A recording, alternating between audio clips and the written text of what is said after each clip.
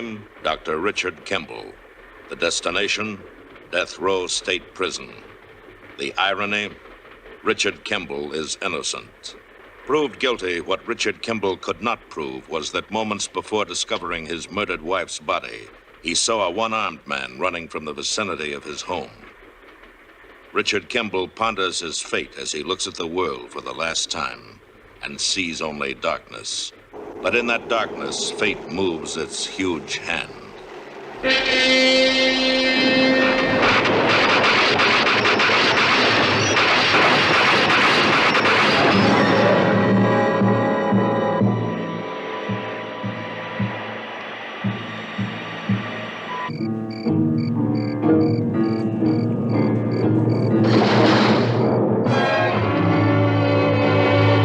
The Fugitive. A QM production, starring David Janssen as the Fugitive, with special guest stars Vera Miles, Brian Keith, Harry Towns, also starring Barry Morse as Lieutenant Gerard. Tonight's episode, Fear in a Desert City.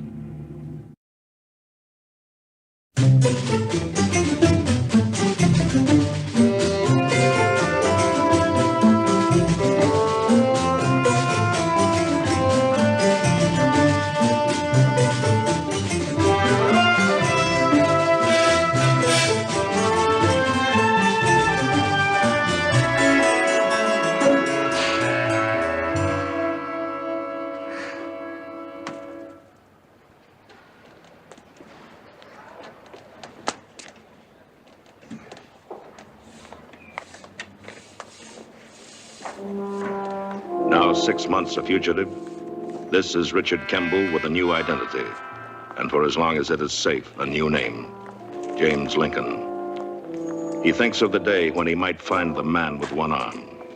But now is now. And this is how it is with him. Another journey, another place. Walk neither too fast nor too slow. Beware the eyes of strangers. Keep moving.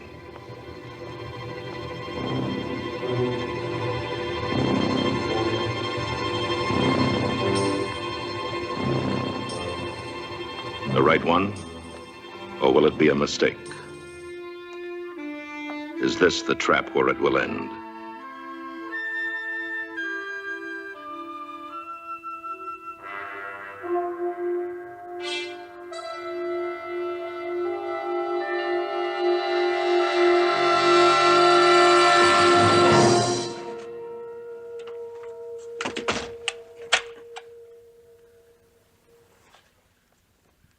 Safe for now.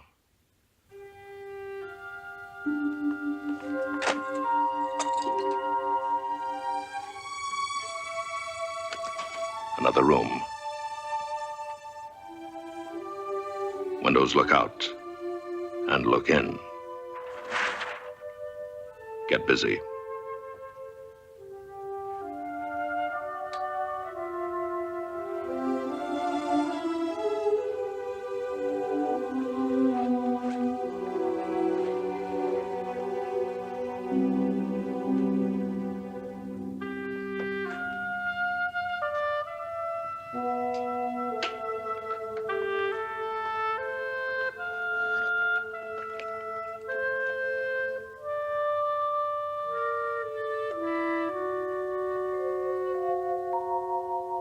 Look closely. Be sure of this, they'll never stop looking. He'll never stop. Not Lieutenant Gerard. Somewhere in here. I'm sure of it. What about Mexico? Isn't near enough. Oh, he'd be the Yankee. Someone different. Gerard, when are you due for a vacation? I'm not taking my vacation, Captain. Later. I will later. East, south, Midwest. Every report verified. But by the time you arrive... One day he'll be there. Phil, from the very beginning, the arrest, all through the trial, the appeals, and the accident. Why? What is it about Kimble? I enforce the law. The law pronounced him guilty. I enforce the law. What are you trying to convince yourself of? I remember his defense. A man with one arm running from the direction of the house. Phil, I'm beginning to think that you believe there was such a man. No, I did everything I could to find him. Meaning that he didn't exist, or that he escaped. And if he did escape, the law made a mistake. Captain, whether the law is right or wrong is not my concern. Let others debate and conclude. I obey. But when I begin to question, doubt, I can't permit it.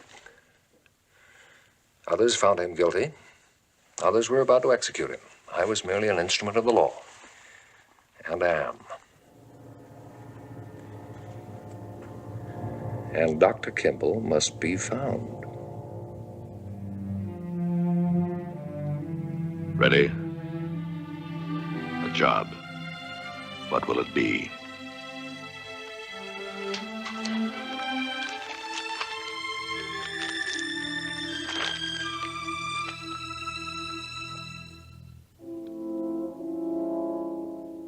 Make no mistakes.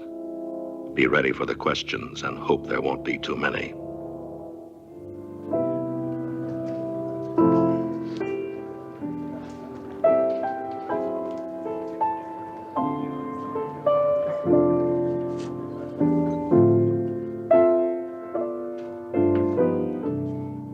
Are you fast, Lincoln? I worked in Reno. Well, you won't have to be fast tonight. But tomorrow is Saturday. Bring your roller skates. Take over. It's all yours.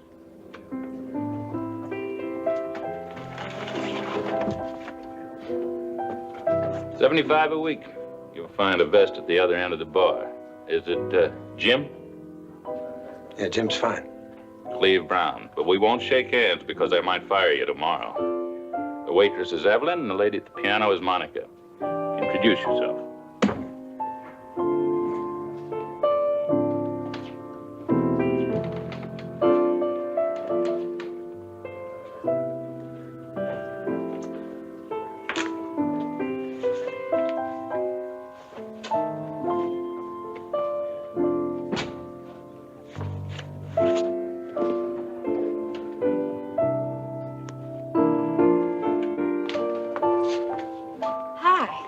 I'm Evelyn.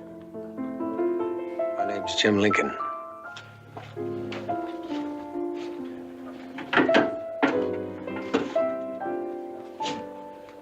Oh, the boss said to say hello. My name's Jim Lincoln. Her name's Monica. Monica Well. Plays beautifully, doesn't she? Mm-hmm. Lovely, too, wouldn't you say? Wouldn't you say she was lovely? Very. Well, now, how can you tell? You just glanced at her. You got to look at her, Jim.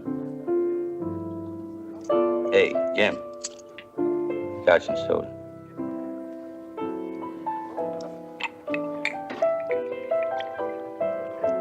Give her one, too.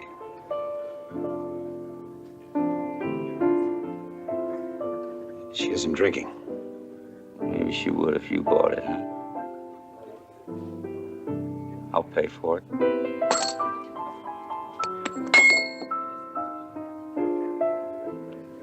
She doesn't want to drink. You have one. I make it a rule never to drink when I'm working. That's a real dandy rule. You make that up all by yourself? Jim.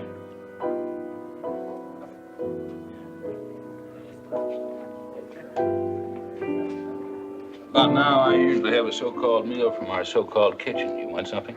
No, thanks. You know that fella back there? No, why? He's working pretty hard to make trouble. Jim, for the price of a drink, he can buy an audience. On Monday morning, he'll have to face whatever's bothering him. But this is Friday night.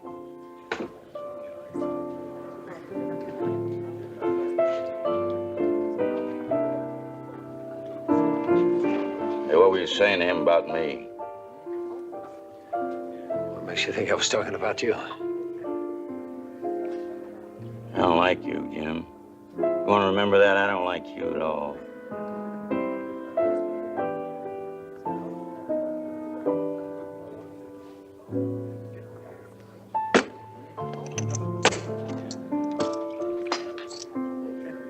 See you again, sweetheart.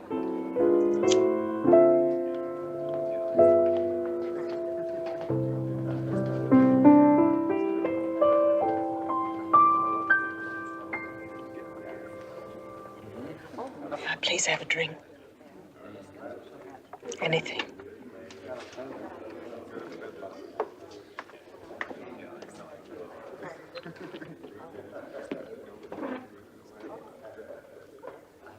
Thank you. Do you know that fella? Oh, you tell me if it's none of my business. You know, sometimes these worshipers... He does not worship me. Thanks for trying to help. Meaning it's none of my business. Meaning it isn't fair to involve you. One bourbon on the rocks.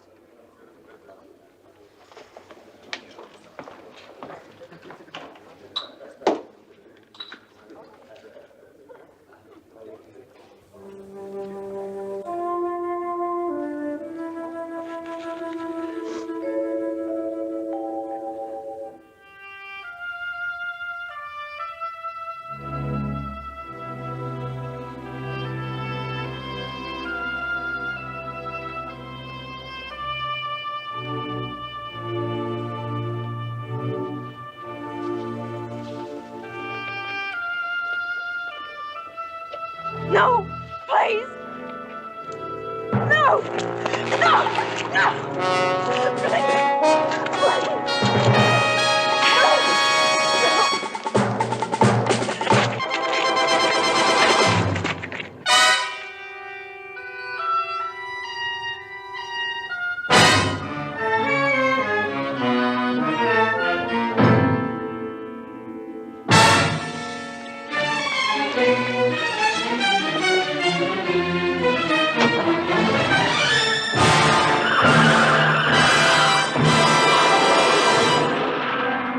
Please. Please. No police. You got a car? Come on, we'll get a cab. I'm sorry. I'm so sorry. I didn't mean to involve you.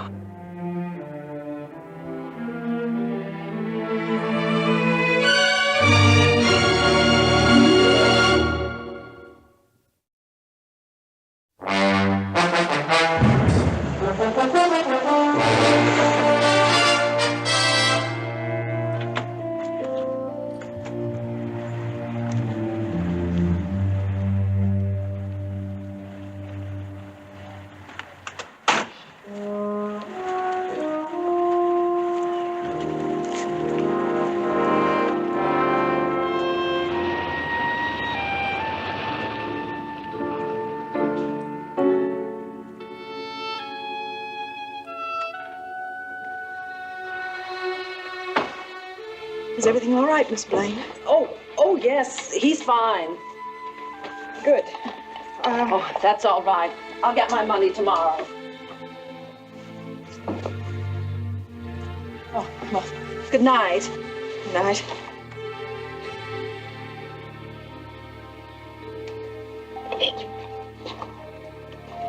When I asked you not to call the police, I had a very good reason. That man is my husband. You want to leave now, or you want to stick around and hear the story of my life?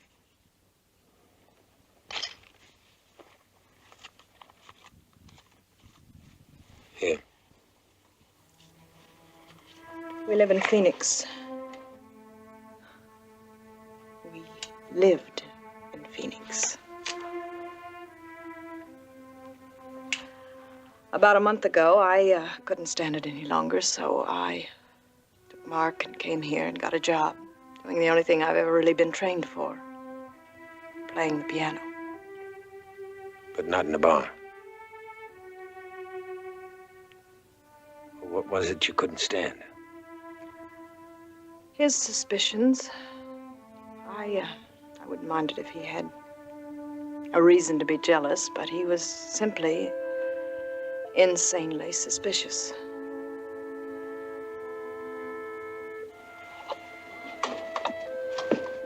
When we were married, I was considered the luckiest girl in Phoenix. Ed was almost the... His name is Ed. Almost the perfect husband. He was a little jealous then, but I was 18 and I was flattered by it. A month after he left for Korea, I found out I was pregnant. I was so happy, I ran 3 blocks in the rain to mail the letter. When he wrote back, there was just a hint of an accusation. But I answered, pretending not to notice, and he never wrote that way again. When he came home, day by day, he began to grow more and more suspicious and violent. His face changed. He doesn't look like the man I married. And he won't let you go? No. After a month of peace, he found me. He walked into the bar and he had a drink and left without saying a word. As you know.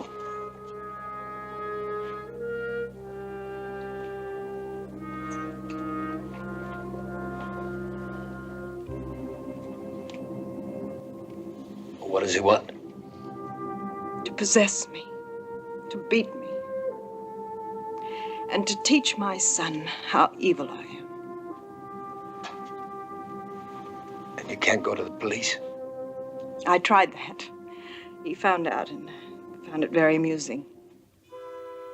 You see, he owns 250,000 acres of Arizona.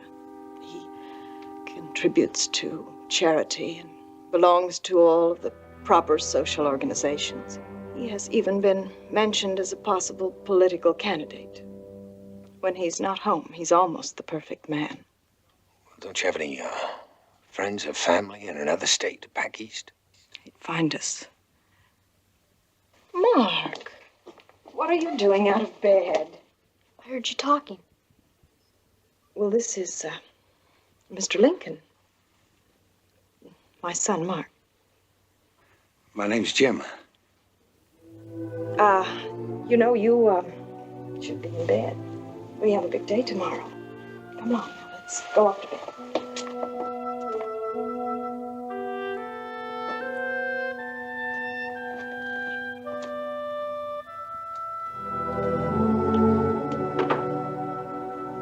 I'm sorry he wasn't a little more friendly. Well, that's I think he did fine under the circumstances. Look, Monica, I don't know what I can do. Oh, no, it's enough just to talk to you. Well, then maybe I can see you tomorrow. On Saturdays, I usually take Mark to Wonderland. Helps him think of other things. Well, we'll make it noon at Wonderland. Maybe we can all think of other things. I'll see you tomorrow. Good night.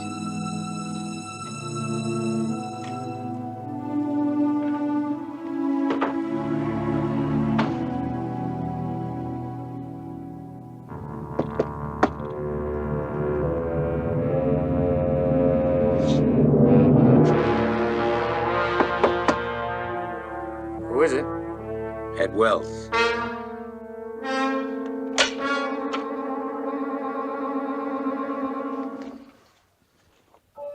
Now we're going to talk about you shitting me. And I won't talk about your hitting a woman. She's my wife.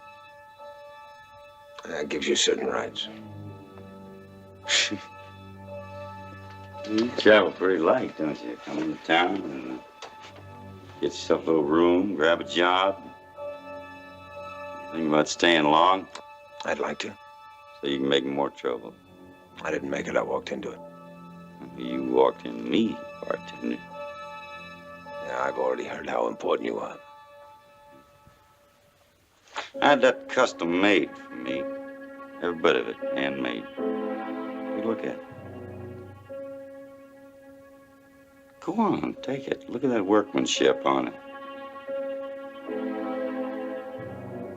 It's loaded. I have to carry a lot of money sometimes, more than safe. You know? That's not gonna do you a bit of good trying to help her, because Monica can go anywhere in this world. She can go anywhere. And I'm gonna find her. Sooner or later, I'll be there, see? For another beating. As long as she behaves herself. Now, you know what I mean. Well, stop torturing that woman and child. Get yourself some help. See a psychiatrist. You just said the wrong thing. You said exactly the wrong thing. And you said it, and I heard it, and there's nothing left for you to do but get out of my sight, Steve. About 1,000,000 miles out.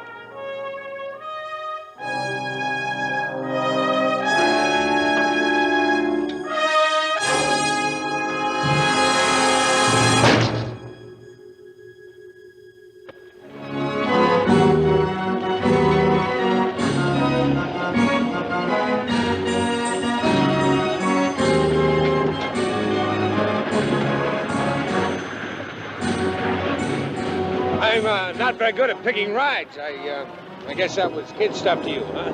Well, it was all right. Probably pretty square about what kids like these days. What do we do now? Another ride? Something to eat? Look, Mr. Lincoln, I know you want to talk to my mom. I'd like to go over to the batter-up game. All right, we'll meet you there.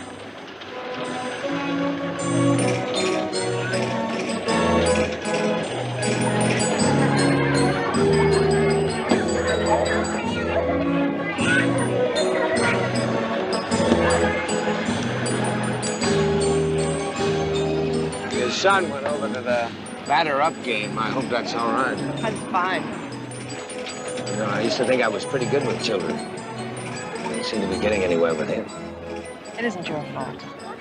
He's afraid every man might be like his father. Sometimes I think he sensed the truth about Ed before I did. His father paid me a visit last night. He must have followed us and then waited and then followed me to my hotel. The sum and substance of our meeting, he threatened me if I didn't leave town. So here I am. Oh, Jim, this is going too far. All You we repay. have to do is find an answer. I've been trying. He threatened you. under the pretext of showing off his custom-made revolver. Yes, he showed it to me. If he threatened you, why don't you go to the police?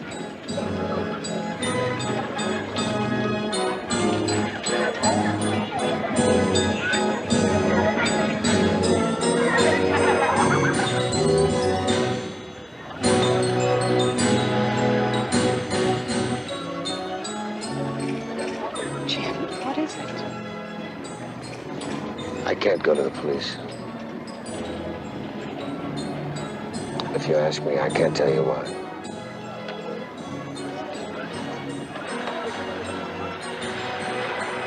No position to ask anything of you. Except your help.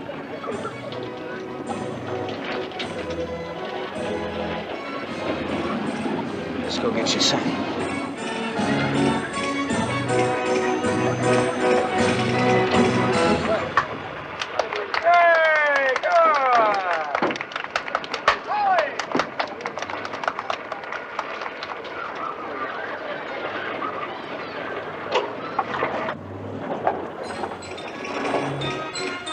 Well, you really belted that one, son. Here you are. What a marvelous strike that was. Mom, Strike is when you miss. Yeah, Mom, what's the matter with you? What do you play, Mark? The infield? Second. You know, I used to play a little ball. Yeah, how good I was, my sister pitched. Remember one game, a man came up and he said, what's the score? I said, it's 42-0, but we ain't been up to bat yet. Here. Well, that's yours, Mark. You won it. Kid stuff.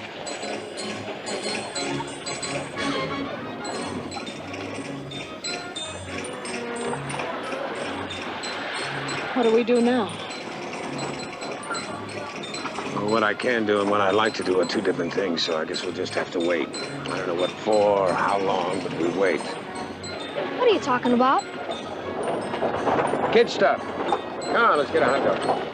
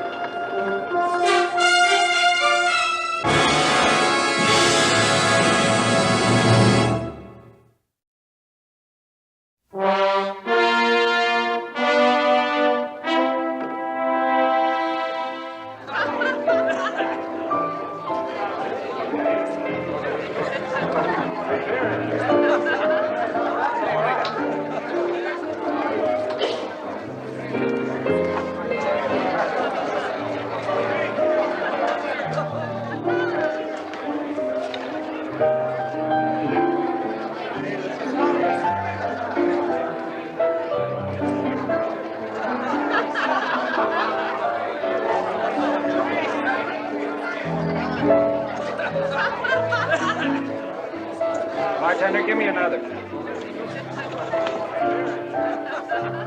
Jim? We have the usual. Hey, bartender, give me another. Unusual for me.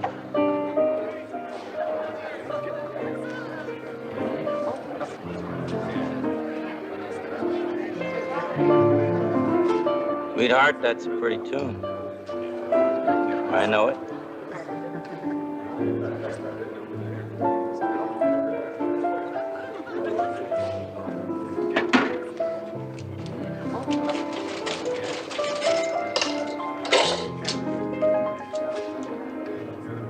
You working hard, huh, Jim?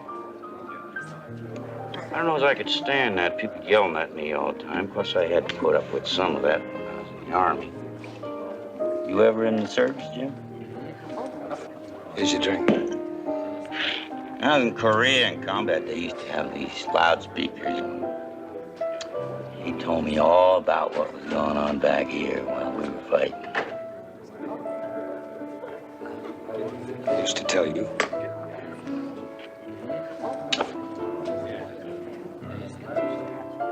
You have a nice time out there at Wonderland? I saw you. You looked like you were enjoying yourselves. 3 of you made a nice-looking family. Wells, I'm not going to pretend to guess what made you this way. Your suspicions about your wife are all wrong. I got no suspicions. Facts, Jim.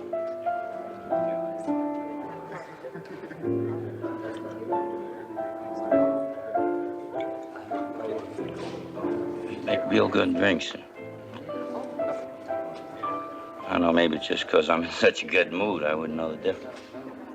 Don't you ever think of what you're doing to your boy? Well, let's not spoil everything with a lot of unpleasant talk. Well, see a doctor. I'm in perfect health. I got no idea how good I do feel, Jim. Well, good night, Jim. Good night, sweetheart.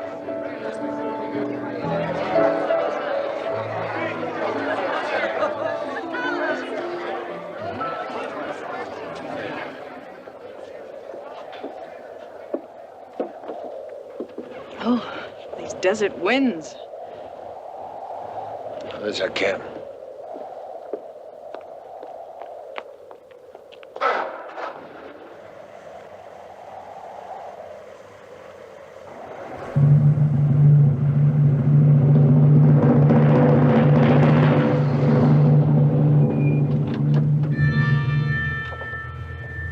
lady will leave now, a police officer. See me about a fare. Ask for Sergeant Burden.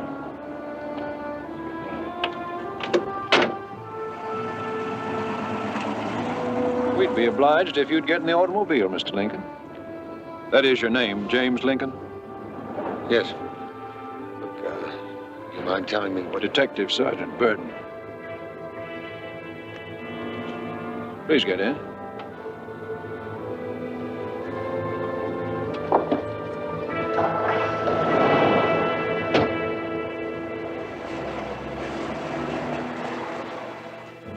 Detective Fairfield. He's from Ohio. Where are you from, Mr. Lincoln? Rockford, Illinois. You ever see it? No, thanks. Could you tell me what this is about? Is this your first visit to Tucson, Mr. Lincoln? You like it? I haven't seen much. But you've liked what you have. How do you like your job, Lincoln? Well, he hasn't seen much of it. But he likes what he has, correct? You know what?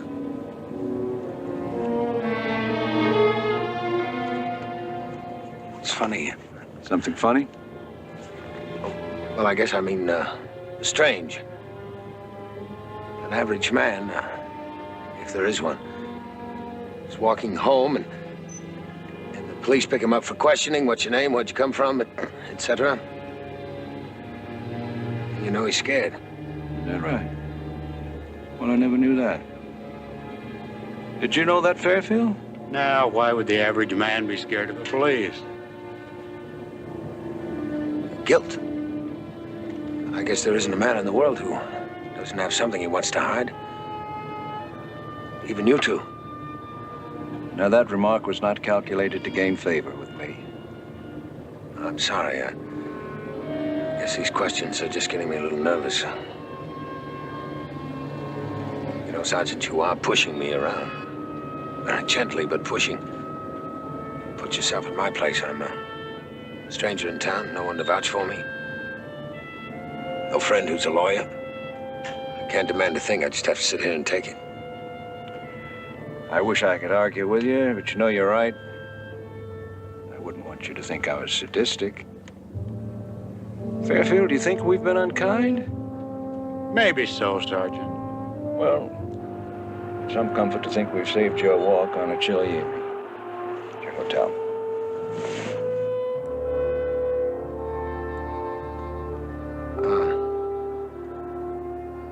Well, I certainly appreciate it. Not at all. Good night, Sergeant. Good night. Good night.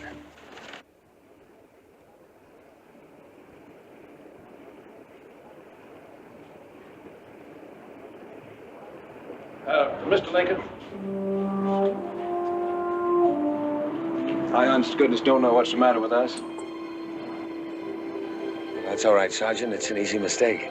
Of course. But we want to do the right thing. We'll see you to your room. Well, you don't really have to... Mr. Lincoln, we insist.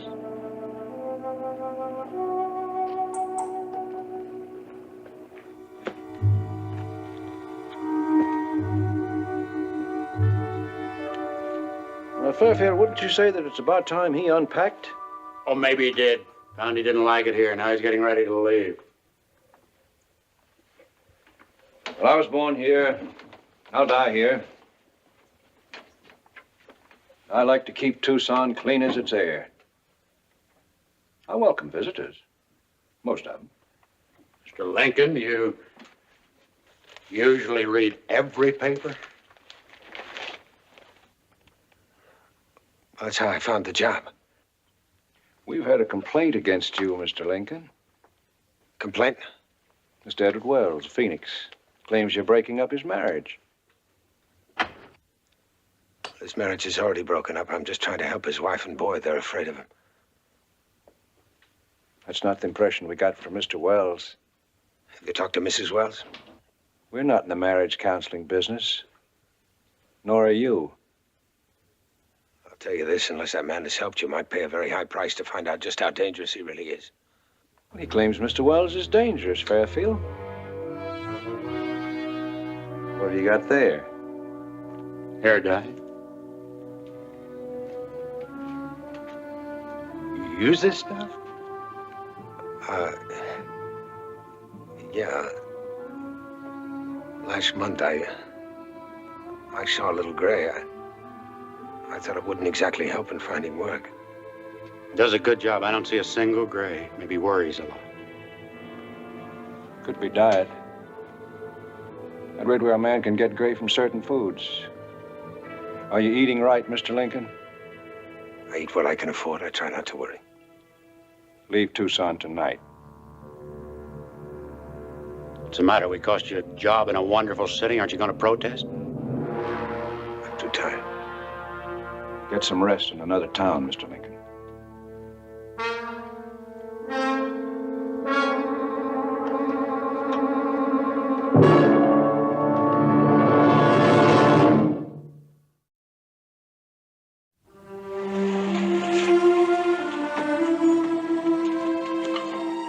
Wait for me.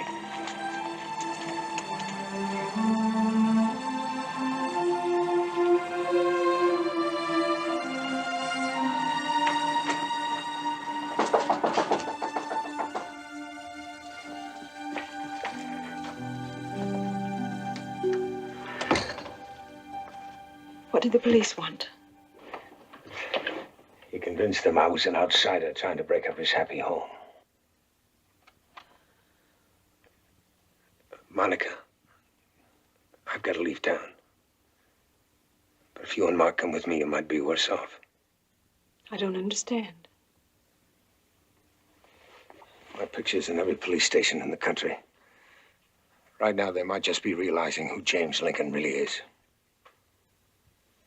A convicted murderer. I don't believe it.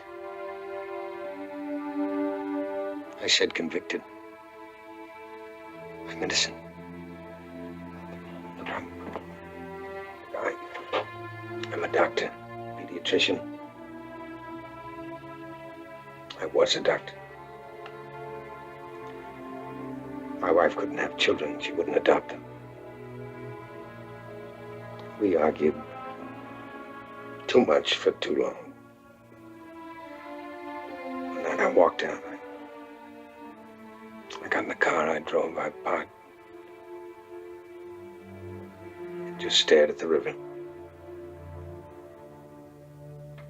I remember a boy in a rowboat. He didn't see me. After a while, I cooled off and I drove home. About a block from the house, I almost hit a man. A man with one arm. He was running.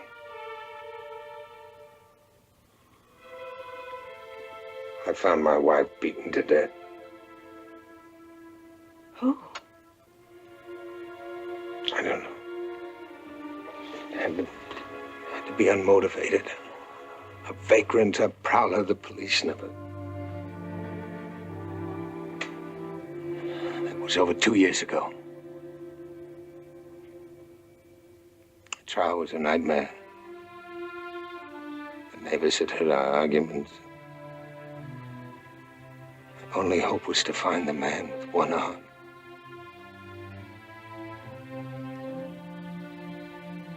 I was convicted. I sat in prison for 18 months. There were appeals.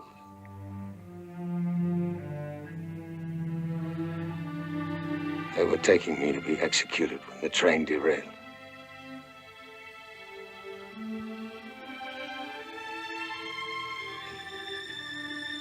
Ever since then, I've been running, hoping that someday I'd find the man with one arm and the face I can never forget. I keep running and they keep hunting. One man in particular, Lieutenant Philip Gerard.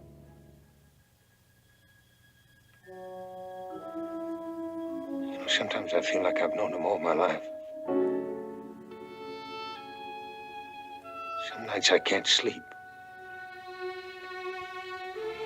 I hear his footsteps on the stairs. see his face outside my door. Gerard.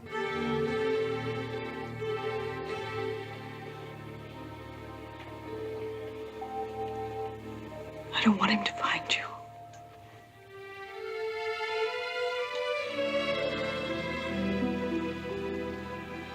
I'll pack.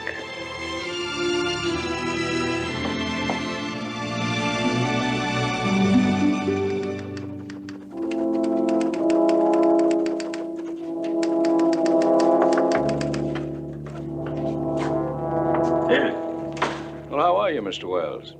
I just wanted to drop by and say thanks. Now, I hope I'm not being premature, am I? Not at all. I explained to him how we feel about the honored residents of our state. How do you take it? Hotel clerk said he checked out half an hour ago. Probably buying a bus ticket right now. Well, I wish I could express my gratitude in some way. We accept no bribery, sir.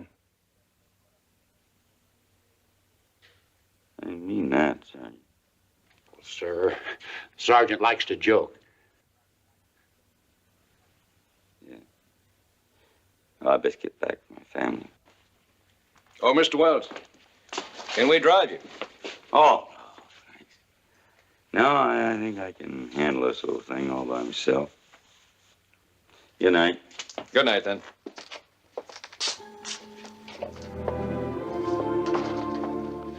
I don't know. You think you know this job, and all of a sudden you don't. A woman breaks up a fine home to play a piano in a saloon. Take up with a man she's known only a few hours. I feel sorry for the little boy.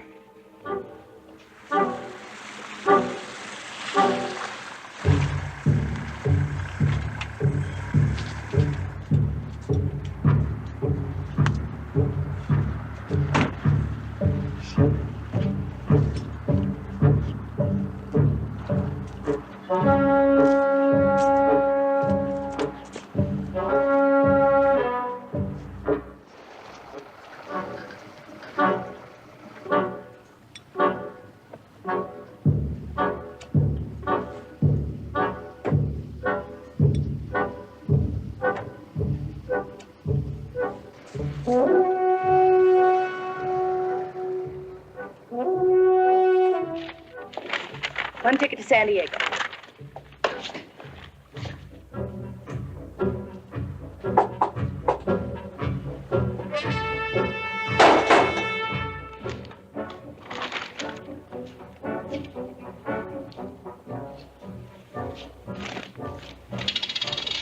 Thank you, man. What time's the next bus leave? Well, that would depend on where you wanted to go now, wouldn't it? We don't care. We just want the next bus.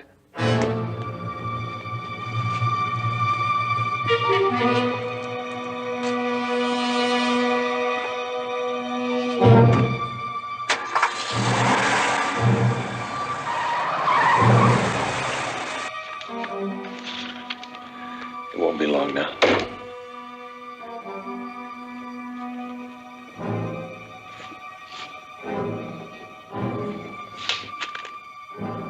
Here are your tickets.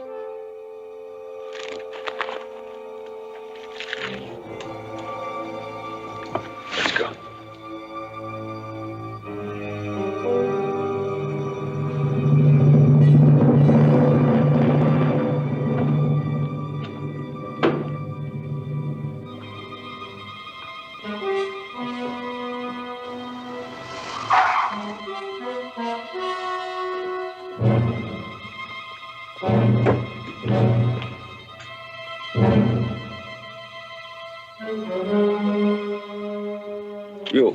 You seen a man with a woman and a boy? When?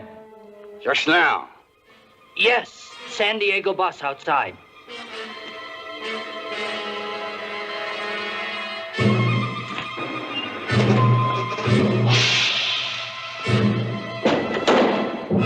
Thank God.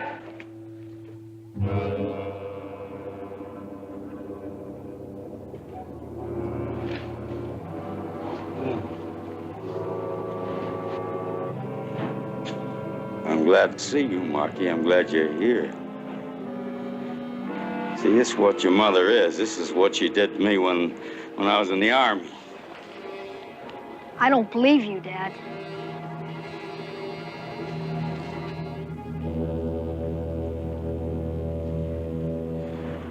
You did this.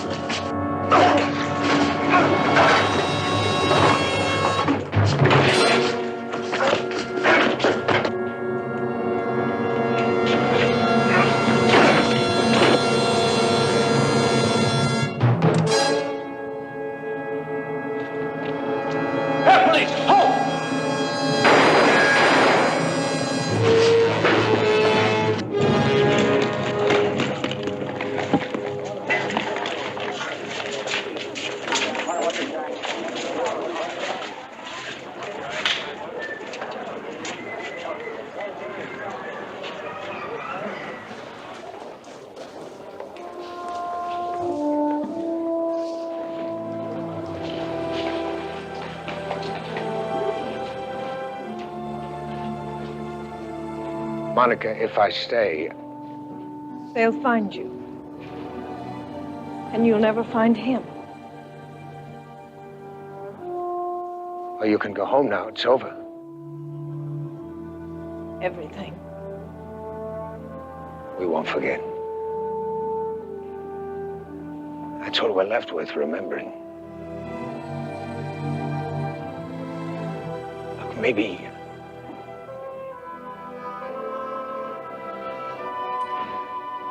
Goodbye.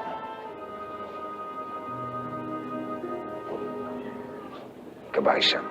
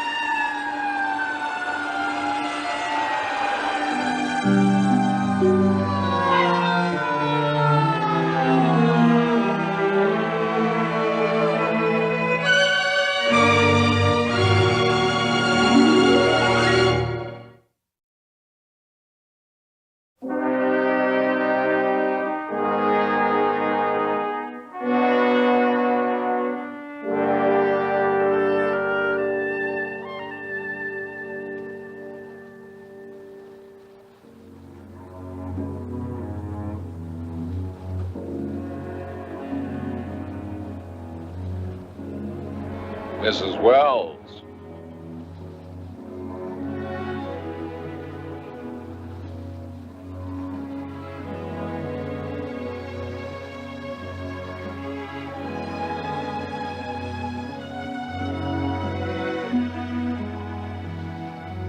I'm sorry about the circumstances. Who are you? Mrs. Wells, where did James Lincoln tell you he was going?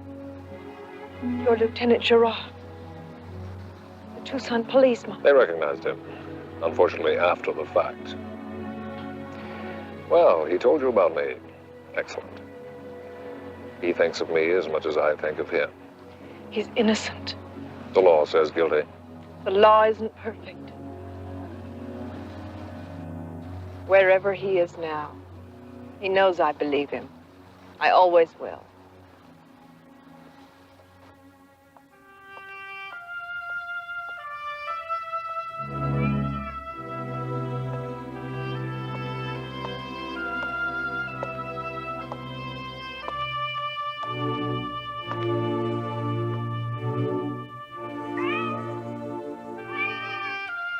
Now 6 months, 2 weeks, and another 1,000 miles, a fugitive.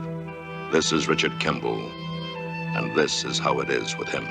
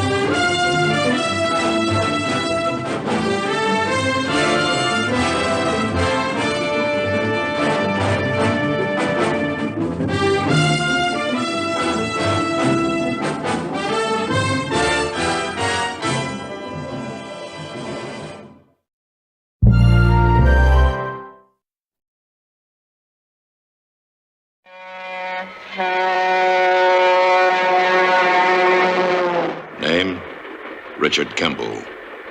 Profession, Doctor of Medicine.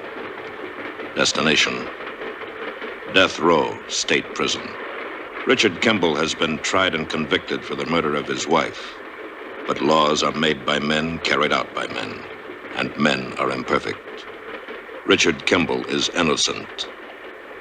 Proved guilty, what Richard Kimble could not prove was that moments before discovering his wife's body, he encountered a man running from the vicinity of his home. A man with one arm. A man who has not yet been found. Richard Kimble ponders his fate as he looks at the world for the last time and sees only darkness. But in that darkness, fate moves its huge hand.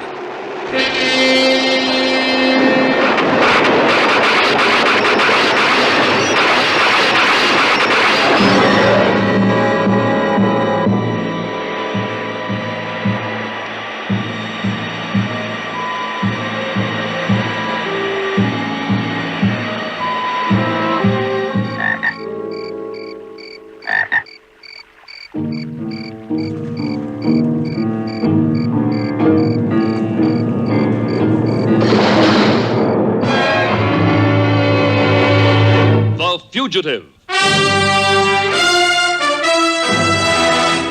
QM production, starring David Janssen as the Fugitive, with guest stars Patricia Crowley, Madeline Sherwood, Arch Johnson, Gina Gillespie.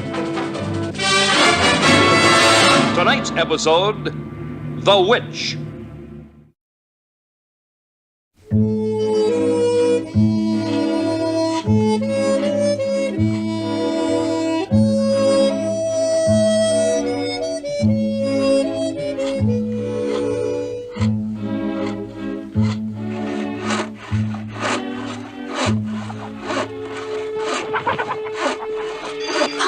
Don't you need me to help you today? Jenny, honey, first bell's ringing. Jenny, love, you hurry now, 'cause Mama don't want no more of them nasty notes from teacher about her baby being late. Papa, please, do I have to go? Straight to school now and straight home afterwards. And don't you go near them woods at all. Stay away from that pond, hear? Papa, please. I never did my homework. You'll be late, Jenny. Papa, don't you need me? Get along. Jenny, you walk now, don't you run. You run, you're gonna make yourself sick. Jenny, wave bye-bye to Mama.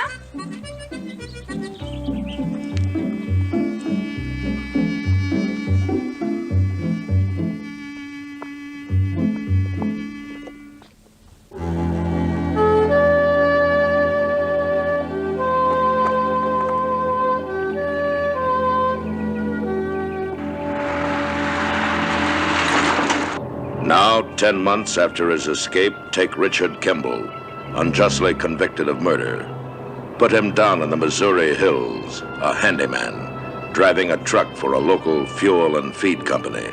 Once again, he has changed his identity. He has become Jim Fowler, a stranger in town.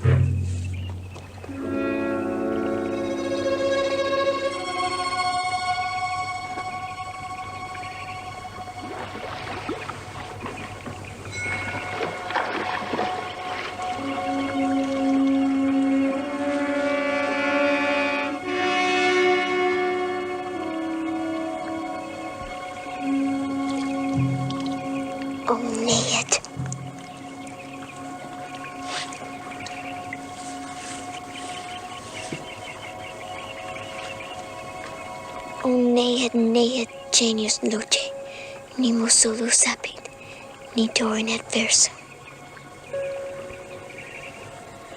Oh, Ned, it's the worst day ever. I never did my homework, and look, I tore my dress. You've just got to help me, because I don't know what Miss Norton will do to me now.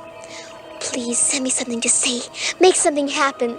Oh, please, I'll do anything you say, only please.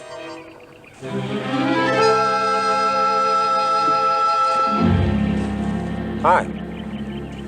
You all right? I thought you might have hurt yourself. I found these in the road. They're not mine. Whose are they? A little girl left them there. Well, do you think you could take them to her? I don't know her. Let me see. Her name is Jenny Amory. Well, maybe she'll come back for it. Or maybe if you're going on to school, you could take them to the teacher. I'm sure Miss Norton would know who Jenny was.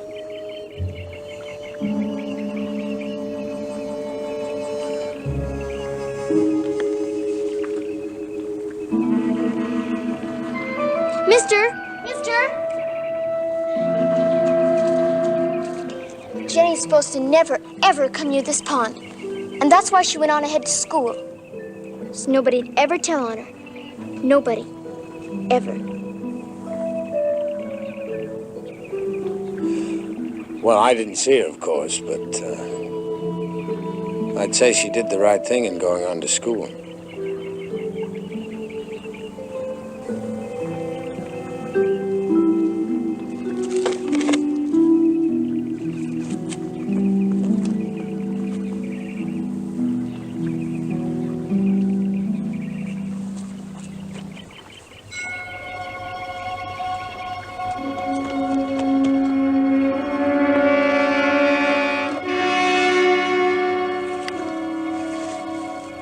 Oh, Ned, thank you.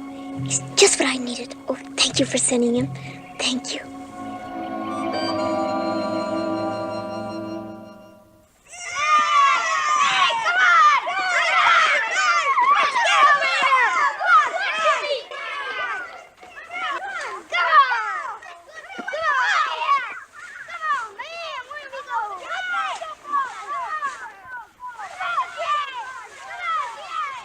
Miss Norton? Jenny! Well, you can take your recess now. You need the change in the exercise. Gonna send another note home to my ma? Jenny, does your mother know that you're almost always late for school? And that your homework is seldom done? Well, you can tell her if you want, because this time it wasn't my fault. I told you, something awful happened. Well, I know, dear. You always have an excuse. This time, let's just keep it between us. Maybe we'll get to be friends, huh? Now, you run along. We'll talk about it after school. Miss Norton, I had to come through the woods this morning. A man got after me. Got after you? Yes, ma'am. He was blocking the whole road. A perfect stranger. Jenny, you have a wonderful imagination, and I'm glad, but sometimes you carry it too far. You know, there's a great deal of difference between pretending and fibbing. I'm not fibbing. There was a man. I was late because I had to come through the woods. I had to come all the way around so he couldn't get me by that pond.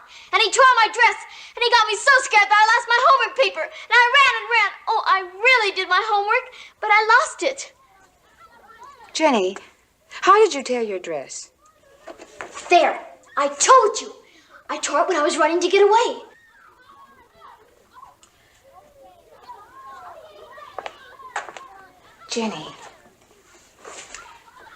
Jenny, remember the time you saw the wild Indians and the monster? I know, but this is real. Well, you said that about the monster, too. I don't care. This is different. Yes, Jenny, this story is different. Because it could mean something to grown-ups that's something that's very dangerous. To him or to me? To him. If there is a man like this, there could be a great deal of very bad trouble about it. But you don't believe there is. The important thing is I want you to be sure about it. Now, Look, don't say anything more about this to anyone else just now. You think it over carefully, and then tell me the story again at lunchtime. But it'll still be the same, and you still won't believe me. Because you don't want to. Even if I prove it. It's hard to make you understand that what I don't want is for you to be hurt. Either by a lie or the truth. I won't be, Miss Norton. Because there's someone who protects me all the time. Someone who knows I'm not a liar. Wait and see.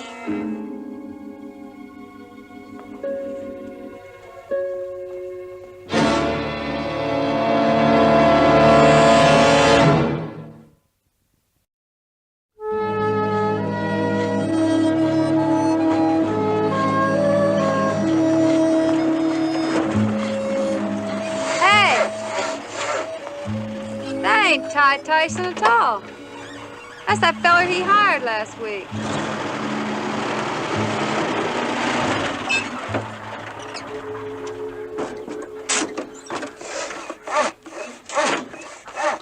How do you do? Howdy. Mr. Tyson sent me over to get a cord of wood. Ain't you that feller, Fowler? Yeah, that's right, Jim Fowler. I heard about you. I'm Mrs. Amory. How do you do? Yonder's my man, H.R. How do you do? My daughter Jenny's gone to school. I guess you probably passed her on the road, huh? Unless she's gone snuck off into them woods again like I told her not to play. Yeah, I guess I came along too late. I didn't see her. Firewood's ready. Oh, I hope she gets there on time today. You know that teacher we got now, Miss Norton? She picks on some of them, mostly the girls. She likes the boys just fine. Well, we're the Amories, and you're Jim, huh? That's right. We'll do the loading, mister. You know, come to think of it, her being the town librarian, too, you probably know Miss Norton, don't you? Yes, ma'am, we met. Enjoy our library, do you? Well, the books are nice. They say you've read quite a bit since you come to Haynesville. Well, it's a nice little town to read in. Maybe I should have asked you before I talked about her like that. Hope I didn't step on no tender toes there, Jim.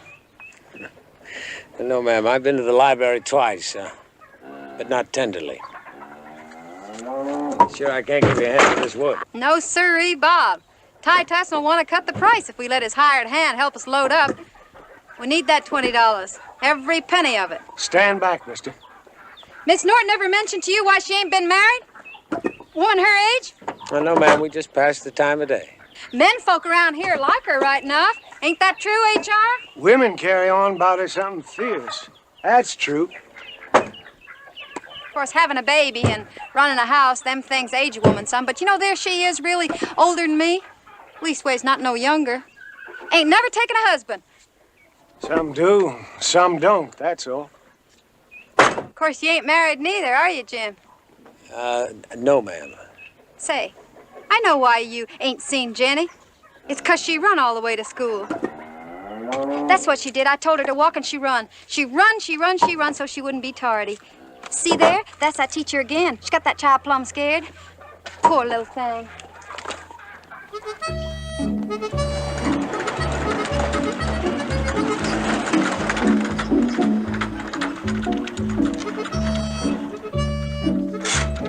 Hey, Brains! Hey, Brains! Better up to it. The boss is calling for you.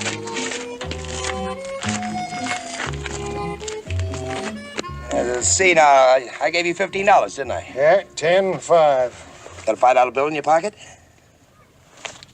Got Mr. Amory's firewood out of the truck? It's, unloaded, stacked over there. Oh, he's a real whizzer, ain't he? Oh, yeah, very polite with the ladies, too. Here you go, H.R. $20 paid in cash, right?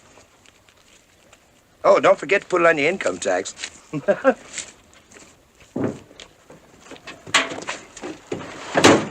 Tell your missus I said hello, will you?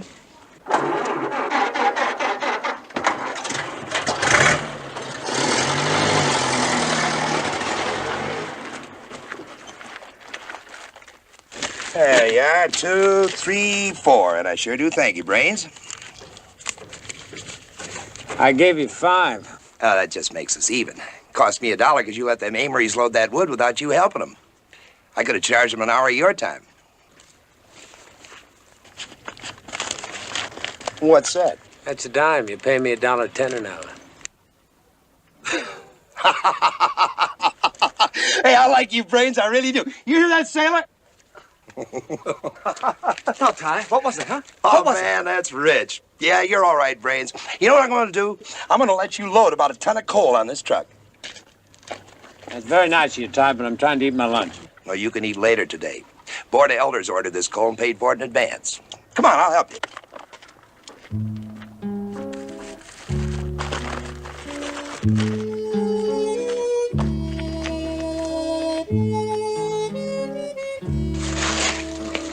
Can't this wait half an hour? No, it can't. My little school teacher wants it up there by noon recess. The schoolhouse. That's different, ain't it? I guess it is. Never keep a lady waiting. Especially Emily Norton, right? Well, she's a lady. What you been doing to find that out? I thought I was quietly observing. She's intelligent. Alert. Probably too much of a lady to take up with any stranger in town, right? She hasn't taken up with me, if that's what you're worried about. I didn't say I was worried about it, did I, Brains? Well, the fact is, I'm kind of taking it easy with her, and I don't like nobody rushing me. I don't think she knows she's spoken for, Ty. She will when the time comes. Of course, I can't talk as pretty as you. Want me to tell her for you? You want to take the chance? Of course, you could just stay away from her entirely. I think I'd like that better.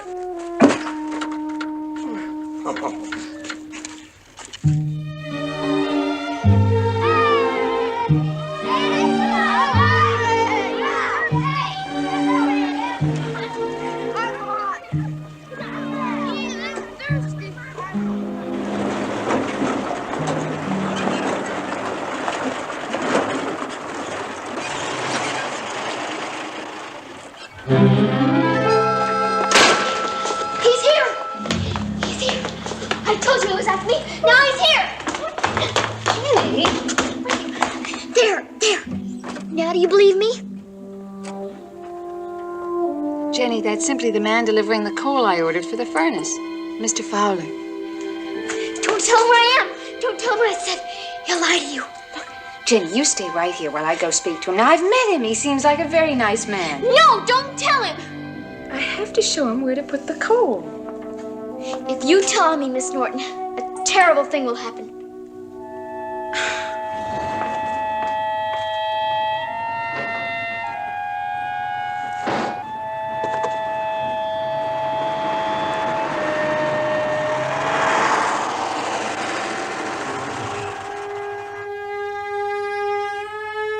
Mr. Fowler. Hello. Hello, Miss Norton. Mr. Fowler, do you know one of my girls, Jenny Amory? Oh, I know who she is. Do you know where she lives? I was at the Amory farm. I picked up some firewood. Oh? When was that? This morning. What time? Before school? Yes. Was Jenny there? No, not at the farm. Well, did you see her? I bet you don't give out many A's, Miss Norton. Bang, bang, pow! Bang! Marvin. Bang! Marvin, please. You're not permitted to play around the barn. Now run along outside. Okay, sorry, teacher. Come on, let's go. I'm sorry. I have quite a bit of trouble with Jenny Amory. She has a fantastic imagination. She told me a story about something that happened this morning. Something that involves you in a rather unpleasant way. About a man chasing her through the woods. I think I'm ahead of you. I'll tell you a secret. It was me, but Jenny! Shame on you, Jenny. You tell me stories. You disobey me, and now you eavesdrop on me. Well, little girl, you are in trouble now. This is very, very serious.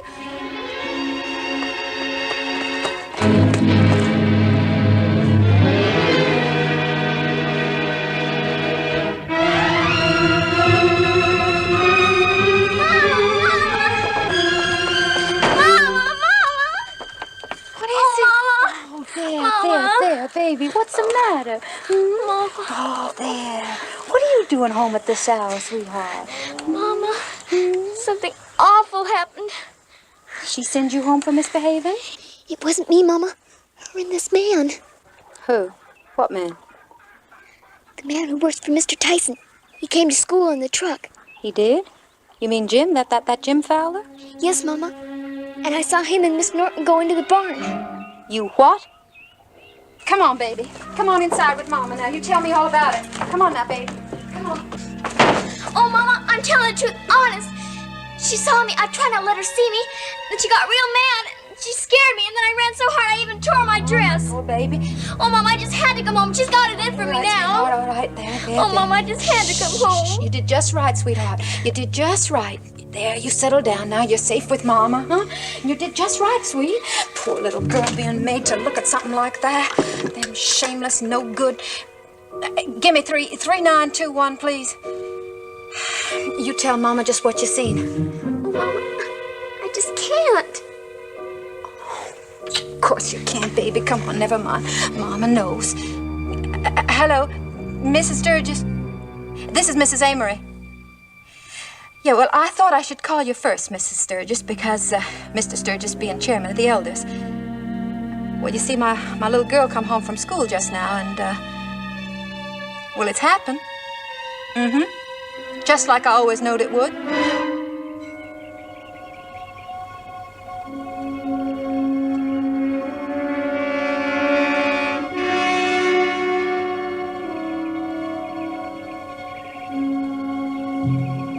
Oh, Ned, genius noche.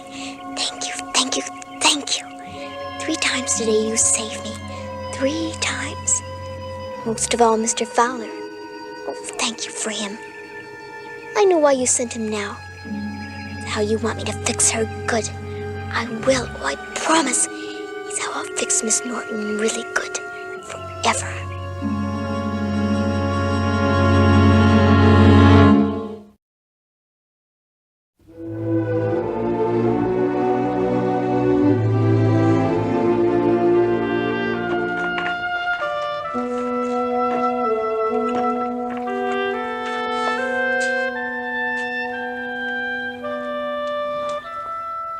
Deke, there'll be some fat canaries in this town. Amount of birdseed them women been buying lately. Ty get back from Basin City yet? No. But he will be soon. Maybe supper time? Reckon he found out about him and her in the schoolhouse barn? No. But he will as soon as he gets back. Wait till he hears about that meeting they're going to have tonight. He'll know then. And man, look out. There's going to be fireworks.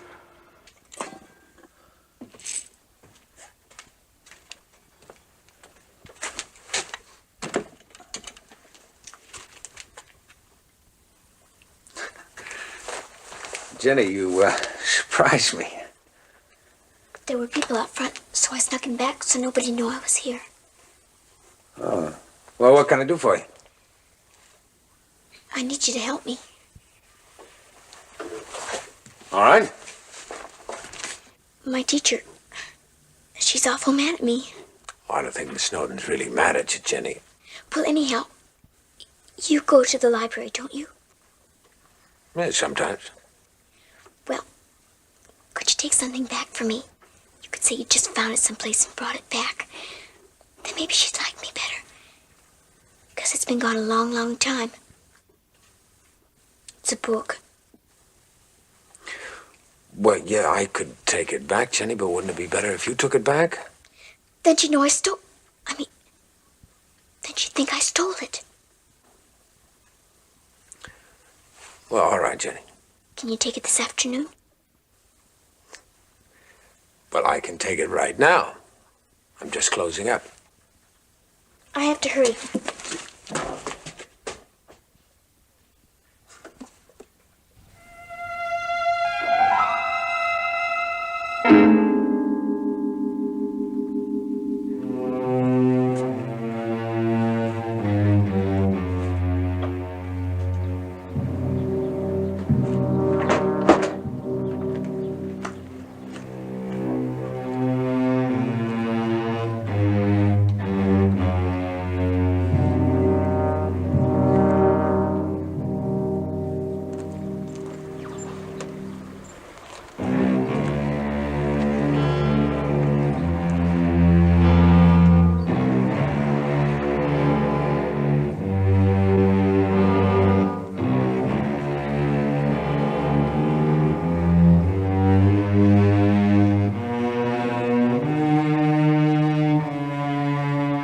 It's the regular Thursday meeting of the board, but we plan a little special discussion.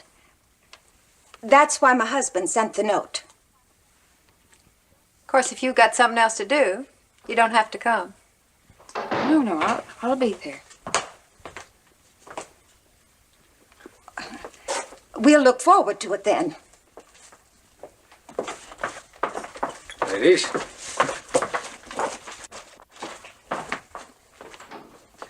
I brought your book.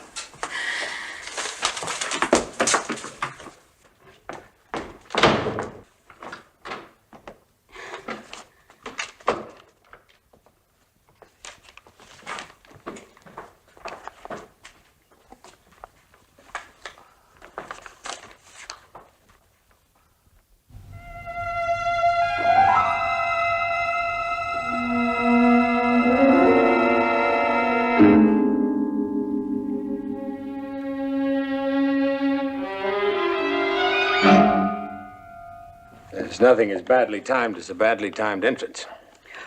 Well, I guess my time has run out here, Mr. Fowler. We saw the ladies. Mrs. William Sturgis, no less. Oh, her husband is chairman of the Board of Elders. You know, of course, that they meet every Thursday evening, and they want me to be there this evening. What for? Oh, just a friendly, cordial, impossible chat about my being whatever they think I am. Well, what do they think you are? This is the 4th town I've tried, Mr. Fowler.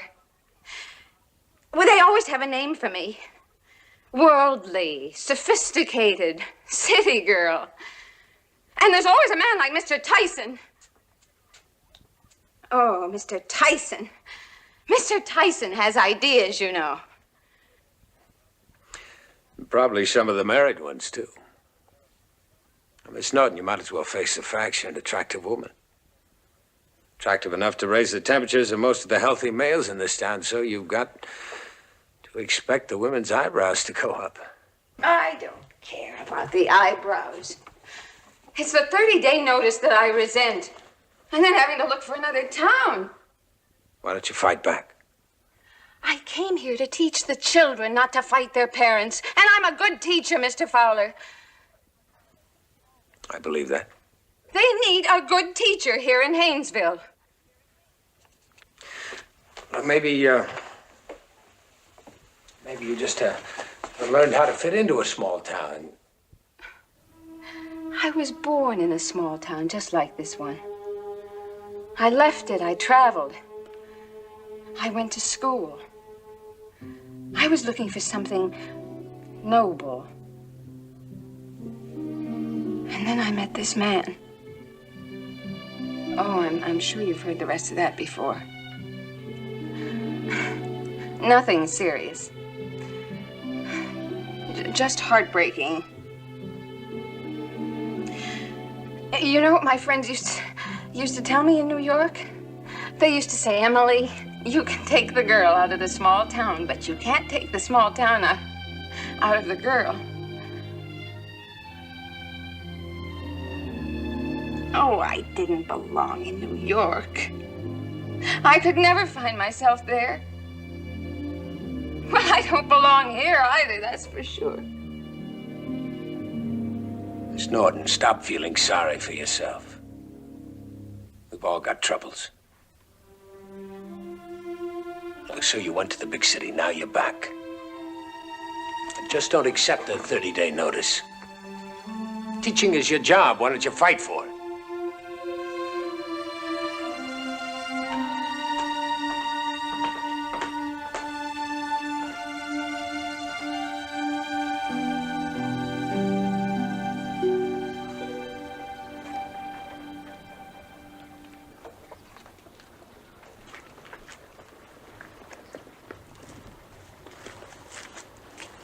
Hi. Hi. You know your business taken care of? Not quite. You didn't miss anything around here. That's right, because it hasn't happened yet, has it, boys? No, not quite. But you do remember my warning you not to try to beat my time with Emily Norton, don't you? Oh, I'll tell you, I didn't think you were afraid of competition from me. Old sailor's tickled, because he thinks I'm going to hit you right in the mouth. That wouldn't be so funny, would it? I ain't afraid of competition, Brains. I just want to see if I got some. See, I never listen to gossip, so I let you alone. But I know you just come from the library, so... I say if we're going to compete, let's compete. Ooh-wee, look at him come. You got him, Ty. You got him.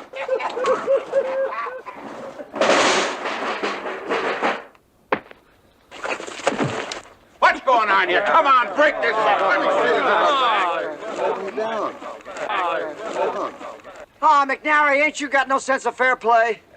Hold it, Mac. There's no hard feelings, Brains. But since your little romance here is over, supposing you stay away from that schoolhouse and that teacher. You better find yourself another job because you're fired. Now, meanwhile, you just stay off the streets of Haynesville and out of my sight.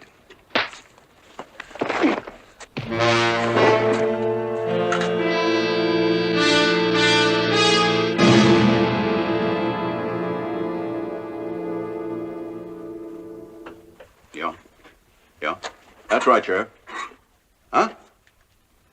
Well, I'll be dogged. I'm much obliged to you. The sheriff says you was lying about your references. That job you said you had up to Centerville before you come here? All right. So? So, you ain't done nothing wrong here. I got nothing against you so long as you don't stir up this town any more than it is right now. But, Fowler, there's a bus through here at 9 o'clock tonight. Now, I got to face that crowd down to church, and I'd just rather tell them that you was on that bus and gone. That way it'll be better for you, better for the girl, and about the only way I can get this town back to normal. What crowd? What are you talking about? The meeting of the board. They got Miss Norton in there now. On account of her sneaking off into barn with you or some such of a thing. What are you talking about?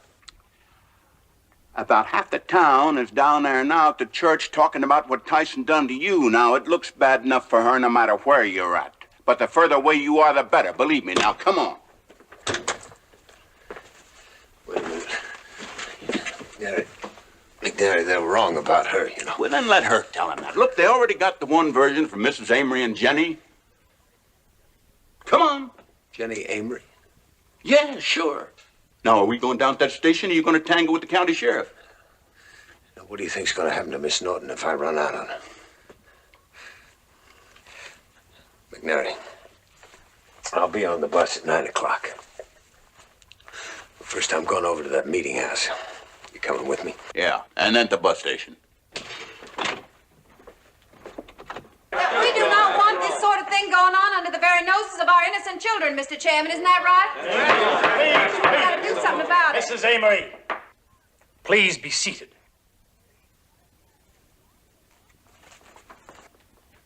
Now, Miss Norton, you were seen in the barn there. You understand, of course, these aren't charges or accusations. Not accusations? Well, then what are they? Trying to drive me out of my job with rumors? Well, I won't let you say it. They're simply not true. You calling them lies? Mr. Chairman, your own wife saw him come there to visit while we was there. That's right. In the public library. In public. Well, there he is right now. Please, folks, take your seats. Sturgis, Mr. Fowler here's got something to say. Mr. Fowler?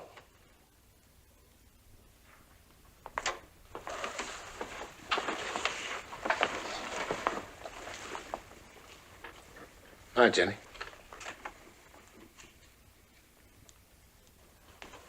Sir, ladies and gentlemen, I'm leaving town. But I'd like to help clear up this thing before I go. I'm sure none of you want to make a mistake. I understand there's some charges against Miss Norton. No, listen to him. Listen to what he's saying. No, Mr. Fowler, no charges. But there is a report that Well, that's what I mean, I think. Jenny, told you that, we were in the bar. Miss Norton and me. that's right. Well, I was wondering where the other witnesses were. Other witness, Mr. Fowler? What are you talking about? What other witnesses were? What's he mean? You remember, Jenny? You don't have to say nothing, Jenny, love. Nothing at all. And why'd you bring her here? Hush. Now, Jenny, you, the little boy. Don't you think he ought to be here? Jenny, remember he was playing with another boy. They were playing cops and robbers or something. Miss Norton told him they were not permitted to play in the barn. Well, maybe you couldn't see them, Jenny, because you were hiding in the barn and we were over by the truck.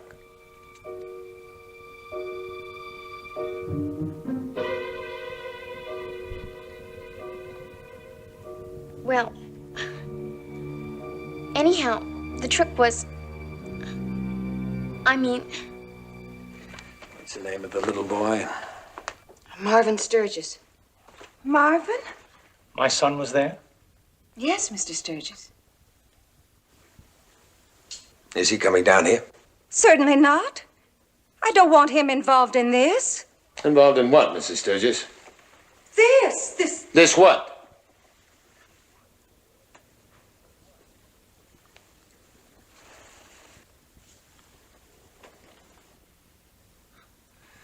It was so unimportant to your son, he didn't even think to mention it to you.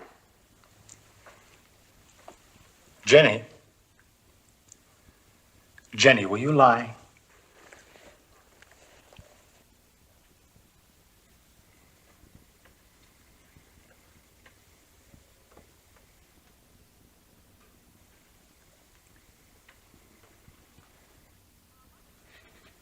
Mama? Mama? You never lied to Mama, did you, Jenny? You ask your son, some of the other children, there were quite a few around. Take the trouble to put together the facts, you'll come up with the truth. You did lie to Mama, didn't you? You lied to Mama and made her look a fool. I'm gonna have to whip you for this, Jenny. I'm gonna have to whip you good.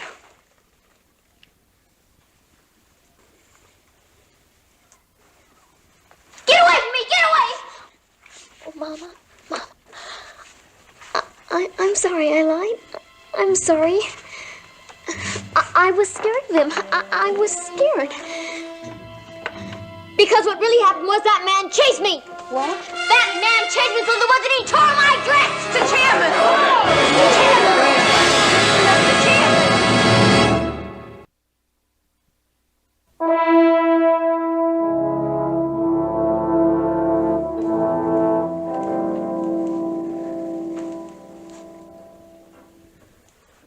Jenny, let's start at the beginning.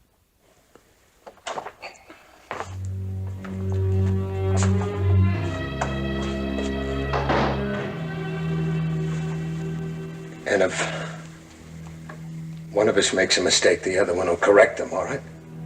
You scared me. You know you did. Jenny, I may have scared you, but that's not the same as chasing you. You scared me and then you chased me into the woods. And now you're calling me a liar. No, I'm not, Jenny. It's just that when people are scared, they sometimes get mixed up. I know I do. And Jenny, I'm scared now. I need your help.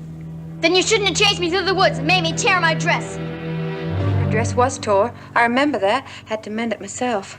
Jenny, why did I follow you into the woods? Wasn't it to do you a sort of favor? No! What do you mean, followed her into the woods? Mrs. Amy, I never denied that. I may have scared her, but Not now, you ain't. I never have. Oh, yes, you did. Didn't you come to pick up a load of wood this morning? And didn't I ask you, had you seen my Jenny? You said you didn't. You told me that to my face. You said you had never seen my Jenny. There was a reason. I'll bet there was. You stay out of this, Tyson. This man's under arrest.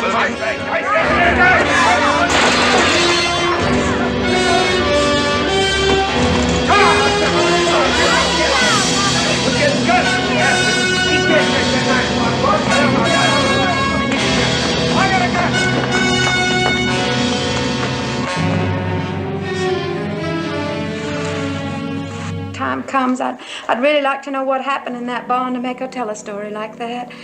Oh, Miss Norton, if I was wrong, I'll be the first one to say so. Please, Mrs. Amory, would you sit down? I'd like to talk to Jenny, if I may. Well, all right. Go on, Jenny. Come on, dear, sit over here. Now, Jenny, I want you to think very seriously about what you've seen, not what you've heard. A man who really doesn't know me, and who certainly didn't have to expose himself to help me. Jenny, this man is in terrible danger. Do you remember I told you that was a dangerous story? What story? When? This morning, Jenny was late for school without her homework. Oh, Jenny. He made me lose my homework. Oh, you never told Mama. Hold on. Why would you tell the teacher when you wouldn't tell your own Mama? Now, shut up a minute. Jenny, didn't you tell me this morning you never done your homework?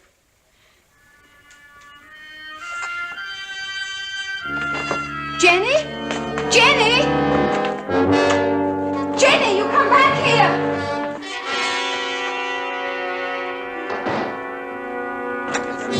All right, come on. Better get your guns, boys. We'll flush him out of the woods.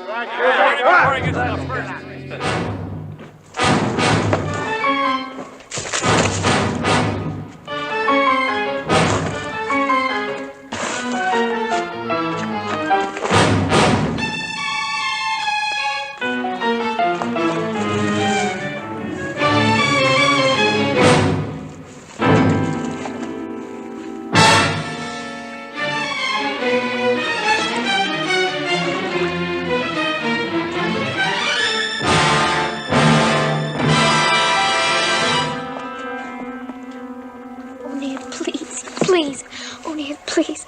Mom and Dad, they're awful mad at me. They're awful mad. She's gonna whip me on account of me lying about Mr. Fowler. You have to help me. You have to.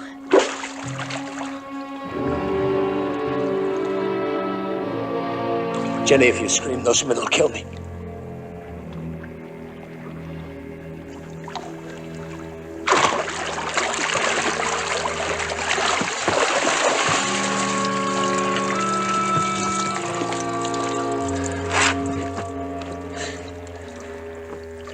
Thank you, Jenny. Now you're scared too. I told you that at the church. Now you're really scared. Jenny, will you help me? Jenny, I've never done anything bad to you. You know that. You help Miss Norton. Can't be my friend and her friend too. She hates me. Oh, she doesn't hate you, Jenny. She's got my mom and pa on her side. They all hate me. You mean you haven't got any friends?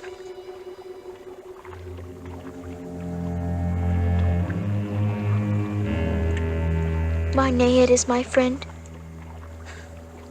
Well, didn't she tell you I wanted to be your friend too? No! Well, why not? Why didn't you tell her? Tell her the truth.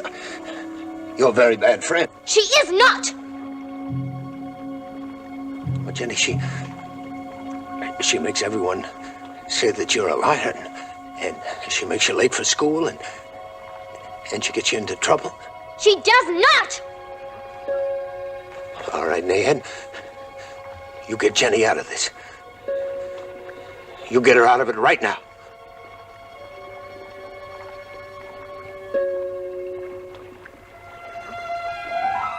She can't.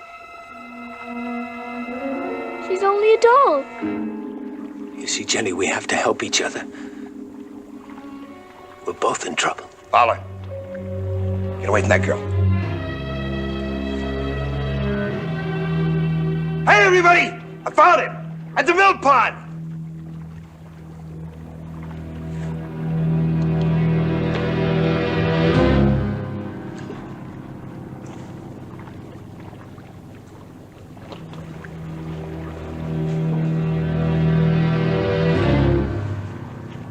Jenny. Jenny. Quit talking to her. Get out of the way, John.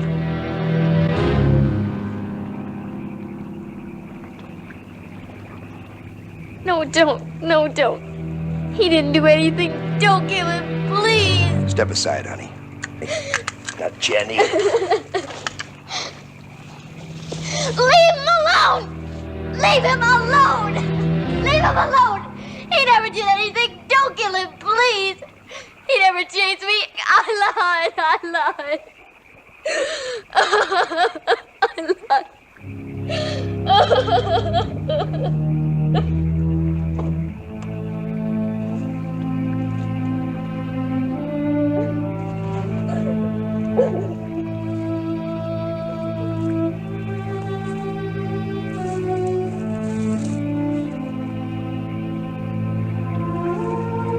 All right, folks, I believe we can all go home now.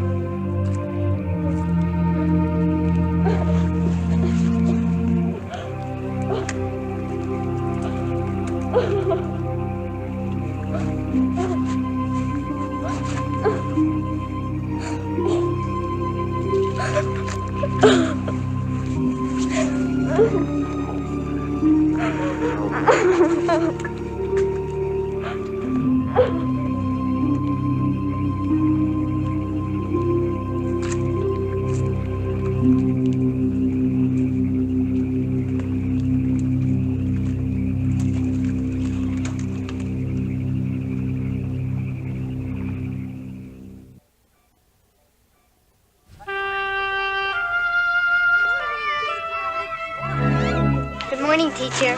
Good morning. Hi, teacher. Good morning. Well, I know Miss Norton feels alone. I know she needs a friend. Do I have to? No, you don't have to. You don't have to take those books back. That was your idea. You see, you were such a good friend to me last night. Well, I thought you might come up with some idea of how to help her, too.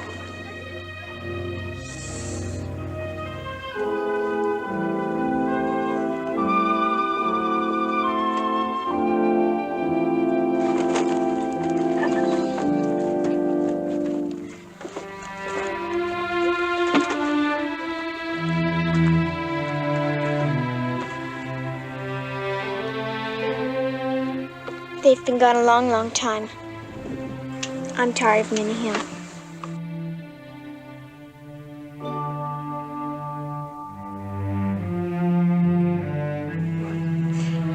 Maybe there are some different ones you'd like to read.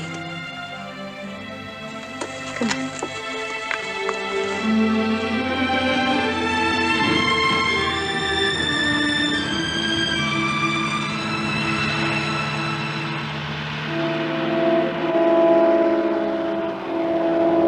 Give you a lift into town.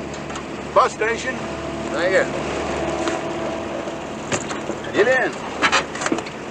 Next time you decide to settle down and you need some references, you call on me. I'll be proud to oblige you.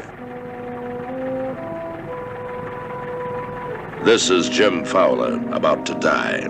He will last long enough to take the bus out of Haynesville, Missouri, and then a new identity must emerge. A new identity to hide the path of his flight and the path of his search for the man whose crime has made Richard Kimble the fugitive.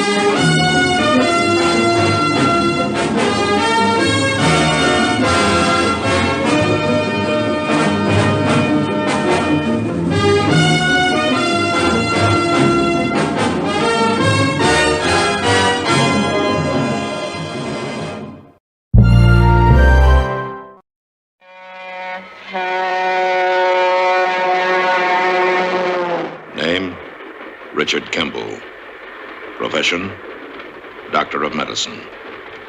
Destination, Death Row State Prison. Richard Kimble has been tried and convicted for the murder of his wife. But laws are made by men, carried out by men, and men are imperfect. Richard Kimble is innocent.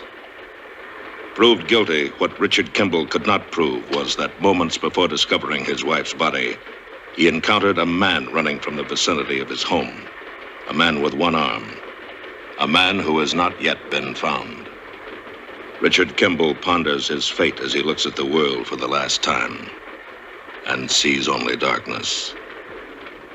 But in that darkness, fate moves its huge hand.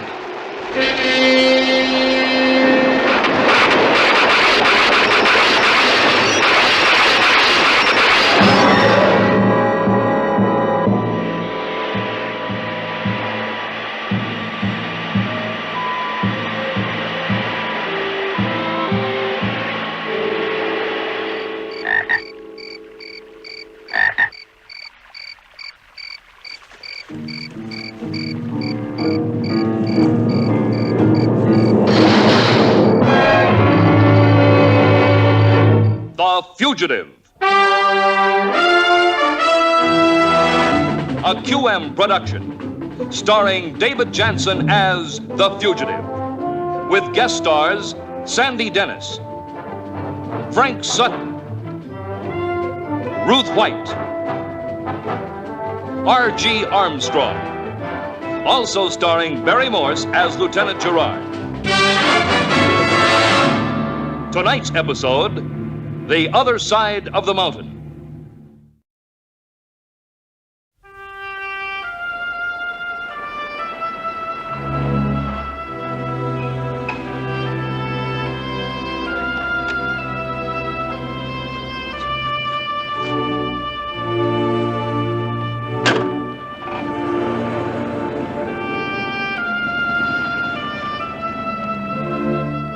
West Virginia, what used to be a town before the coal mine gave out. A naked relic now, without future, without hope. Another dreary point in time for Richard Kimble, 8 months a fugitive.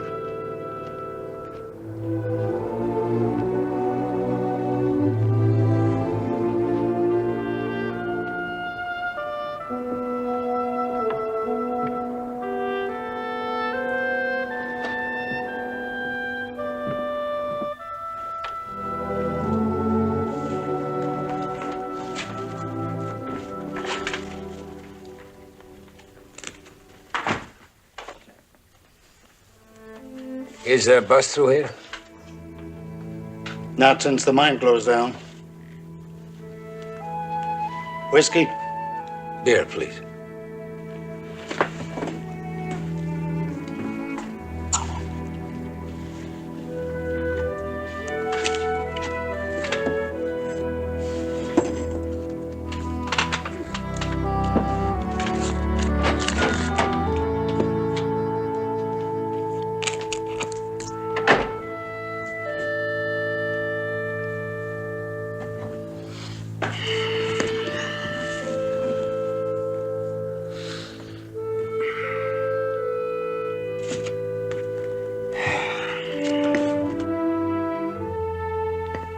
Hey.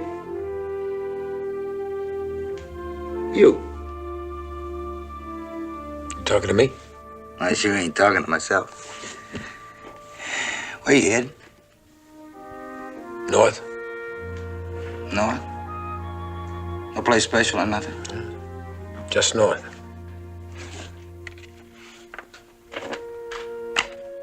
What's the idea? You want to break up the game? A game without a pot? Beer. On the cuff. Come on, I'm good for it. Nothing here for strangers, boy. Better hightail it someplace else. Plan to as soon as I can get a lift. As soon as I can get a lift. How much money you got? Seems like you didn't hear me. I heard you. And how much money you got? Enough to get me where I'm going. North? North.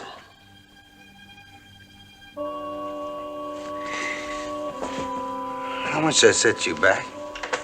40, 50 bucks? You got enough money to buy me a beer?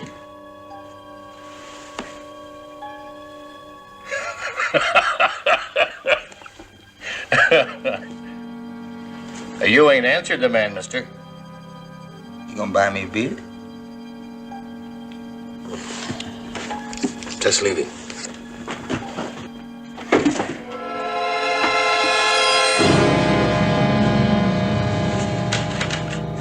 You mind? You mind?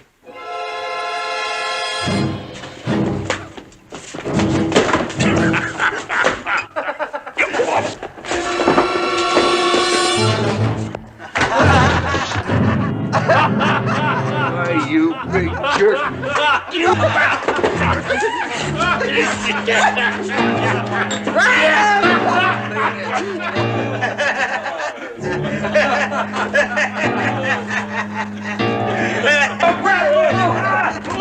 Grab loose of me! What's the matter? Hey! Hey! Come on. That's not good.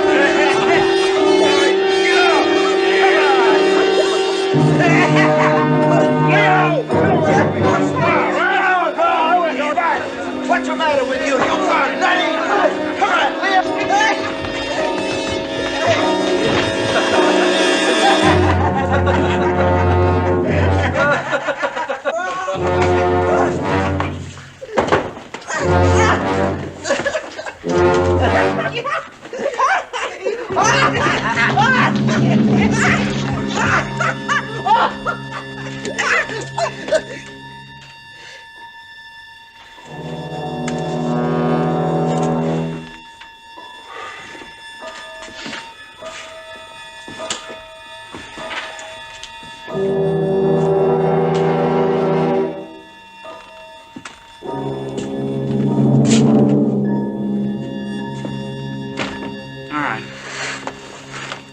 Who started it? Huh?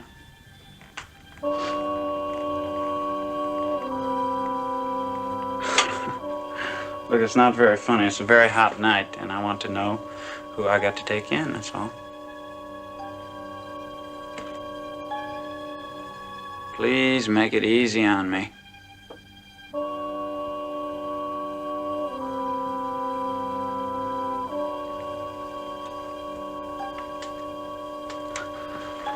Wait a minute. Yeah, look, I didn't start this. Tell it to the sheriff. I don't even know those fellas. Come on.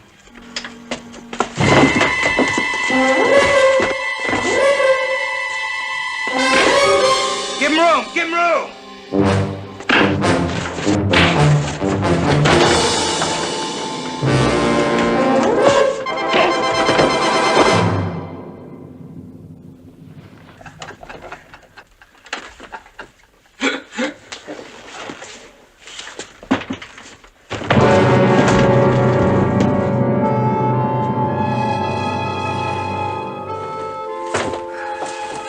Live?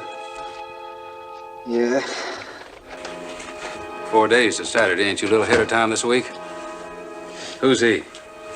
He's the guy that started it.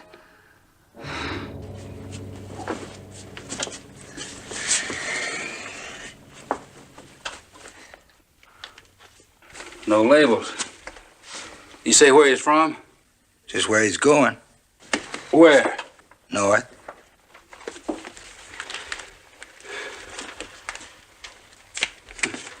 No cars. No driver's license. You're gonna need something, Sheriff. You're gonna have to find the next of kin. Is that his?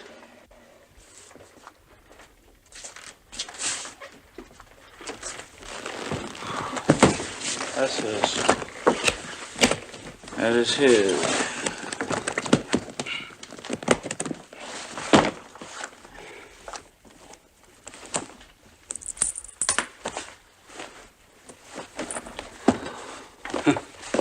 pictures, no letters. Fella sure travels naked. Nothing, not a thing in a whole bag. Well, but you'd have to wait till he wakes up, I guess. Well, don't count on him, Sheriff. He ain't the kind of fellow to talk much. Won't have to, as long as we got his fingerprints. Hell, now I'm here. Might as well draw me a beer.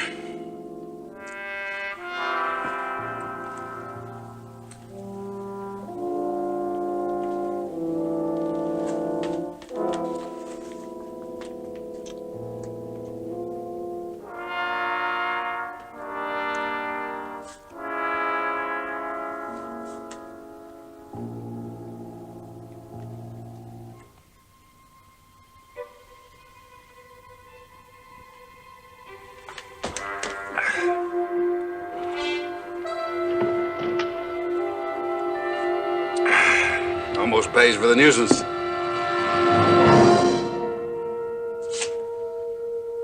Looks like you lost yourself a chicken. Take South Street.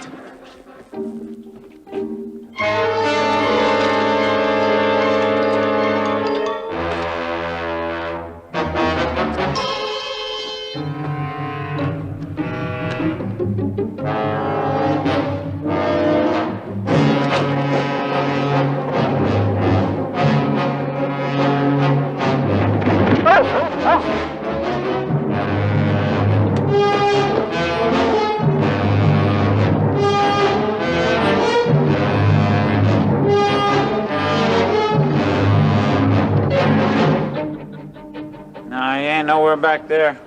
Sure had a burr under his tail. Just picked up for fighting. He took off like the place smelled of skunk. It does. Tell George to run us over to Bluefield. Take off any prints and put them on the wire tonight. You got it.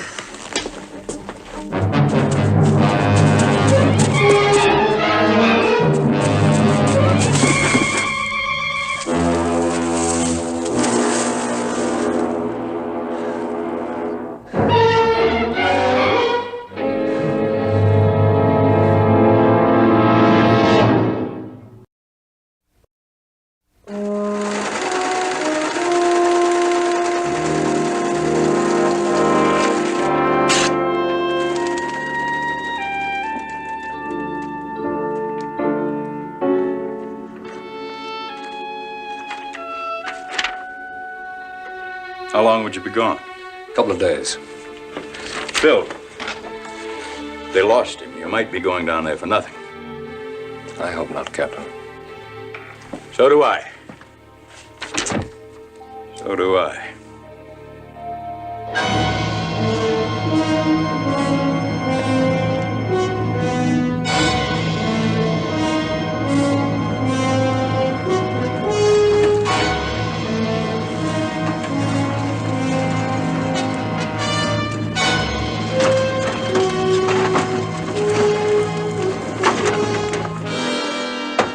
Sure it was worth it to bring them dogs up?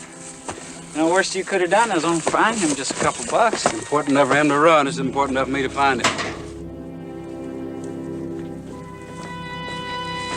What time you want the truck back? A couple of hours, I'd say. That means I gotta go down and come back up again. It'll cost you another couple of bucks. Up and down is $2. One time or a dozen. Supposing we just make it the once.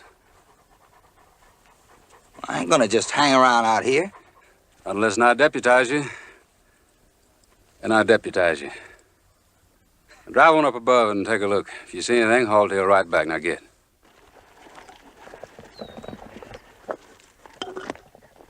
Coy, put your dogs to working. I got this out of his bag. Yeah.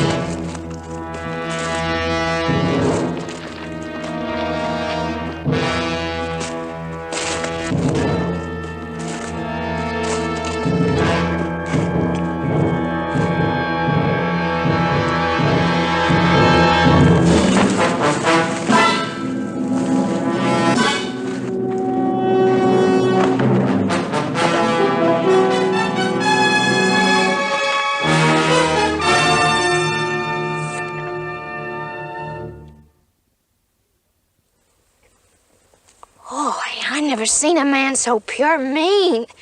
What are you trying to do, kill me or something? You were following me. I was no such thing. I was just walking along. I've been walking this mountain my whole life. Just so happened I was walking the same way as you. You all right? Sure. A hill like that? I mean, I slid down twice the size. Come on, I'll help you up. Well, you better help yourself. From the looks of yourself, well, you're gonna need it, too.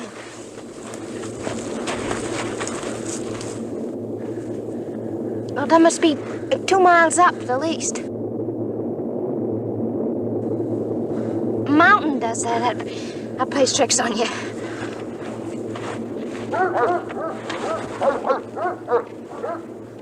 That's the same with them dogs. They must be 5 miles down the valley. If I was you, I wouldn't worry none. Who said I was worried? Jesse Holbert came up to the house this morning. He said some fella run out on the sheriff. Some fella that he picked up for fighting last night. Oh, it was a city fella. I'll race you to the top.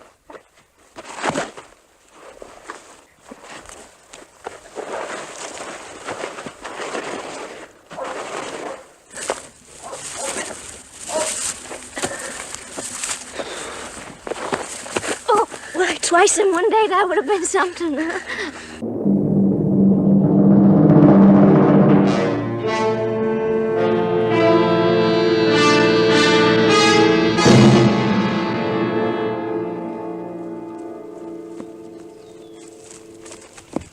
You heading over the mountain? Maybe. Well, I figured. Wouldn't nobody want to stay this side? I'll show you the way.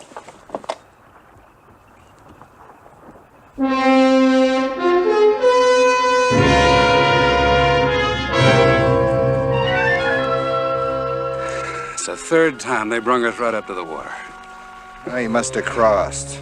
Ain't no dog in the world can track a man through water. Them dogs couldn't track a bear through a flour mill. 5 lousy bucks a day for nothing.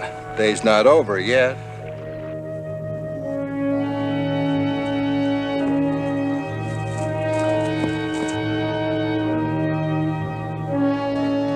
There ain't nobody home except Grams.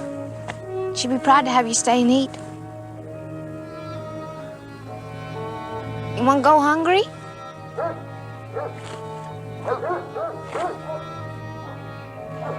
Sheriff must be kind of mad at that fella. I mean, just getting the dogs out and all. He's gonna find you, too. Unless you get some help. I know every foot of this mountain. I could show you the way after you eat.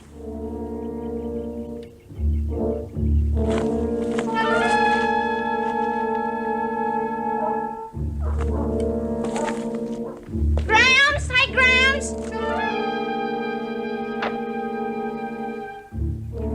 Grams, we got us company.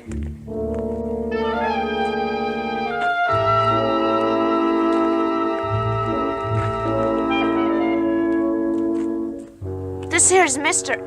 He's gonna sit and eat.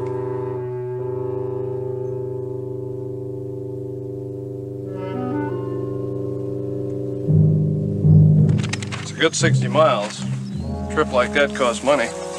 How much? 150. I'll give you 100. How soon can we leave? Let's go.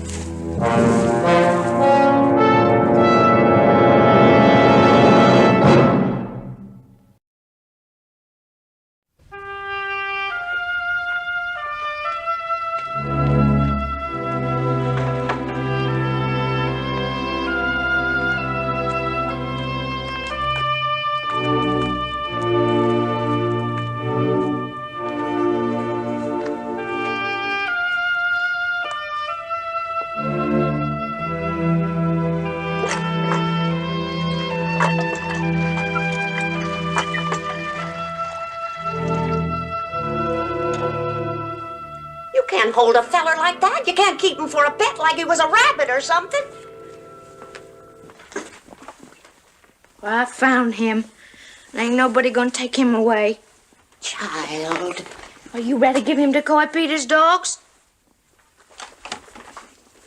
I'll warn you. You scare him off, and I'll sit you down on your skinny old shanks.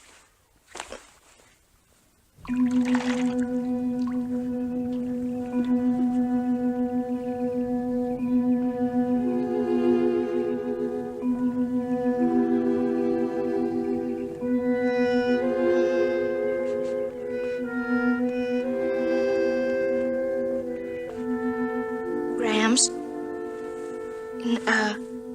When I get him cleaned up, he's gonna be pure pretty.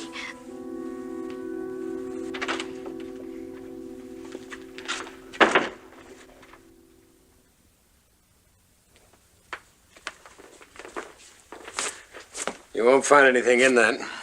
No, there ain't nothing in it, so there's no harm done. You ain't gonna go, mister? You ain't gonna get far, not knowing the way. And them dogs. Only chance you got is if I help you out. I can do it, mister. I can get you clear.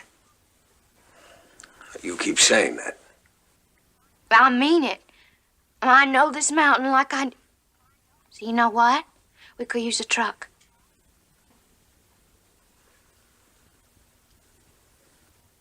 Yeah, we got this old pickup truck. It's up the logging camp right now. Ames Woodruff, he asked could he borrow it for the day. All you gotta do is just wait for the truck. You know, you just sit and eat. I got side meat, fresh bread and gravy.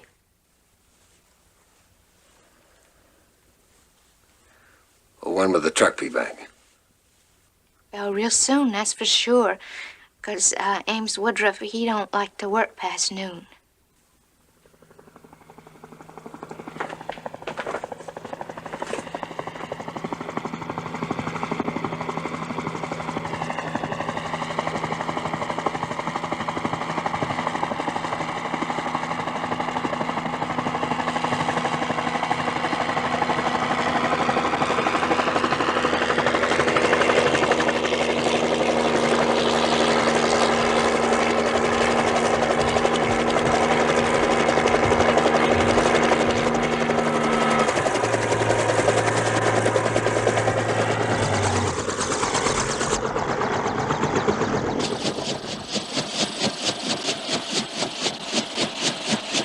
Sheriff Bradley.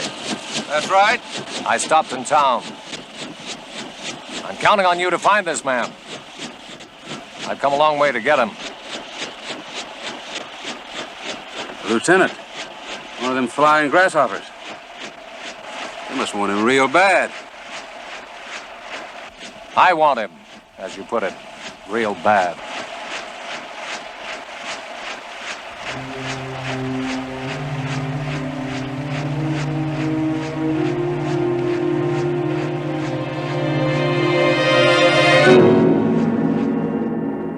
I swear I never did see a man eat so clean.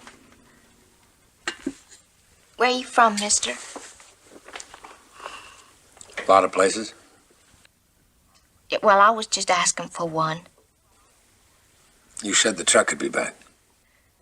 Yeah, well, Ames Woodruff must have stopped a jaw with Miss Keel. See, her old man's up in Clarksburg looking for a job. She and Ames used to be real close till she got married. I guess maybe they still are.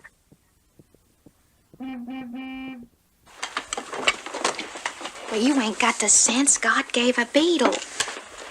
If Ames Woodruff gets one look at you, he's gonna tell it all over the mountain. Now, you just stay outside.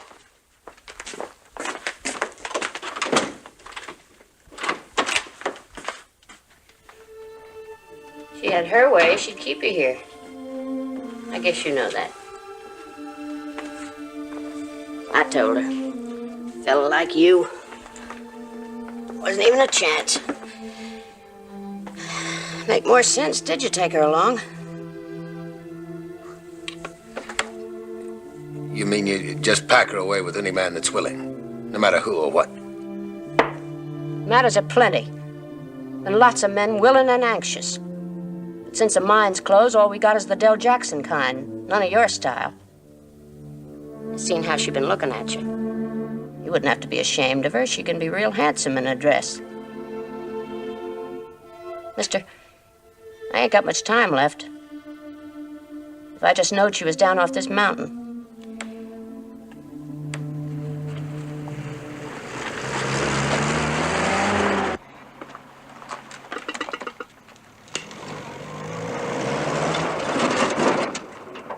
Hey, Cassie! I got something to show you.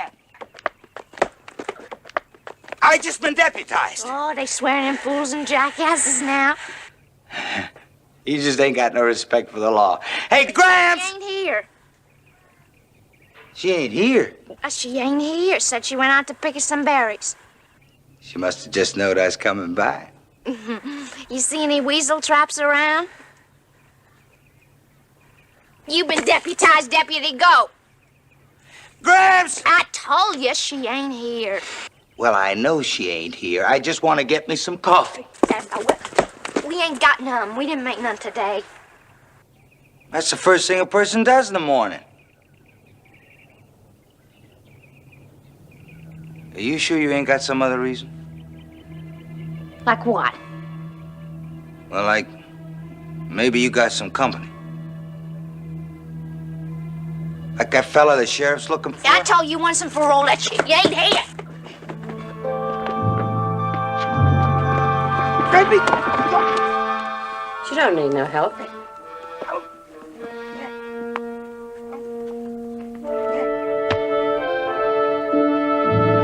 What is... Ah! You warned me, little...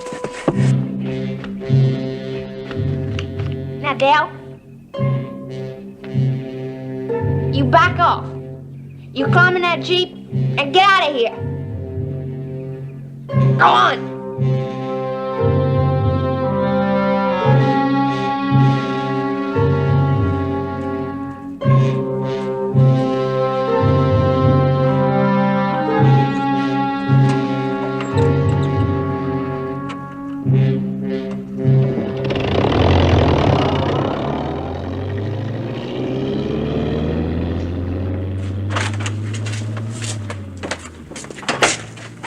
Well, that's Del Jackson. He stops by sometimes.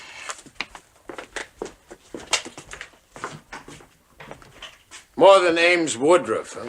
Yeah, well, it ain't the same thing. No, it isn't the same because there is no Ames Woodruff. Because he isn't bringing your truck back because there is no truck because you're lying to me. Thanks a lot for the food. Mister, you can't just walk out. No, I'm supposed to stay here till he comes back. Yeah, well, you can't make it alone. I know. Now, there's no question I was lying. Yet I was just trying to help. I was just trying to keep you here until I pull them dogs out. Thank you. Mister, that mountain's pure meat.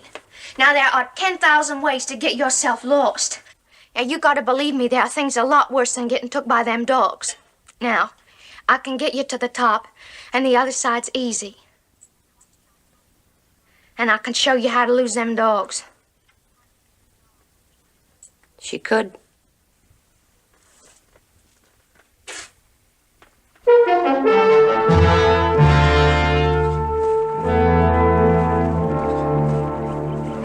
Lost him again. Dogs lost him. You'd expect him to track through water. Do we need the dogs? He crossed somewhere and headed up the mountain. An instinct as old as life itself. A hunted animal always runs up. Hey, Sheriff! Sheriff! I found him, Sheriff. I found him for you. Where? Mr. Gerard, police lieutenant. He's after him, too. Where is he? Up there, the Boland's place. They're kin to me. Cabin near the old mines. Did you see him? Well, no, I didn't see him exactly. Sheriff, he's up there, and that's for sure. And Cassie Boland's hiding him out. How do you know? She wouldn't even let me pass the front door. If I was her, I wouldn't either. I'm telling you, Sheriff, she shooed me off with a gun. Well, look what you did to me. She sank half inch of teeth in my hand. Did you do that today, too? No, that's last week. It's worth checking out. How long will it take? 10 minutes in the Jeep. And warning him all the way, too, if he is up there. Every time that old junk pile Johnson... Any other way to get up there? Straight up the mountain. You think you can make it? I'll make it. You must want him bad. Coy! You can rest the dogs in the Jeep and bring them up in a couple of hours.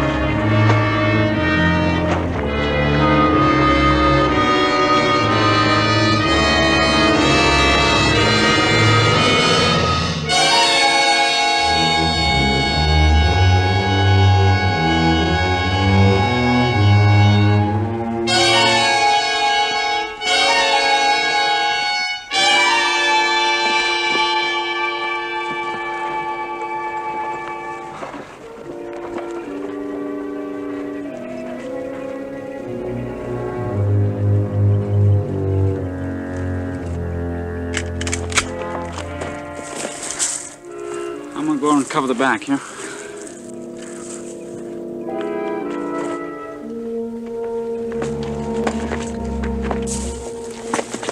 Wait here. Jackson said there was a gun. Okay. I'll go in first. Why? Because it's my job to go in first. Not that I don't respect your authority. Try to respect my intelligence, too. I respect your gumption. You got plenty of that. Sure messing up that fancy suit, ain't you? Maybe next time you'll wear Levi's. I'm right, Sheriff. There won't be any next time.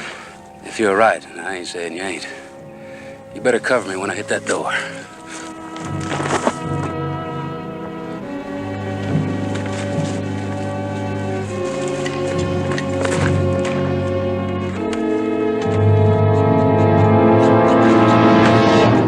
What in the name of the seven sins? Dell Jackson said there was a fella here, Miss Bolin. Ain't no young feller been here less than I'm blind. Where's the girl? Your granddaughter? I don't see as you got the right to ask. Miss Bolin, Dell said that... You want to ask? That's different, Sam. Cassie went out to pick us some berries. Where? Where? Anywhere there's berries to be found. Could be any place in this whole mountain. Sorry to have troubled you, Miss Bolin.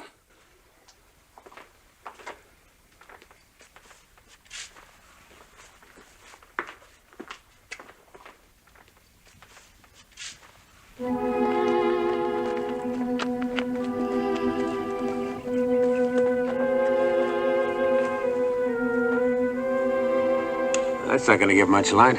I'll give lots more than light. As long as this burns, you know the air is good. I guess that's something they don't teach you in the city, huh?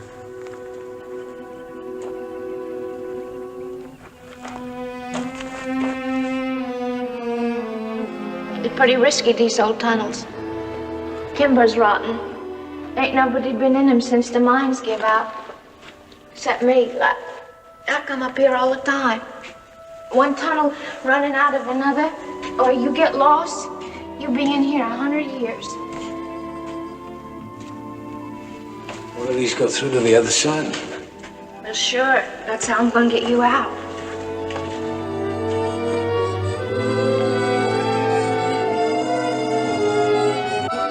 Half a day lost. Oh, maybe not. She said young fella. Now, how would she know that?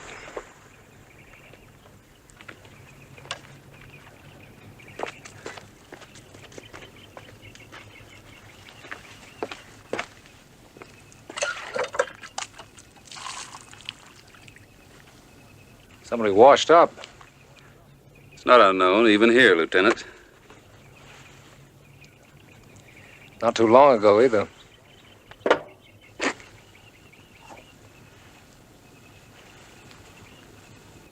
What's the matter?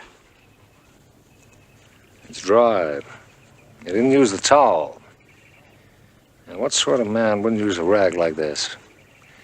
A man who expects a towel to be clean? A special kind of man? A doctor, maybe? Any idea which way they'd go?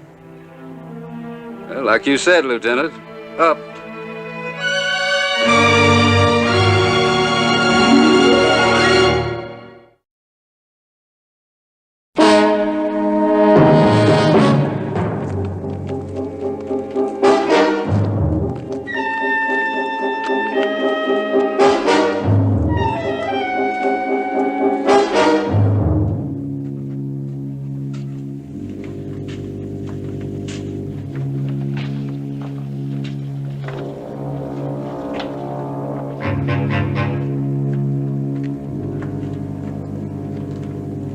Mister,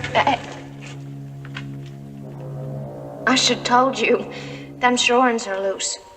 Or you just touch them and they maybe come right down.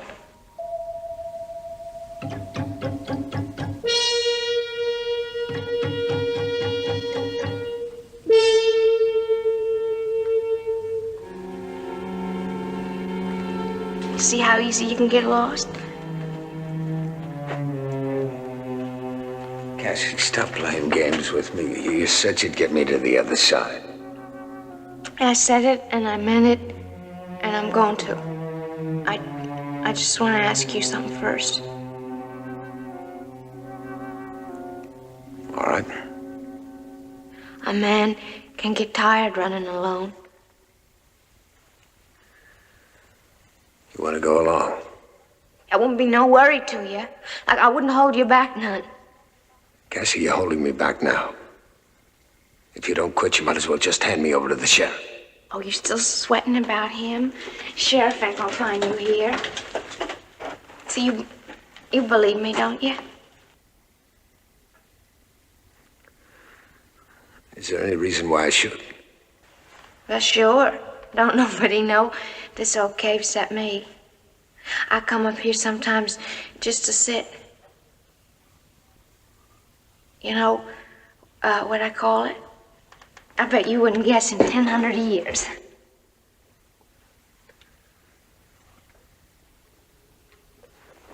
The dreaming room.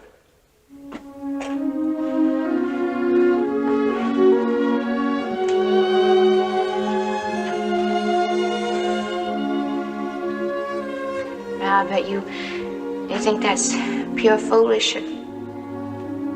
A grown girl dreaming. I guess it depends on what she dreams about. Well, lots of things. But mostly getting down off this mountain. One of them tunnels goes clear through. You come out on the other side, and you can see the road, white and narrow like a fresh-washed ribbon, twisting and turning all the way down. And kind of hurrying straight across the valley like it just plain can't wait to get to the city.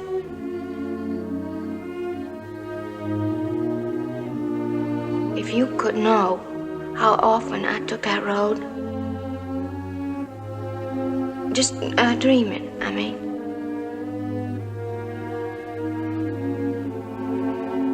Doesn't have to be a dream, Cassie. Well, that's what Graham says. She run away to Nashville once, stayed 2 years, came back just before my pa was born. Takes a lot of gumption to go down there alone. I wouldn't know which foot to sit in front of the other. Lest somebody took me along and showed me.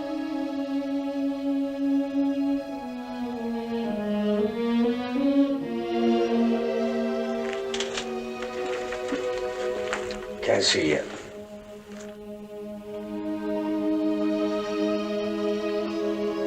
I can't. Well, I wouldn't be in your way. And there wouldn't be nothing I wouldn't do. I'm sorry, Cassie. Well, I can't hardly blame you. A fella like you and something like me. Something you could have picked off a berry bush. Walking down a city street, folks looking and whispering, and maybe laughing behind their hands. Anywhere, any city in the world, I'd walk with you. I'd be proud to. But I can't. You know I can't. You know I'm running.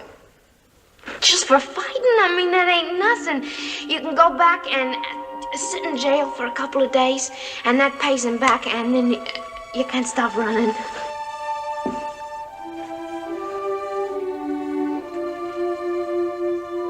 There's something more.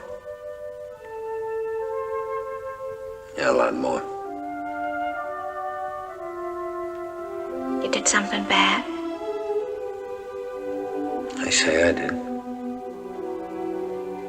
I say I killed somebody. You didn't. No, but I can't prove that I didn't. That wouldn't be much of a life for you, would it? Always on the go, always looking back. You never know who'd step out of a doorway, sit beside you on a bus or in a restaurant. I don't care. I do.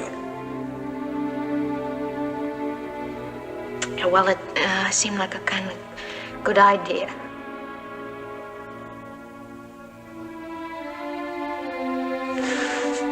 Cassie, listen to me. But don't say anything, just listen to me. You can get down off of this mountain. You don't need me.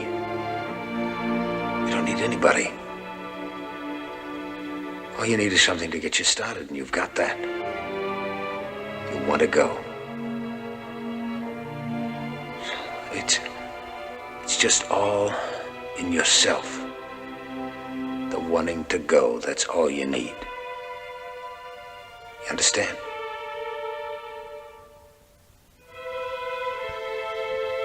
So, just pick up that ribbon and follow it down. Promise?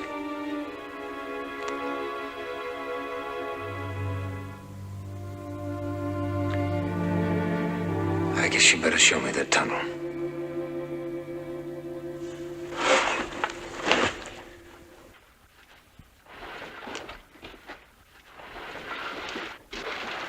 It's down this way.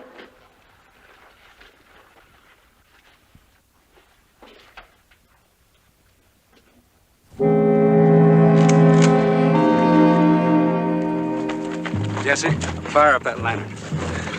Not even a decent light. Oh, lucky the old woman even gave us this.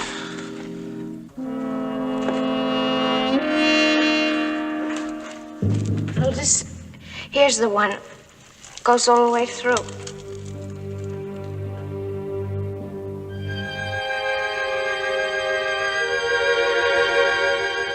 It'll be hard to find him, Lieutenant. There'll be a dozen tunnels branching off the main one, smaller tunnels branching off of them. You run. I'll hold him back. Go on. Sheriff's kin to me. He won't do me no harm. Go on.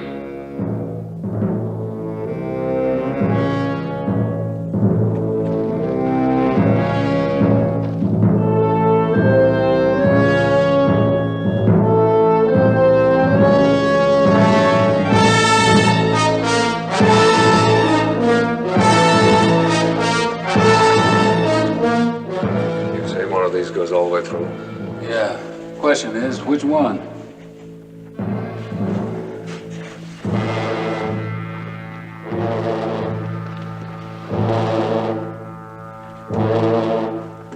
Mr. Bradley?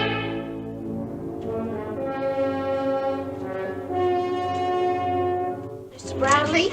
Is he looking for somebody? You know who we're looking for, Cassie. I reckon I don't unless you tell me. The fellow got away from you last night. That's him. Where is he? Where is he? You think I found me something like this? I let him get away? There ain't no use fooling with her. We got him cooped up here. He can't get out on this side. What about the other side? There's not but one tunnel. I'll phone Barlow Springs and have him close it off. I better see if Jackson's come up with a Jeep. Run, Mr. Run!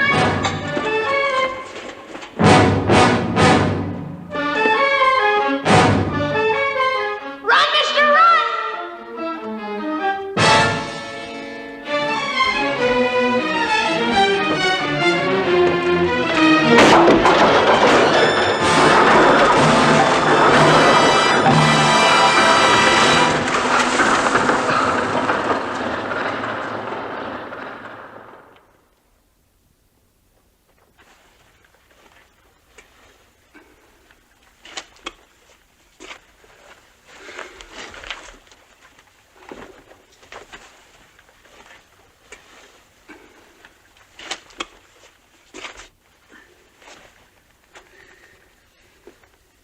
Plenty enough air coming in. It's a question of digging out is all. I'd say 6 or 7 hours. And if the others find us? Maybe 2 or 3. He could be halfway across the next state by then. It ain't a bad place. You get used to it. That kind of a nice room for dreaming.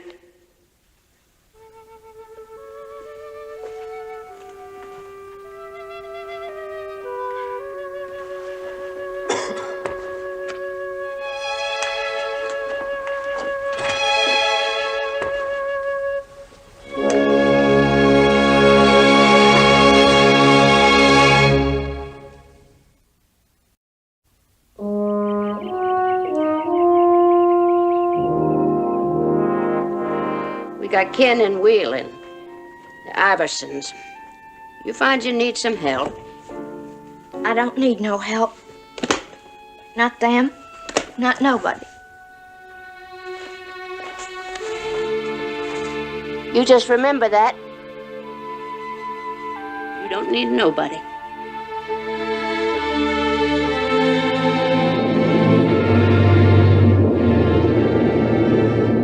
Above the mountain, leaving it far below and behind him, Lieutenant Philip Gerard returns home without the man he had come to find and recapture.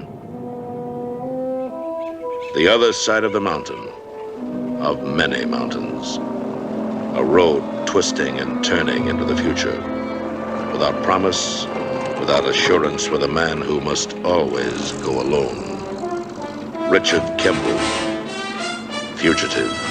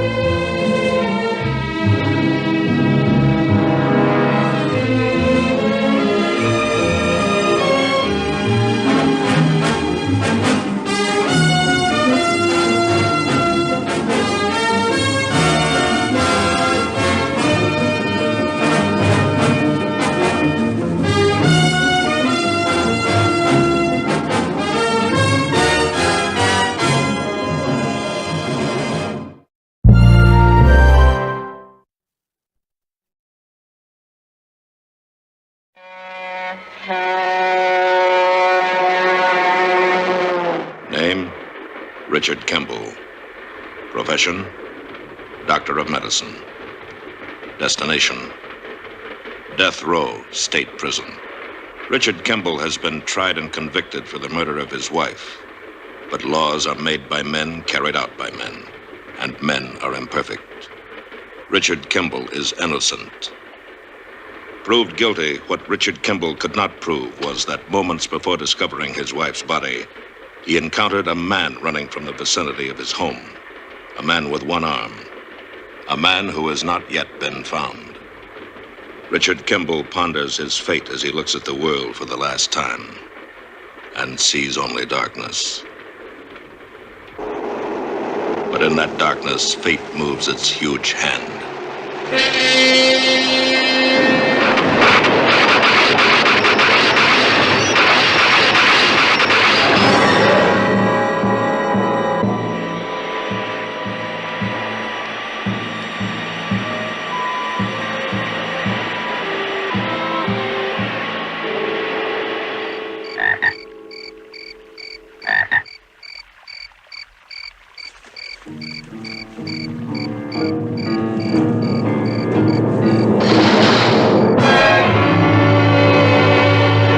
The Fugitive.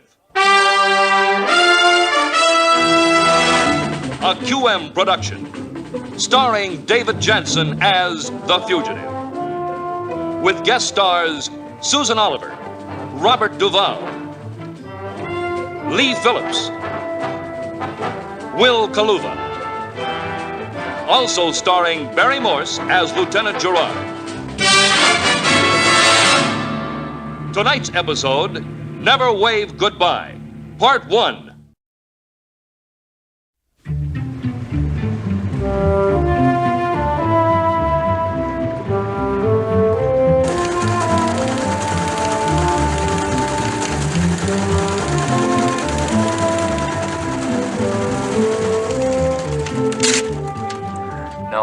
No, honey, nothing's come up. Have him roll the sleeping bags. I'll be home by 6. Yep. Bye. Great excitement. I'm taking Flip camping this weekend at last. Good. Phil, what is this? Clement Clem Palmer, sentenced 6 months L.A. County Jail, assault and battery. Verify your 3rd of April, 1960, wanted hold. Los Angeles County Sheriff. Oh, that's an old warrant I sent out, Captain. On what case? Well, the Kimble case. Oh, I see. I see. The good doctor claimed there was a one-armed man. I'm proving there wasn't. I've got a general bulletin out. I ought to get a kickback on any one-armed man, any department, anywhere, arrest for a crime against a woman. So you got a kickback. What do you do about the suspect? Interrogate him. In Los Angeles? Even if it were Nome, Alaska. Phil Kimble should have been executed a year ago. Yeah, if I hadn't let him escape. Nobody blames you for a train wreck. Phil, we should close this case. The judge and jury closed the case. I just want Kimble. Why do you think it'll be you who finds him? Because I know the man. I know how he lives. Pittsburgh, 5 weeks. Pittsburgh homicide misses him by 10 days. For over a month, the clerk in a Minneapolis post office wonders where he's seen his garbage man before. The day Kimble leaves town, the clerk remembers. He's been looking at him on the wall of the post office every morning. But, Captain, he can dye his hair, but he can't change his character. Kimble was a self-respecting citizen here all his life. He's not a vagrant. Put yourself in his place. You move into a town. You sell papers or clean fish or collect garbage. Any job where you don't have to have identification. But after 4, 5, 6 weeks, what happens? The guy at the next counter starts noticing that you think a little faster than he does. You maybe use bigger words. So he starts asking questions. So you move on, and on, and on, and on. But sooner or later, you don't move quite so quickly. Because you're tired of moving, you're tired of running. And sooner or later, you find a place where you think you're safe. And you stay. And that, Captain, is the beginning of the end. I hope so, Phil. Sometimes I wonder if you ever decided he was guilty. Captain, you don't understand. The law decided he was guilty. I don't have to. And you don't have to interrogate one-armed men. And you don't have to go to Los Angeles. Or maybe you do.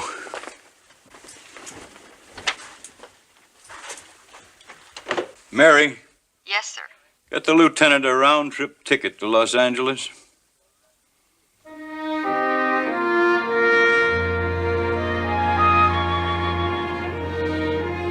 Santa Barbara, California. 2 hours up the coast from Los Angeles.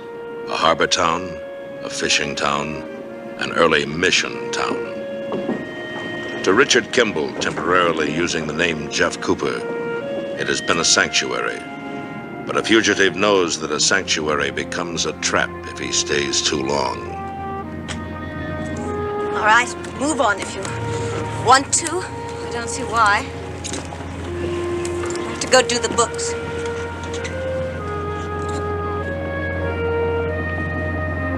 He troubles you, Jeff? Tommy Evers troubles you?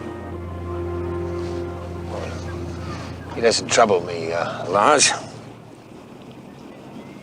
Jeff, why must you go this time? I just have to, that's all. It is Karen, isn't it? You are afraid she is falling in love with you. Why? You do not have a wife anywhere, Jeff. I have no wife. Then you are only afraid to grow roots? You know the fig tree in town? It comes 100 years ago across the sea from Australia, I hear. So it has traveled too. And now it has roots. And it grows so big it is the biggest in the world. Is it so unhappy? To say would not be so bad, Jeff. Well, it wouldn't be so bad, but I can't. I think she's already in love with you, Jeff. She should not have to wave goodbye to someone she loves again. What does that mean, Lars? Once she stood in a hospital corridor and waved goodbye to her mother. And Karen was crying because she was only 10 years old. And for days, her father, I hate to say this because he is my brother, but he is a weak man. He was like a simpleton. And one morning, she waved goodbye to him. And now there are 2 letters in 12 years. She should not have to wave goodbye again. She didn't tell me that. Makes it harder.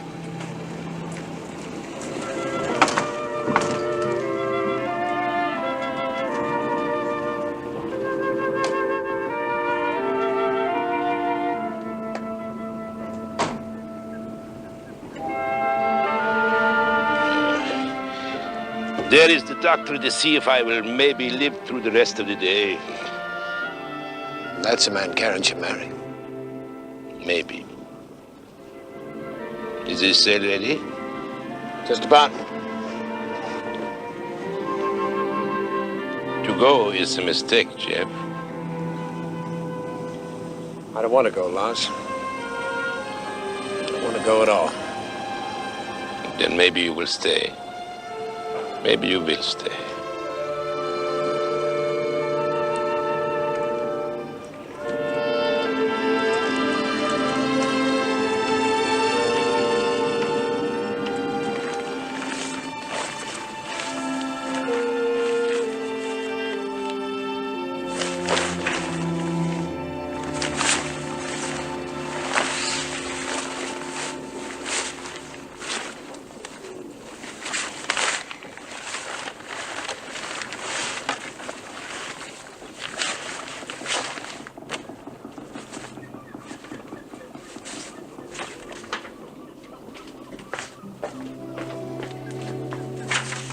Anyway, in our own Santa Barbara way, it was kind of a nice luau.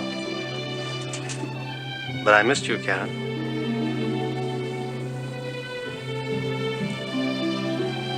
I'm sorry, Ray.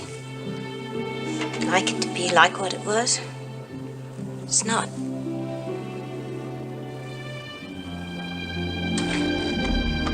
If I eased up on my work a little, if I saw more of you, could it be like it was?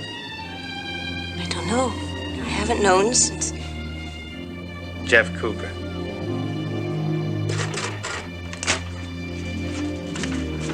Anyway, you can't ease up, and you shouldn't. Oh, Poor me.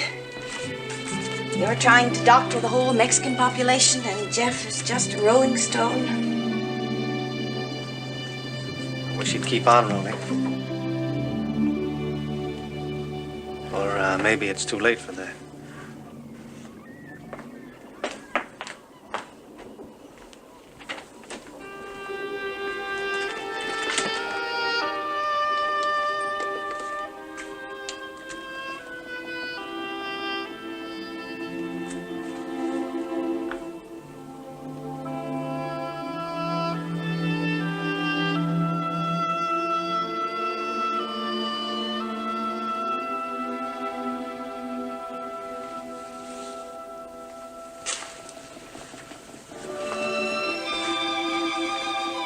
Let Jeff wheel you back from lunch? Most of the way. From now on, let him wheel you all the way. Why? Because you're the only sailmaker in town.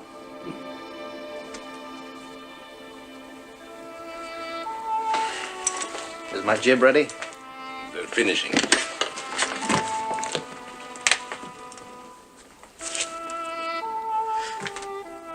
It is too hard work to sign my name, Doctor.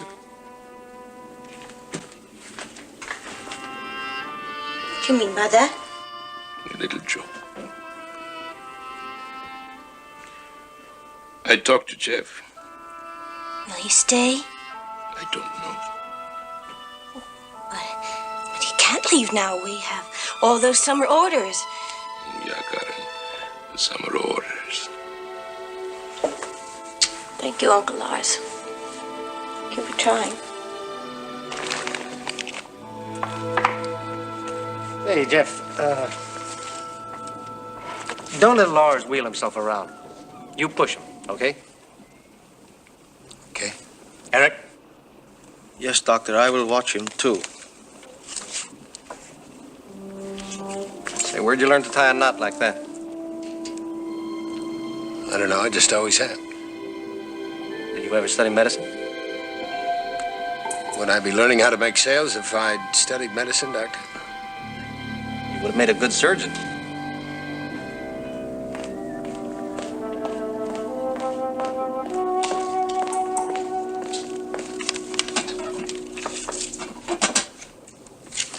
Eric, please don't look at me like that. I'm sorry. Just don't.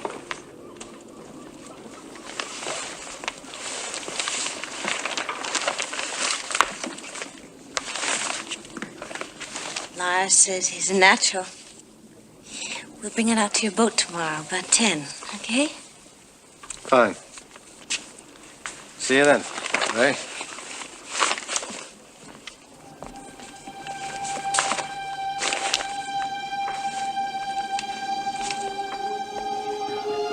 It's not your last one, is it, Jeff?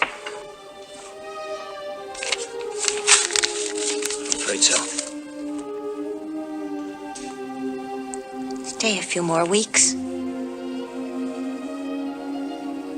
Till the regatta's over, anyway. For the summer orders.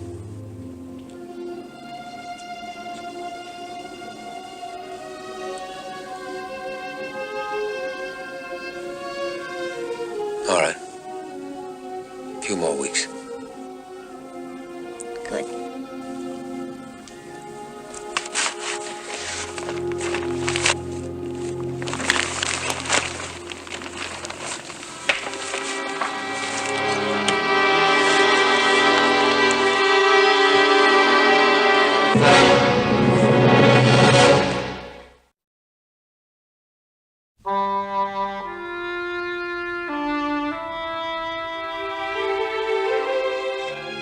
When a man of the law becomes a hunter, there is no peace in his heart.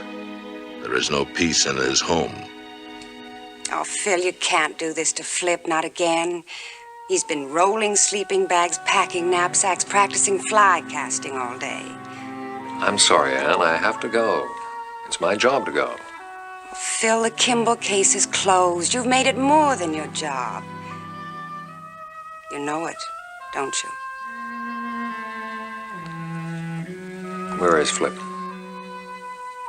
In his room, probably packing again.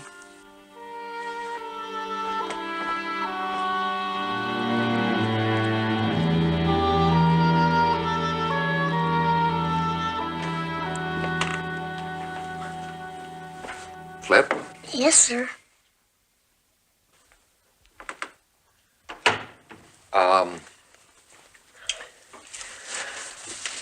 We can't go camping.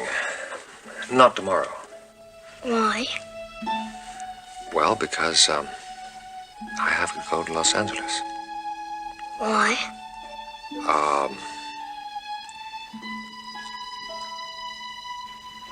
Well, because a long time ago, a man broke the law.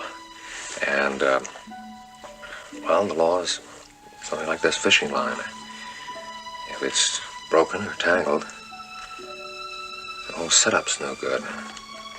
Rot, reel, flies. And, if somebody tangles it, well, somebody else has to untangle it. Otherwise, nothing works at all.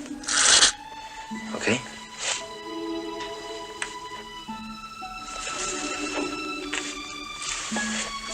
I don't care if it worked. I just wanted to go fishing. Yeah, well, we will, Flip.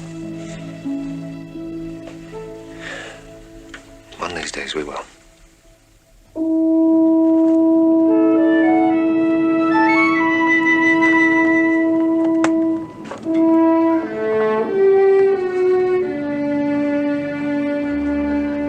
This is KOA Marine Operator.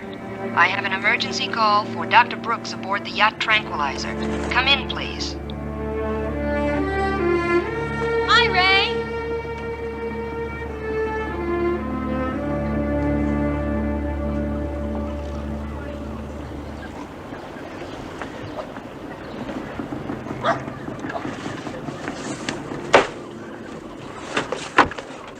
Okay, Juan, I'll meet you at the hospital. It's freshening up, Ray. We could sail around Anacapa. Well, I wish you would. Shake the jib down before the race, but me, I'm gonna have a baby. Oh, Ray, Yeah. no. See you later.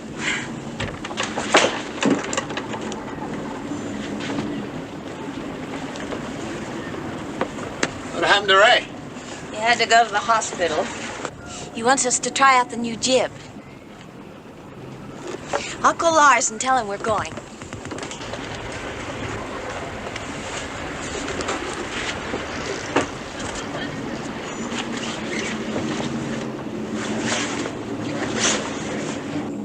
Thanks, operator. Lars? Eric. Karen? You are going sailing with Jeff? Alone? Where is Ray? I'll tell him, but I don't think you should go.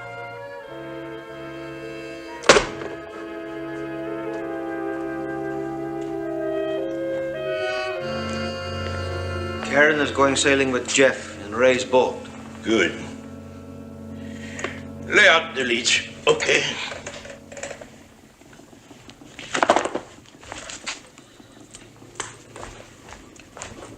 Alone? That is not right. They say letting you alone? I do not think she should sail in a cabin sloop with him alone. Why not?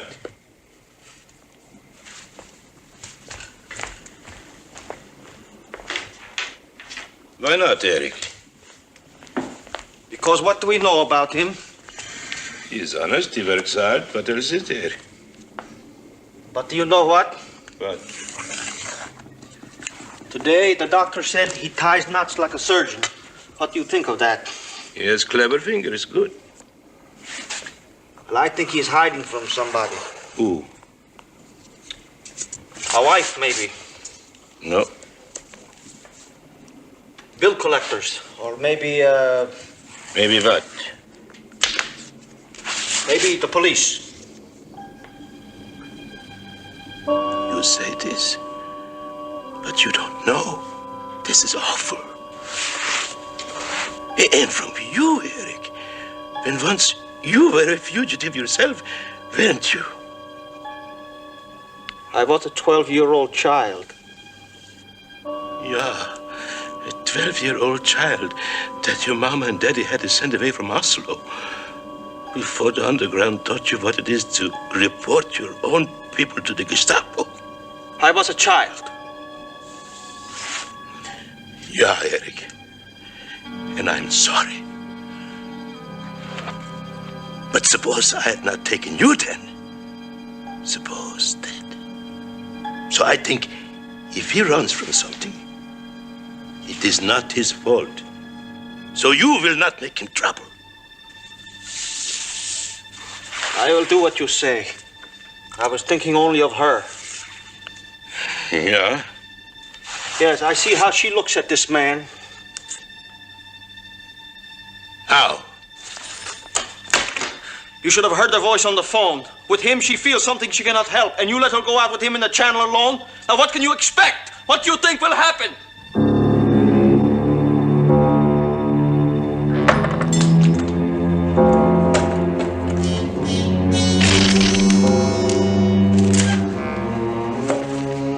What do you think will happen? She will. She will what? What is this dirty filth from you?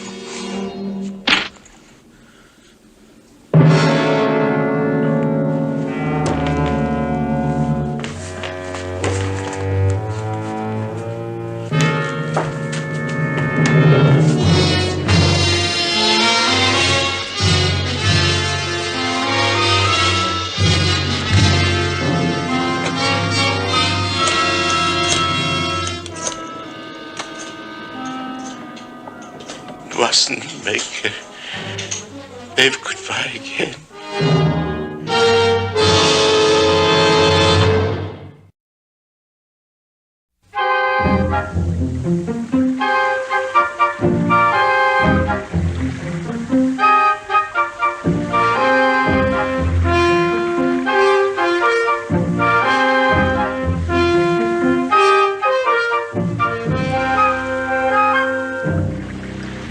Careful, Commodore. Don't fall in.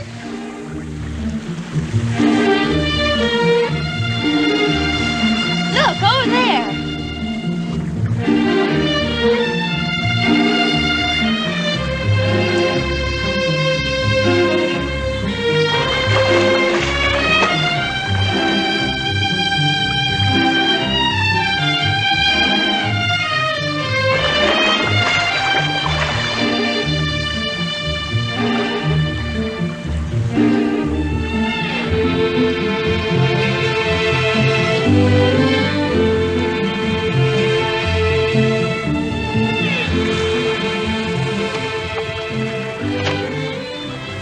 It's awfully nice topside today. I wonder what happened to the lads in the forecastle. I heard them singing their chanties a while back. You don't suppose they fell in the drink, do you? You nut. Trim the jib. Okay.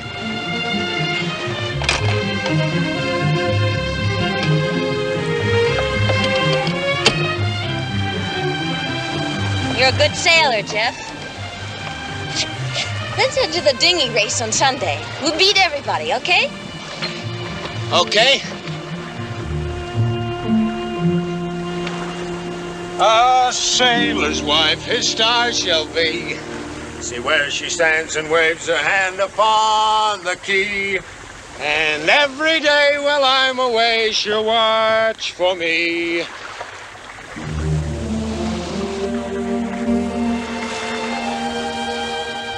I'm sorry, Lars told me. Sometimes, Karen, you have to wave goodbye. You will in a couple of weeks.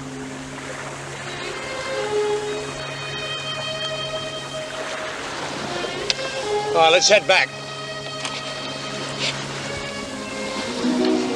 Such a pretty town, Jeff. Please don't go. I love you, Jeff.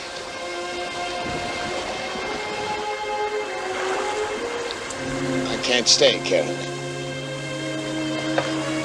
I can't fall in love. The yacht tranquilizer from Marine Operator.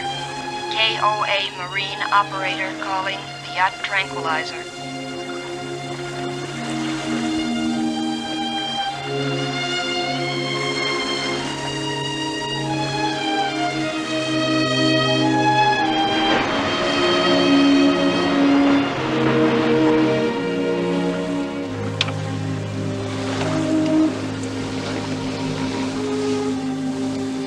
Lars had a heart attack.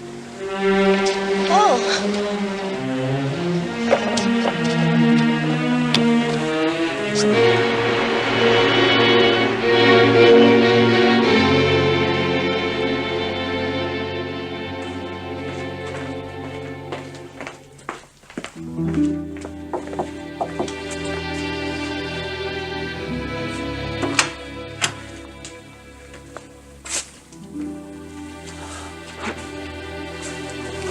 Just his niece for the present, please.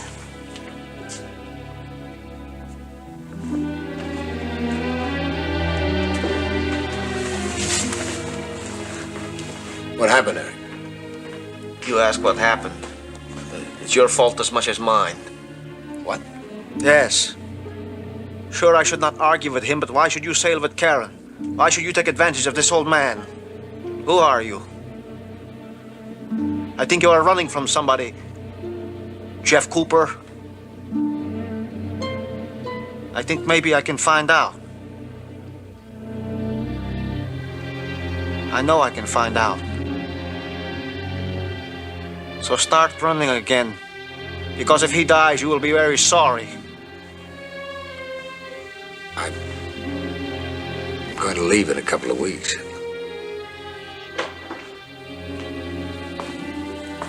Eric? Why not leave now, okay? As soon as I see Lars.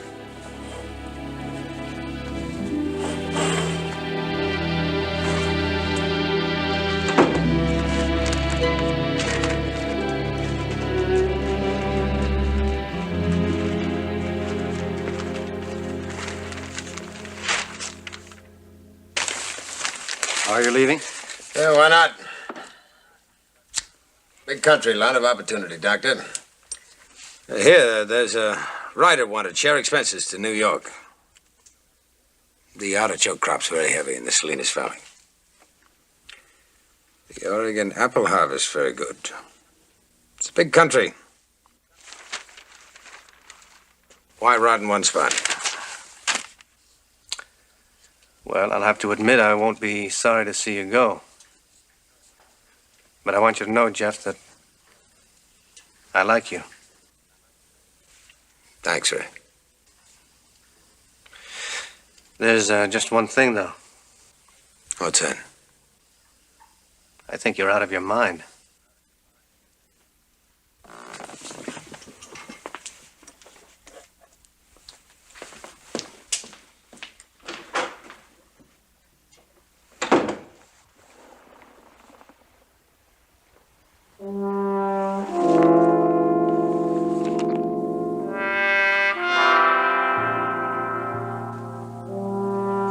One-armed man.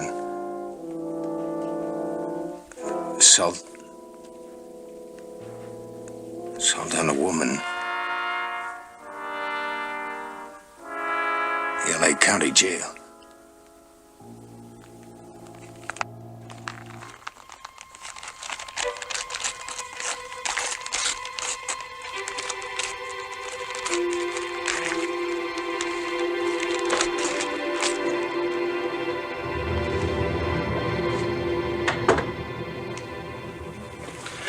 Jeff, you'd like to see you.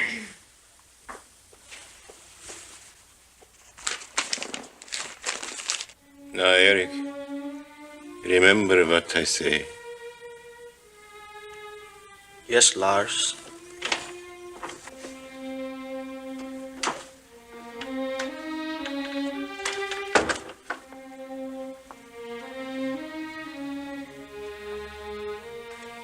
Don't leave her, Jeff. I'm going to try to stay, Lars. There's a man I have to see in the morning in Los Angeles. If he's the right man. Yeah? If he's the right man, I'll be back. She'll never have to be alone again.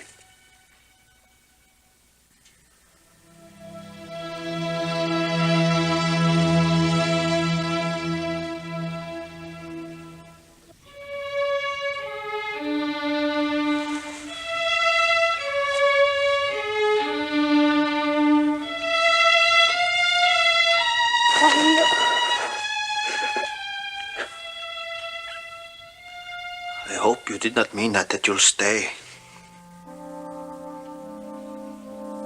No, I meant it, Eric. I'm gonna try to stay.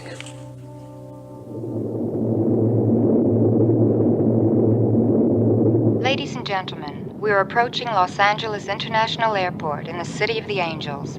Temperature on the ground is 68 degrees. We of the crew would like to thank you for flying with us, and we hope that you have had a pleasant trip. City of the Angels. 7 million angels. All shooting for the big jackpot. 100 more drive out here every day. Every day. More people, more cars, more smog. Me, I travel. I tell everybody, sounds good. City of the Angels. But you go out there, you might not find what you're after.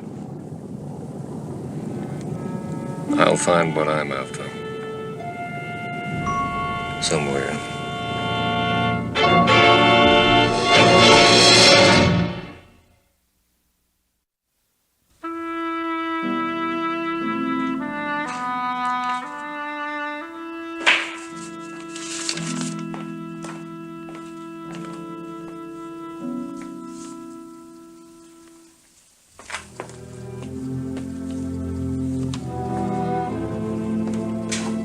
Are good.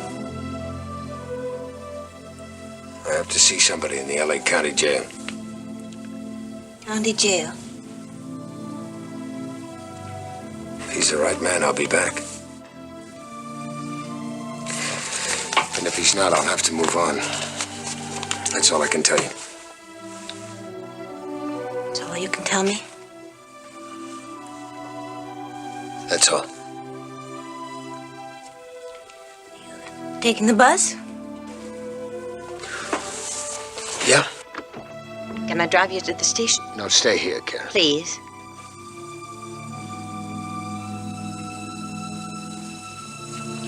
Okay, come on.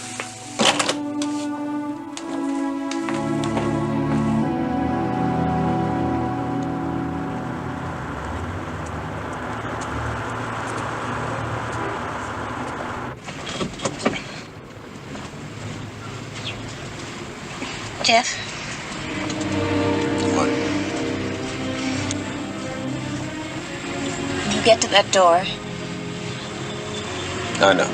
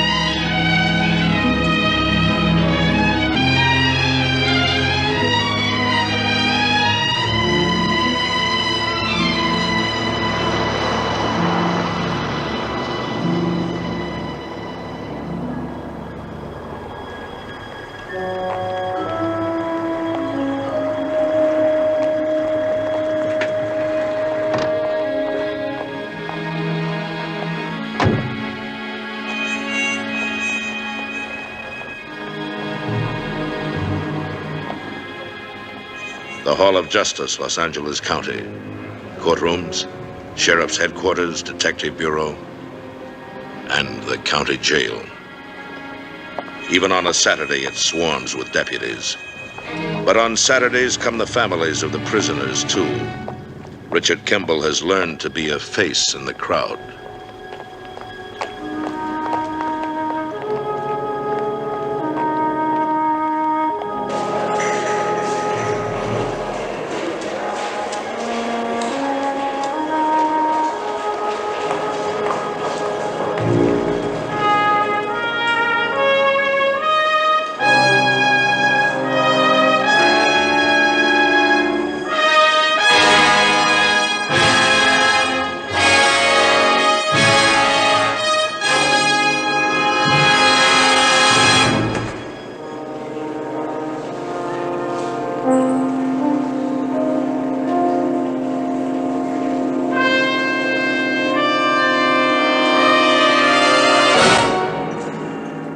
Anything in his trial, Lieutenant?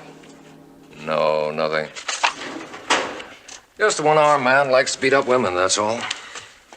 I'd like to look at his rap sheet before I talk to him. No, see the watch, Commander. 3rd floor. All right, thanks.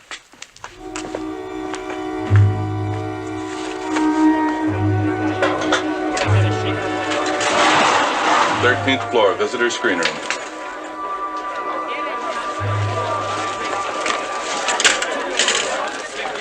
Over there.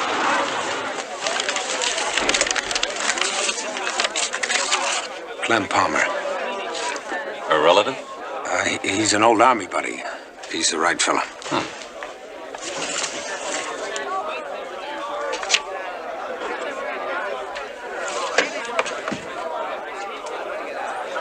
Get Clem Palmer out of 10A2.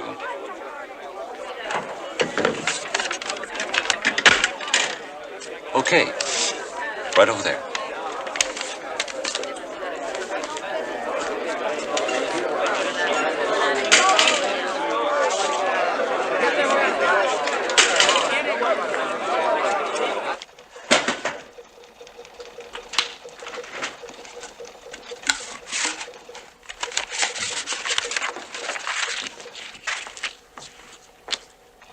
Well, he wasn't in jail in 1960. I guess we better have our talk. All right, Lieutenant. You want to go up to the attorney's visiting room? That's on the 10th floor. Give this note to the sergeant. Thanks.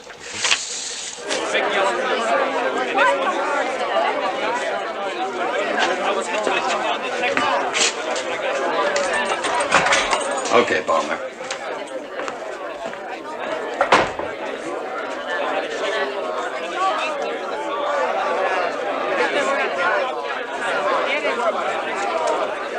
Who's for Palmer?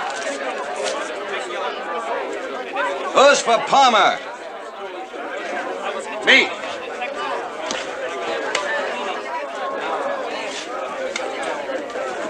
Never seen you. What do you want? I thought I knew you from the Army. When in the Army? 1960. 1960, huh? Yeah. Don't give me that. You're heat. You're some kind of bull. Why aren't we down the attorney's visiting room if you're some kind of bull? I'm not. I'll tell you where I was in 1960, you want to know? You got a light? Over here. Let him light his own. With one arm?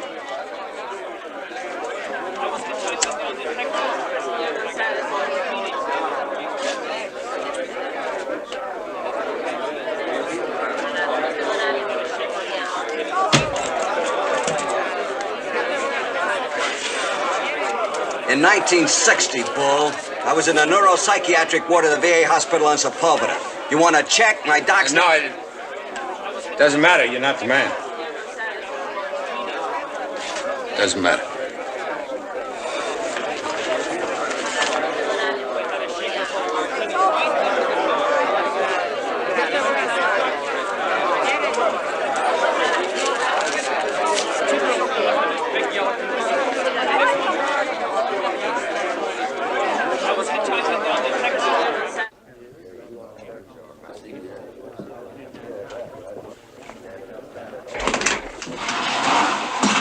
Tenth floor.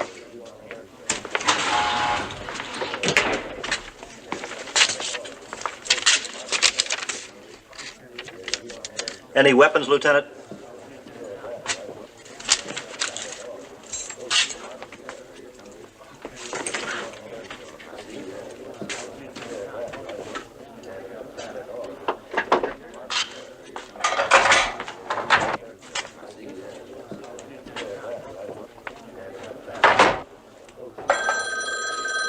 Oh, excuse me, Lieutenant.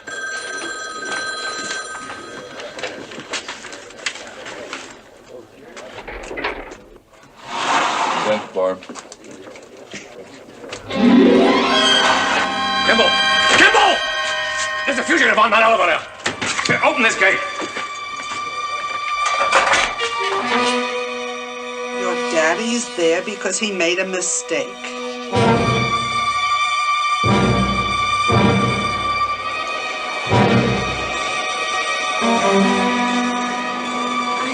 had to drive down. Don't be seen.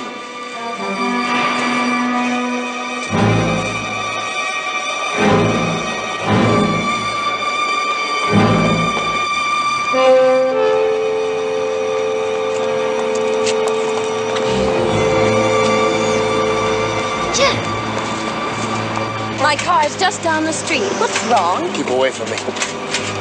Paper! Paper! Paper!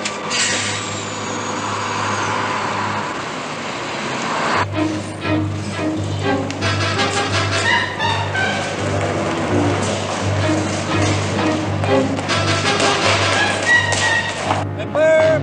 Paper! Paper! Paper, mister! Did this man come out of there? Yeah, he went on that bus.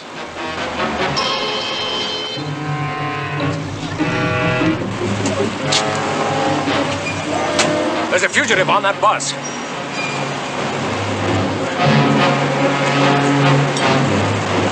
Yeah, Lieutenant, but I got prisoners. Bring them along. Hey, go, man, go!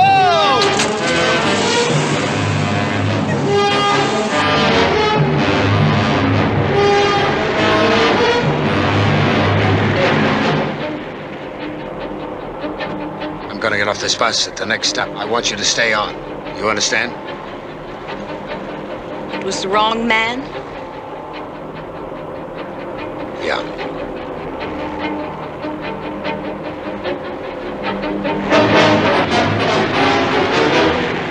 It's an MTA bus, outbound on the Hollywood freeway.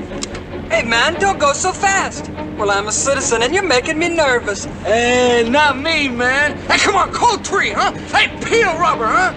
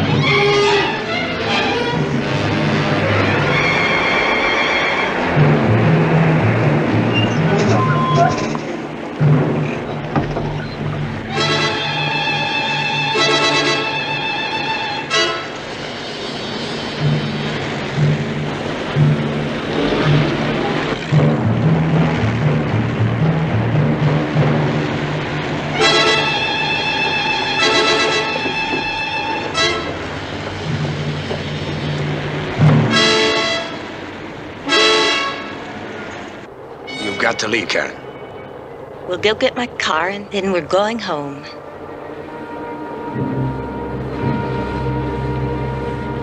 My bag's at the bus station.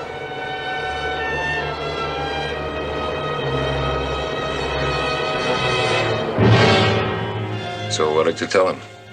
I told him I was in a VA psycho ward on Sepulveda, all of 60.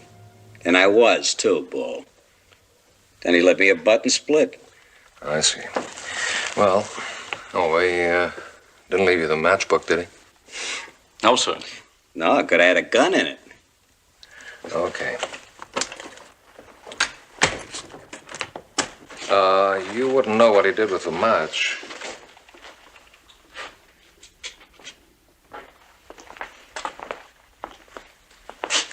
No.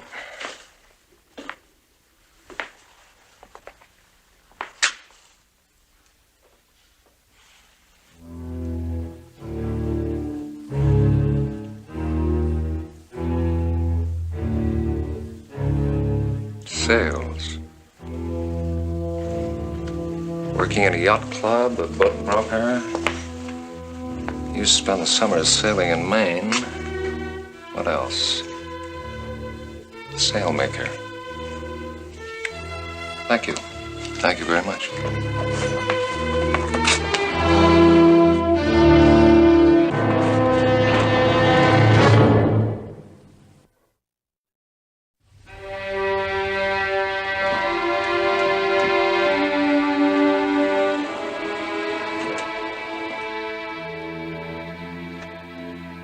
So I filed off the handcuffs and I've been running ever since.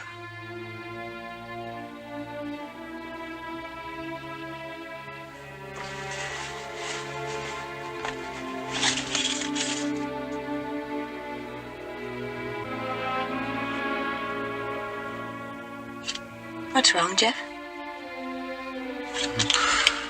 Oh, when you're running, you always wonder if they'll be able to trace you with something you left behind. Toothbrush in a hotel room, stub of a train ticket, a burned out match. And it usually turns out to be nothing except your imagination. I'm tired of running, Karen. I'm awfully tired. Don't run. I know now I can help. People here already like you, and you don't have to meet anybody new working in the loft. What about Eric? I can handle Eric.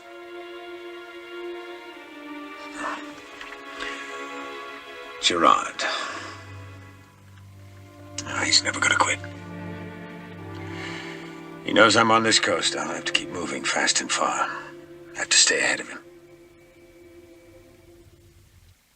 Or do I? He knows I've always traveled in jumps before. Suppose this time I didn't. Suppose I stayed. Please. All right.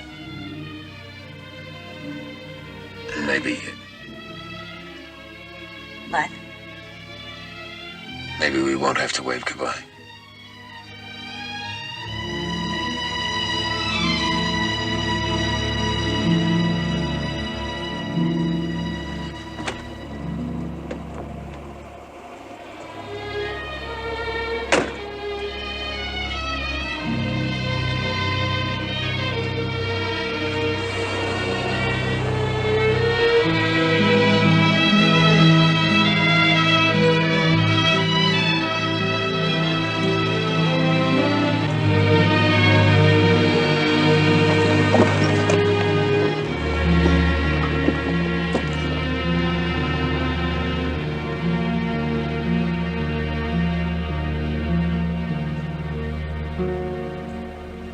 Richard Kimble has seen the eyes of the hunter. He knows that for Gerard, the chase will never end. But his bones ache from running, and he needs the love of a girl. For sanctuary, he will risk a trap. For in the long, long chase, he has lost everything but hope.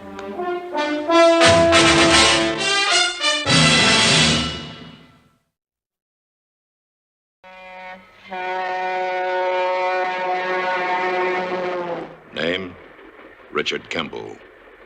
Profession, Doctor of Medicine. Destination, Death Row State Prison. Richard Kimble has been tried and convicted for the murder of his wife. But laws are made by men, carried out by men, and men are imperfect. Richard Kimble is innocent. Proved guilty, what Richard Kimble could not prove was that moments before discovering his wife's body, he encountered a man running from the vicinity of his home. A man with one arm. A man who has not yet been found. Richard Kimble ponders his fate as he looks at the world for the last time and sees only darkness. But in that darkness, fate moves its huge hand.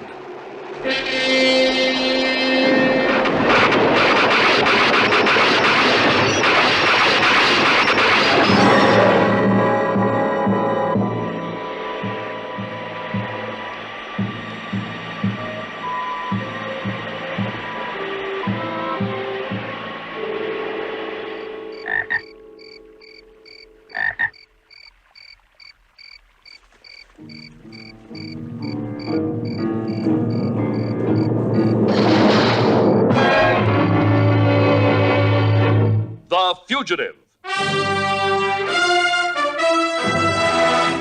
QM production. Starring David Janssen as The Fugitive. With guest stars Susan Oliver, Robert Duvall, Lee Phillips. Also starring Barry Morse as Lieutenant Gerard. Tonight's episode, Never Wave Goodbye, Part 2.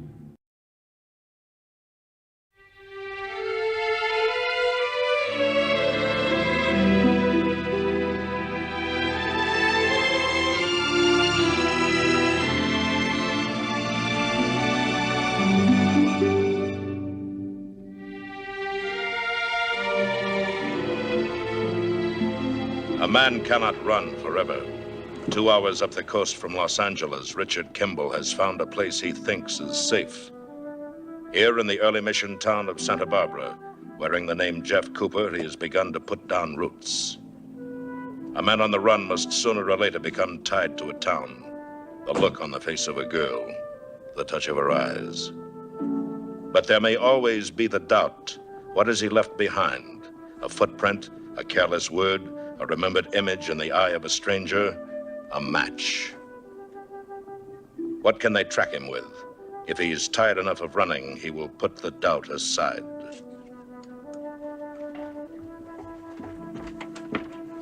Hi. Oh, say, I could study hairdressing. Get used to it, will you? Going sailing? Are we racing the dinghy? It's Sunday. All right.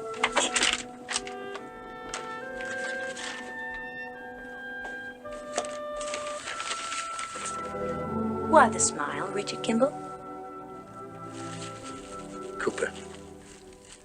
Jeff Cooper. Don't forget it, Karen. All right, then. Why the smile, Jeff Cooper? Because we're going to race a sailboat. Because I found a town to live in. Because I quit running. Because Gerard hasn't tracked me down by now, and for the first time I'm wondering if he ever will. Because of all that and you. You've unpacked all these weeks it's been sitting here. I was hoping you'd unpack. I never want to have to pack again. I never want you to have to pack again.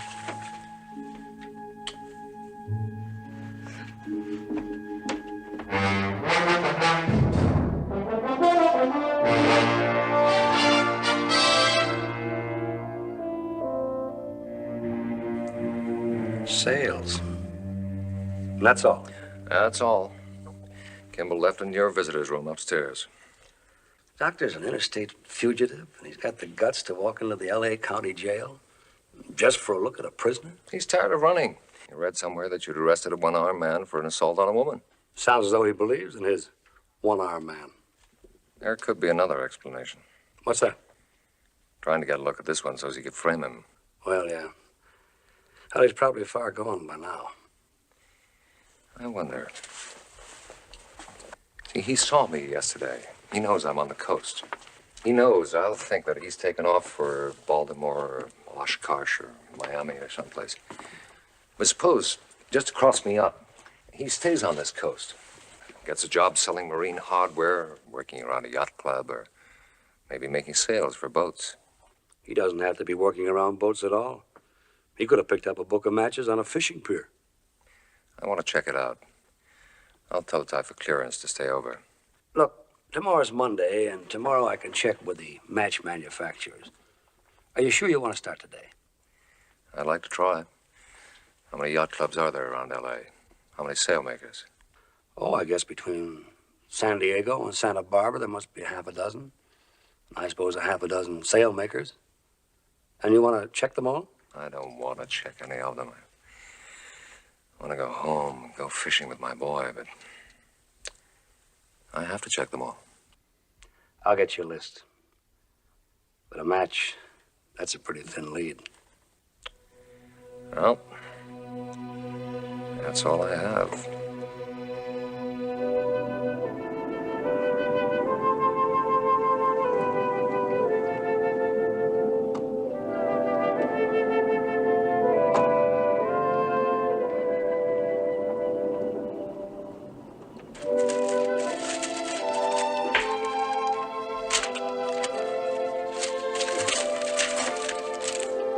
stand a speck of dust around the sails. This desk. Look. Receipt for sailmaker's thread. Dated 1931. He knew sails and rigging. And he knew people, too. Come on, I'm going to take you sailing. Hey, I'm sorry, Ray. Jeff and I are racing the dinghy today. He's down entering us now. Jeff, I thought he was leaving. He's staying, Ray. Now listen, Karen, I understand. Believe me, I do. And I like it. But you know how I feel about you, and I'm not letting you go by default. It isn't by default, Ray. I just love him, that's all. Now, look, I'm going to cut down my practice. I'm going to have time to live like a human being. I haven't sailed my boat in 2 months. And I'll make time for you and for me. It'll be like it was, Karen. I'm sorry, Ray. Honey, this guy is a rolling stone. You said so yourself. He even admitted it the day Lars died. When he leaves, he's going to hurt you, and I won't have you hurt. He's not going to leave. You never have to leave. You won't. Doctor, they need you at the Coast Guard pier. Why? For an identification. On who? The Coast Guard finally found some debris off San Miguel. The Paloma. She hit a rock. They found the body, too. Pedro Rodriguez. They think so. What do you mean they think so? Sharks. Hurry, Ray. They'll have to know.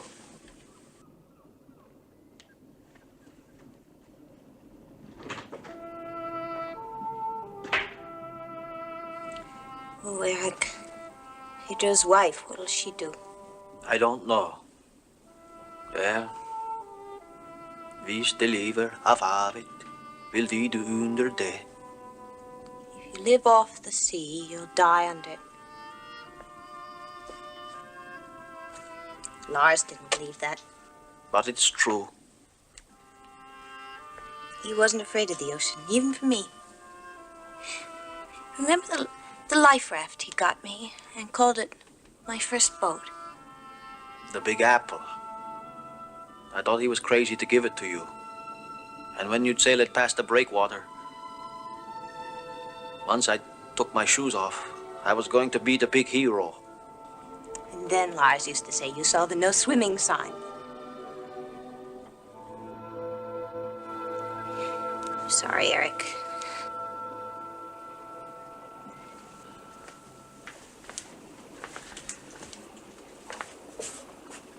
When I was a small boy and the Nazis were in Norway, and you did not do what the sign said, you know what maybe would happen? I know, Eric. You do not know. All right, I don't know. Listen. I want to talk to you about Jeff. He wishes still to stay? He's going to stay, Eric. No. No, he is not. He is. But who is he? Where does he come from? And when he is through with you, where will he go? He's not going to be through with me. I don't trust him. Lars did. Lars should never have taken him in. He took you in when your own parents had to sneak you out of Oslo so the underground wouldn't catch you for turning in your own cousin. I was a 12-year-old child. You understand? A 12-year-old child. You're older now, but you're not my older brother. No, I am not. But you treat me like a brother or like some lecherous old man. I am not. You understand? I am not. Let go of me.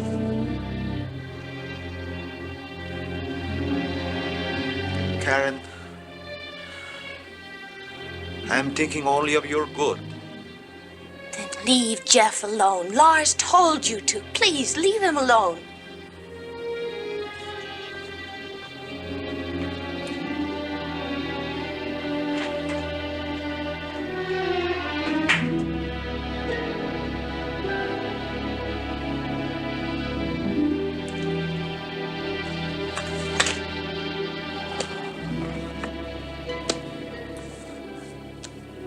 Lars, what shall I do? I've never seen him. Let's see that match again. Well, it's more likely put out by a sailmaker. A place like ours, we only sell sails with boats, not just sails alone. There's a sailmaker in Ventura. One in the valley, too. Yeah, I've been there. And one in Santa Barbara. None after that, I guess, all the way to Monterey. Ventura, Santa Barbara, Monterey. Yep. All right, thank you. I wouldn't want to be that guy bucking the Sunday traffic up the coast. I wouldn't want to be the guy he's bucking it for.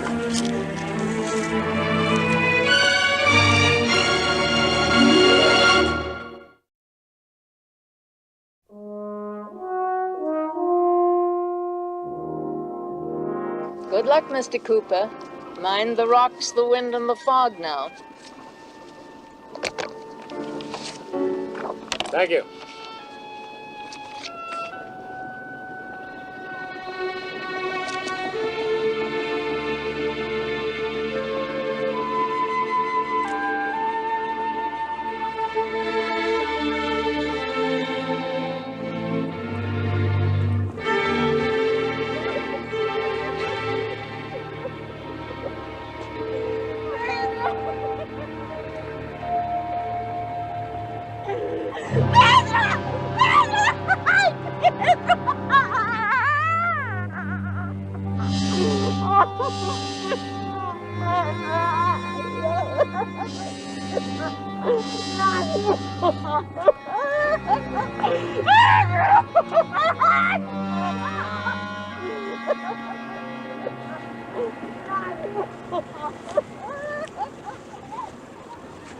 Sharks, huh? Sharks. Hardly enough left to... Got a cigarette?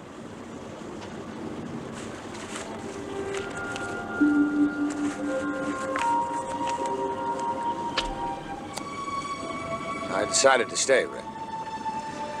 I know, Karen told me. Why were you leaving? It doesn't matter. All right.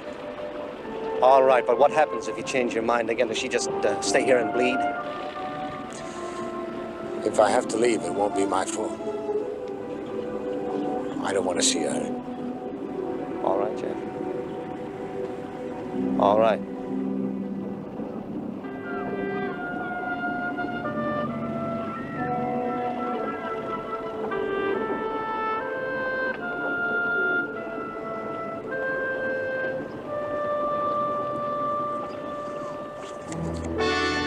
This man, you're sure he's a sailmaker? He's anything he wants to make himself. What's he running from? A death sentence for murder.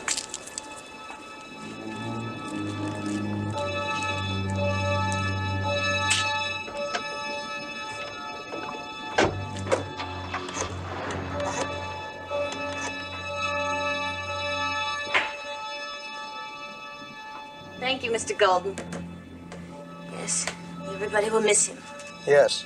Now, with Lars gone, you'll probably be hiring another sailmaker, right? Well, no, there's Eric and... Why, Mr. Golden? Now, you be careful, because there was a policeman just here, a lieutenant from someplace in the Midwest. Now, there's a man, maybe in the trade, going around. He showed me his picture. He's a convicted murderer. When was he there? The lieutenant, he just left. Now, you be very, very careful who you hire, all right? All right.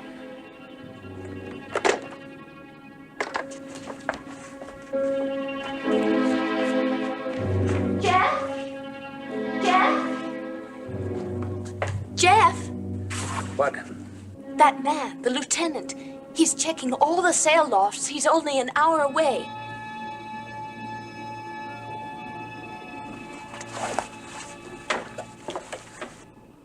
We have to go. We? Of course we. You want to go with me? You know what that means, Karen? Anytime I leave a restaurant, I gotta go through my pockets to see if I've left anything behind. How did he know I was working in a sail loft? A match, I guess I left behind. I can't get a driver's license. I can't even get a fishing license. I don't know how many different jobs I've had. I can't even remember all the names I've used. You're not gonna live that kind of life. I want to go with you. Where? But we can't just wait here. I'm just plain tired of through running. I can't let him take you. I just can't.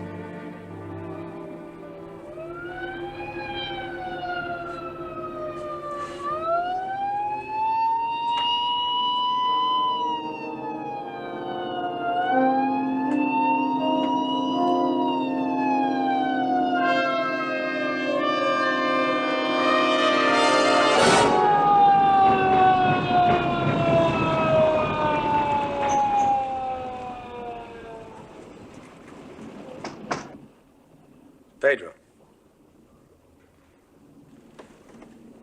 I wonder.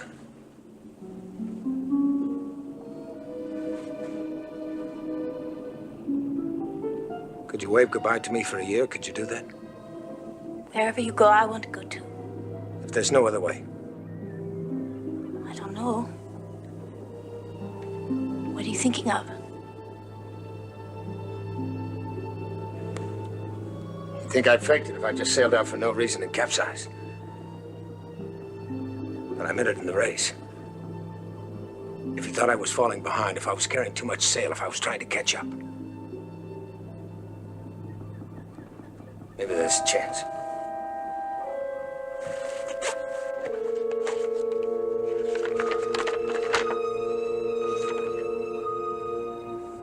Mind the wind and the rocks and the fog. This time of year, there's always the late afternoon fog, isn't there? The channel current never changes, does it? Not at this time of year. The wind's always down coast from the northwest. What are you going to do?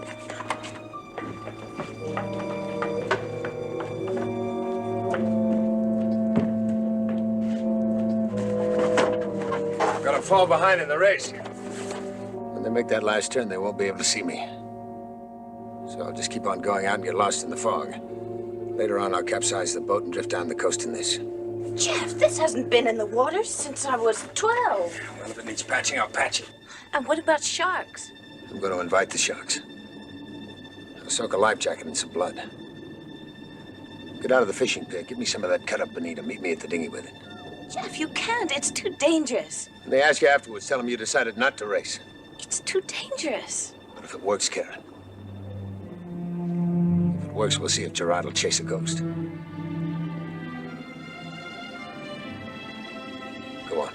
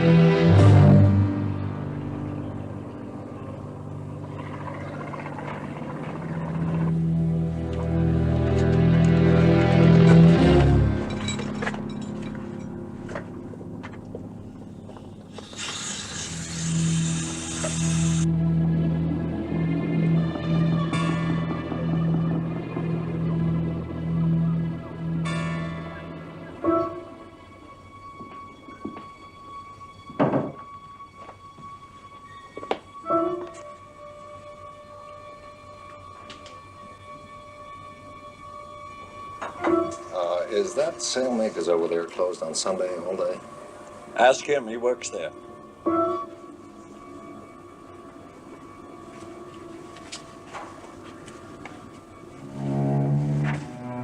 You'll have a match, please.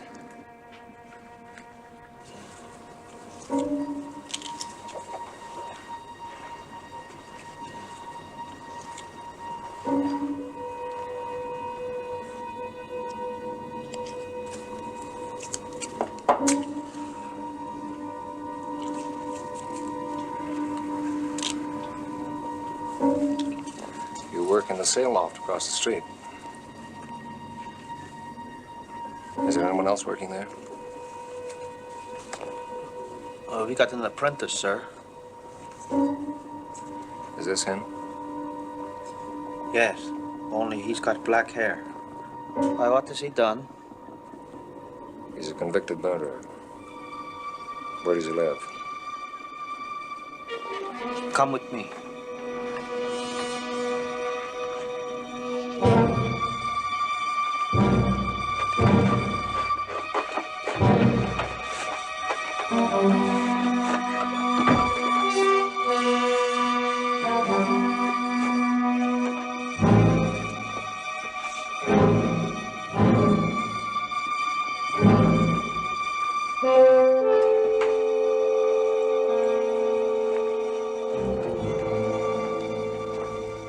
Where's the room?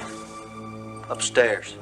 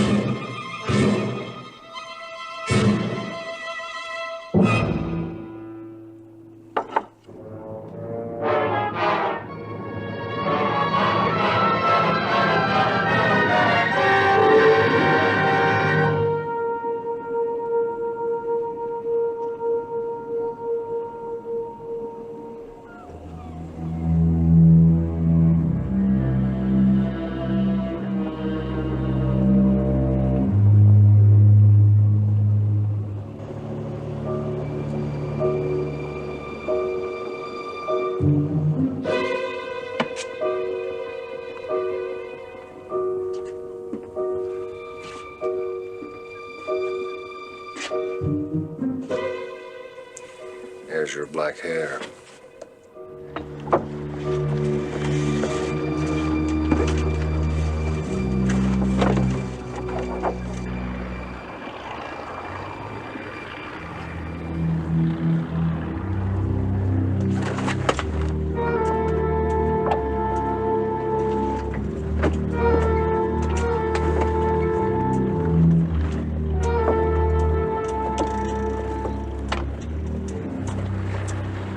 Ride for a while? No, Right behind me. Now say goodbye. no, there's room for two on the raft. Can't even if we make it. You can't just leave people thinking you've drowned. Which people? Lars is dead and I don't care about Eric. Come on, kid. Jeff, please. 5 minutes late as it is, we'll be late for the start.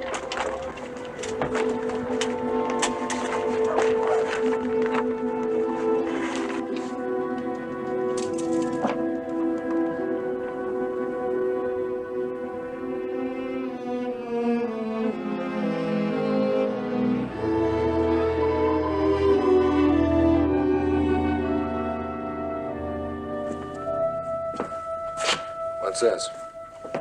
That's the storeroom for canvas and dacron and line.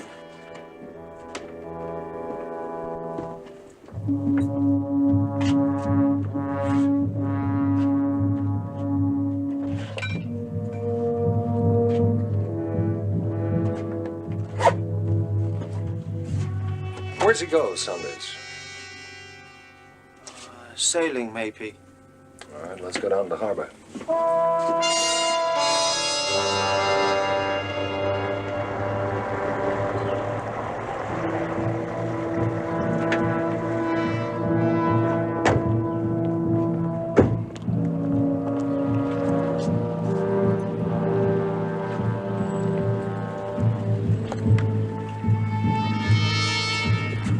Could they be in that race?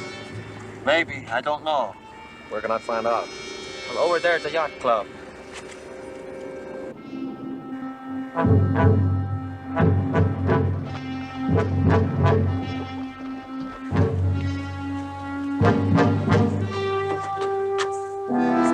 Is Kimble, Jeff Cooper in this race? Why, yes. Why? Where could I get a motor launch to take me out there?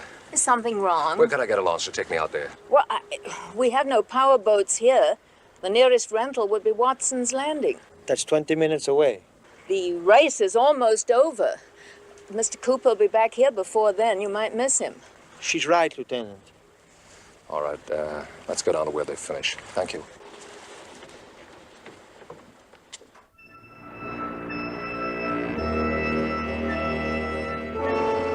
Last buoy, Jeff.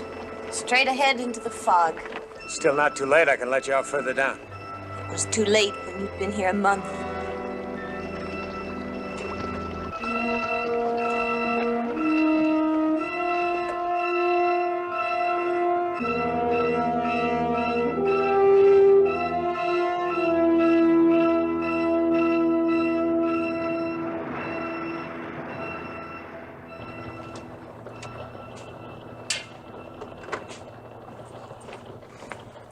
Can't see a thing from shore. 4 hours wasted. Captain, you gotta get me out there to find him. We can't just wait here while he gets away. Get away with him, Karen would never go with him. They're just lost in the fog. Now we should go. The answer's still no, Lieutenant. I want to give you every reasonable cooperation. But going out in this fog, even with all our equipment, we couldn't possibly find them. Captain, the wind's coming up out there. By midnight, the channel westerly will swamp them. We've got to go out after them. I'm sorry, Doctor. Lieutenant, not till morning. There's nothing we can do till morning. This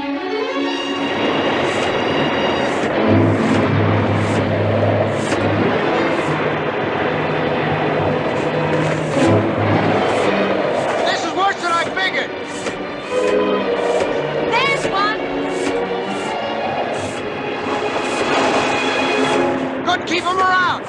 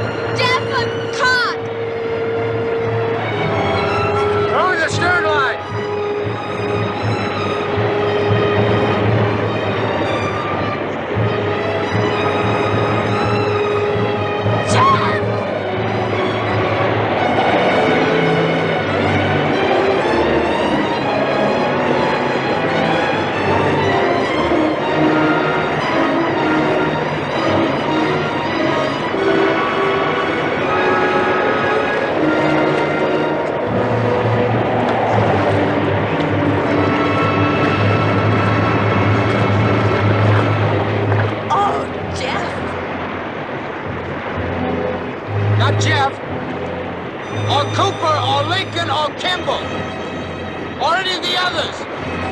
They're in that boat. They're all dead. They're dead and we're alive. So far.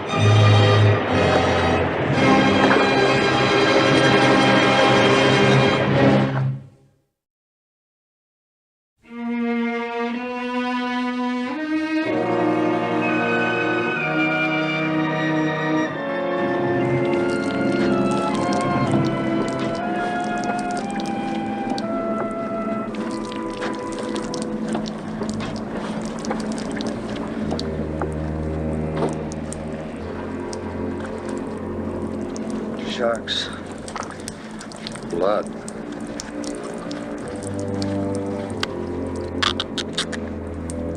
It could be his. We'll know in a few hours.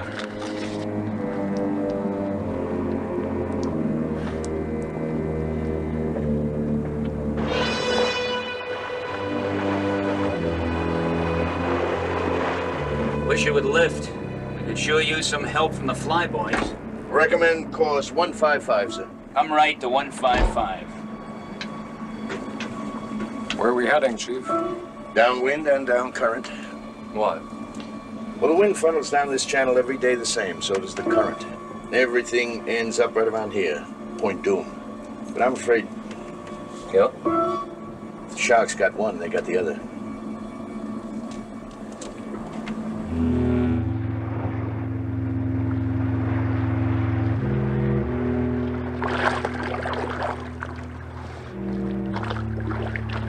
This clears, they'll send out search and rescue planes. How far have we come? I don't know, 15, 20 miles, maybe. I wish the wind hadn't died. We'll make it, Jeff. I know we will.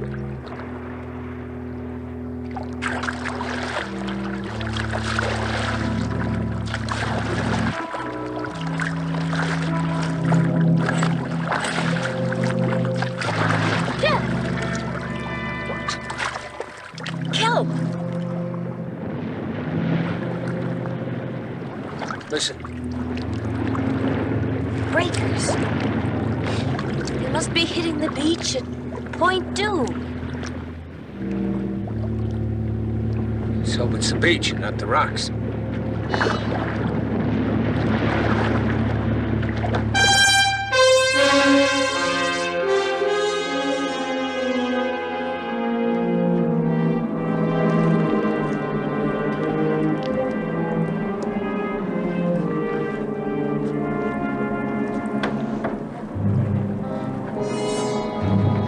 Must have gotten separated somehow. This makes it worse. Why did you go with him? Why did you go? Because, Eric, I don't think you'd understand.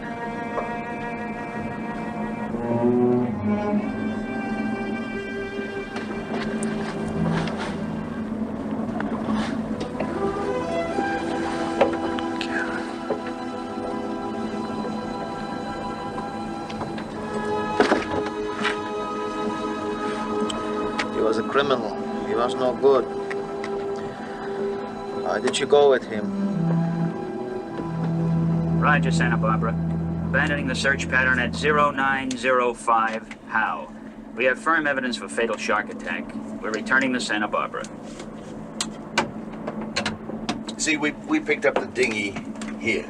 We steamed downwind, found that second jacket right here. See, everything drifts downwind. The lighter it is, the faster. Like if we'd had a crashed plane instead of a dinghy belly up, the pilot been halfway to Point Doom on his raft by now. A raft? But small boat sailors don't have rafts. Did she carry a life raft in that dinghy? No, never before, but there was an old raft in the storeroom. Only yesterday it was gone, and the repair kit on the barrel. Maybe they took it. Lieutenant, maybe she is still alive.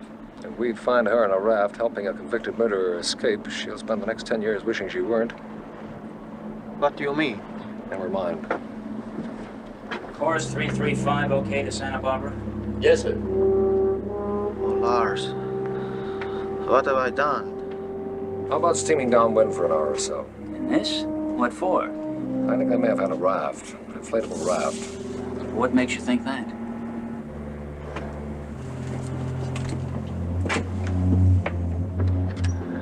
All right, Eric. Tell the captain what you just told me. I'll tell him. Tell him what? About the raft, Eric. Tell him about the raft. What raft? Eric, tell him about the raft. I don't know what you're talking about. All right. I think there's a raft. Isn't that enough? Lieutenant, maybe your zeal is commendable. If you want, I'll commend it to your superiors.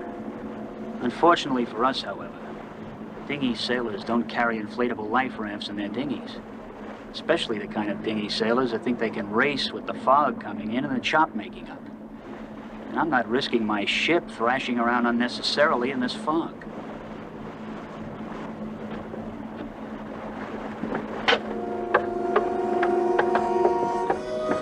Suppose they had a raft. They started from here. You don't want to risk the ship? Drop me here in one of these. I'd drift along the same course, wouldn't I? Probably. But they had no raft, and I'm not dropping you.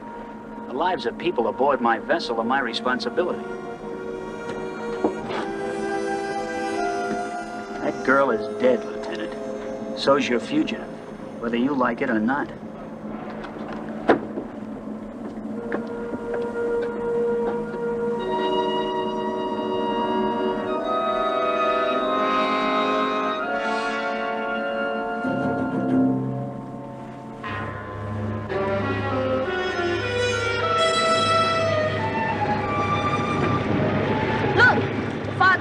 The shore.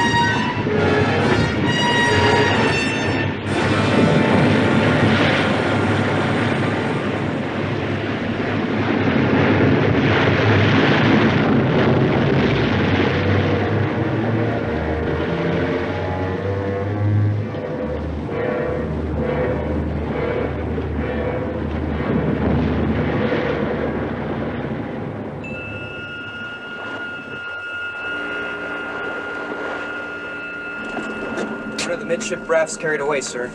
Carried away? Oh, no, it didn't. Stop all engines. Lieutenant Gerard. Lieutenant, you won't make it. We know these waters. Lieutenant Gerard, answer up. We're listening.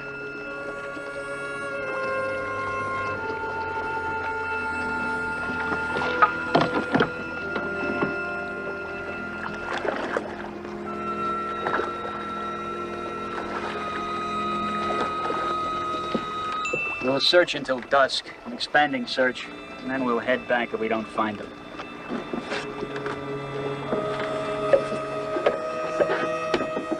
Find him?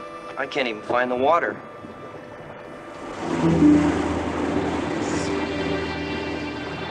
I buried the raft.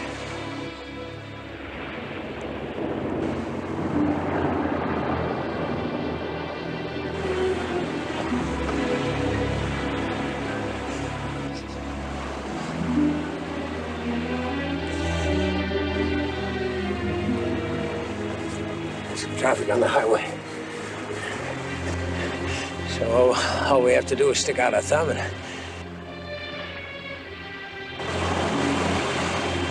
What's wrong? I wish that... What do you wish, Ken?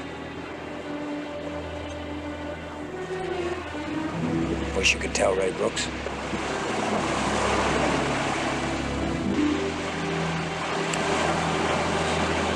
You sorry you came?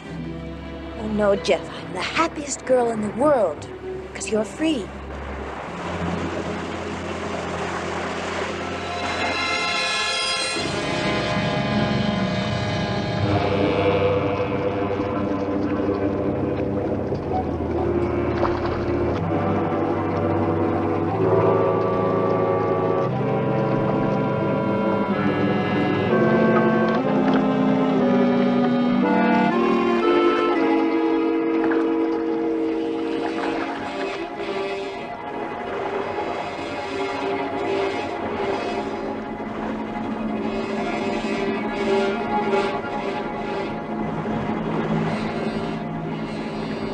Tell headquarters we're heading back to Santa Barbara. Aye, aye, sir. Come left to course 300. All engines ahead 1/3.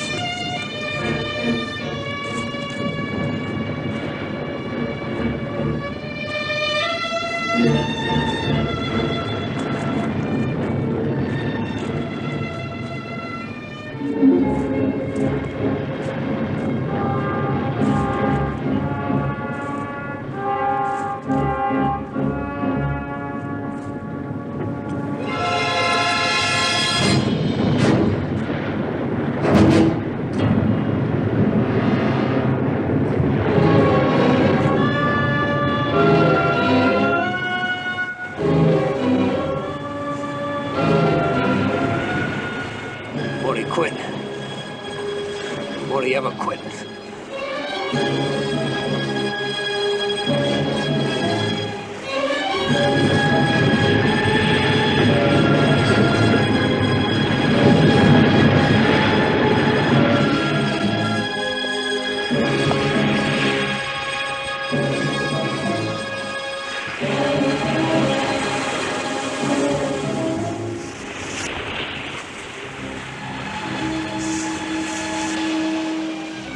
No, Jeff, please don't.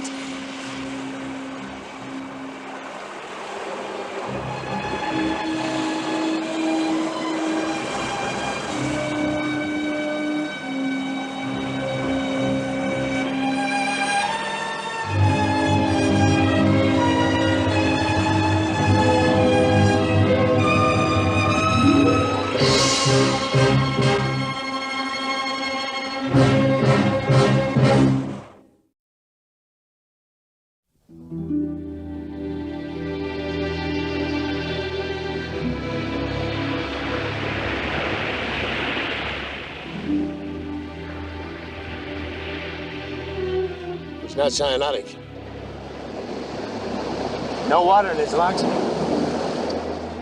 I loosen this, it starts to bleed again. You, go up the highway, stop somebody, call an ambulance. When it comes, what happens to you? You go back to Santa Barbara. Anybody ask you, you tell them I forced you to come along, understand? No. No other choice, Ken. There is a choice. Look, darling, he never saw us. You drowned, and I got ashore with a spare life jacket. I'll wait in Santa Barbara until it all blows over. You're just as dead, darling. And then Sometime, but not too long.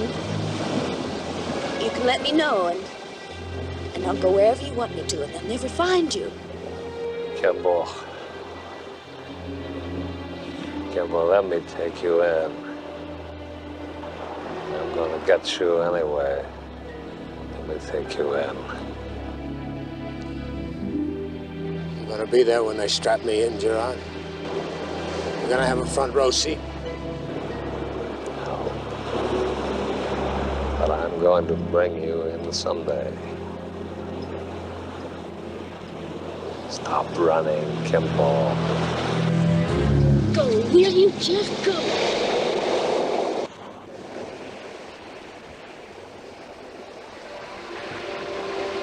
If she stays with you, if I stop somewhere and phone for help, what happens to her? Is she an accessory after the fact? Or is she just a girl that picked the wrong crewman for a boat race?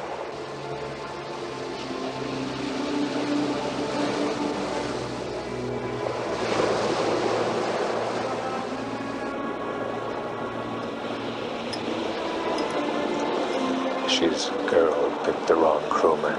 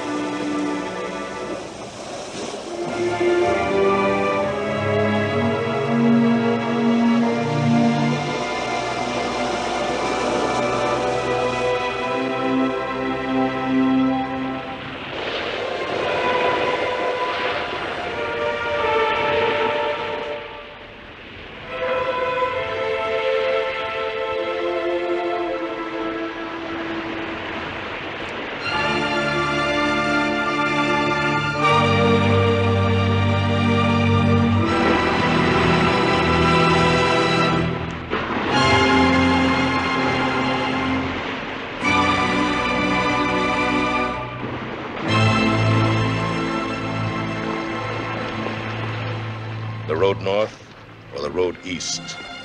For the moment, to Richard Kimble, it makes no difference. The road ends nowhere.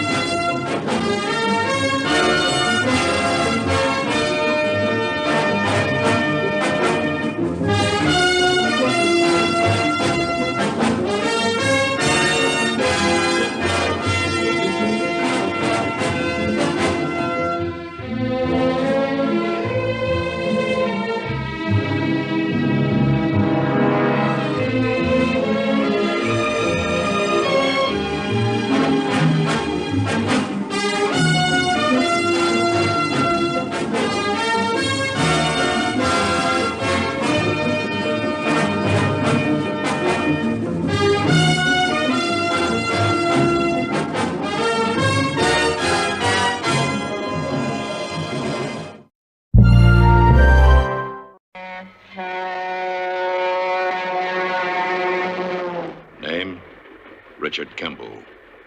Profession, Doctor of Medicine. Destination, Death Row State Prison. Richard Kimble has been tried and convicted for the murder of his wife. But laws are made by men, carried out by men. And men are imperfect. Richard Kimble is innocent. Proved guilty, what Richard Kimble could not prove was that moments before discovering his wife's body, he encountered a man running from the vicinity of his home. A man with one arm. A man who has not yet been found. Richard Kimble ponders his fate as he looks at the world for the last time and sees only darkness. But in that darkness, fate moves its huge hand.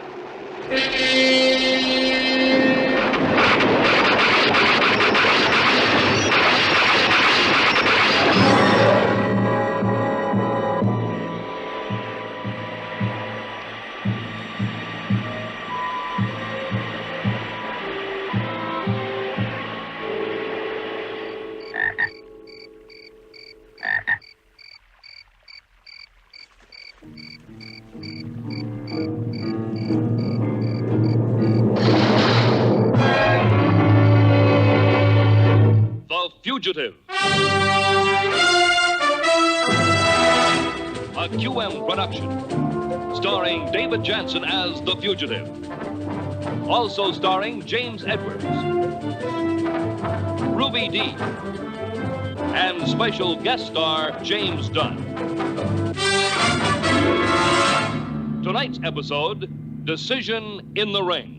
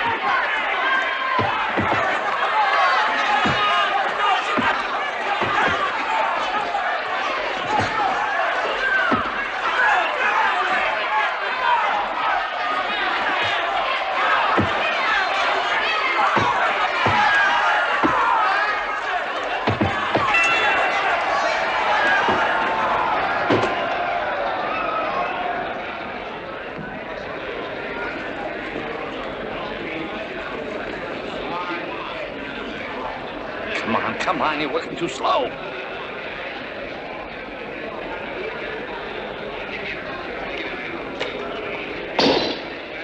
Now look what you've done.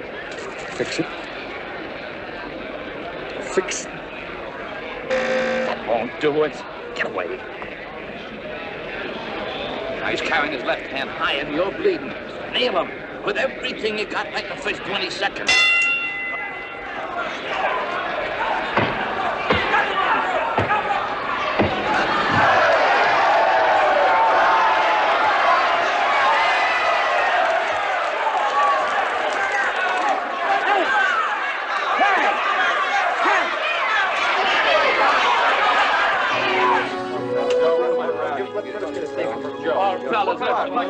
I'll give you anything you want later. Now go on. I gotta take care of Joe. You told me you knew your business. Now get out. No, Lou. I want him out of here. He's no good. Come on, get out. Go on. I'm gonna get a doctor.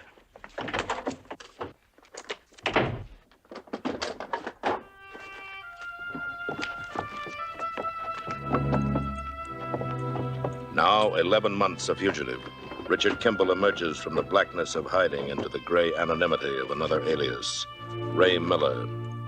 He thinks of the day when he might find the one-armed man. But for now, Los Angeles, California offers him temporary haven.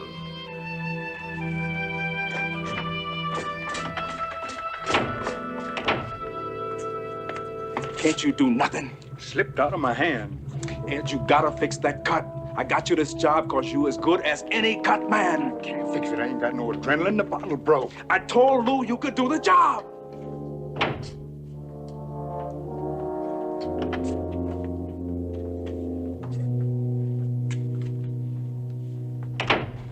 Hey, could I have one of those?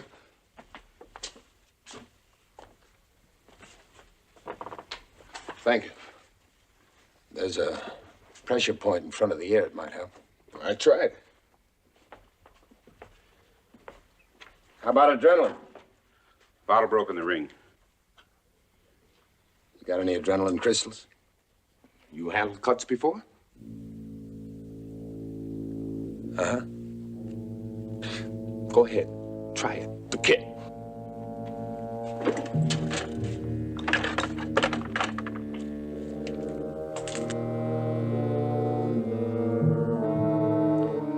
Give me a glass and some water.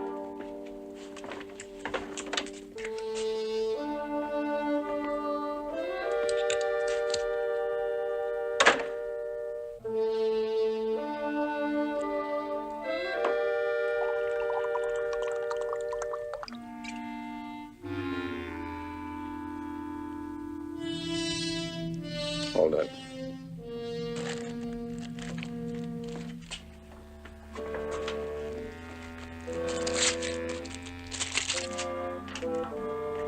Take the towel.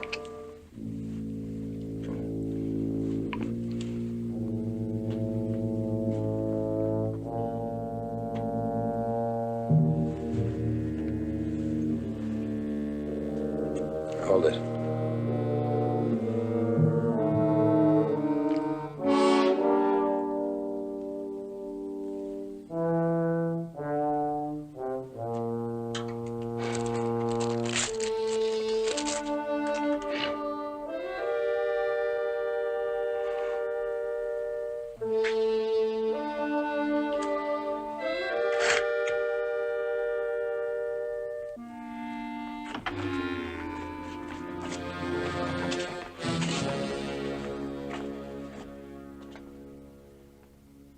Nice job. Go ahead. Looks all right, Lou. Before you leave, bring him by the office. I'll put in a couple of stitches. You do that? Uh-huh. What's your job here? Clean up towels. What do you draw? 60 a week. Well, see me tomorrow, Kellum's Gym. 11 o'clock and be there.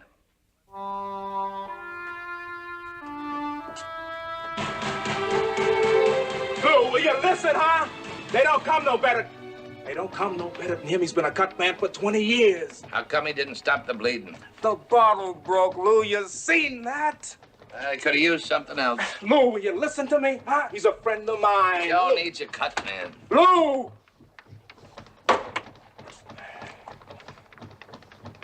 Lou, you mean to tell me you're gonna hire him, huh? You're gonna hire that floor sweeper? Maybe. Lou, you can't do it. Now, you stick to your spar and I'll do the hiring. You can't do it, Lou. Dan, go take yourself a light workout, huh?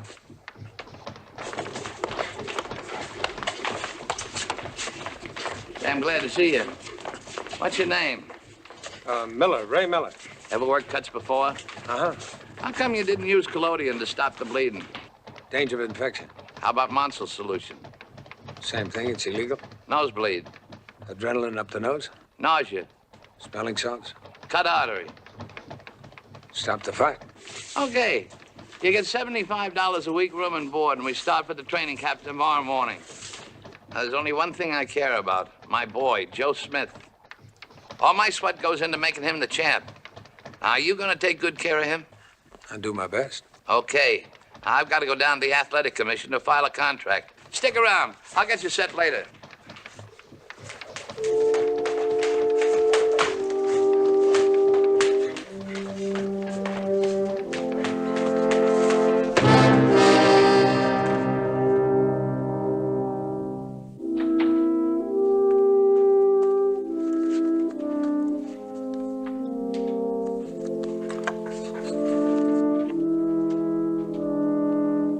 Congratulations on last night, Reagan.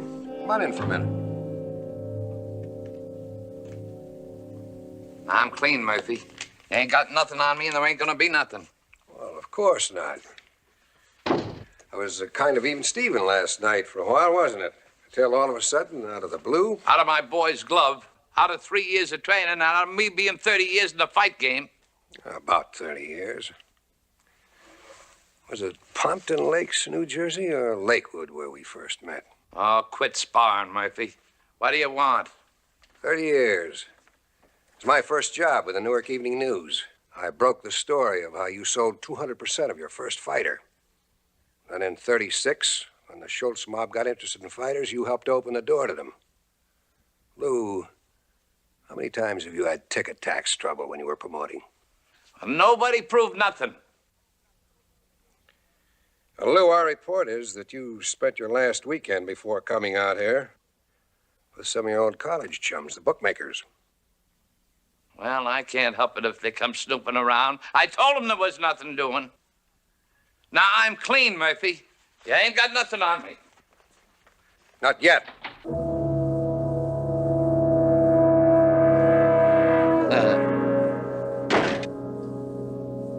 Okay, Sergeant.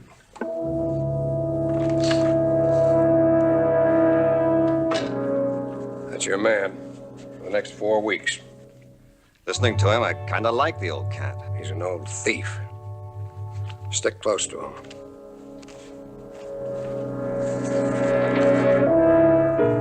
Was my gal sound? Come on now, everybody, drink up. How about a refill, fella? Come on, up as the victory celebration. Wally, you were never better. What? Why is a jab the best punch? Well, you ask my boy Joe, he'll tell you. Hey, who wants a punch in an... Oh, no, not here. Good evening. Hey, what's killing you?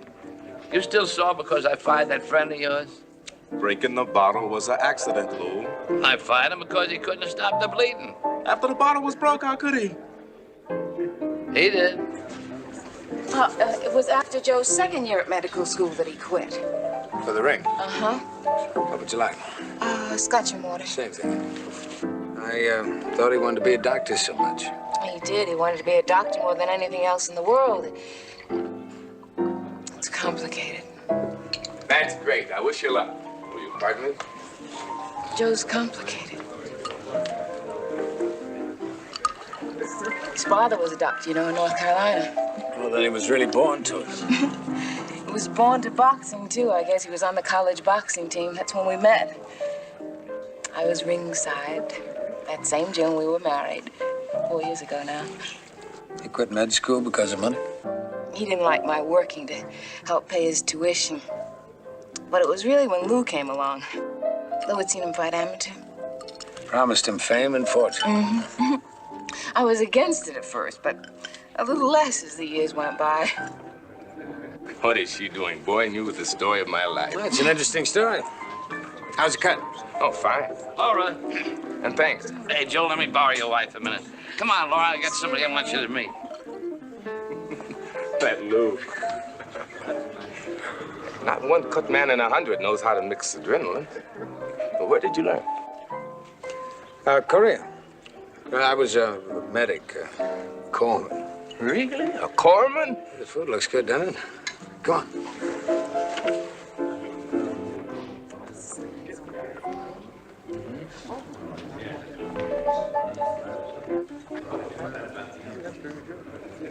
A corpsman, huh? Well, that's more medicine than I practiced. Your wife was telling me how you were lured away from being a doctor. Lured? By Lou? You wouldn't say that to me. DeRocher lured a player onto the Dodgers, would you? I got the idea that medicine was something special for you. A man's lucky to have a feeling like that. Breathing's important, too. You see all these people, us here? We're fight people. And because we're all in the same game, well, we're just people to each other. I'm just another guy. Do you think it would be the same for me on the outside? As a doctor? We've got some new customers. Hey, keep that warm for me. What's the password, friend? Ring magazine. He told me down at the gym there was going to be a big bash. Oh, you're going to do a story on Joe? If there is one. Of course there's one. He's going to be the champ. Hey, everybody, I want you to meet... What's your name? Hank Stone, Ring magazine. Right. Hank Stone, Ring magazine. Come on, Laura. Hey, this is Joe's wife, Laura. How do you do? Smile, Joe. This is my boy, Joe. Hello. Glad to meet you. Gonna make a cover boy out of you. Congratulations on the fight. Thank you. And this is Ray Miller, our cut man, the best in the business. Hi. Say, we're going up to the training camp tomorrow. You come up and visit us, huh? You couldn't shake me if you wanted to. I want to do a full background story. Fighter, wife, manager, everybody. Cut man, too.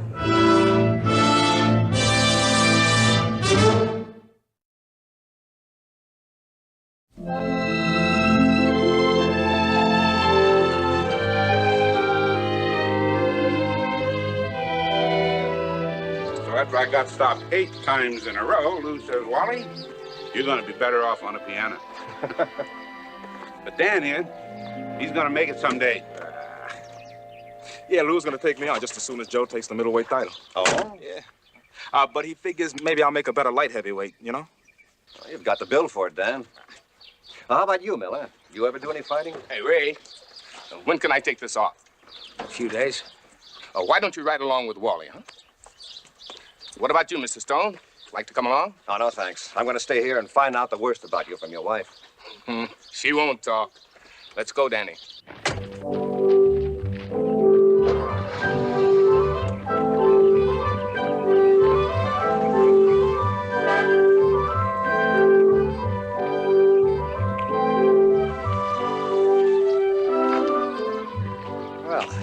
start? Isn't there something about a wife not testifying against her husband?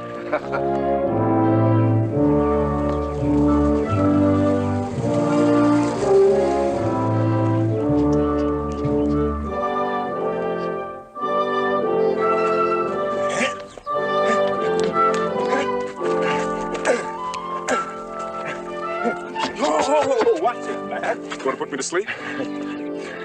Hey, Joe. We don't know nothing about this guy as a cut man. Now, Ed Robbins is the best there Quit is. worrying it, then. Let's run.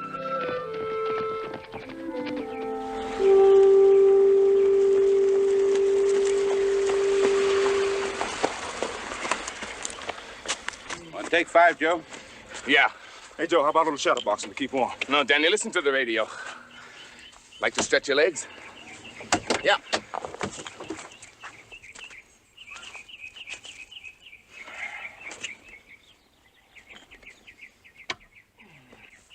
Kind of nice out here, huh? Yeah.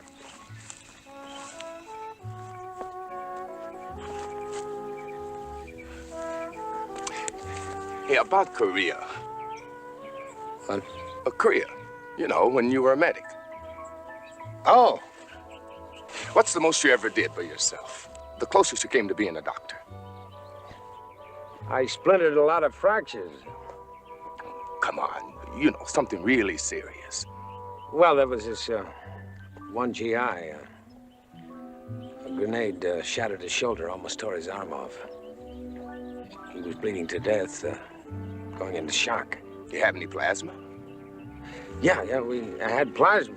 What did you do for the bleeding? We applied some pressure pads and called for the helicopter, but he kept on bleeding. It really moves in, don't it? Takes over like Joe really belongs to him. Well, when we got to the artery, we didn't have any clamps, so I had to reach in and hold it closed with my fingers till the helicopter came. Did he live? Joe.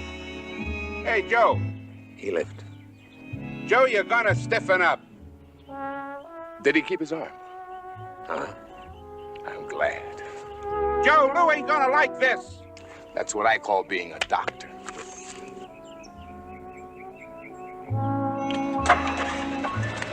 We're supposed to be running. What's eating you, Danny? Nothing. Then let's run.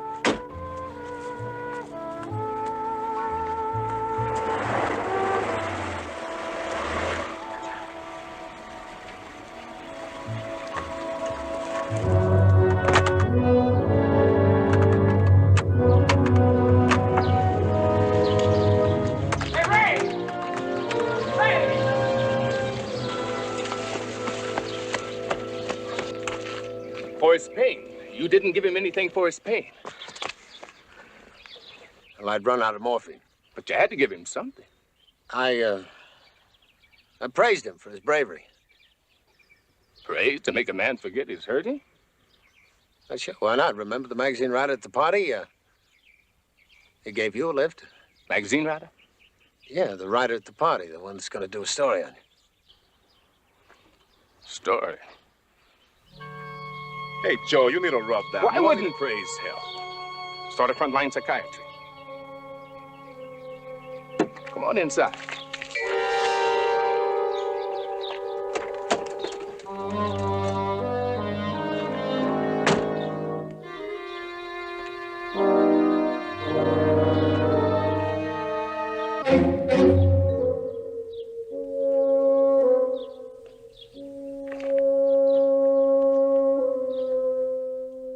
Good. Thanks, honey. Have a seat, Ray. I'll be with you in a minute. Well, how was the workout? Oh, fine. Did Joe feel all right? Well, sure. Why? Nothing. Nothing, really.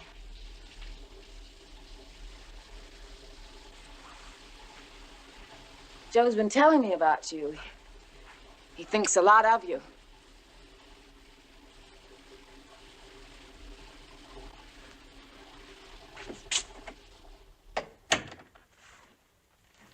This morning, when he woke up, He thought we were still in the city. Has it happened before? Yes, How many times? at least twice. As bad as today? No. This morning, he didn't even remember the party at the hotel last night. Well, how long does it take? Hey, Ray, there was this gag we pulled at med school. One of the fellows got a can of ether from the lab. Now, there was this professor of physics.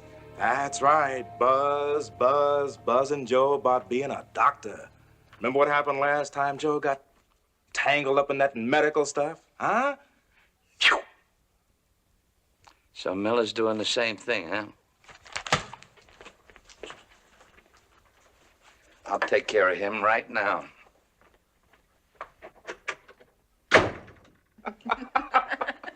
No, honey, you don't swing on a trapezius.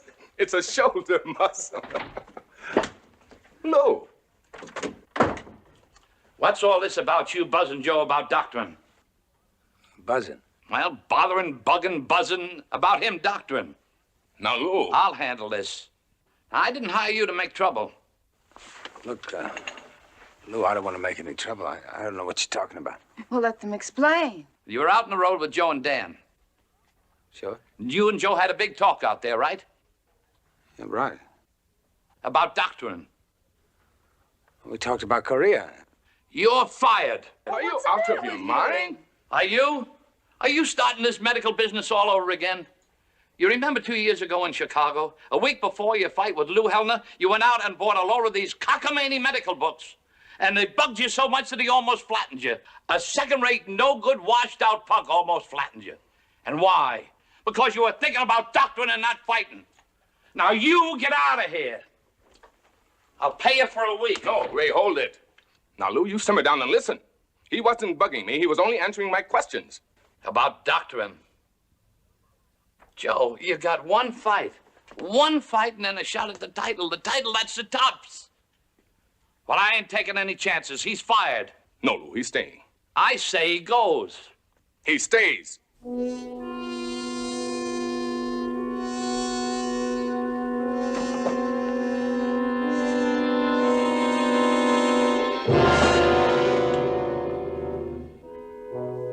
Lou will be bright and sunny in the morning.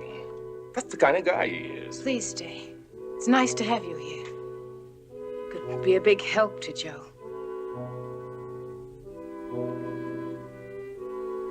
I hope so. Good. Good.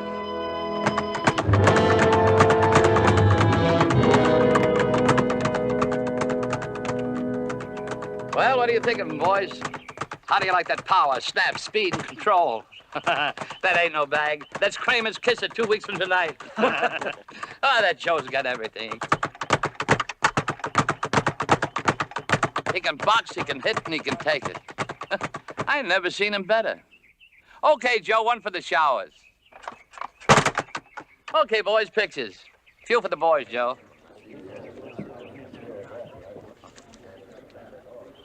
How's the cut coming along? Oh, it's coming along great. It'll be fine. I'll get him. What round are you going to take him in? Sure, Joe. Handshake. What are you going in? What weight?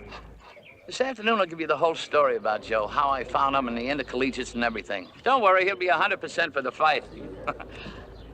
Well, chow time, fellas. Time to put on the feed bag. You go ahead over and I'll meet you there, huh? Come on, guys. You hit the showers. Dan, get Joe's robe. He don't need no cold come 2 weeks.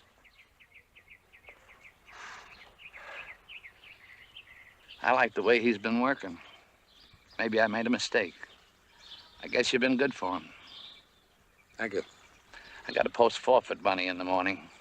You take a good look at that cut. I'll do it now. Good.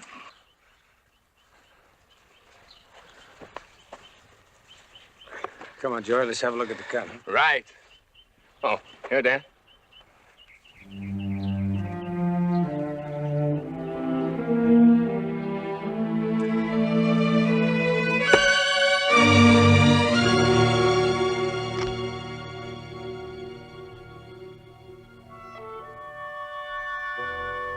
Looks good. We'll leave the bandage out. Keep your head back. I'll paint it up for you.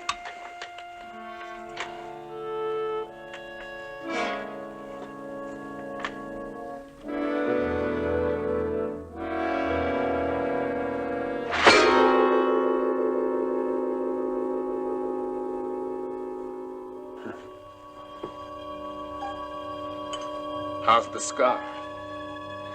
Well, it'll be fine for the fight. How did it react to the light? A reflex, a hippus reflex. That's what you were trying to find, wasn't it?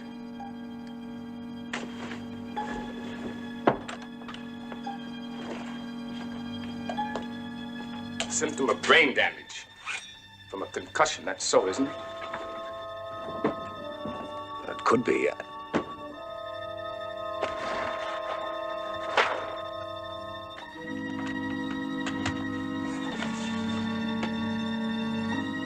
Mine?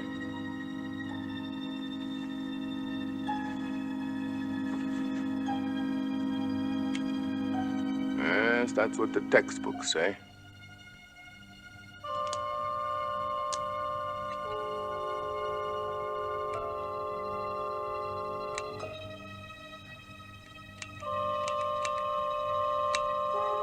Now, did you see any sign of a hippus reflex in my eyes? No? Then there's no brain damage, right? I'm not a doctor. Oh, sure, just an ex-army medic. Look, Ray, you didn't answer my question about the brain damage. I'm not qualified to have an opinion, Joe. In spite of my lapses of memory? Look, Ray, did my wife tell you to examine me? Has she been buzzing you about my memory? Joe, the tension of a big fight, anybody's liable to forget a couple of things. Then what are you going to tell Lara? That with a good covering of collodion, that scar should take any amount of punishment.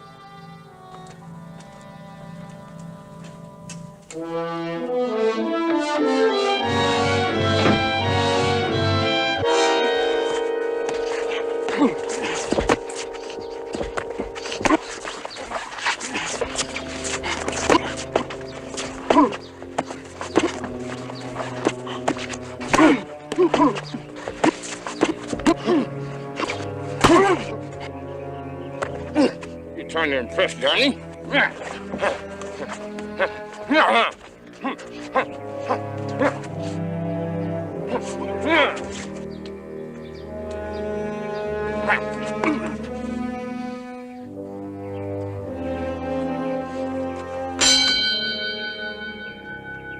You look great, Joe. 5 days till Saturday. I'll have you just right to flatten that palooka. How about me, Lou? When you gonna take me on? Pretty soon. You got a lot to learn. That coat of collodium stand up? Yeah, it'll take a lot more punishment than that. Hey, Miller. You gonna have time for a talk with me? Joe, hit the showers. I, gotta take the collodion off, Joe. Say, man, you saying I got no punch? I won't make no fighter? I didn't say that. No. I heard you about the cut. I was talking about the collodion. Hey, Wally. Can a man even get a towel around here? Here you go. Any questions, anytime. I got a scrapbook. Come on, Wally. That's nice. Thanks.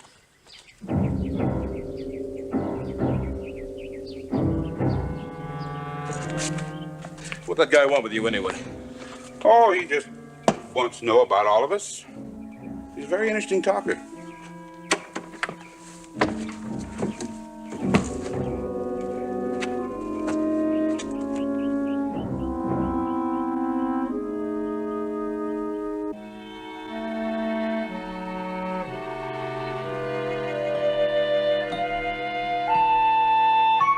Hey, Wally, you say he was asking you a lot of questions? What kind of questions?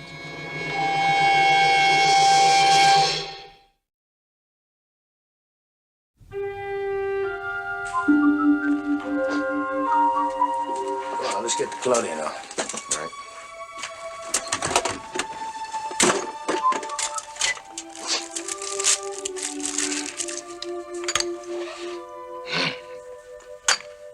Why don't you leave it on? See how it wears.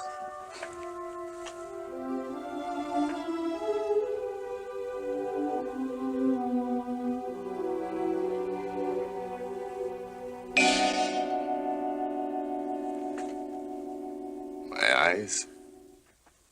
You starting that again. Dan got in a couple of pretty good ones. So what? I train every day, I get hit every day. Why'd you look? Laura told me about this morning. Don't you know anything about women? How they're always making something out of nothing. Forgetting even for 10 seconds that you're fighting Saturday night, I don't call that nothing. Joe, see a doctor. Now, if you do have brain damage, there's a chance it could be cured now. Only if you stop fighting now. Okay. Let's knock that boogeyman down again. Pull that shade.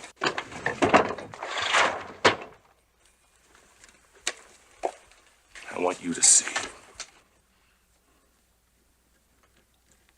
Anytime.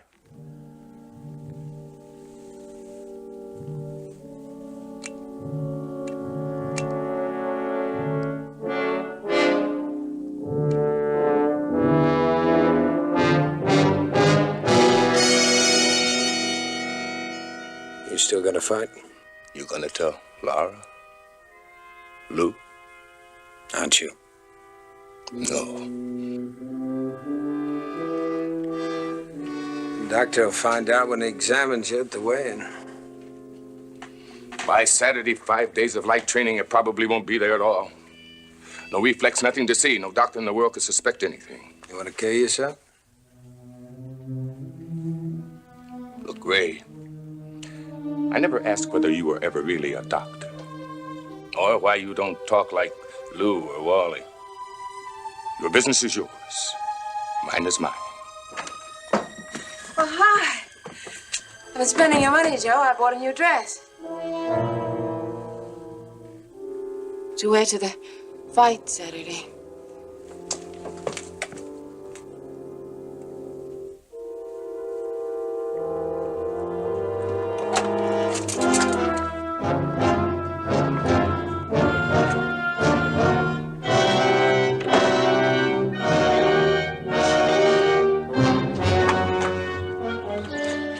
Hi, Dan. You busy? No, come on in.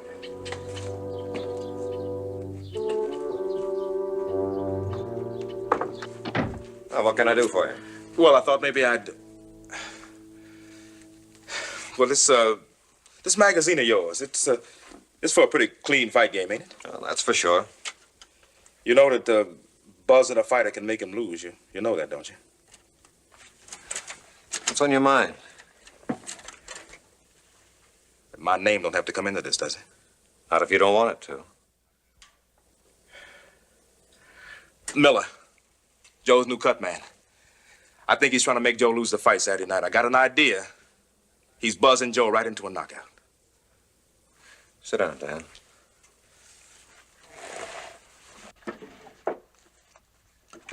Let's start from the beginning. First, about Miller.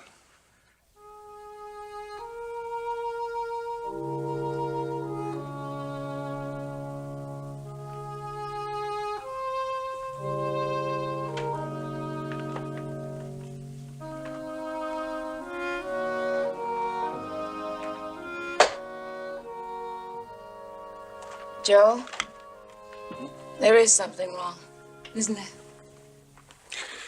No. I was just wondering how I'd be feeling if I'd become a doctor. It isn't too late, you know. Quit the ring and go back to medicine. It would kill me, Laura. It would kill me dead. I know it isn't the applause or the cheers. Is it the money? We've got enough money saved for you to go back to school to become a doctor. It's funny. That's the one thing I want, and that's what would kill me. People pay $5 to see me fight. Now, would they pay it for treatment if I were a doctor? No, Laura. I couldn't take it, not after feeling how nice and warm it is here. If I had to die, I want to die here. Joe, there's something wrong. No, of course not. Swear it. Yeah, I swear.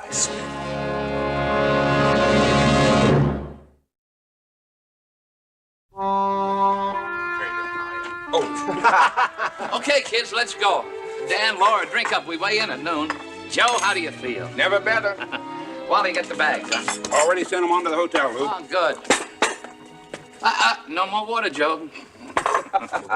Well, L.A., here we come. Say, is that cut gonna stand up? Guaranteed. You have your own car, haven't you? Right. Well, we see you at the fight. I'll be there.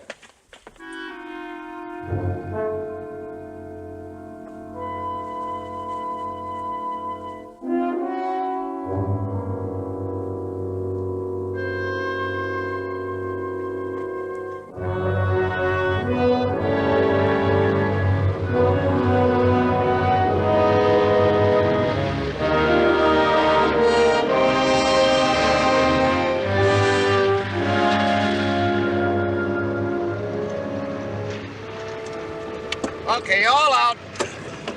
Wally, Dan, you grab what we need. Joe, it'll take about a half hour to weigh in. Right. See you later, honey. Ray, you see that Laura gets settled at the hotel, okay? Yeah.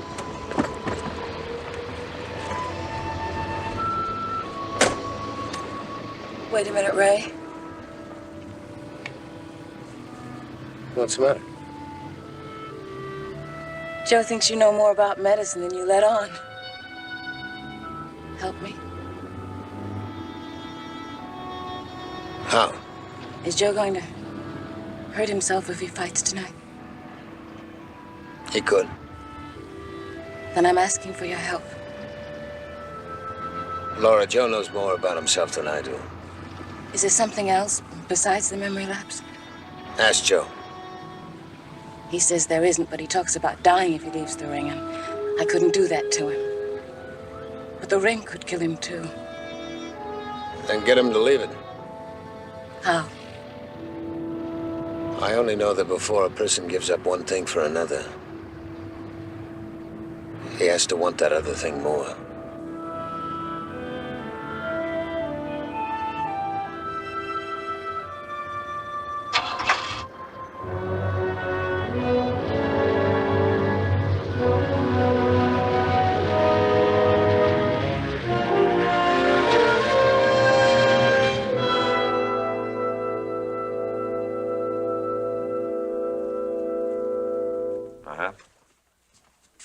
Oh, the rap sheet on Wally Wilson's clean, huh? Now, we're running the prints on Miller now. Right.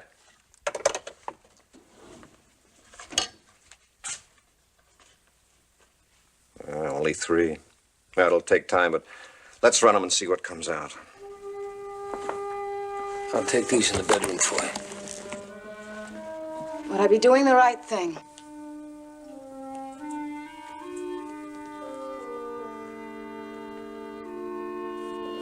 A lot of that'd depend upon whom he loves more, you or the ring.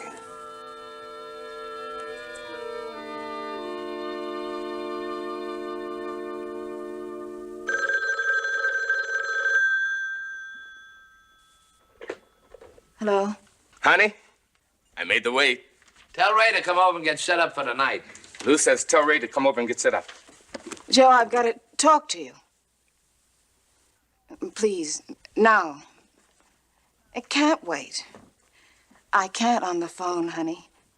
Please, here. Hurry. All right. I'll be right there. Lou, I'm going to the hotel. That's a good idea. Relax. Get a nap. Lou wants you at the arena.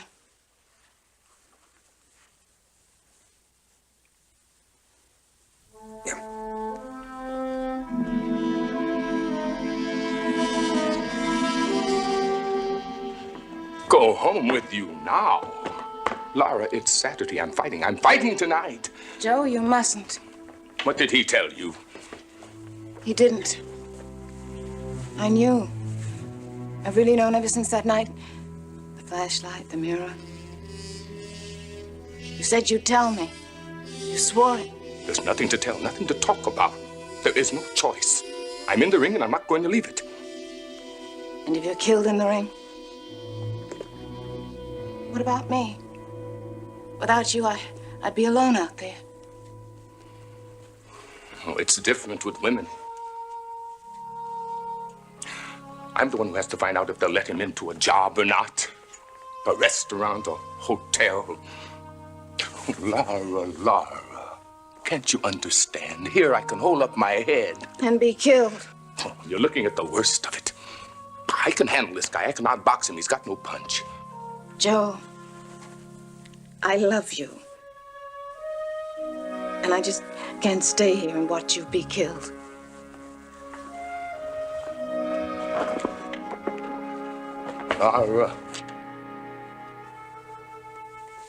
Laura, I can't go back.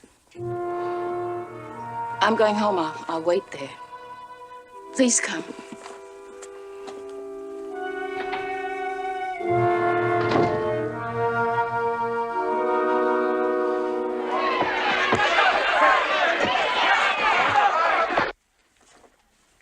Dan, you go with me. Wally, you stay here with Joe. Now, that's only the second preliminary, so you relax. I gotta take a run up to the office.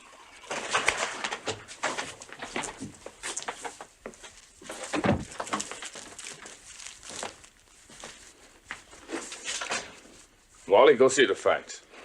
Lou said to stay here. Go see the fights. Okay, Joe.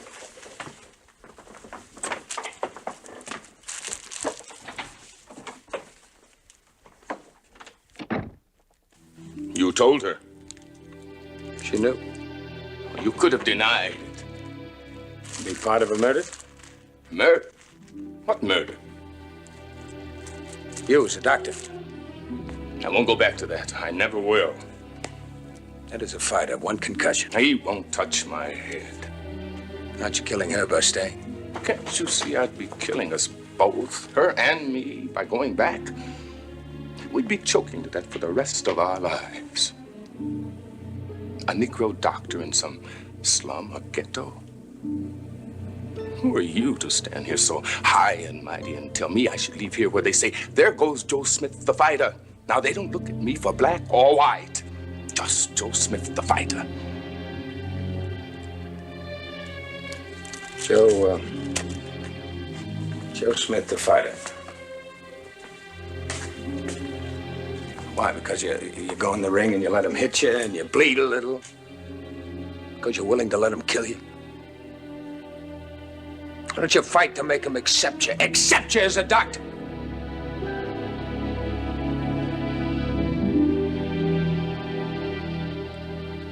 Maybe you're just too afraid to fight him.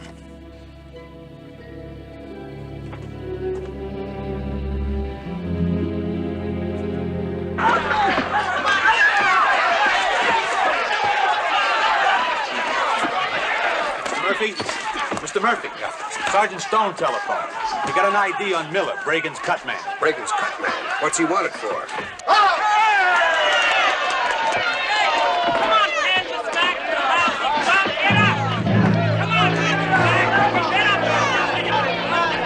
Yeah. Those who can breathe always give easy advice to those who are choking. Where's Miller? My cut man? Why? He's wanted. What for? Murder? I don't believe it. You'd better believe it. Where'd he go? Oh, I sent him to find Lou. Up at the office. He's with him. I'll find him. I've got his description. I'll give it to the others.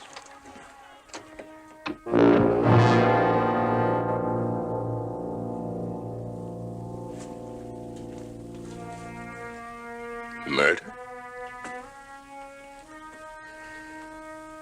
Arrested, tried, convicted. Innocent. I believe you. I'll be your cut man. Banged up fighters go home early. You can pass for one.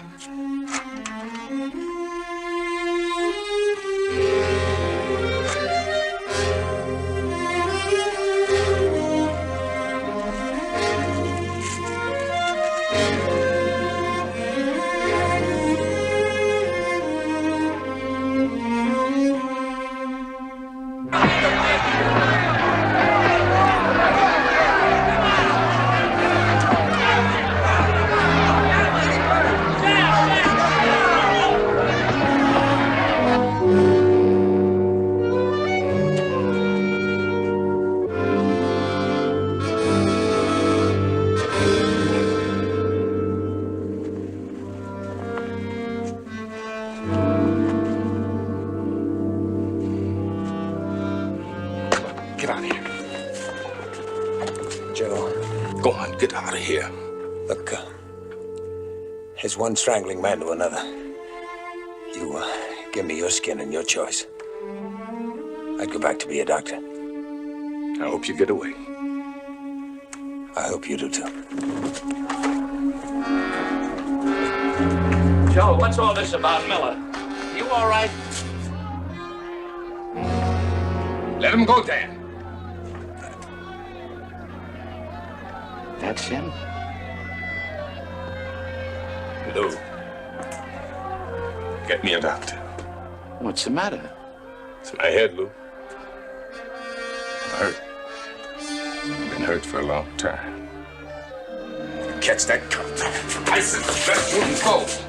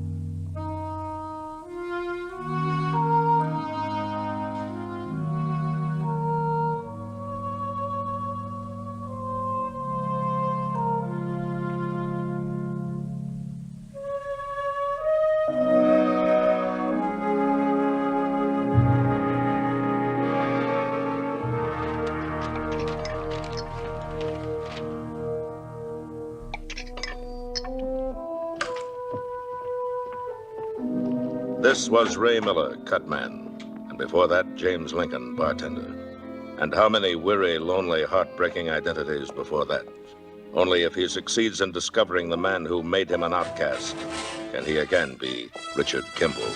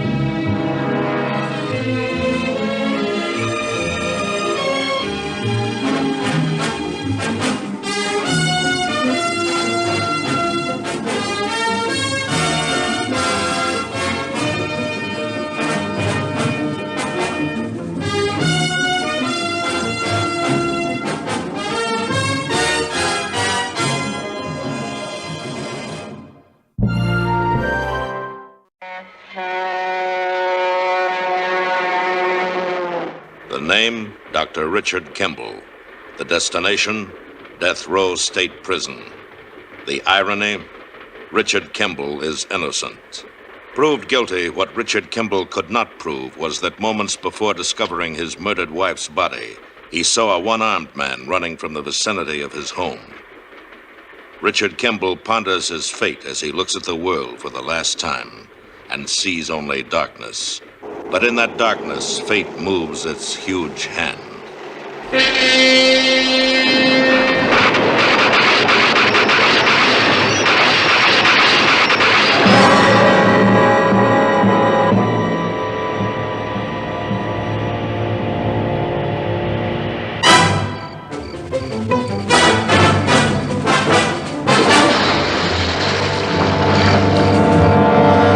The Fugitive. A QM production, starring David Janssen as The Fugitive, with guest stars Beverly Garland, Alejandro Rey, Pina Pellicer, Peter Helm, also starring Barry Morse as Lieutenant Gerard. Tonight's episode, Smokescreen.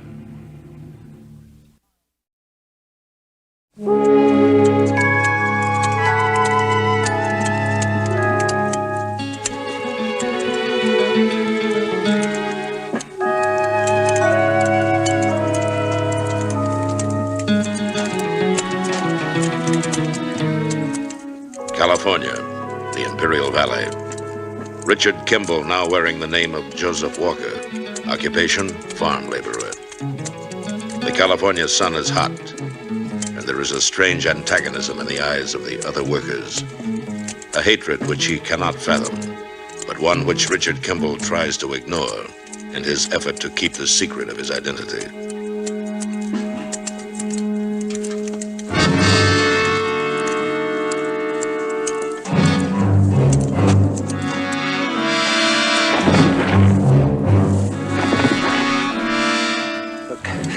Tired of all the stealing now. You just stay away from me. Try that over here. What's with them? What's with you, Jordan? Well, I can't stand the smell of skunk. I reckon they can't neither. What's that supposed to mean? I have to draw you a picture. We want you out of here. All right, what's going on here?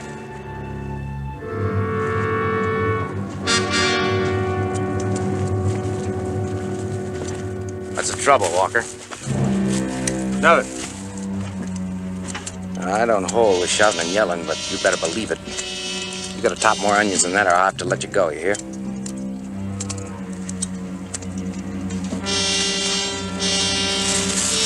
They riding you? I got a hunch maybe all the trouble ain't on your side.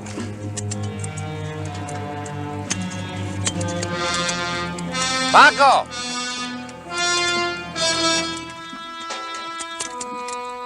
Come here.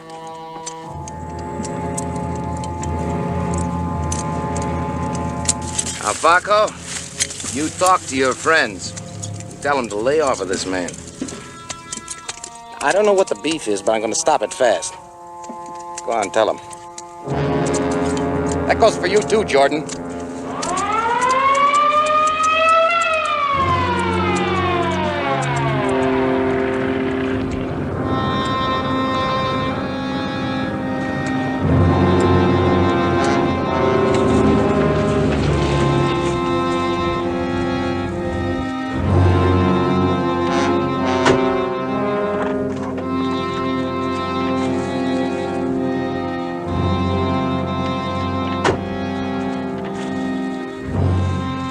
Everybody, over here! Everybody!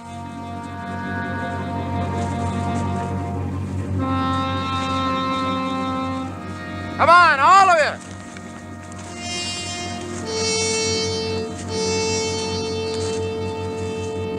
Look, we got trouble. There's a forest fire up in the mountains just east of here. Alvarez, you better translate for me. Alvarez, come here.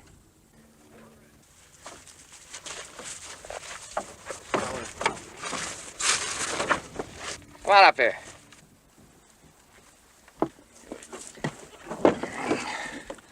Go ahead, tell him. Dice que hay un fuego en las montañas. The ranger here is out scouting up some men to go fight it. Dice que el guardabosque necesita ayuda. Now, if the fire gets out of hand, it could come down and damage some of our fields. So I'm going to make you a little offer. Los campos están en peligro. State has a set hourly rate they pay for this kind of work. You'll get paid that. And we'll keep on with your pay here at the farm, just like you were topping onions all the while. Dice que si vamos a combatir el fuego, el gobierno nos va a pagar. Y el rancho también. ¿Nos pagan doble por el mismo trabajo? Eso es lo que él dice. Muy bien. All right, now you have to volunteer. You might be away for a couple of days, so the trucks will take you back to pack your things. Dice que el camión nos va a llevar de vuelta para que empaquemos, que estaremos afuera unos 2 o 3 días.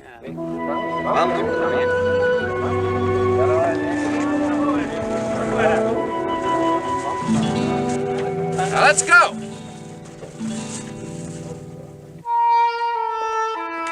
Phil? Phil? Oh, sorry, Captain. Richard Kimble? Yeah, I got a hunch. And I've got a lead on the Danbury homicide case for you. Phil, isn't this just another will-o'-the-wisp? Well, 3 months ago, I had a wire from a sheriff east of El Paso. A transient he'd hustled out of town. Might have been Kimble. A possibility. Seen here, too? That's right. Now, suppose he's working his way west from crop to crop. Lettuce in Texas, carrots in New Mexico, oranges in Arizona. Well, you've got want bulletins out there. What more can you do? Only takes a few hours by jet. How about the Danbury case? This is a typical pattern, Captain, following the crop. Might turn up in California. I could be there, waiting. It's only a hunch, Phil. A long-shot hunch. No, I need you here now. Come on, let's get on this Danbury case. Phil.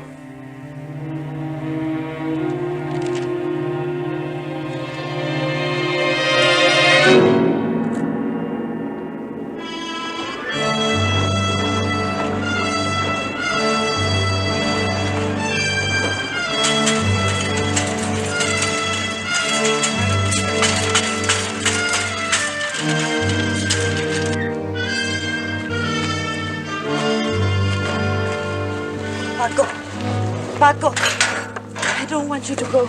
I don't want to go either. But if I stay behind, they will wonder why. We shouldn't give them reasons to ask questions. What about that one? He's going with you? Yes. Maria makes me afraid. Not for myself. Makes me afraid for you. I'll go with you. Don't be foolish. Are any of the other wives going with their husbands? Pero Paco, yo voy a tener un hijo. Me siento tan sola aquí. No conozco a nadie. Paco, ¿por qué no me contestas? I told you I don't want you to speak Spanish in front of everybody. They hear us. They're going to suspect. No me importa. Maria. I don't care about any of them. I love you. I need you. I'm going to have your baby. Please. If everything goes well, I'll be back tomorrow. If the baby comes?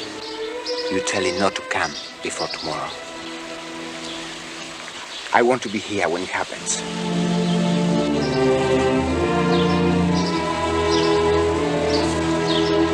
In the truck, everybody. Come on, hurry up, let's go.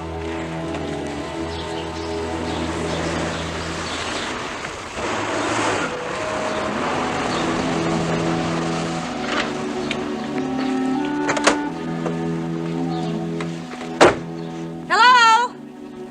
Who's in charge? Oh, are you in charge here? I'm the foreman. They told me to expect you, Miss... Stillwell.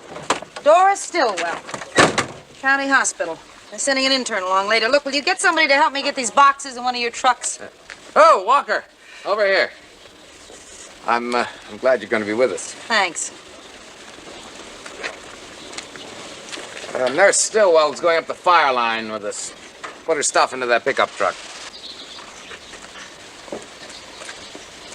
No, wait a minute. I'll take that.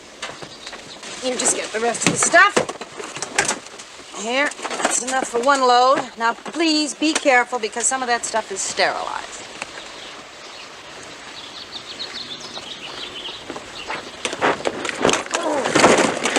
I'm so sorry. Is anything broken?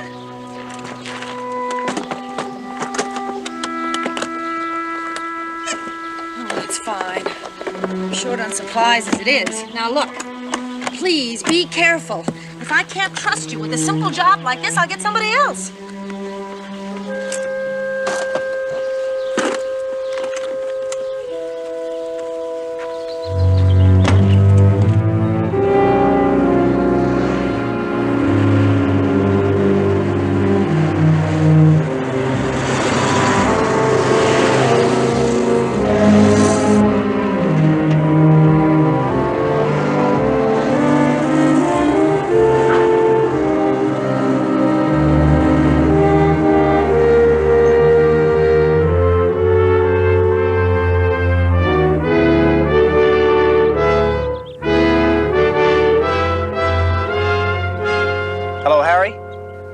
It's called Hidalgo Grove. It's supposed to be the control center, but there's no one around.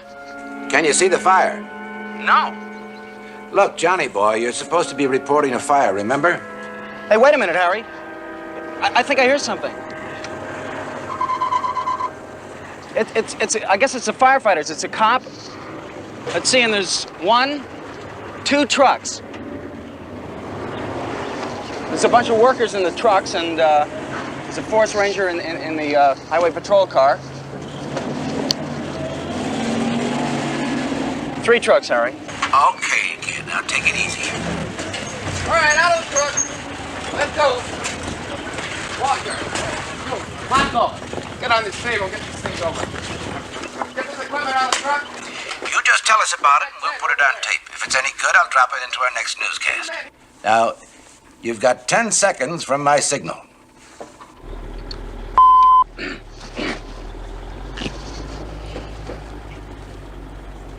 This is Johnny Peters reporting to you from the fire scene. KRGA is first at the scene, and we are watching the first of the fire... cut it, Harry. That was awful. I'm sorry. Can we try it again, please? Okay, Johnny. Now, forget all about what they're teaching you in college. Just describe what you see. Now, go. This is Johnny Peters reporting to you from the fire scene. KRGA is watching the first of the firefighters arrive at this peaceful picnic area, which is going to be the control center for the fire area. Cardenas, order the truck and get some shovels. Comprende? Walker? Get some shovels out of the truck. You go with him.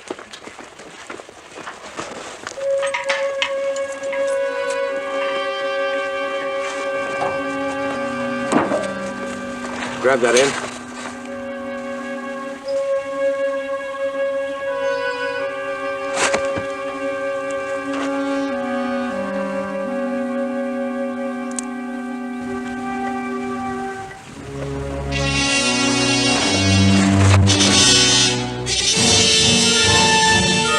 María, ¿para qué viniste aquí? Paco, where is Paco? Paco!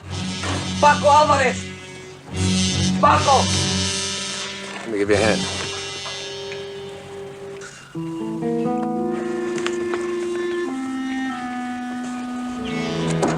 Paco, María está en el camión.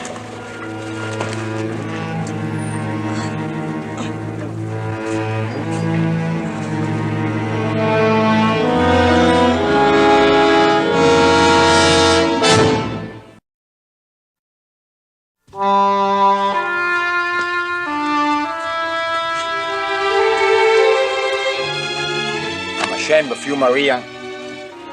What kind of a wife is this? Who doesn't obey her husband? I'm sorry, Paco. Yo quise quedarme, pero no pude. I'm so glad to be here. Well, where did she come from? Forgive my Maria, senor. She was hiding in the truck to be with me. Well, as long as she's here, she can help me. You take this into the tent, Mrs. Alvarez, and stay there. Would you bring the table right in here? Come on, hurry up, fellas.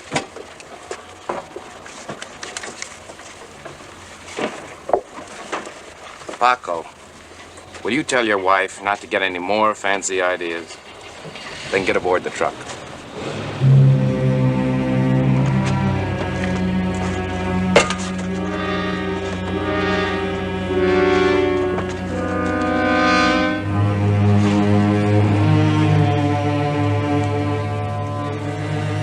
Push it back, fellas. All right, fellas, come on, push back in the truck. Come on, move back there. Give them room, fellas. Come on, get aboard. All right, move it out.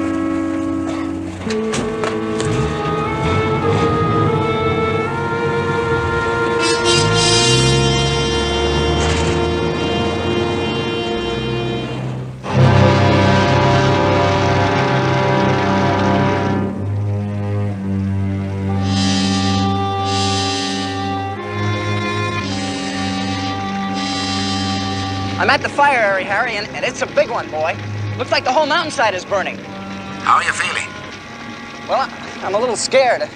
Maybe you should have sent Sam up or come up yourself. Oh, you'll do fine. I'm putting you on live in about 2 minutes. Now remember, give us details. What it looks like, what it feels like, and leave the big picture to... Harry, the firefighters are here. They just came. Swell. Tell us how they go about it. Details, Dow.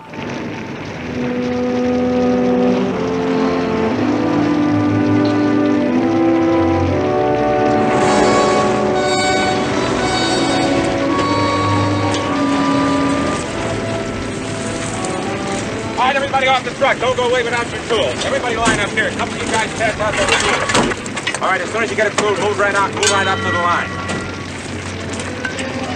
All right, this man, get that back up and move out.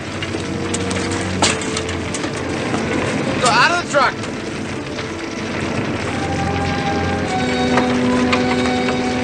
Stand by, Johnny. I'll give it to you in about 30 seconds. You better move on down to the control area, son. But I'm on the air in a few seconds. All right, but you better move out right afterwards. This place can become a furnace if that wind shifts. Stand by, Johnny. 5 seconds. 4, 3, 2. It's Johnny Peters coming to you from the fire area. There's smoke everywhere, and it's very hard to see. The first of the volunteer firefighters have just arrived and are working very hard at clearing a fire break. But their actions seem pitiful compared to the fury of these flames.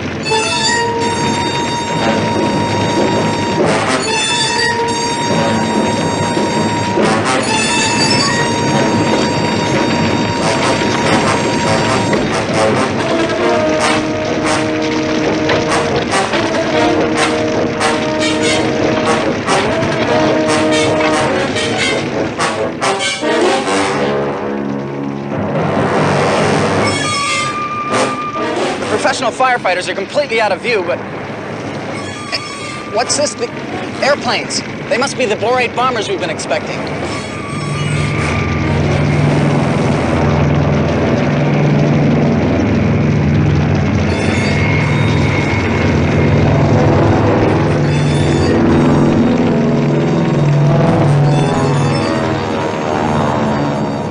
The purpose of the borate is to slow down the fire so that the ground crews can get control of the flames.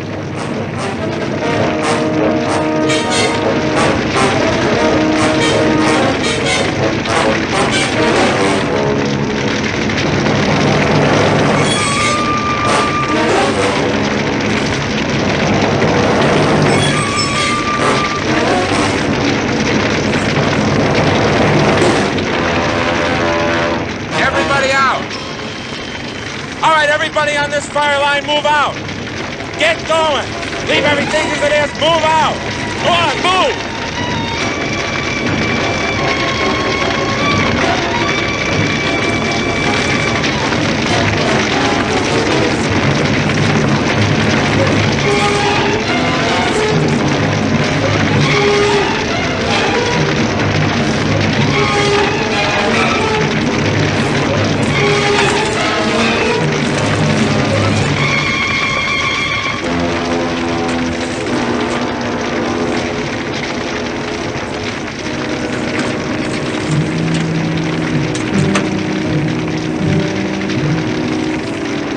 Hey! I got a man here down with smoke!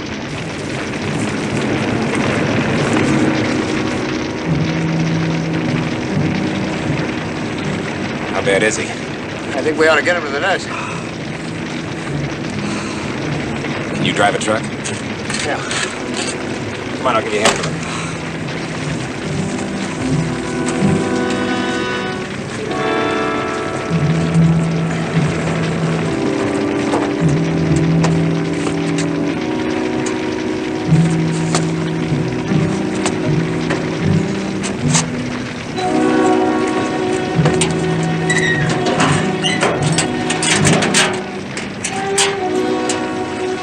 I better get somebody to help you with it. Hey! Aquí! Come here!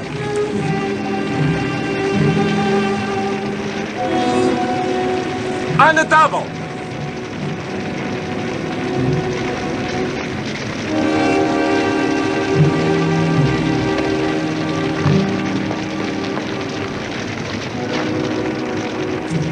Hey, you speak English, don't you? Yes? Well, then get in that truck and go along with him.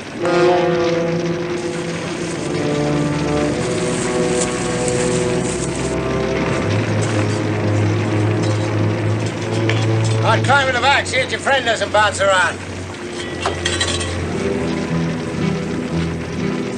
Now get in the truck.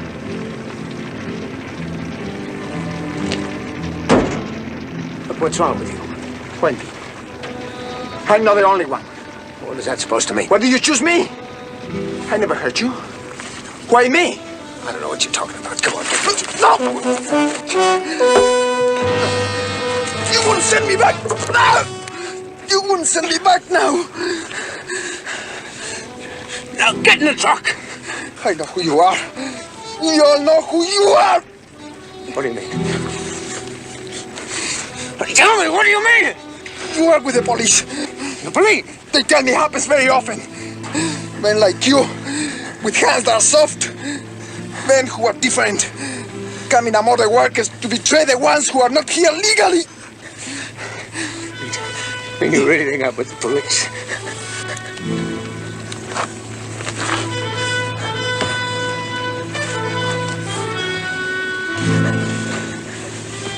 So you are not with the bothered people? No. It is a trick. You are pretending. Paco, the police and me are at opposite ends of the pole. I've got more reason to run from the police than you have.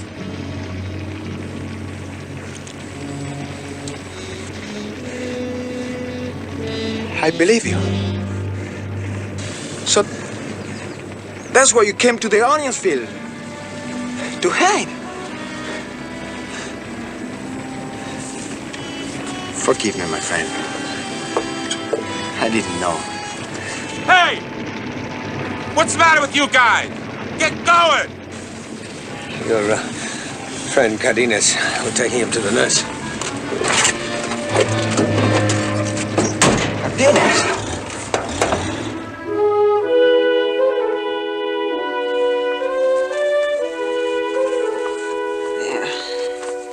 This ought to feel better. But I wouldn't go back to the fire. I think you ought to just go right outside and find a place to sit down.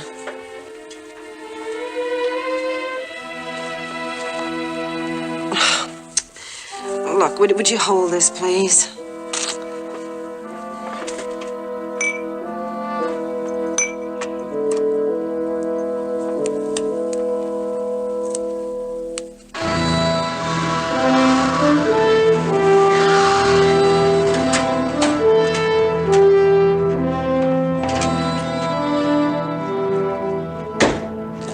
What's wrong with him? Smoke.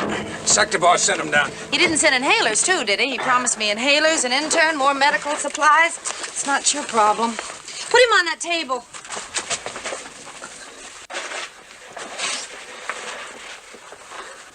Who's my Maria? Oh, yes, you're the husband.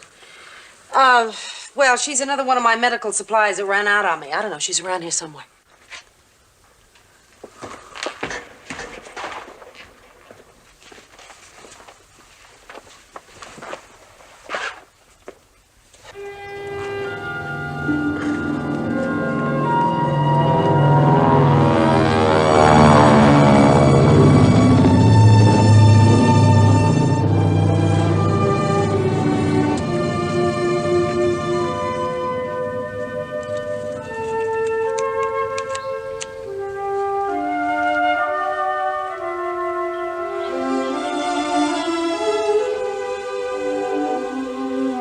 Paco! Paco! Over here! Tell him to go away. He's not with the police. And we were wrong. We shouldn't have done to you the things we did. But my friends were only trying to protect Maria and me. They thought if they made things difficult for you, you might go away.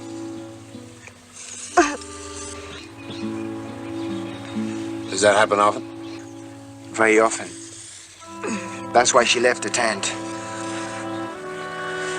Let's get another nurse. No, I don't want to have my baby in a tent. But Maria, if it is time. Our baby was to be born in a hospital where the papers are. Papers? Yeah. We came to this country so our baby could be born a citizen of the United States. But perhaps it is the will of God that it shouldn't be so. There will be no papers here. The nurse has to fill out the same papers as she would at the hospital. Is that true, Walker? Are you sure? I'm sure. Mrs. Alvarez, your baby will be born an American, do you understand? Let's get another nurse. Now breathe deeply. Breathe. Breathe deep.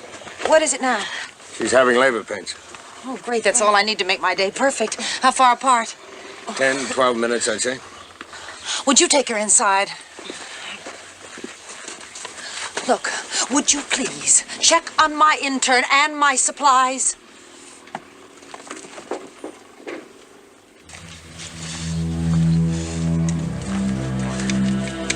Can that thing be used to contact a doctor? What's wrong? The fire. What about the fire? It's all around us. It's closing in on us. How do you know? I just got it from my boss. We've got to get out of here. I tell you, we're in a pocket. Just settle down.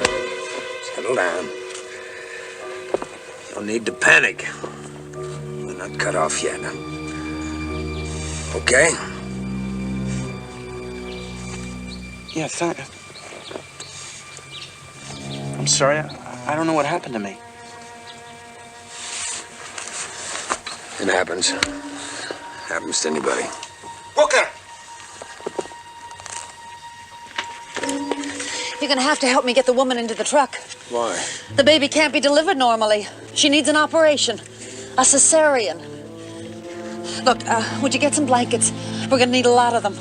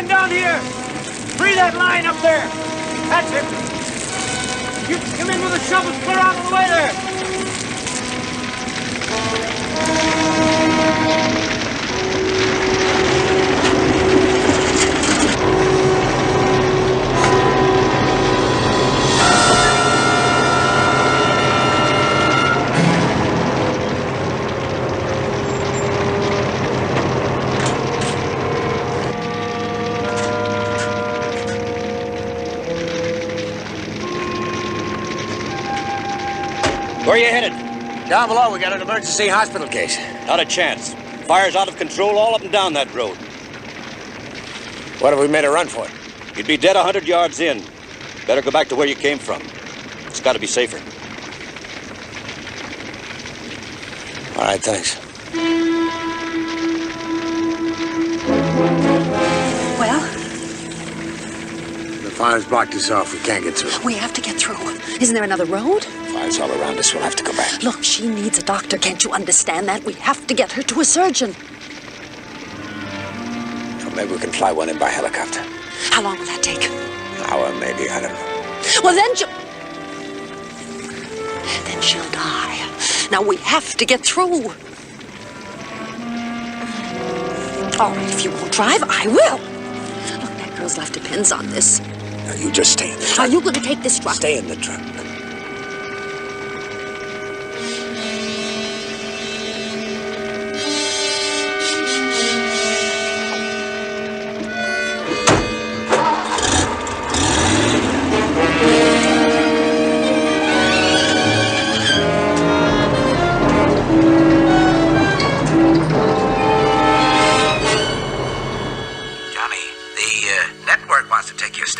We fed them the tapes, now they're hooking up live.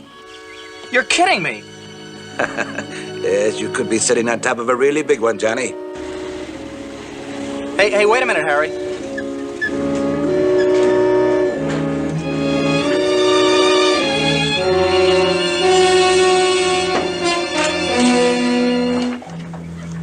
Hey, you remember that pregnant woman I told you about? The one that's married to the Mexican who, Yeah, what about her?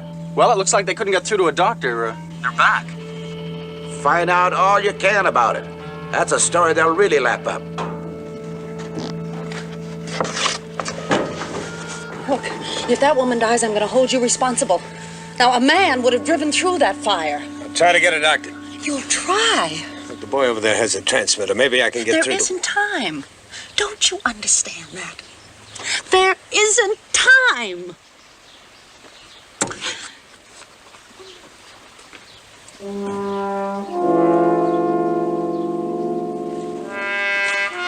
Hey, how is she? My radio station wants to know all about that pregnant woman. Well, I was wondering, now that you're back, does that mean that the nurse is going to deliver her right here? Hey, please shut up. What's the matter? This is a big story, you know. Hey, look, I got a real big chance here, and, well, I'm willing to share it with you. Hey, well, the network's picking up my broadcast live in a few minutes. Well, that means that millions of people will be listening, and, well, I'll give you a plug on the air, and I'll tell them how you try to get through to a doctor and all. Yeah, maybe I'll even interview you on the air. What's your name, man? Look, just get away from me. I don't see what you're so sore about. Okay, I'll try to get somebody else.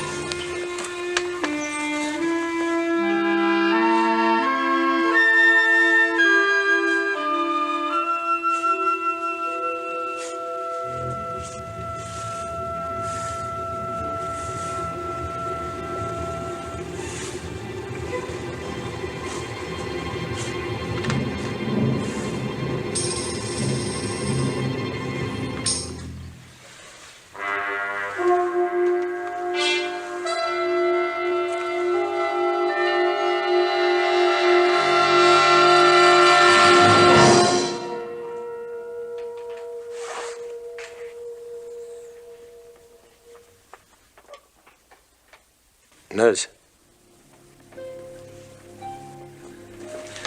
Yes? I can help. Get out. Oh, please believe me, I'm a doctor. Get out! Cornell Medical School. Interned in New York. Advanced study Guy's Hospital, London. Resident Memorial Hospital in Chicago. I specialize in pediatrics and obstetrics. Until I stop practicing. Do you seriously expect me to believe that? The girl's life depends on it.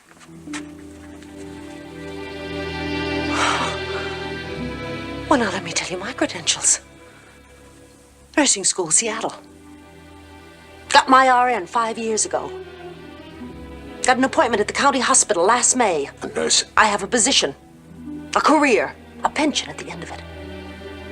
Now, do you seriously expect me to sacrifice all of that for a field worker who walks in here and tells me that he's a doctor? Together we might save her. I can't. It goes against everything that I... My friend?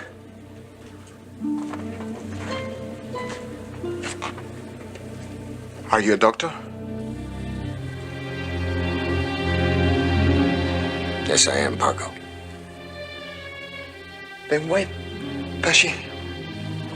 Well, see, I don't have papers either.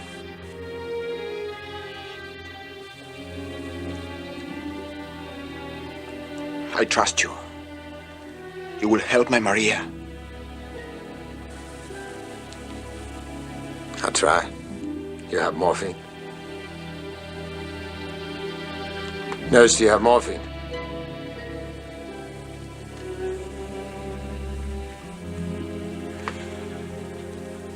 In my bag. Paco.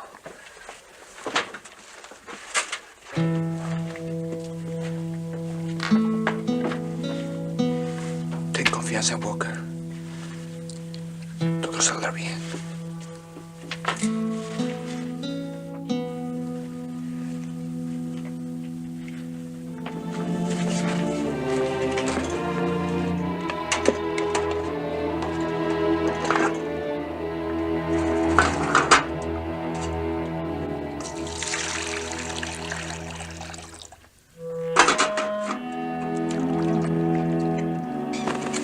How's your wife?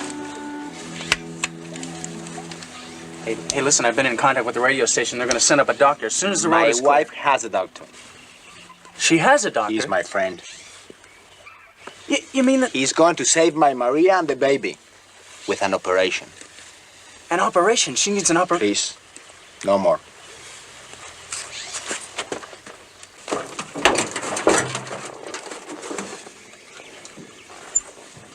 Hello, Harry? Hey, Harry, are you there? Yeah, kid. Hey, listen to this. The woman's having an operation. And a farm worker is doing it. A farm worker. He claims he's a doctor.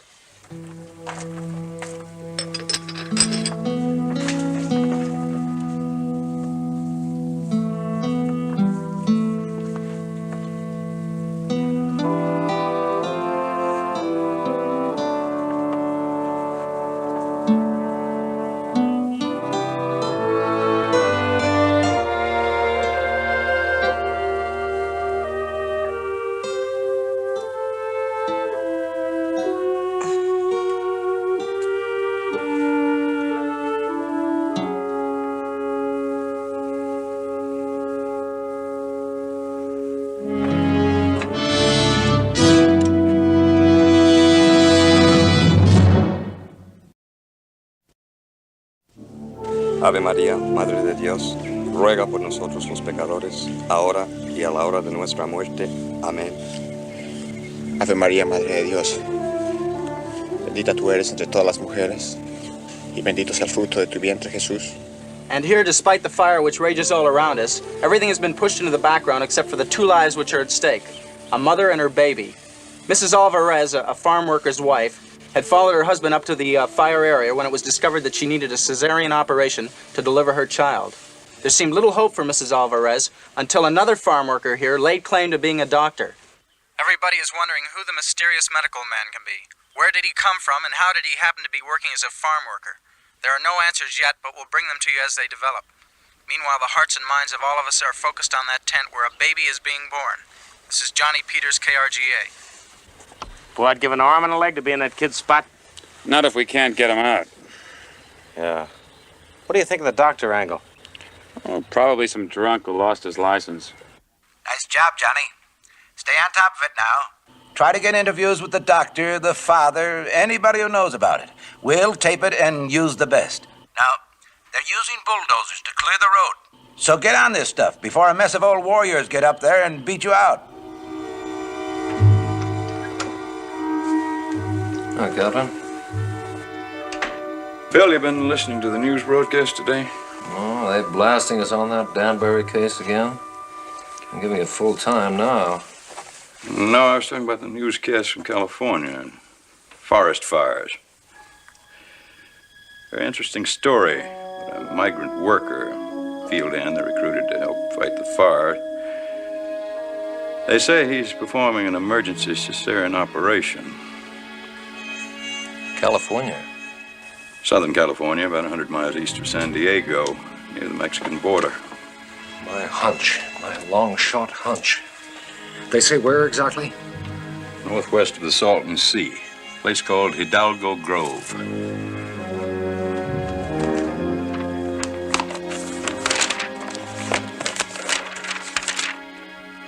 Yeah, here it is.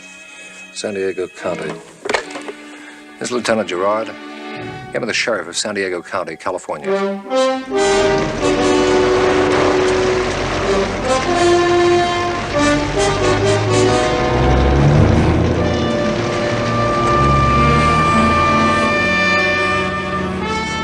Hey, look, they're getting through. Everybody's getting ready to move. Let's get with it.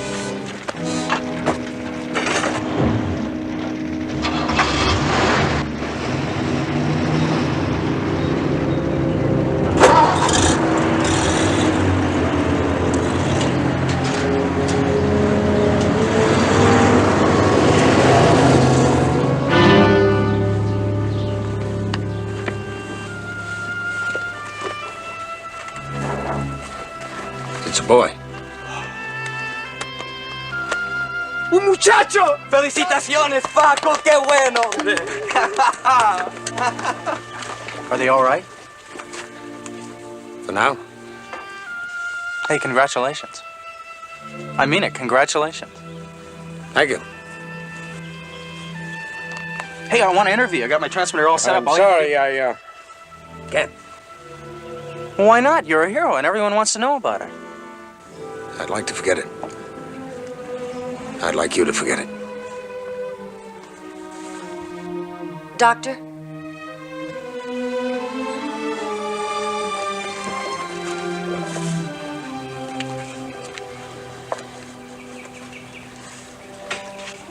I want you to know, I'm not sure how to say this, Doctor. You've already said it. Thank you.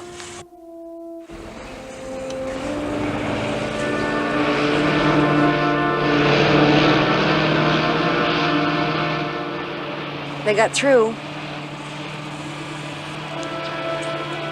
We'll be able to get out now.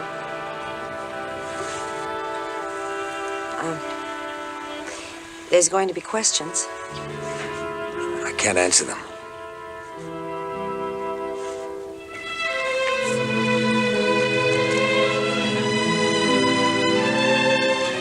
My friend.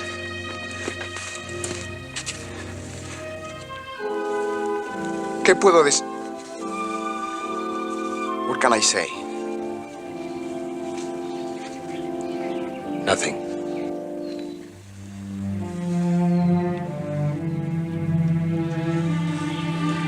Take care of that boy.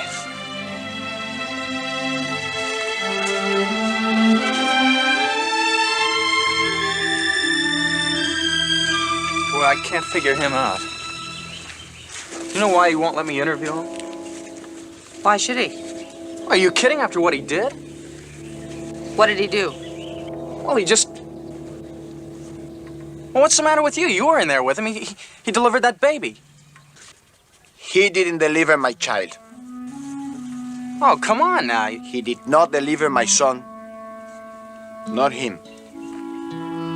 It was my friend Cardenas. Look, who are you trying to kid? It was my friend Cardenas. Wasn't he? Yes. You're covering for him. My friend Cardenas worked in Mexico as a doctor for animals. He tried. And the nurse helped him. We prayed. And he saved my Maria. It was my friend Cardenas.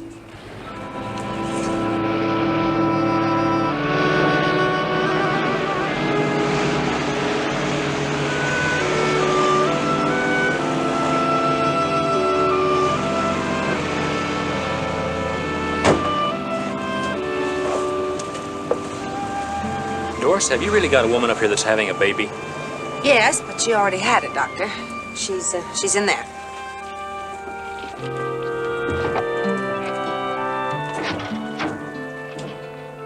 Johnny Peters! Johnny Peters! Over here. I'm Pat Keenan, KRAV. This is our nurse. Hi. Hi. We got permission from your station to simulcast your interviews. You got them lined up? Yeah. Well, I'll do the lead-in for you. What's your interview sequence? First the father, Mr. Alvarez, and then the nurse. Uh-huh. And the doctor last? Last, but, well, he's really not a doctor.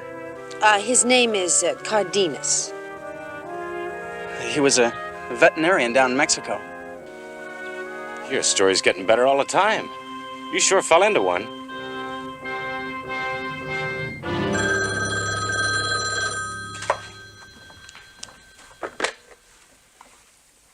Put him on. Yes, this is Lieutenant Gerard. Yeah, I can hear you, Sheriff. Go ahead. Well, he was a field hand, sure enough, Lieutenant. That operation came out all right. Must have had some real medical experience. Is it Kimble? Cardenas is the name. I don't care about his name. Is it Kimble? He's a bracero, Lieutenant. Mexican. Mexican national. Check the papers myself. A bracero doing a major operation? Lieutenant, you don't have to take my word for it. Like this fire, this operation, it's all big news. Don't you boys have television back east yet? They've been having the interviews on television for the past couple hours. There was the bracero, and the nurse, the father. Now, this bracero isn't your Richard Kimble. Turn on TV. See for yourself. All right, thank you, Sheriff.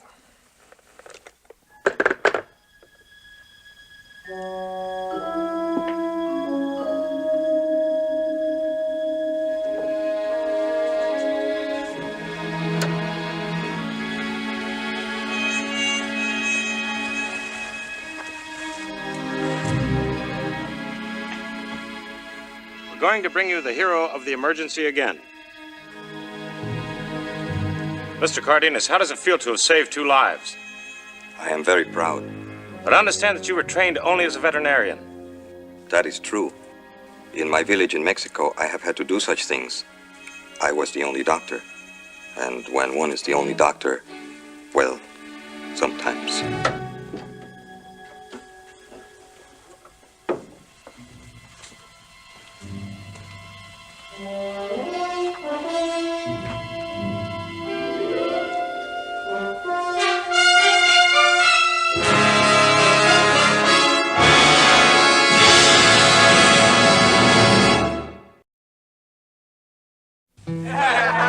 Échame más. Mira, no tengo. Vamos a celebrar por el niño. ¡To the baby! ¡Sí, A toast to the doctor. ¡Ah, sí! ¡Que no se nos olvide el doctor Cardenas! Hey, what about the father? A toast to Paco Alvarez. ¡Seguro que sí, to Paco! Hey, Paco, it is your turn now. You make a toast. Seguro, Paco, ahora te toca a ti. To absent friends.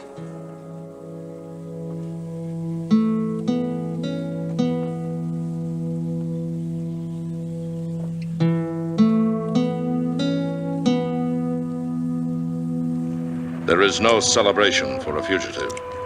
Richard Kimble moves on. His objective, always the same: to find the man who alone can deliver him from execution.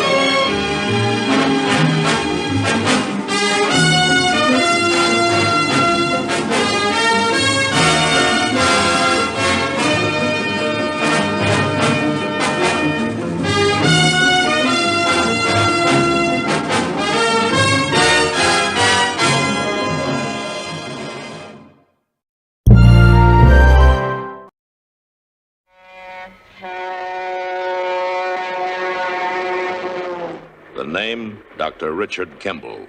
The destination, Death Row State Prison. The irony, Richard Kimble is innocent. Proved guilty, what Richard Kimble could not prove was that moments before discovering his murdered wife's body, he saw a one-armed man running from the vicinity of his home.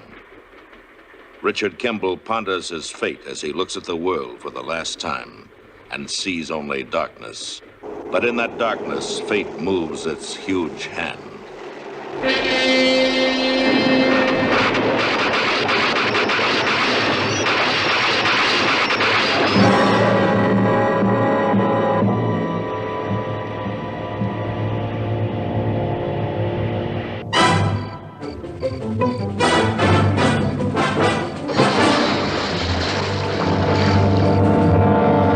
The Fugitive. A QM production starring David Janssen as The Fugitive. Co-starring Chris Robinson, Lou Antonio, Brenda Vaccaro. Tonight's episode, See Hollywood and Die.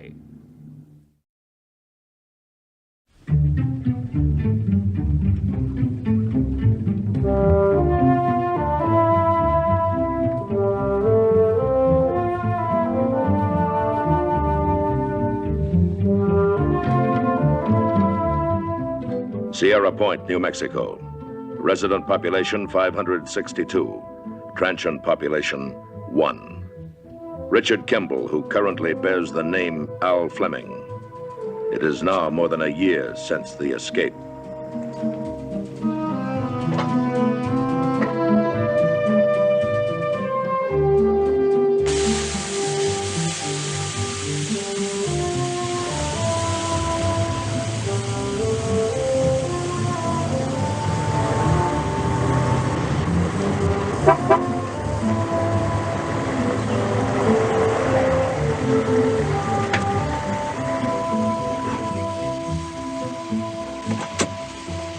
Hey, Ray! You ready? You're early. Maybe 10 minutes. Bonnie said the dinner'd be on the table at 1:15, and the others will be over at 7. I don't know. After last week, maybe I should give up poker. Be right back.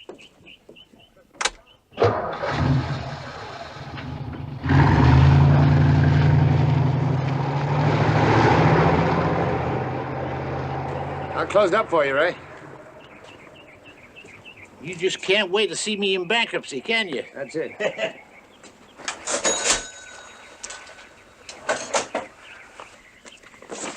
Well, I'd appreciate it if you could close up for me, Al. Okay.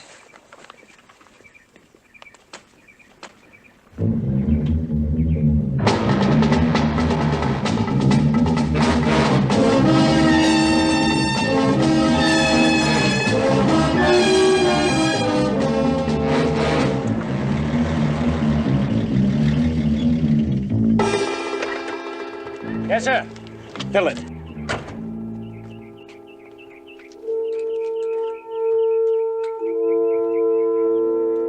You got something cold to drink? Over there in the machine.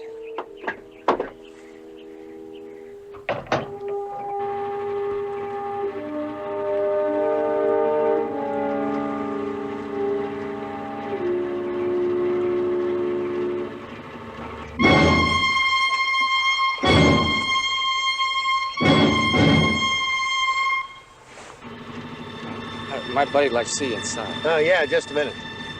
Now.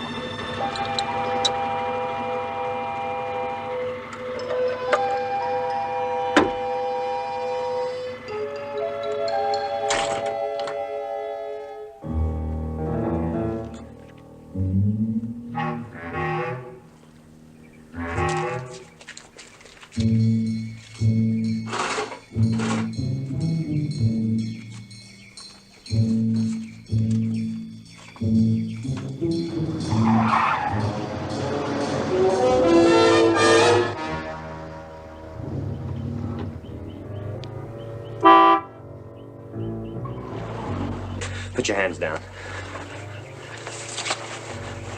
Get rid of her.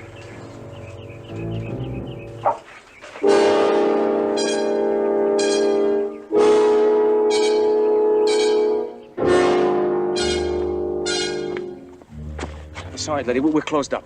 Oh, no, I just want a road map. We're fresh out. You better get moving. What's the matter with you? Lady, I said split.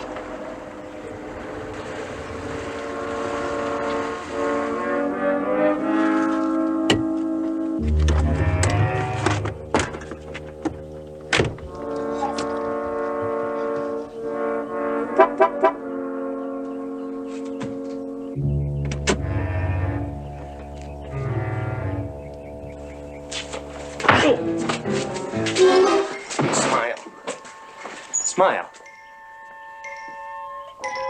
Ray!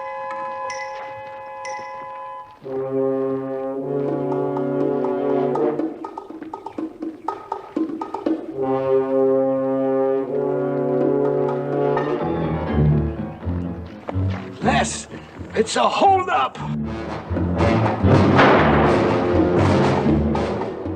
Open the door.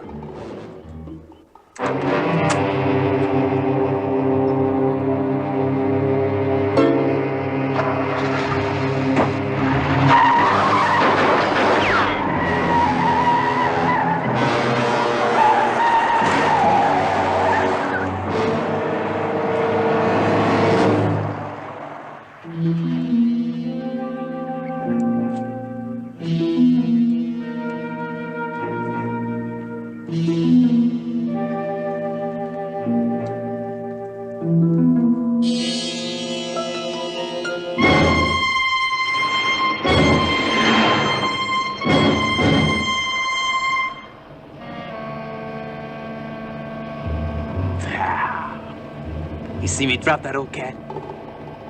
Yeah, I saw you.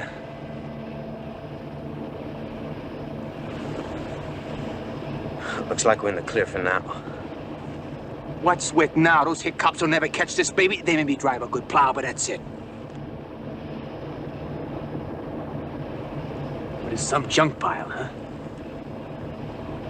I bet he could do 120 easy. And what's your name, baby? Please, could you just let me stop and get out? When you get out, it's gonna be for good. You and the grease jockey here. He means like pow. Pow. Yeah, both of you guys are pretty stupid. Shut up. Both of you are real dumb.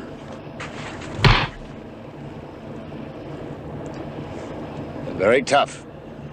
Don't put me down, mister. I mean it. You know, I was setting that old man up for 2 weeks. I was all ready to make a hit. And you two young punks come along, foul it all up. Get $500 under the tray. I was counting on that for a stake.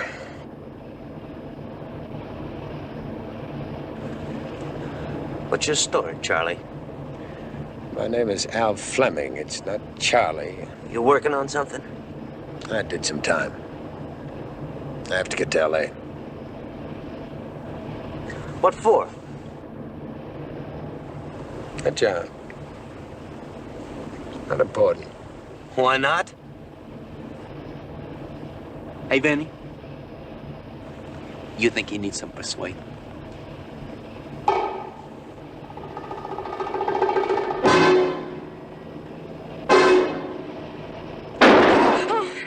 See, baby.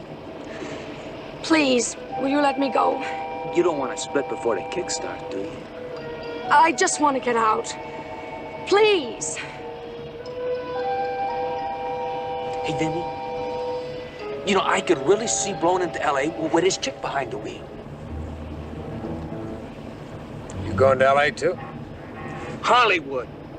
Me and Vinny, we're gonna take a swim in one of them movie star swimming pools. Right, Vinny? That's right. Yeah.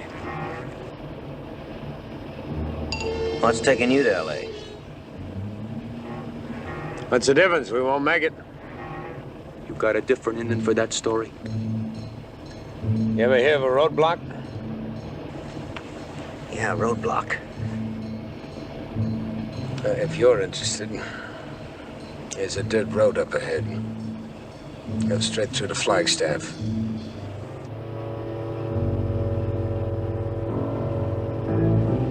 It'll never be covered if you're interested. Coming up on the right. Take it.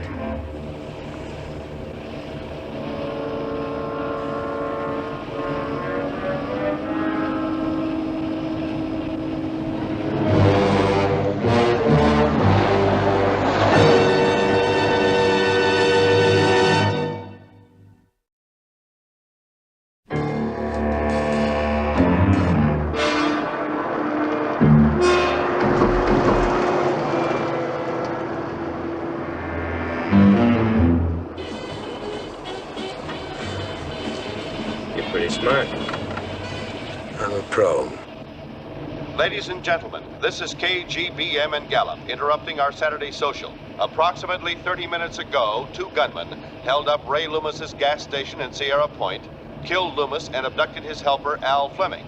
Also abducted was a young woman, driver of the late model white Continental in which the killers made their escape. All listeners are urged to report any information to... The blast!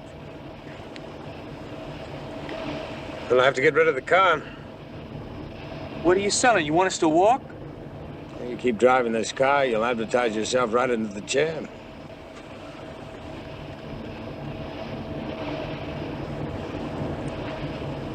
Buy a car in Flagstaff. Buy a car? You cuckoo, Daddy. Why should we buy a car? So we don't get caught. Vinny, I don't like this guy. I'll live through it. Maybe. Okay. We gotta buy a car. What do we use for dough? You got $30, $35. I got close to 100. That should buy something. Hey, the little lady's got some dough.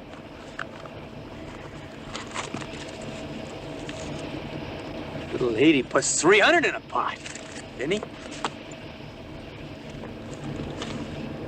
How about you, Daddy? You got a bundle waiting in L.A.? About 150,000. A job? Uh-huh. Well, maybe you need a couple of good boys. We don't want him, Vinny. We've been doing okay without something hard-nosed sounding off all the time. I decide what we want. Look, he comes on pretty strong in the words department. You listen to me. I got a feeling we're gonna mix it up a little pretty soon. It could happen. When we do, I'm gonna have the gun. I don't trust you, Al, Daddy. How about you, Benny?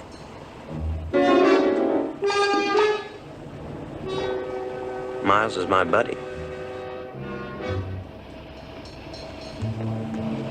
Chew on that, Daddy.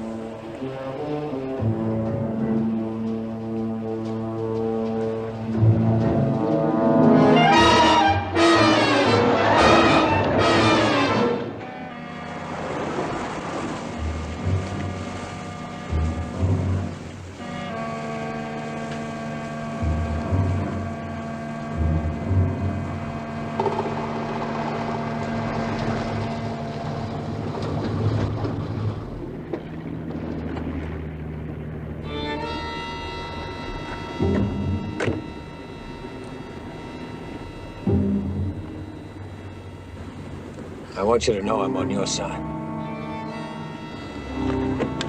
Come on. You gonna let that cat out in public? He's a grease jockey. He knows cars. You buy it, and I'll be watching. Come on. Keep your eye on her. Yeah.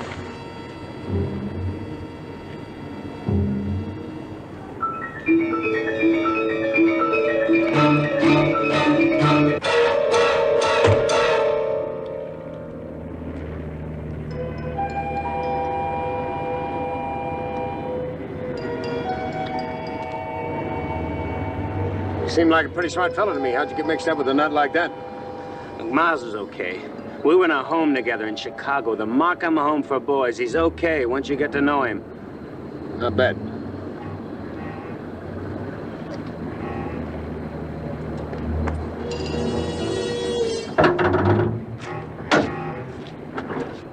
Just came in today on a bankruptcy. Doesn't even have 25,000 miles on it yet.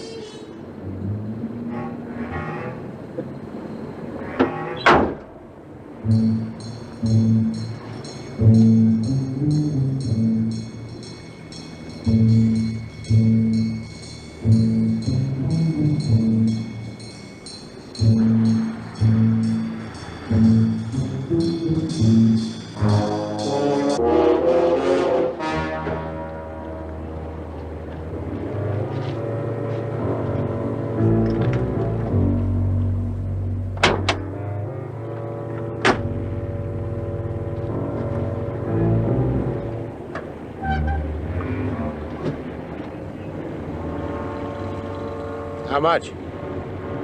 5 1/4.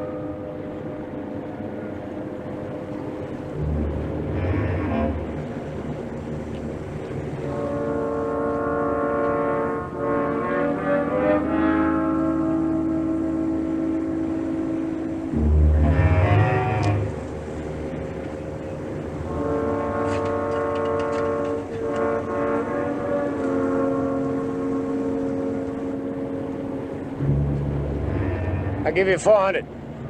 475, cash. Sorry, Mac. Okay. 4 1/4. But only because you look like a nice guy. Yeah.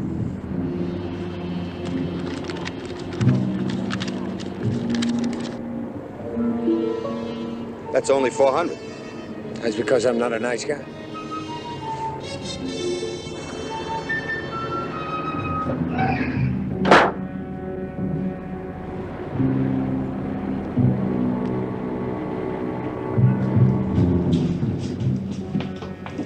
We'll take the car now. Come back for the rest of these papers in the morning. Certainly. Well, you fill in the rest. I've already signed it.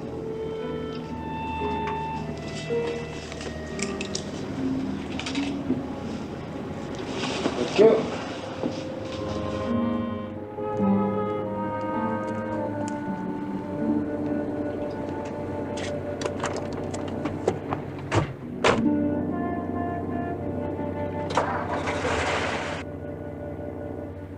Hey! Hold it a minute! Hold it! Lucky I caught you. I never like to see a buyer drive out of here with anything wrong. Jimmy! My boy will have it fixed in just a minute. What's wrong? A taillight's out. Nothing will bring a cop like a busted taillight, and they'll soak you $10 for it, too. Jimmy, fix the taillight. It'll just take a minute.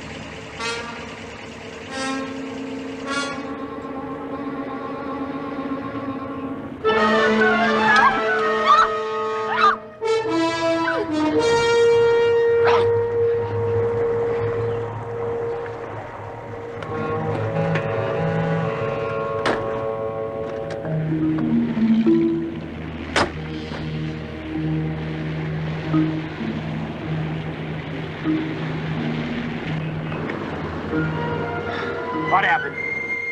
Nothing. We just picked ourselves a square chick, that's all. Maybe she just has good taste. You shut up. Okay. Come on. We got the other car. Let's move it over. Come on.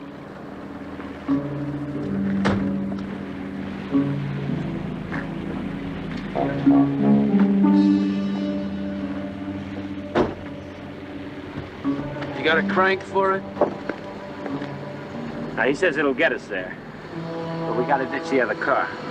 Why don't we just leave it here?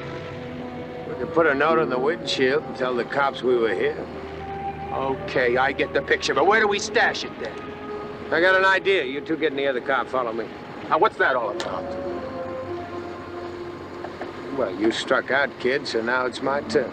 Well, who elected you? Who even said you're in the company? Okay, Vinny?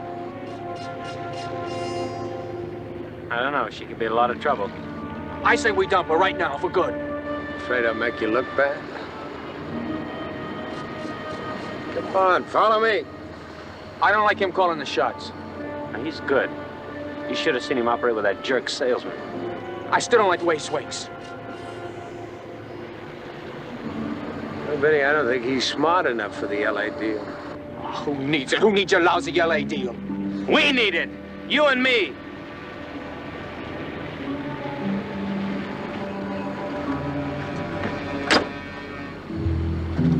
You just gonna let him take off? With the chaperone. You follow in the other car.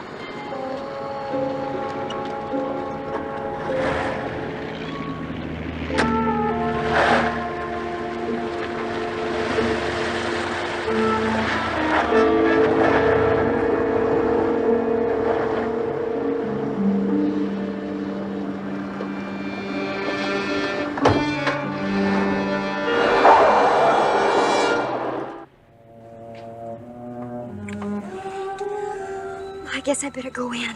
Hey, wait a minute. I thought you said your folks were asleep. Yeah, but if Mom ever woke up and saw the time...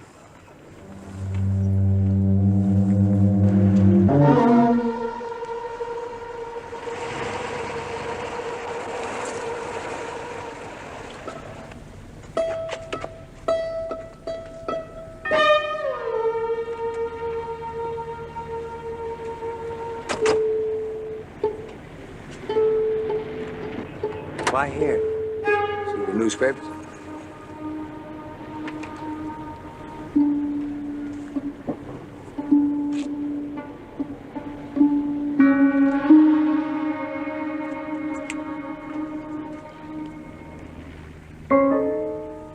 That's the Ferguson house. So what? They're away on a vacation.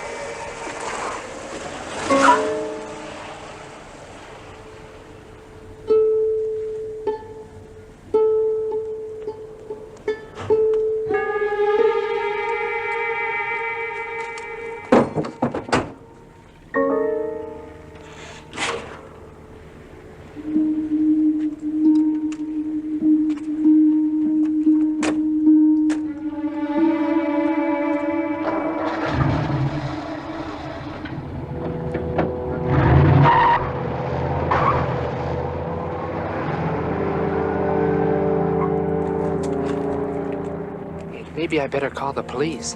Oh, no, then I'd have to explain to Mother why I was out so late.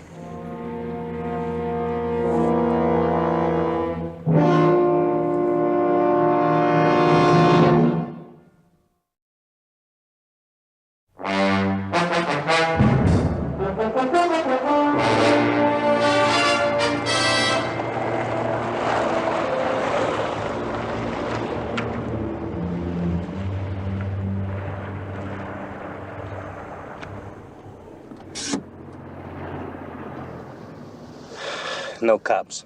Let's go. No. You stay here. I'll take 2 of whatever you get. Right. And holy onions. Right.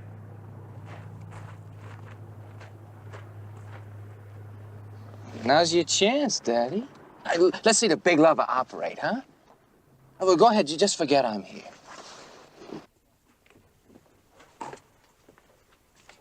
Yeah? Give me 5 cheeseburgers to go and 4 coffees, black.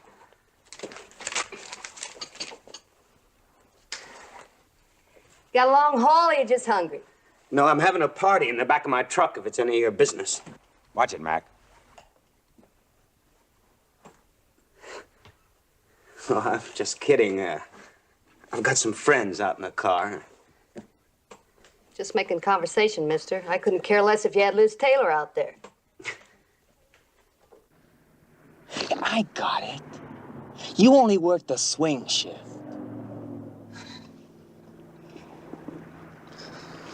Maybe I don't like an audience, kid. Oh, yeah. Yeah, of course, huh? You want me to split. Well, Daddy, never say I didn't help a buddy out. Maybe when I get back, you'll have the nerve to hold her hand.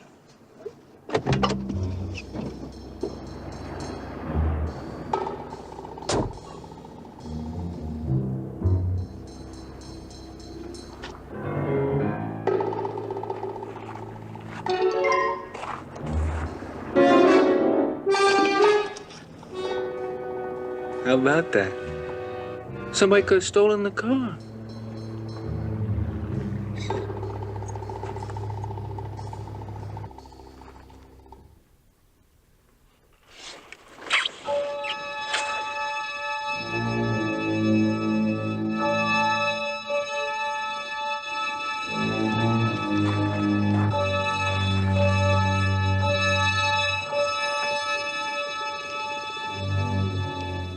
I remember what I said earlier.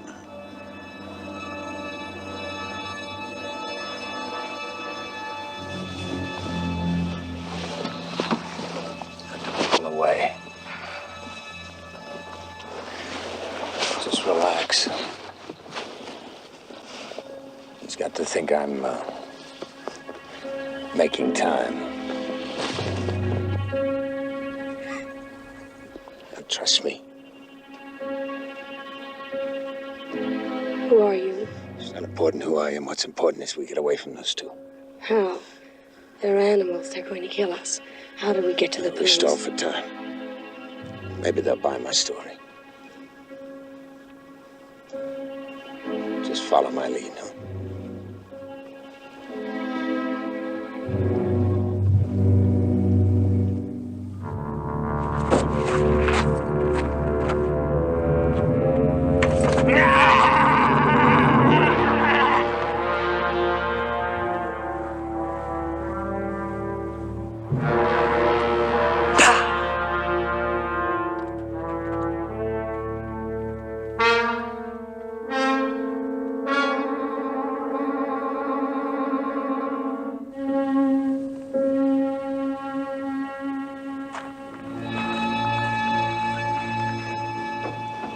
Do you want to hear something funny? What? I was supposed to be married yesterday. Bridesmaid, gown, rice. The whole thing. And I ran.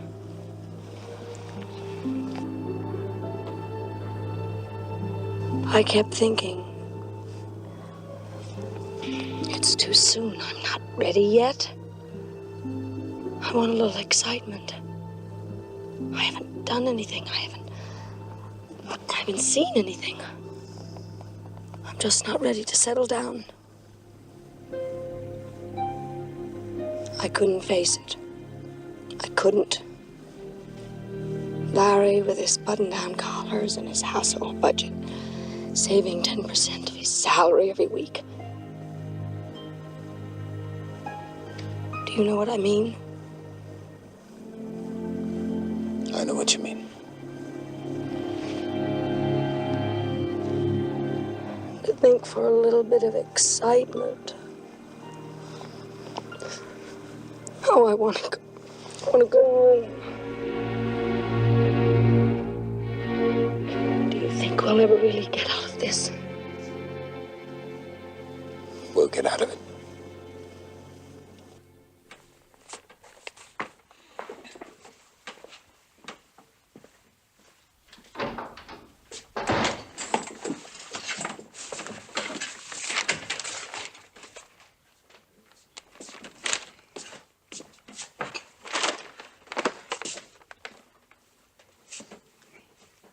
If you can tear yourself away, you owe me $3.90. Oh, sure. There you go. $4. You sure a 10-cent tip won't break you? I'll give you another tip. Your prices are too high.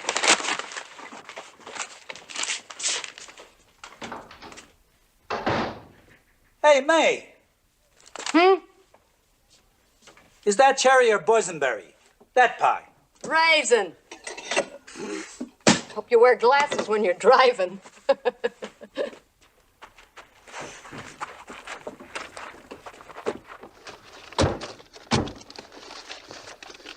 We better eat on the way. We hit the front page.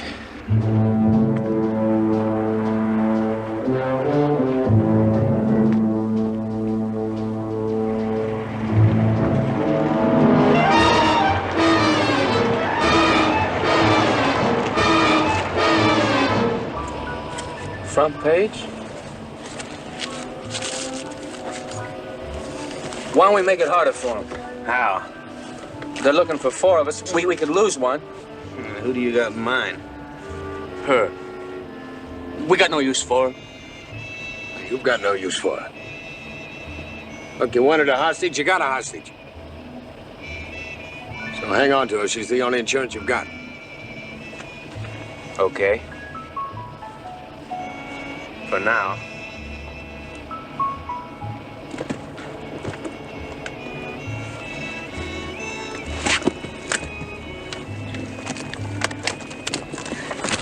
That's mine. I know. Hey, baby, the nights are too cold out here for this. Please. You wear something like that around the pool, and I'll cancel my order, and they're movie queens. Will you please stop that? Now, that's enough. Enough for what, Daddy? Just drop it. Anything you say.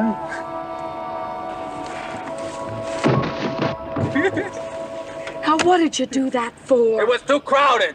We'll be back with more music right after I bring you 5 minutes of the latest news. Shut up. From Geneva comes word that the latest disarmament talks have reached a stalemate. While here at home, the Air Force has announced the successful launching of a new air-to-air missile. Flagstaff police report that the getaway car used by the Sierra Point bandits has been found. It had been hidden in the garage of Mr. and Mrs. Donald Ferguson, who were on vacation. Registered in the name of Joanne Spencer, the car was reported by 18-year-old Carl Emery, who saw the bandits secreting it in the Ferguson garage. Police are now examining the car for fingerprints and hope shortly to have detailed descriptions of the 2 gunmen. From Havana comes word that... Looks like our leader swallowed something bad. Or maybe heard it. What have you got to laugh about? Tie your prince right into that killing. Not us. We're model citizens. Didn't you know that? The cops don't have our prints, Daddy. We've been stopped, questioned, we even been brought in, but we never been charged, we never been booked. No prints, no record, no nothing. They got yours, though, don't they, Daddy?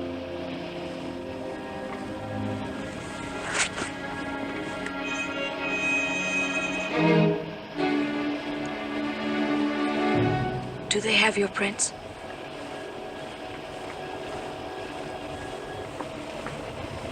They've got him.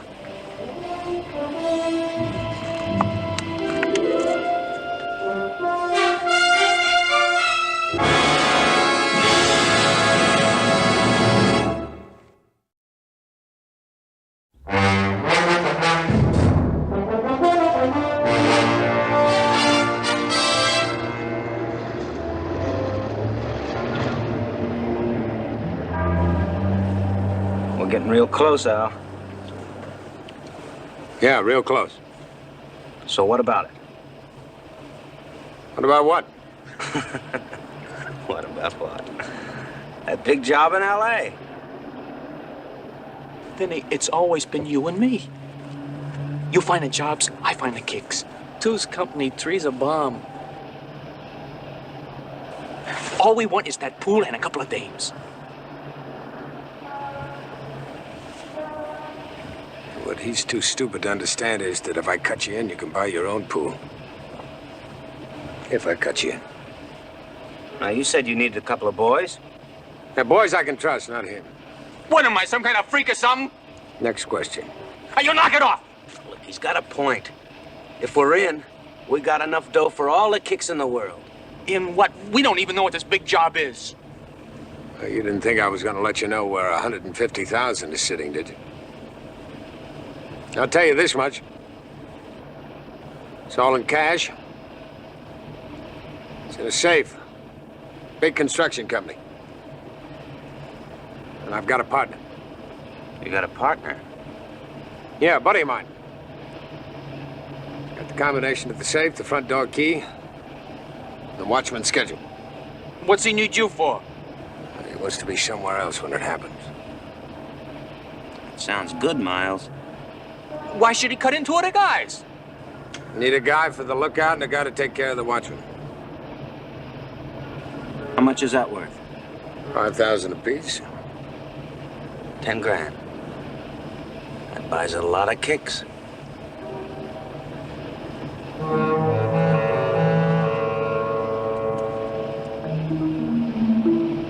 There's paper over there.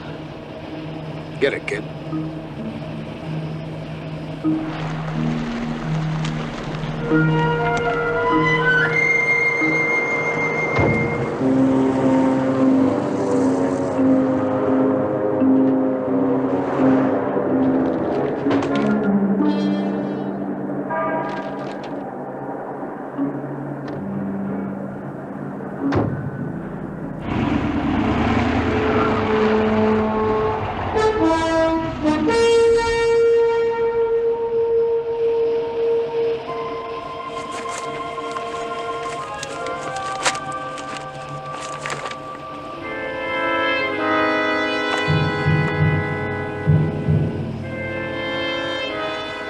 How about that? What?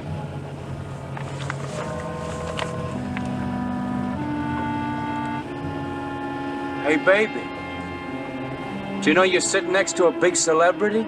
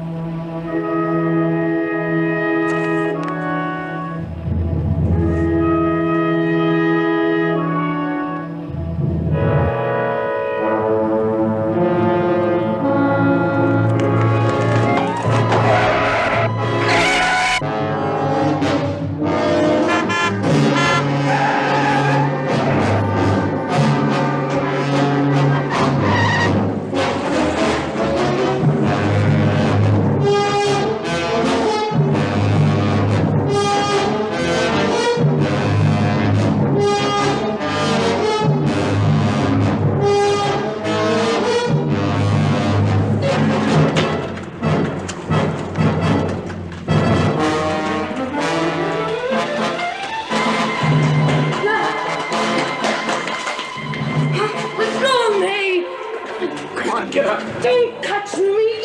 There's a chance to get away now. Let go of me! Let go of me! Look, it's true, I'm Richard Kimble. Well, what it said in the paper, I didn't do. I don't believe you. I'm scared. Scared of them, scared of you. Now let me You'll be go! here any minute now, come on.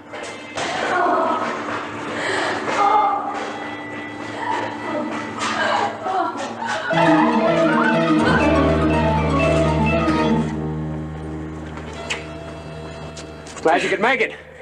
I didn't know how I was going to get her back to the car. Why don't we forget the whole thing? I mean, we could just leave her here, you know, like, pow. You want every car on the freeway down here? Oh, you're getting awful choosy, Daddy. Last time you knocked off a dame, it was in your own house. Not here. Well, it's gotta be soon. She might make it next time. There's not gonna be next time. Come on.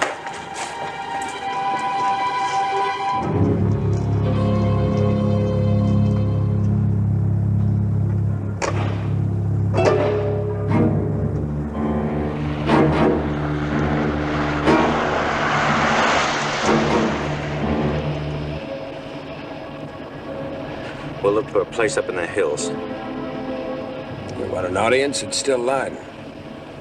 Well, it won't be light for long. You read the papers. We're gonna stick around here, make the hit, and get out tonight. Okay, so we knock off the chick first. I haven't got time. Now, look, I gotta go all the way across town. I gotta contact my partner. I gotta pick up the key. I don't know, maybe you two ought to play it alone. Now, take it easy, Al. We're not fighting you. Maybe he's right. Three's a bomb. Look, well, why can't your partner meet us somewhere around here? Yeah, just phone him. Gotta have time to set up an alibi. Get him over here. And while he's on his way, we'll take care of the girl. Okay? Phone booth over there.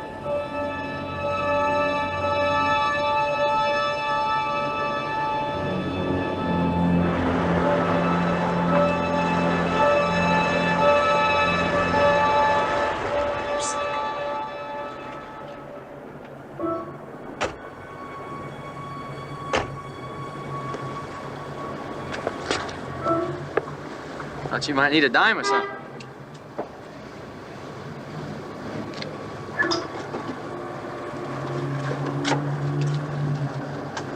You afraid you'll miss something? Now, don't you dig togetherness, Daddy?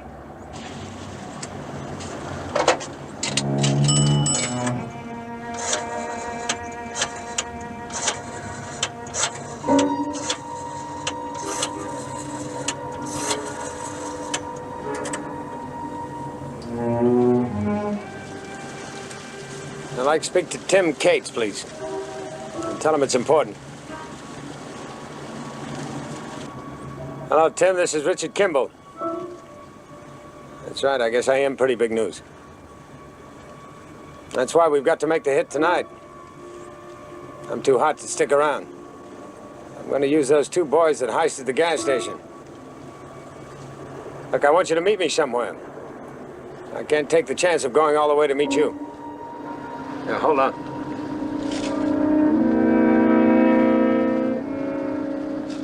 And meet me at Steele's Motor Lodge on Ventura and Costello. How soon can you make it? And we'll give you enough time to set up your story. I'll be registered under the name of Al Fleming. I'll see you soon. You sure you can trust this Cates? Well, the question is, can he trust me? Well, for that matter, can you?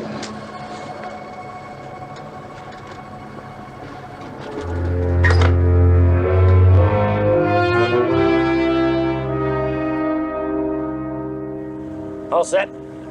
He's gonna meet me here in half an hour. Good. Now we can take care of the chick. Yeah, you two go ahead.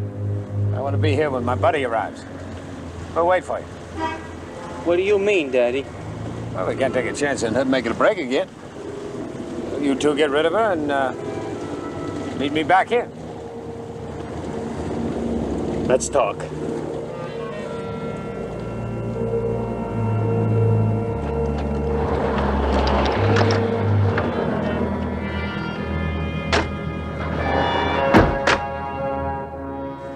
What's the big mystery? There's no mystery. It's just that I don't like the idea of you staying here. I don't think Miles likes it either. It says it, Daddy. I have to meet my partner. We know. Miles and me figure you haven't been leveling with us.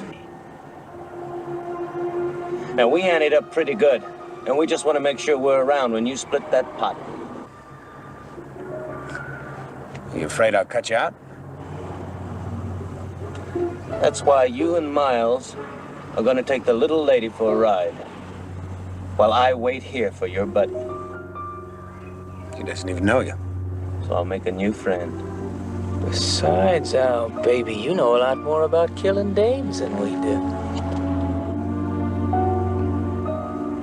All right. You register here in the motel under the name Al Fleming. My partner's name is Tim Cates. All right, let's do it. You drive.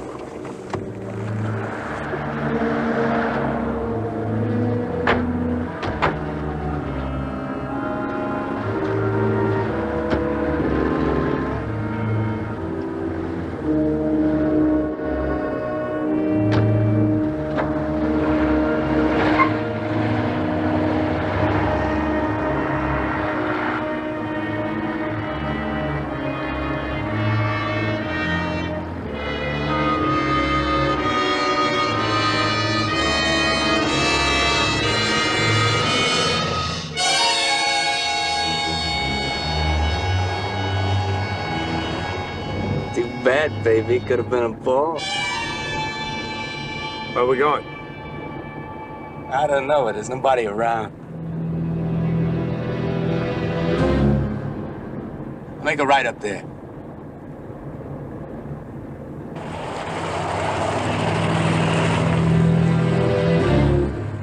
I'll pull over by that house.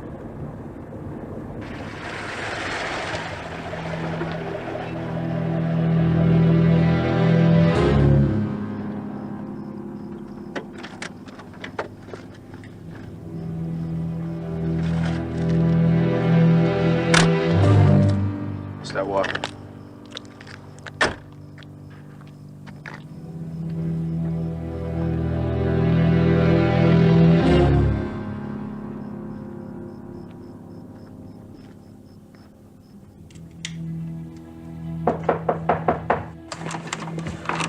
Who's there? Tim Cates.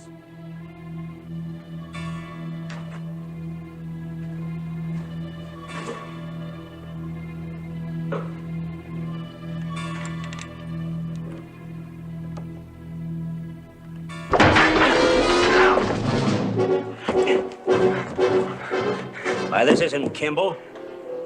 No, Mr. Cates. But he'll do for openers. Let's go.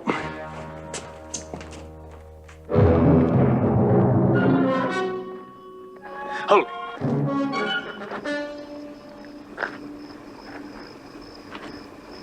There it is. Pow!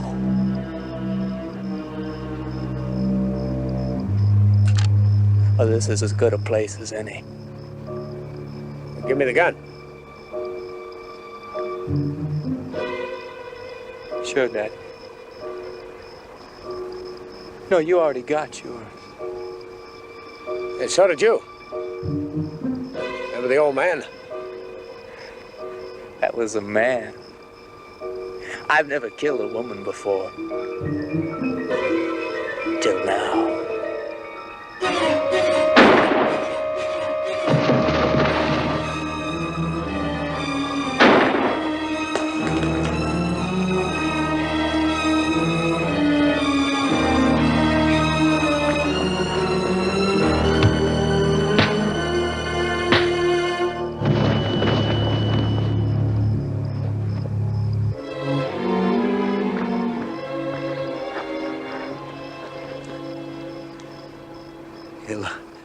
He'll keep for a while.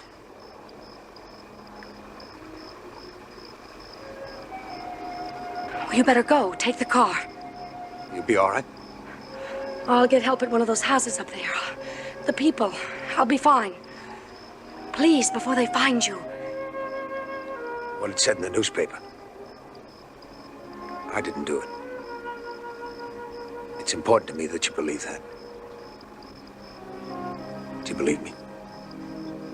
Go on. Go on.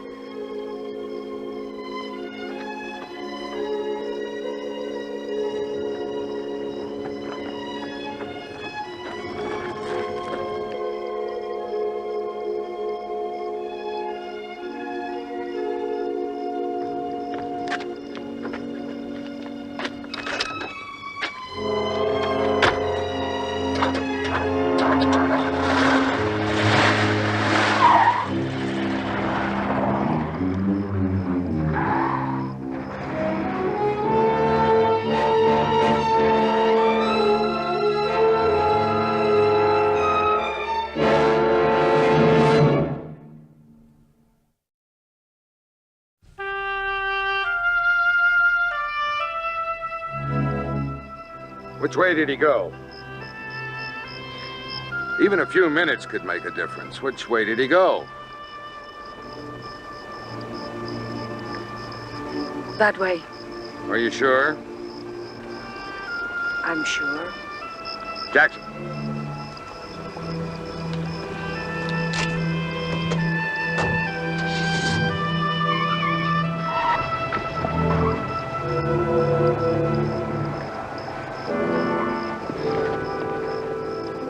You were lucky, miss. Kimble was the bad one. Yes, I know. A city with 10 million lights casts 100 million shadows, each one only a passing refuge for a man on the run. A man like the fugitive.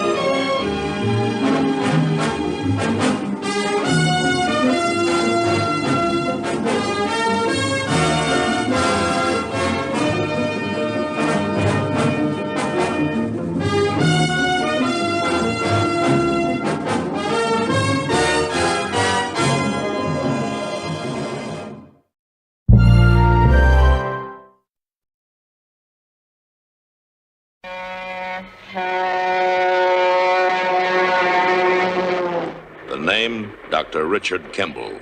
The destination, Death Row State Prison. The irony, Richard Kimble is innocent. Proved guilty, what Richard Kimble could not prove was that moments before discovering his murdered wife's body, he saw a one-armed man running from the vicinity of his home. Richard Kimble ponders his fate as he looks at the world for the last time and sees only darkness. But in that darkness, fate moves its huge hand.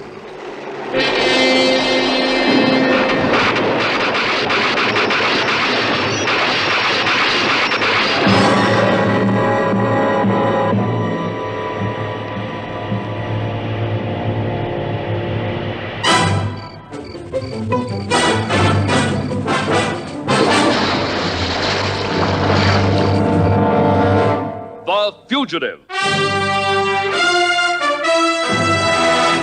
A QM production, starring David Janssen as The Fugitive, with guest stars Geraldine Brooks, Murray Madison, John Larkin, David White. Tonight's episode, Ticket to Alaska.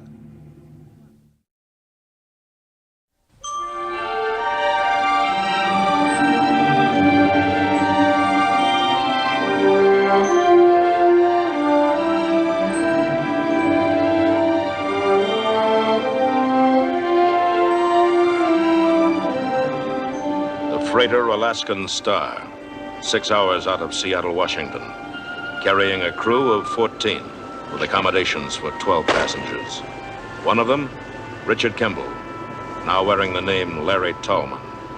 Destination, Alaska, the 49th state. Objective, to earn a large sum of money in a short period of time, and thus underwrite the next phase in the search for his wife's killer. Fine, that was exactly right, Miss Wyatt. Try it once again, shall we? All right.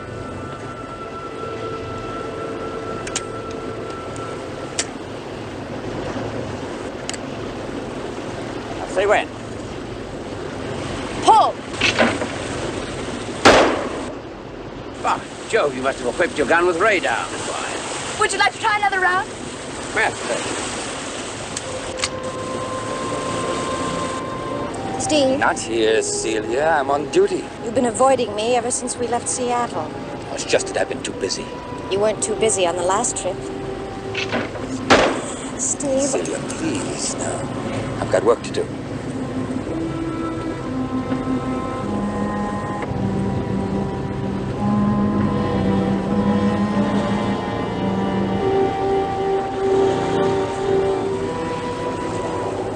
Come on, Celia. Thought you'd join us, Mr. Tallman. Well, I'm not very good at this. Oh, you're not very social. I've been watching you. Maybe I've been waiting for an invitation. Oh, all right, I'm shameless. But I intend to take full advantage of this trip. Skeet shooting originated in England, you know. It didn't get to the colonies until the turn of the century. Really? Mm-hmm. 1870, Mr. Moorhead. What? Yes, it was just after the Civil War. Right after McCaskey perfected the trap. Oh, really? Would you like to try? Okay. Let that bird fly. Oh, it's a clay pigeon. Bird is batting it. Say when. Okay.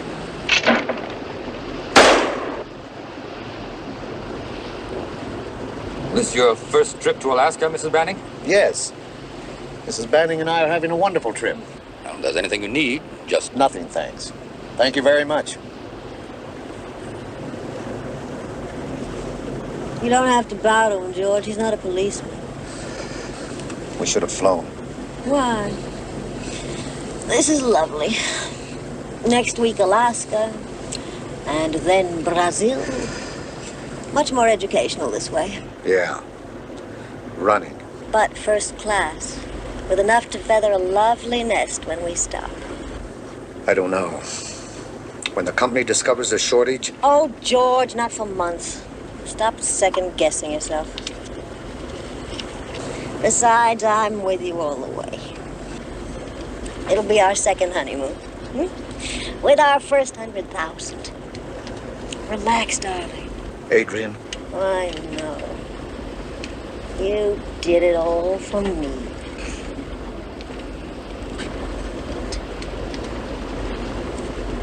Launch coming up off the stern, sir. Half speed. Yes, sir. Yes. Say when. Okay. Jolly good show.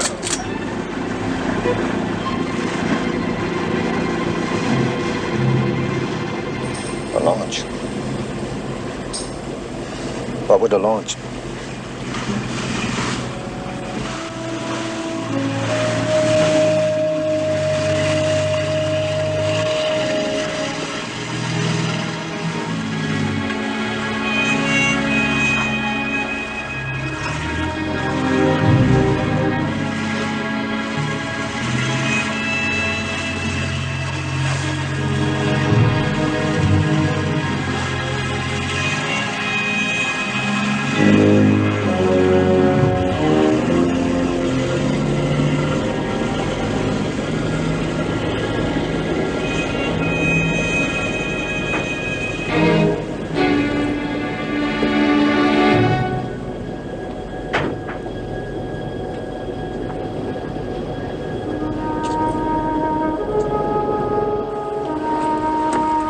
What was all that about? Mr. Vale missed his connection in Seattle.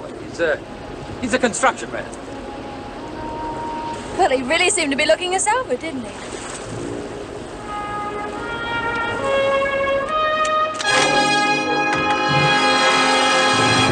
Your radiogram said that you were on your way to a construction project in Anchorage. Yes, that's right. If you're in such a hurry, why didn't you fly? I'm here to make an arrest.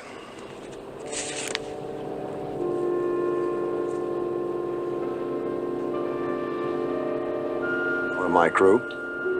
One of your passengers. I have to make an identification first.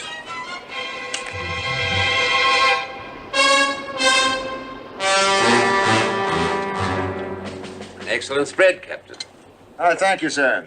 It isn't the Ritz, but we don't exactly go undernourished here. Mr. Vale, we've all been wondering about your late arrival. Well, aren't you going to tell us about it? No secret. I was held up by a business deal in San Francisco.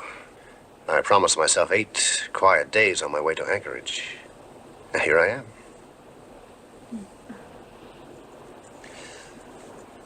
How's your husband, Mrs. Banning? Isn't he hungry? Oh, I'm afraid he's not a very good sailor, Mr. Tolman. He's an excellent listener, though. I was telling him before dinner about my plan to bag the Kodiak bear, the largest carnivore in North America. Oh dear, I sound very glamorous. Actually, I'm not a hunter. I'm just an old-fashioned salesman. Guns. I can be a bit of a bore on the subject. Maybe that's why Banning lost his appetite, what? I wouldn't lose my appetite, Mr. Moorhead. Actually, last year I was Colorado State champion. Pistols. For women, of course. Guns have always fascinated me. I must seek your receptive ear, Miss Wyatt. Well, I hope your husband feels better, Mrs. Banning.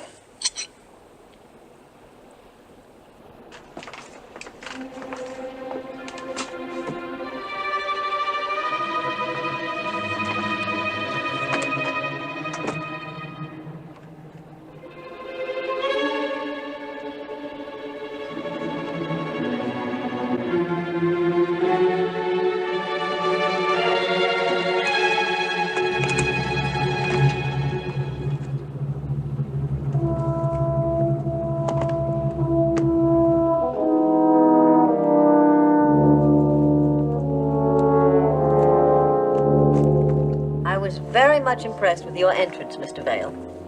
It tells me a lot about you. Oh, really? Yes. You're the sort of man who gets where he wants to go.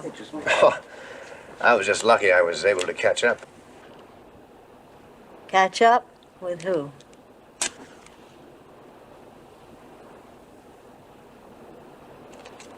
You did say that this was vacation, didn't you? That's just what it is. What brought you aboard the Alaskan Star, Mrs. Banning? I'm running. From charity bazaars, and luncheon with the girls, and dull cocktail parties and, What about your husband? Is he running too? Oh, no. Poor guy. He loves ocean travel. He calls this our second honeymoon. Ah, he must be feeling better. Yes. Excuse me.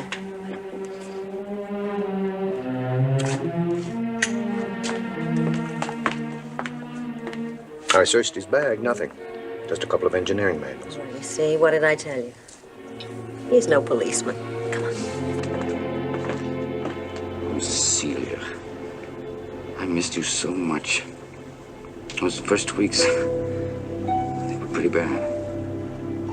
You missed me? Honey, it's been almost 3 months. I expected you to write. I was worried sick. How do you think I felt? I don't know what you mean. Steve, I don't understand. I don't understand you. I waited. That night at the wharf, I waited till almost midnight. Until the watchman made me leave. Then the next morning, I went to the union office. Steve, what happened? What happened? Honey, I sent you the telegram. And you knew I wasn't coming in. You said you were crazy about me. You said it. Hasn't changed. Nothing's changed. You still love me? Wait till we get to Anchorage. You see. Steve, that telegram, I never got it.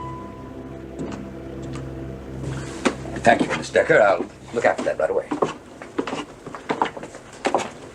Good evening.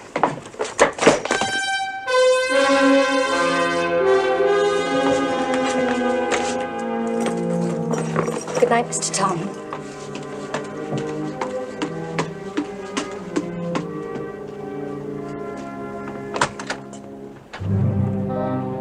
Oh, you're in the right stateroom, Mr. Tallman. I hope you don't mind doubling up. It's just for tonight. All the other unused cabins are loaded with storage. So the one is cleared. No, it's no problem. Glad to have you. Oh, good. Oh, I found this book on your bed. Are you in the lumber business? I work at it. Been at it long? No, not long. Mm-hmm. Why did you leave your last place? I ran out of trees. I am asking too many questions. And so I'm going out deck and have a smoke. Don't let me chase you. Not at all.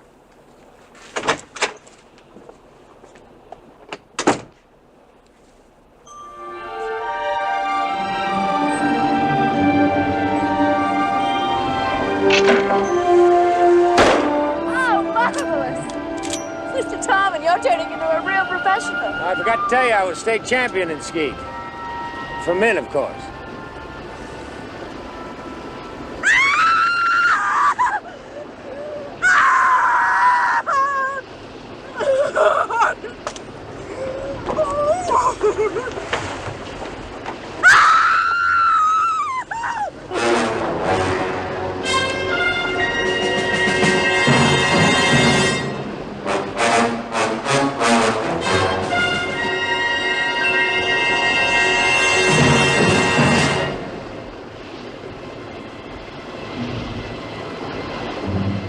Dead.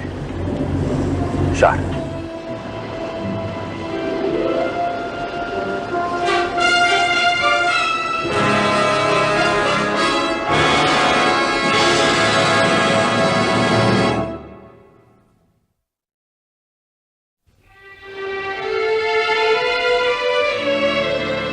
The Alaskan Star, 2 days out of Seattle, Washington, on the open sea.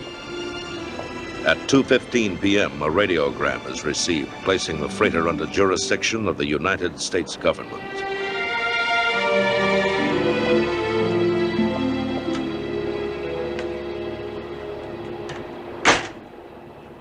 From the Home Office, sir. Proceed to Ketchikan. Hold all passengers for investigation by federal authorities. War Crimes Commission suggests you ascertain Korean War background of all concerned with special reference to International Brigade. War Crimes Commission? That means Vale must have been after it. A war criminal. Or at least it looks like it. Also looks like the man Vale was after got to Vale first, Well, sir, shall I assemble the passengers? Yes, Mr. London. In the dining room, please. Oh, what about the shakedown? Stem to stern, sir. No sign of the gun. Probably thrown overboard. Vale's effects? Well, just this one suitcase. His wallet? Wasn't on the body, sir. That probably went overboard, too. 4 harpies of the sea. Shipwreck, epidemic, mutiny, murder. So far, I've been spared with nothing more serious than a squall off of Antibes. And now this. No, go get the passengers, Mr. London.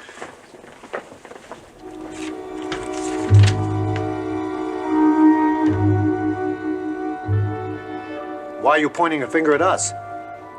What about the crew?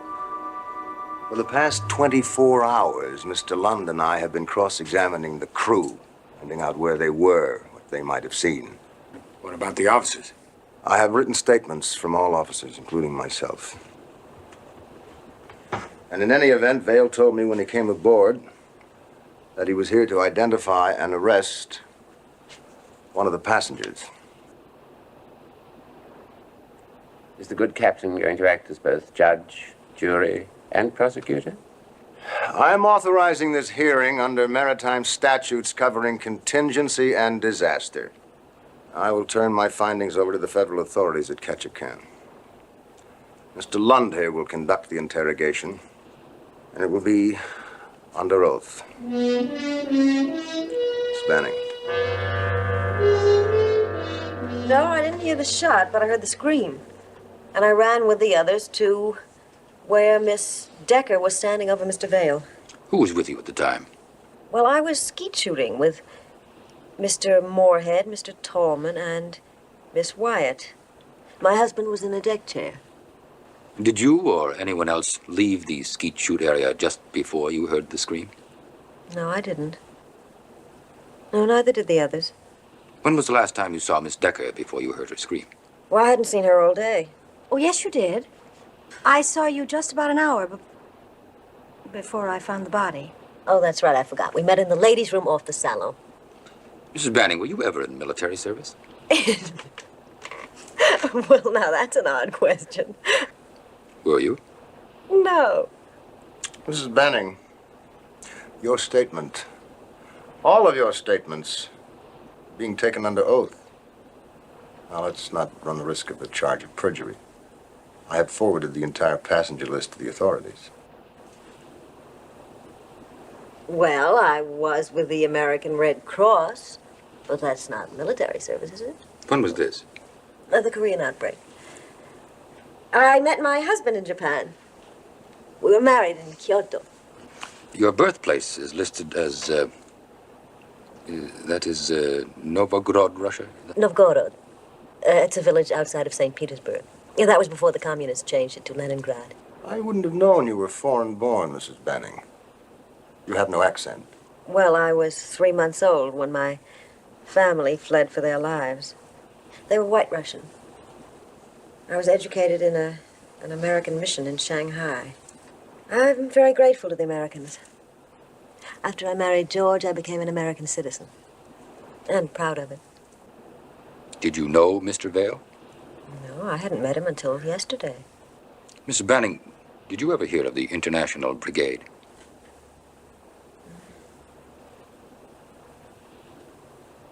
The International Brigade was a top-secret fighting unit formed during the Korean War by the United Nations to spearhead attacks behind enemy lines. Ever hear of it? No.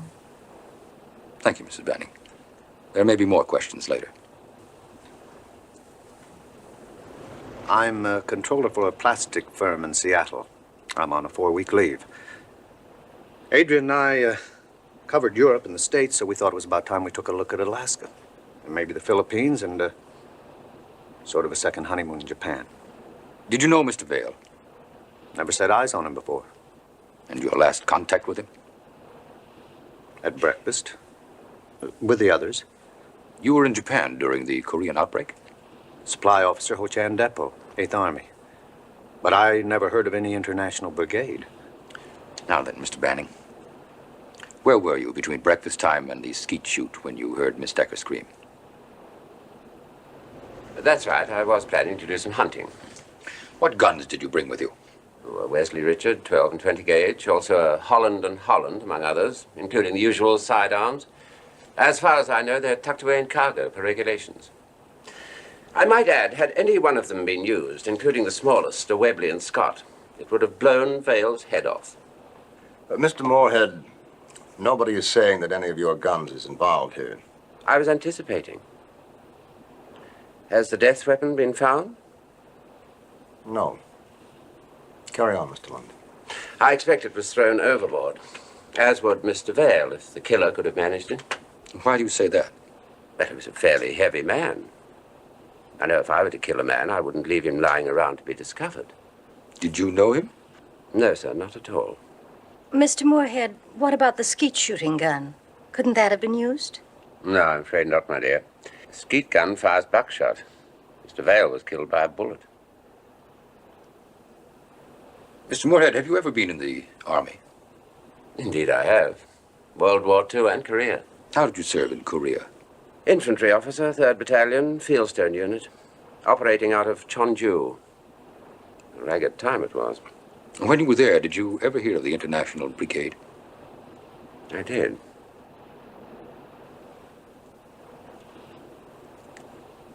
What do you know about it? Not very much. My battalion was just another fighting unit. The International Brigade was very hush-hush and high priority. You knew this officially? No, it was rumor. It was supposed to be a sizable organization. 14 nations represented in ratio to their Korean commitment. The United States, Britain, Australia, France, Greece, others. Do you know any reason, Mr. Moorhead, why the War Crimes Commission would be interested in the International Brigade? Yes, I do.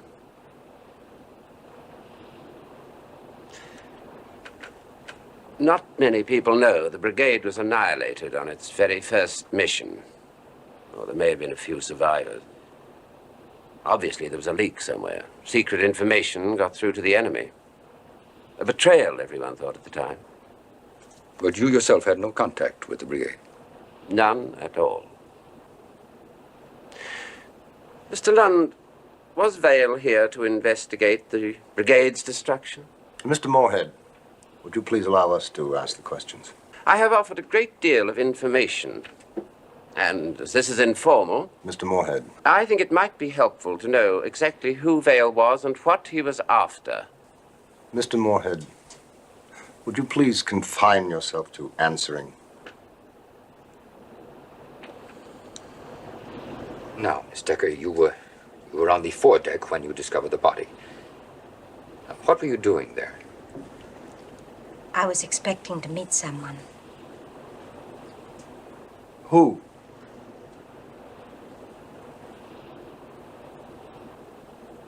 Was it Vale? No. Did you know Mr. Vale?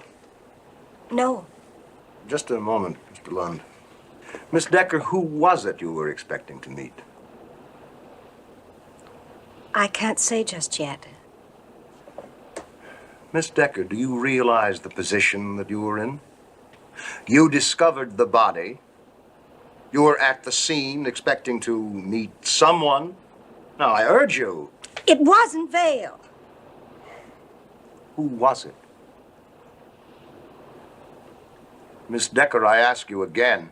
I didn't do it. I never saw Mr. Vale before. Mr. Lund will return to this witness.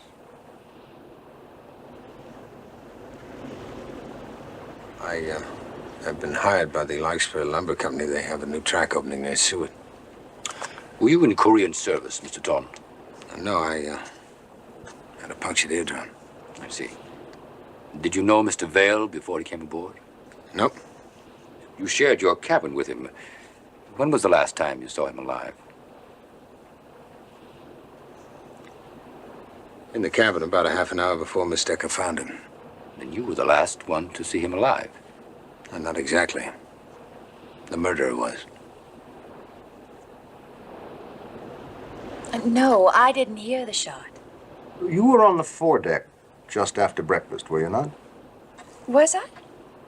I don't remember. Yes, I saw you from the bridge, just before I went below. I only stayed for a minute. I assure you I did not hear the shot. And, Captain, my hearing is very acute. Thank you, Miss Wyatt. Well, my apologies to all of you for this interrogation. All except one. Especially since the authorities will be waiting for you at Ketchikan to put you through it again. That'll be all for now.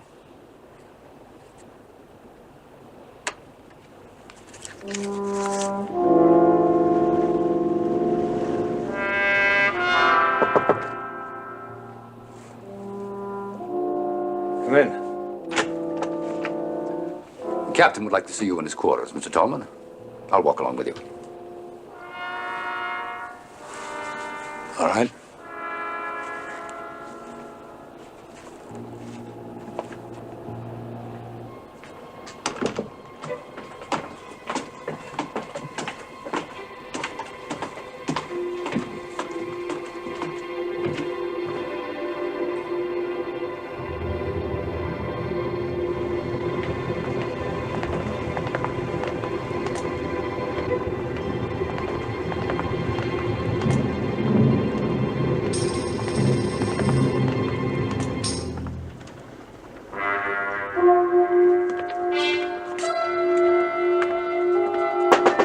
Come in.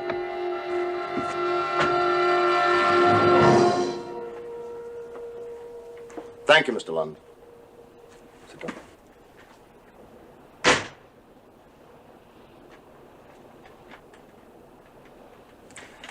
Mr. Tallman, we live in a remarkable age. I can remember when wireless was a fairly new thing on ships. Today we have advanced technology. We have radar, radiograms, ship-to-shore communications. They've shrunk the oceans of this world. Larry Tallman, 1443 Cecil Avenue, Pittsburgh, Pennsylvania. Next of kin Gladys Tallman, sister. There is no Cecil Avenue in Pittsburgh, Pennsylvania. There is no Gladys Tallman nor Larry Tallman listed in the directories of that city. Now, the information supplied me by the other passengers has all been verified, and I'm satisfied that these people are who they say they are.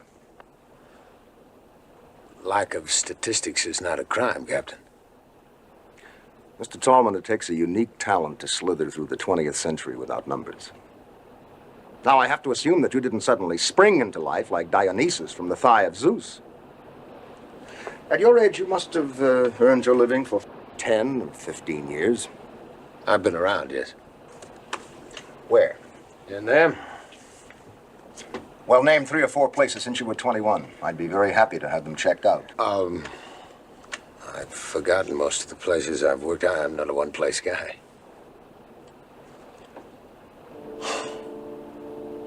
Mr. Tallman, I have no heart for inquisition. But I have even less heart for murder. Now, unless you can properly identify yourself, I'm going to be forced to wire Ketchikan. And tell them what? That you could be guilty. A man with no past may be hiding one.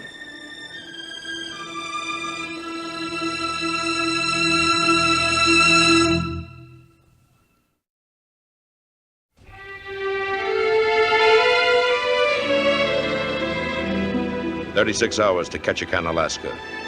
36 hours to the moment when Larry Tallman will be turned over to the federal authorities." Come in. Well, I expected to see you in irons, or whatever it is they do on American ships. I saw Lund dragging you up to the bridge. I gather you're high on the captain's list. I didn't kill Vale. I had no reason to. That's all our stories. According to the straw vote in the salon, the captain was right about you. What was your voting? Abstained. I was impressed by your placing yourself as last on the list to see Vale alive. It was a needless admission unless it was honest. Thanks, I need a friend.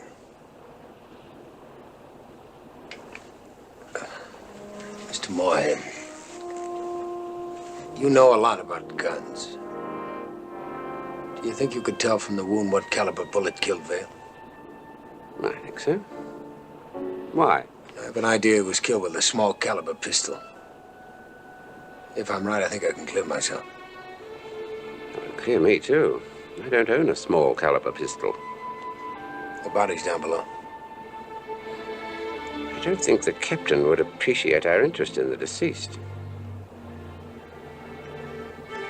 Well, I have to find out. I thought you might have helped me. Oh, all right. Let's find out what Mr. Vale can tell us about his death, huh?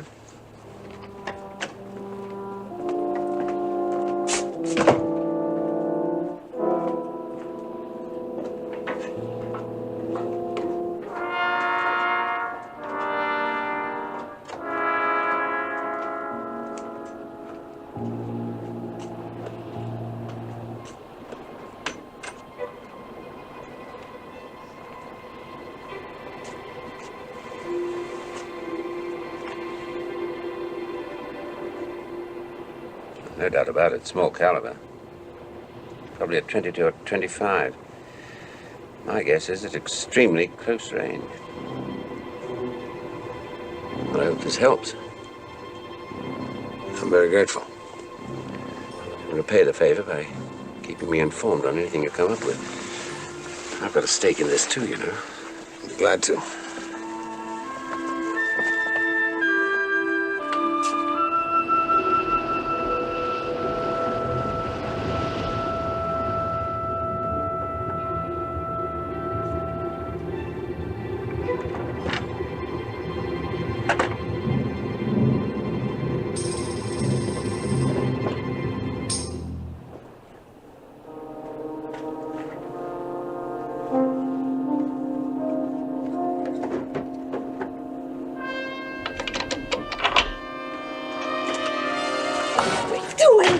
Let me go or I'll scream for help.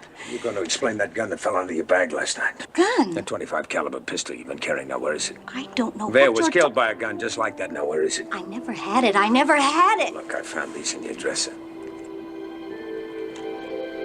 That's right. I forgot. I did have the pistol. It was stolen yesterday morning. Just tell the captain about it. All right.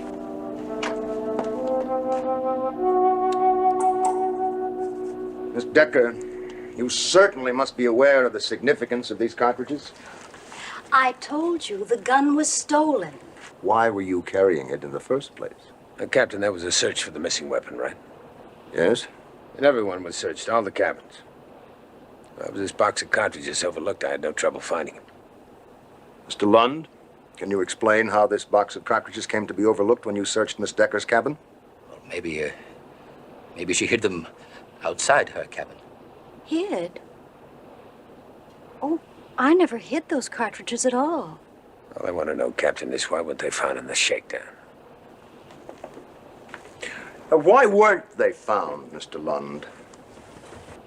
Tell them, Steve. I asked you a question, Lund. Lund? I never searched her cabin. Why not? Because she's an old friend. I said I wouldn't bother her. You wouldn't bother her? A murder is committed and you wouldn't bother her? Well, as of Anchorage, you are off this ship, Mr. No, please, Captain, don't fire him. He didn't have to search my cabin. He just knew I couldn't kill anybody. Steve knows me too well for that. But he couldn't tell you, Captain, because you have rules about officers and passengers. Miss Decker, would you please get to the point? Celia, you don't have to. It's all right, darling. We're going to be married, Steve and me, as soon as we get to Anchorage. We fell in love just 3 months ago. I'm sorry to have to tell you this, Miss Decker, but my first officer is married. He has a wife and 2 kids. Don't say that. That isn't true. I know it isn't true. Steve would have told me if he were married. Wouldn't you, Steve? We were going to be married before, Captain. I waited for him. Poor Steve, he tried so desperately to get there. And then I talked to that other man. A Mr. Carter at your union office. He said that same thing. About a wife, I mean. Well, you know how women are. They believe anybody. I went into this pawn shop and I bought this little pistol and some bullets in that little box there, and then I booked passage again. Thinking these wicked, sinful thoughts. Thinking that a fine, decent man had used me as though I were a cloth to wipe his shoe on. But it just wasn't true. I took one look at him and he told me about the telegram. And all that talk about his being married, it just wasn't true anymore. Miss Decker, I apologize to you. On behalf of the company, I apologize to you for your embarrassment. Thank you.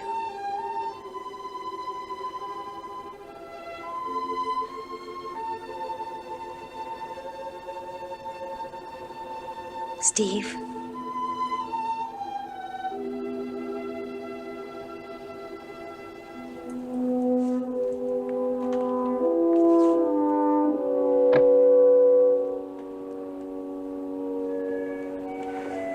Mr. Lund, I am relieving you of your duties. Mr. Kaler will take over as first officer.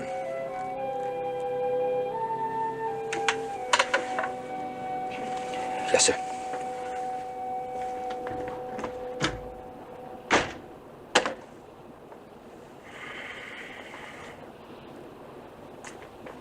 And Mr. Tallman, you will stay away from the rest of my passengers from now on. I'm just trying to prove my innocence, Captain. You will stay away from them or I'll have you locked in your cabin.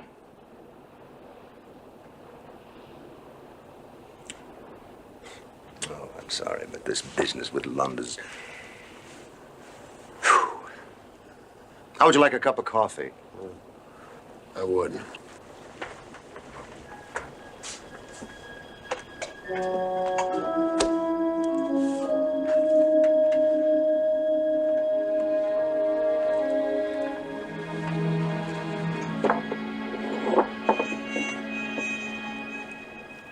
I had no reason to kill Vale, Captain. You can't ask me to just sit and wait for the hangman to catch a kid. When this boat docks, the killer goes free. It makes sense what you say. And I have half a hunch you didn't kill Vale, but I'm forced to hold you. A man with no background. When Vale came aboard, he must have said something to you about what he was looking for, who he was looking for. Anything like that would help me. I was only with him a few minutes when he came aboard. He had some documents he was going to leave with me. Well, that might help. What are they? He decided to keep them with him. Let's go take a look. They weren't on him when he was found, and they weren't in his luggage. Apparently, the killer threw him overboard. I'm sorry, Tom. So am I. Thanks for the coffee, Captain.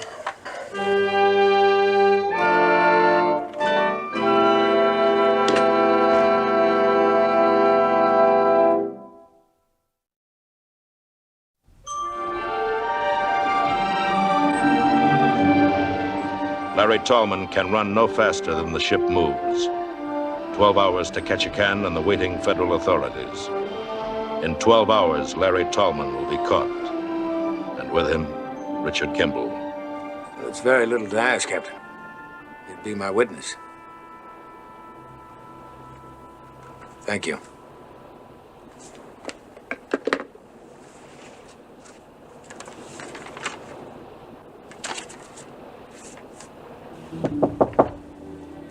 Yes? Who is it? It's me, Celia.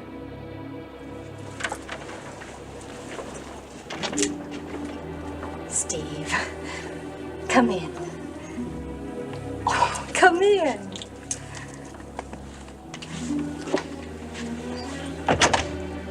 It was nice of you to come. I know you're in trouble with the captain. Well, Celia, I want to talk to you. About Anchorage. About us. Honey, what the captain said and what you heard at the union office back in Seattle, it's true. You've got to understand that we can never be married. I do have a wife. Do you understand? Why don't we go up on deck? It's a perfectly beautiful day.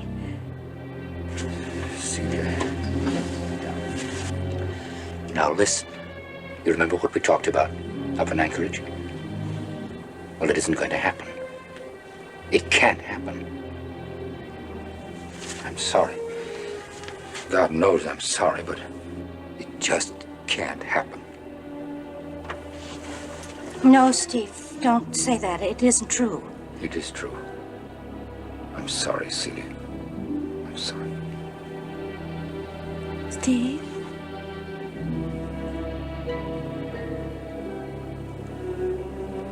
Steve? Come in.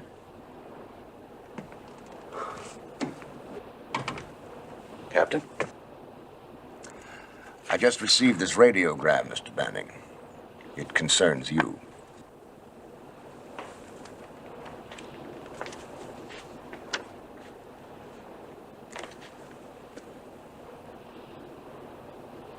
There must be some mistake. Embezzlement usually is a mistake, Mr. Banning. I can explain this, Captain. Well, you'll get a chance to do just that at Ketchikan. Captain, I assure you there's I am fed up with this rat's nest I've taken aboard this trip. Philandering, embezzlement, murder. I just hope for your sake that this doesn't tie in any way with Vale's death. No. I had nothing to do with it. But how do you know this envelope belonged to Vale? It's got his initials on it, PV. I found it wedged between his bunk and the wall. What's in it? Letters. I think they're important. Are you going to show them to the captain? I don't think it'll do much good in this wide. They're in Greek. Oh. You know, you were right. The captain told me that Vale was with the War Crimes Commission. Ah. There were Greeks in the International Brigade. Well, it's my guess that these letters are from one of the survivors. It might well be. Suppose something like this. The International Brigade was betrayed. Now, there's no doubt about that. The betrayer is seen at various times and places by the survivors. They write to the War Crimes Commission, saying such a person was seen. But if they knew who the guilty one was, then surely they would have reported it to the authorities long ago. I mean, there must have been an investigation when the brigade was lost. But maybe the identity of the betrayer wasn't known at that time. Maybe the Crimes Commission, after years of hunting, finally came up with a prime suspect, got in touch with the survivors asking for information on him. Or her. I think that poor Vale was closing in on her, or him, on one of us. Well, I think it's delicious. Do you know what I think the captain ought to do?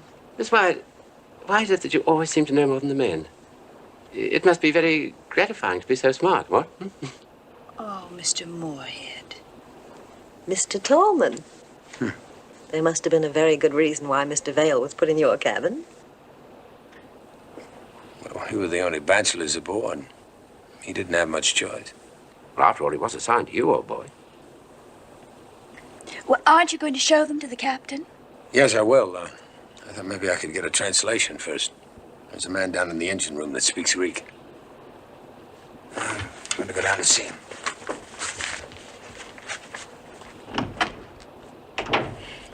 You know, he doesn't look like a traitor or a spy at all.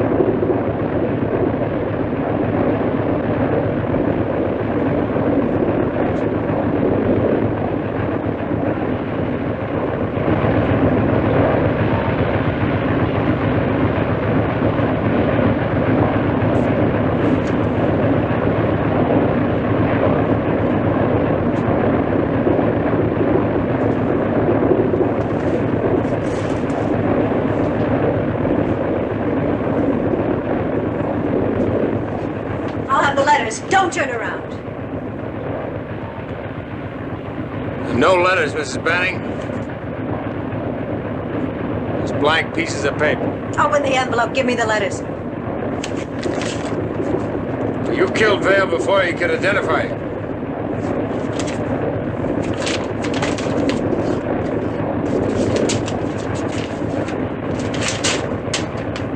Only you know it and I know it. I know it, Mrs. Banning. Captain? I know it. Back in the salon, I thought you were laying a trap. Fine lot of help I have. Get back.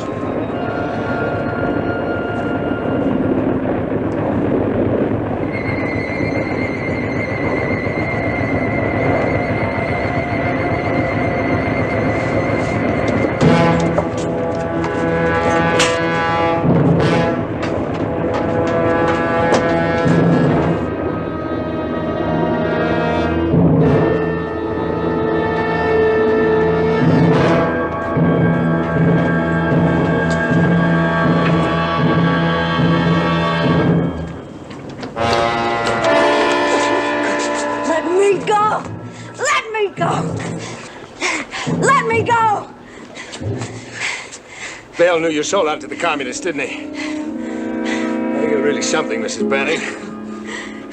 I didn't do it for the communists. I did it for money, Mr. Tallman. For money. What else is there? Let's get her inside.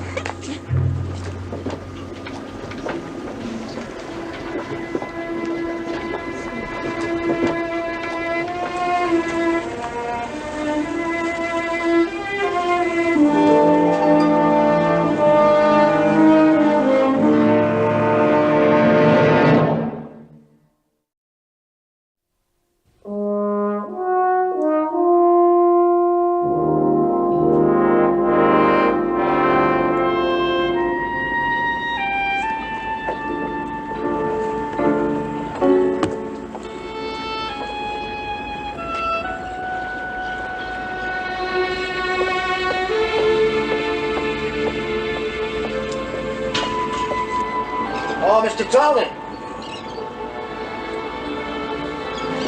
I just received a radiogram. Adrian Banning was actually Anna Janoff. She ran a waterfront dive in Korea. Peddled booze, narcotics, anything the traffic would bear. Apparently this place was a pipeline to the enemy. Are you all finished with the federal authorities? I gave my statement to the marshals. I thought I'd stay over in Ketchikan a couple of days. I'm sorry I gave you such a rough trip. I've had rougher.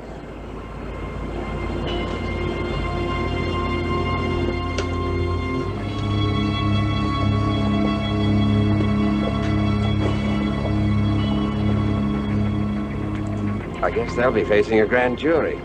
23 good men and true. 12 men. What? I'm sorry. I think you're right. It is 23 men. But, yeah. Larry? I wish you could make the rest of the trip with us. It could have been fun. Not necessarily. I might turn out to be just as devious as the Bannings. Can you imagine? You just don't know who you're talking to these days. No, you don't. Goodbye. Larry Tallman, freed of the suspicion of murder, leaves the Alaskan Star. But it is Richard Kimble, still under the sentence of death, who steps ashore. He will stay in this place for as long as it is safe, and then he will move on. It is said that there is no rest for the wicked, nor sometimes for the innocent.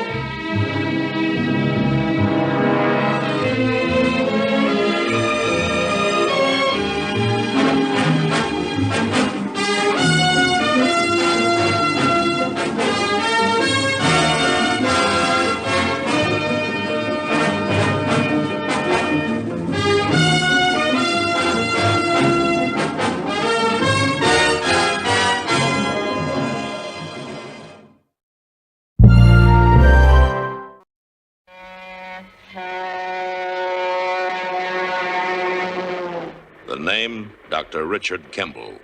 The destination, Death Row State Prison. The irony, Richard Kimble is innocent. Proved guilty, what Richard Kimble could not prove was that moments before discovering his murdered wife's body, he saw a one-armed man running from the vicinity of his home. Richard Kimble ponders his fate as he looks at the world for the last time and sees only darkness. But in that darkness, fate moves its huge hand.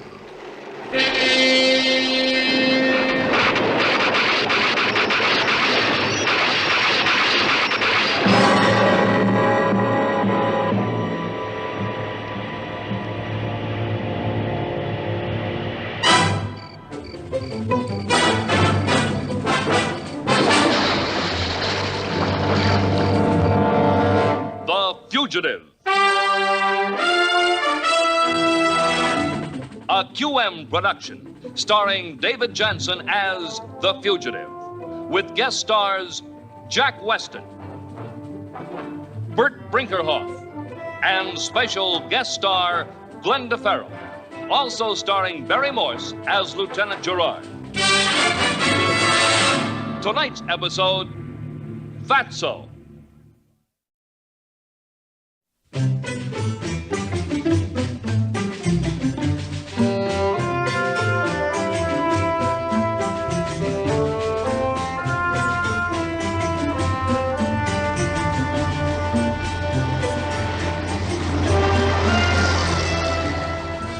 A ride with a stranger, a friendly stranger.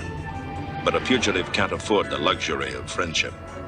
He has to keep his thoughts to himself, weigh every word carefully. That's right. Excuse me.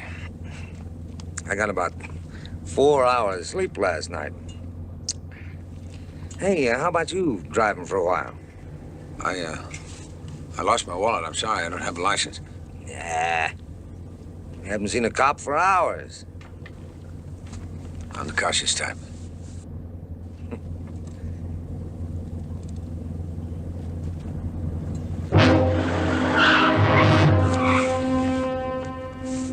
Maybe I better drive. Oh, yeah. Thanks.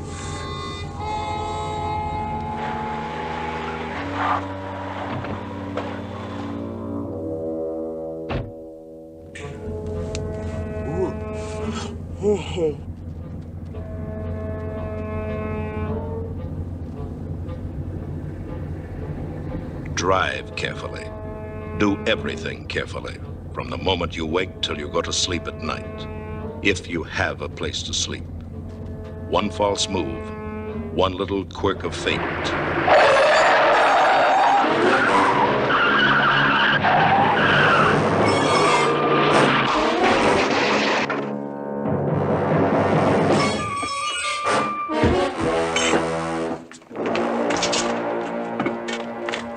It wasn't your fault. It was that darn fool backing out of there. There he goes. Hey! Well, could have been worse. Just bashed in the taillight, crumpled his fender, and locked bumpers. I guess we'll have to get some help from the garage. The frame don't seem to be bent. You! Hold it! All right, now. Just where do you think you're going? Just trying to find a gas station, get some help. Oh. With that?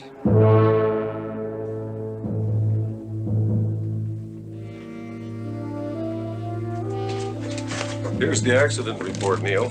Owner of the car signed it before he pulled out. Okay. Drive over to headquarters and get these prints off. State police? Yeah, and the FBI. All right, Carter. Anybody you want to phone? No. All right, let's go.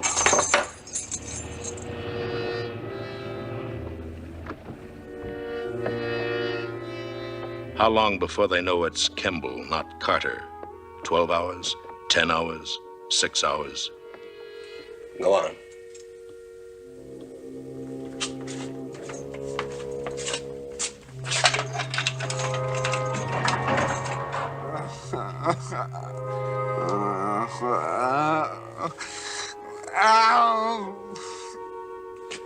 not to wake him.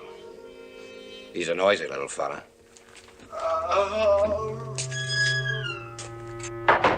Hey!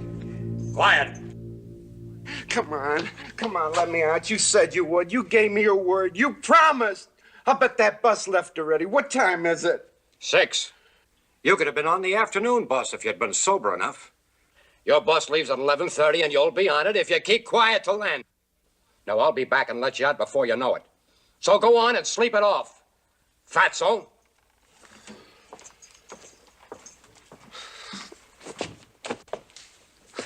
I want to get out now. There's no use going back. Nobody wants to see it.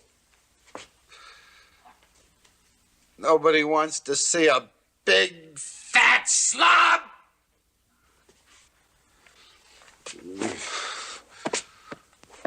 Hey, you haven't got a candy bar on you, have you? No, I'm sorry. It's too bad. My name's Bill Carter. Hi, Bill. I'm Davy Lambert. You know, they starve you to death in here.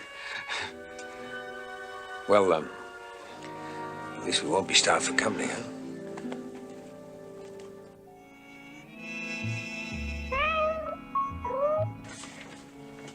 Oh, now, Dillinger, I was having such a nice rest.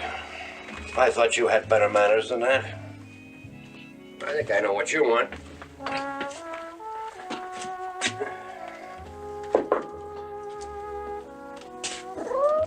Is this what you want, Dillinger?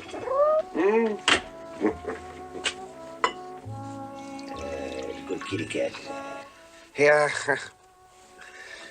Yeah, and then there's a stream on the farm that's just loaded with fish. Little itsy fish, but boy, did they taste good. You fry them plain with just a dab of butter. No flour, no cornmeal, nothing.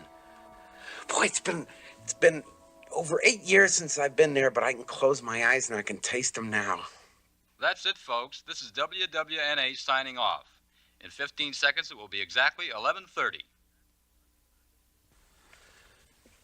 You like the fish, Bill? Oh, yeah, I like to fish, David.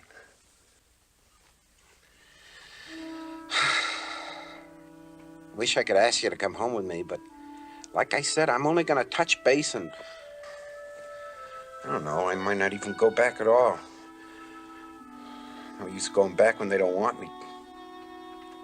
Well, all those nice things you said about your mother, you mean she doesn't want you? Yeah, she does. Well, you said your father was a sick man. Well, maybe.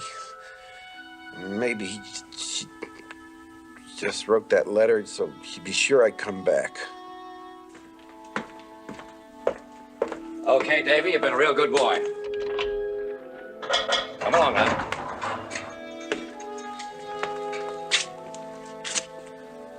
Well, so long, Bill.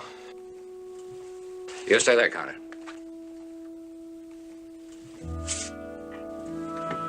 Goodbye, David. Come along, Davy. I'm putting you on that bus myself.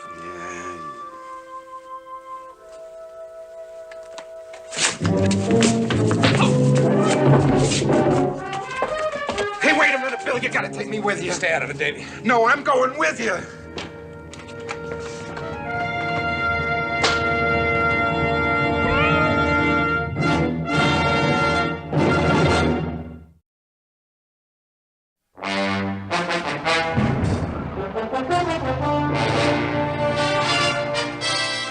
Hello? Hello, Pikesville Sheriff? Yes. This is Lieutenant Gerard. I just got a make from the FBI on the man you're holding under the name of William Carter. I got the report too, Lieutenant, and I'll do everything I can to help. But he broke out last night. What time? About 11:30. Do you have any leads? A Model A was stolen near the edge of town. He broke out. Nothing else? That's about it. I'll get the next plane. See you in 3 or 4 hours. Goodbye.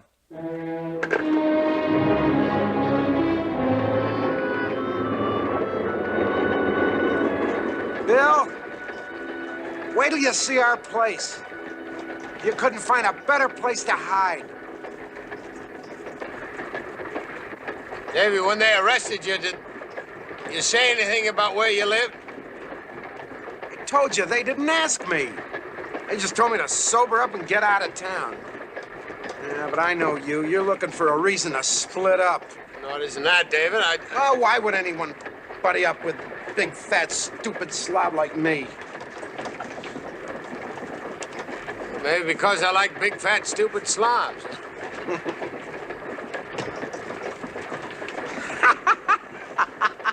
What's the matter? Every time I think of where we stashed that Model A, I gotta laugh. They'll never find it. Well, Lieutenant, I sure hate to see someone claim it with a little fixing I could use around here. No, whoever dumped her there sure picked a good place. It's a dead lake. Nobody ever uses it. Anybody see who ditched it there? Oh, yeah. Yeah, a fellow in a gang working on railroad ties. He spotted it. Railroad gang, huh?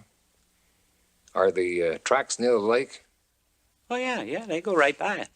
Any sightings there? Anywhere a man could hop a freight? Oh, yeah, yeah. The freight yard's about a half mile down. Well, maybe I can pick up something there. Thanks. Yeah, anytime. Anytime at all.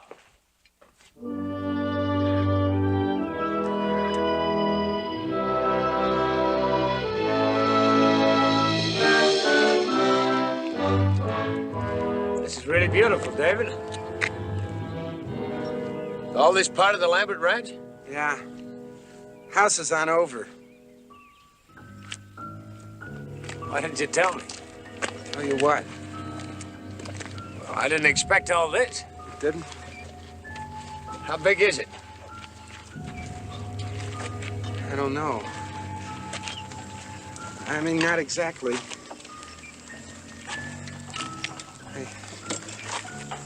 I used to, but I forgot.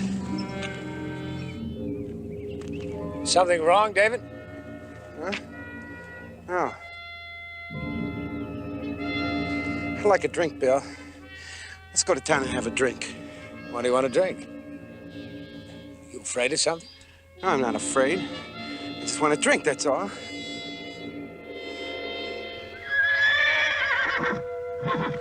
It was all different then.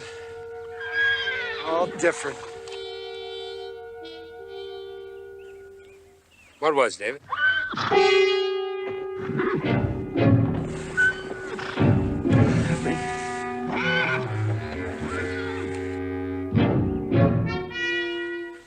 Nothing, Bill. Nothing. I'm sorry.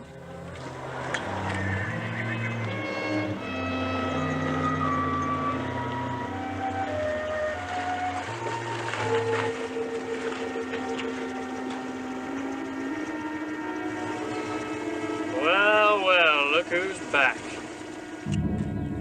Hi, Frank. What are you doing here, Davy? Mom wrote that Pop was sick. How would she know where to write you? Well, there's a bar in Los Angeles that lets me use its address. Last time I was there was a letter from Mom. It's funny she didn't tell us you were coming. Or did you ask her not to, Davy? I didn't write. I just got here as fast as I could. Bill? Bill, this is my brother, Frank. How do you do? Bill and I work together in Los Angeles. He's gonna stay for a while. Okay? That's a silly question, Davy boy. You know he's going to be just as welcome here as you are.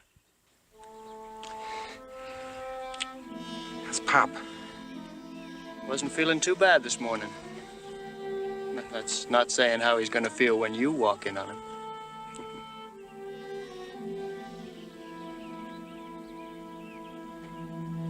How do you like that new barn, Davy boy? It's got it all over the old one, hasn't it?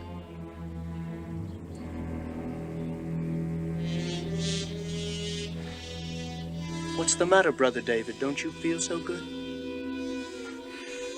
No, I'm feeling all right. Hop in, Mr. Carter. You too, Davy boy, if you can make it. What do you think of this part of the country? All right. Come on, Brother David, up and over.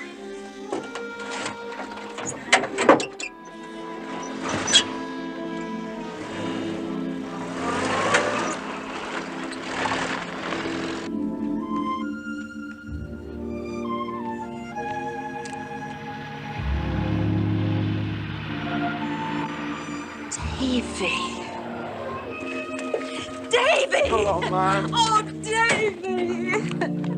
Oh, it's so good to see you. It's good to see you too, Mom. Real good. Oh, I've been so worried about you. Have you been all right? Oh, I've been doing fine. Real great. Oh. This is my friend Bill, Mom. I bumped into him on the way out here, and I feel so I knew him all my life. I'm glad to know you, Mrs. Lyman. How do you do, Bill? I'm glad to know you, too. I thought you said you'd work together, Davy. Oh, sure. Oh, sure. But you see, I left that job.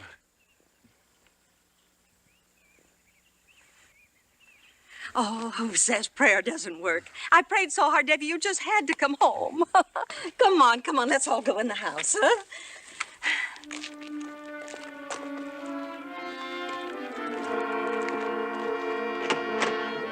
Davy, you'll find your room just the way it was when you left. I kept your clothes all cleaned and pressed and hanging up for you. Thanks, Mom. Make yourself at home, Mr. Carter. Gee, Mom, the place looks great. Mom? Hmm? Does Pop know you asked me to come? No, Davy. I don't believe I mentioned it. Davy looks good, doesn't he, Ma? Yes, he does. Why, when I drove up, I hardly recognized you, Davy. Lost quite a bit of weight, haven't you, boy?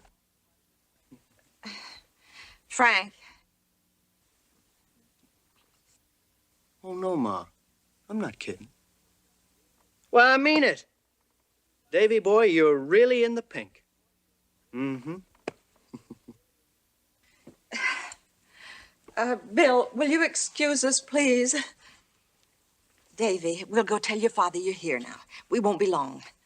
Frank, come on.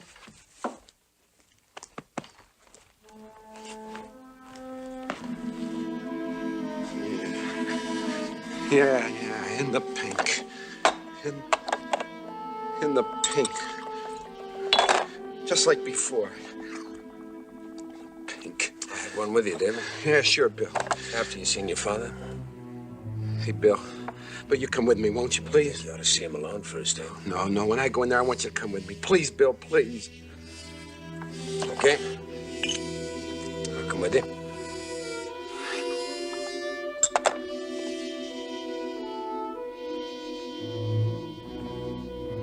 All right, you can come in, Davy.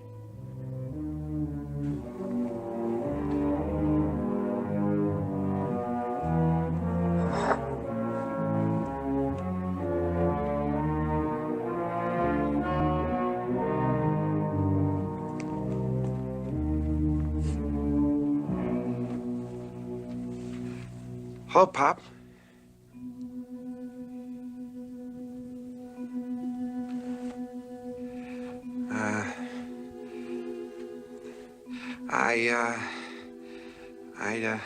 I'd have come back a long time ago, but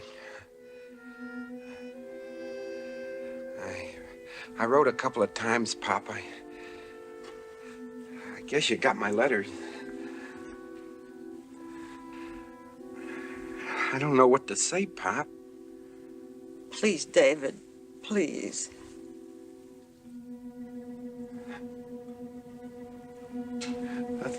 This is Bill, Pop. We're friends. We've been traveling together. Hello. I'm sorry to see that you're sick, Pop. You do what old Doc Hallam's tells you to do. He'll fix you up.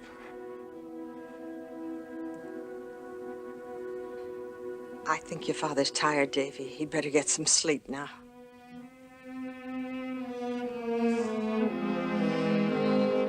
Davy. Yeah, Pop. How do you like the newborn?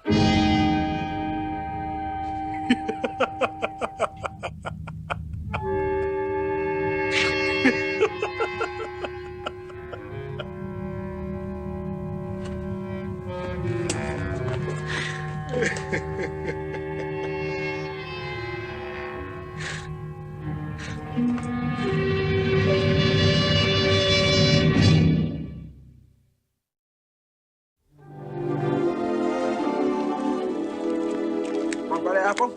Huh? No, I just had breakfast, remember? Good for you. Vitamins. Yeah.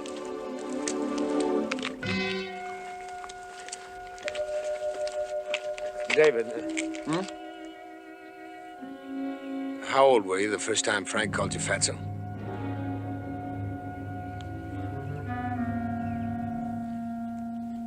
Look, I never ask you any questions. Why don't you leave me alone? Just thought talking it out with a friend might help. Friend? You're not a friend. I thought you were. Now you're shooting needles into me like he always does.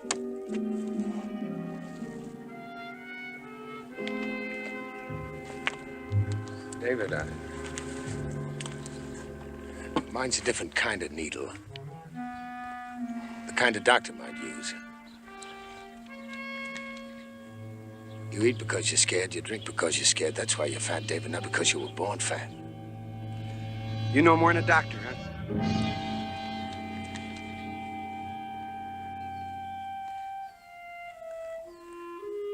David, I want to tell you something, but I need your word that you keep it to yourself.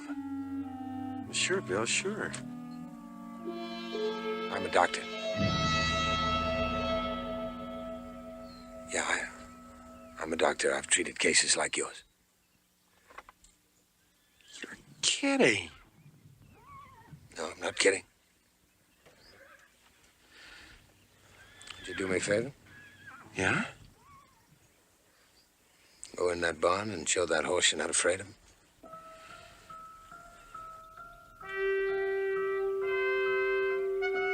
A doctor, huh?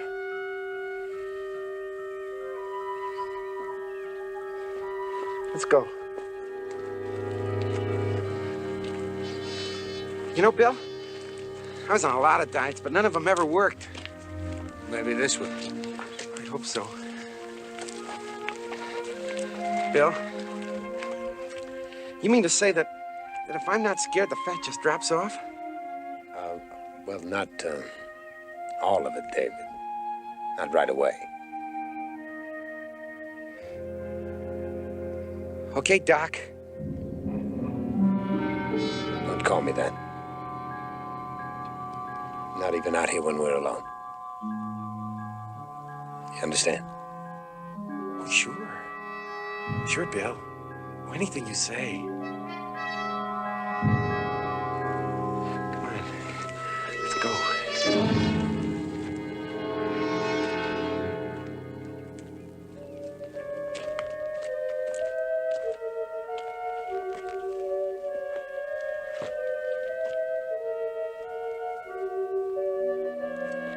I can't, Bill. I can't go in. Why not, David? Well, it's not just the horses. It's a barn. Look, why don't you go in? I gotta think about it.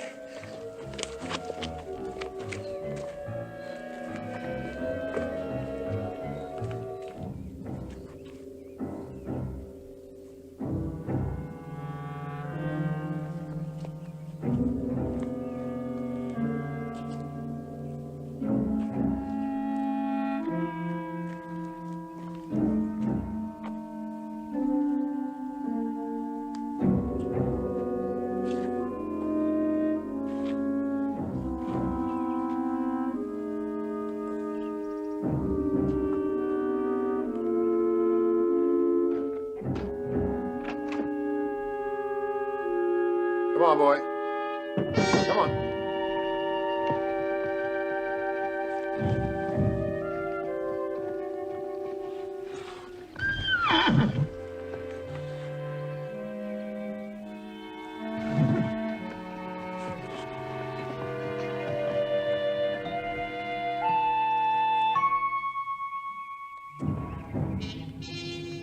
Want some apple, boy?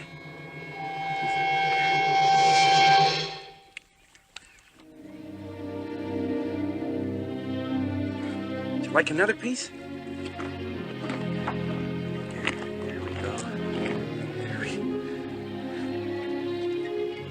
How am I doing, Bill? Fine.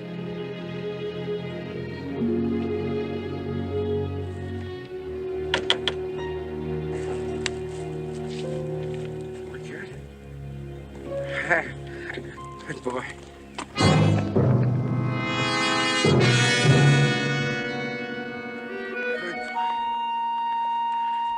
Hey, Fatso. Come here a minute. I want to talk to you.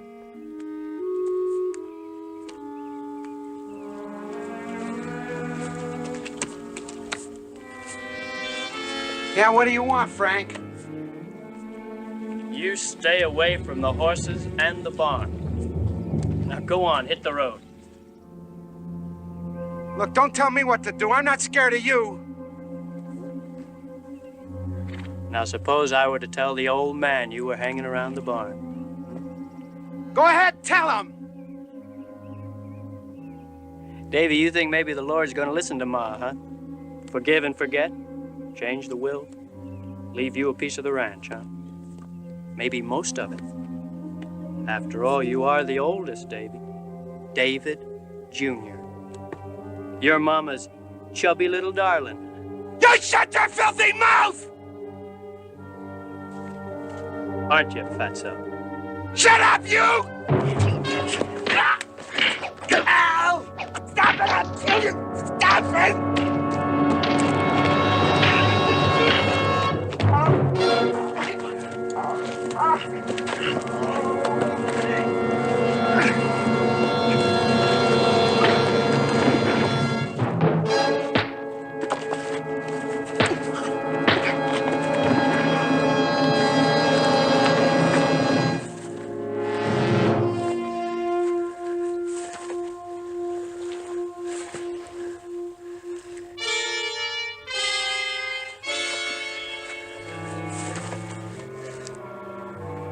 From now on, you let him alone.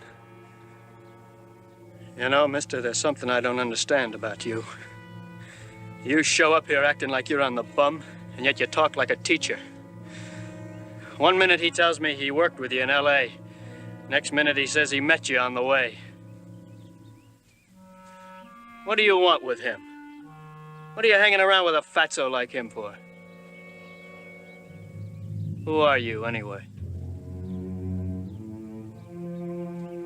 Maybe I ought to make it my business to find out, huh?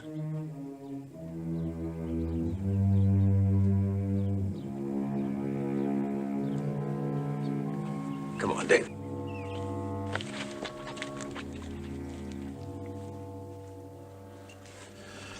Well, Mom and... Go ahead, Dave. Well, Mom and Pop were at a horse auction in Louisville. Frank was in the Army, so I had to stay here and take care of the place. Alone. I got drunk. Passed out. When I came to that night, I was laying in the corral. Barn was burning. Horses were inside. I could still hear them screaming. Don't ask me why I did it. I don't know. I don't remember. I don't want to remember.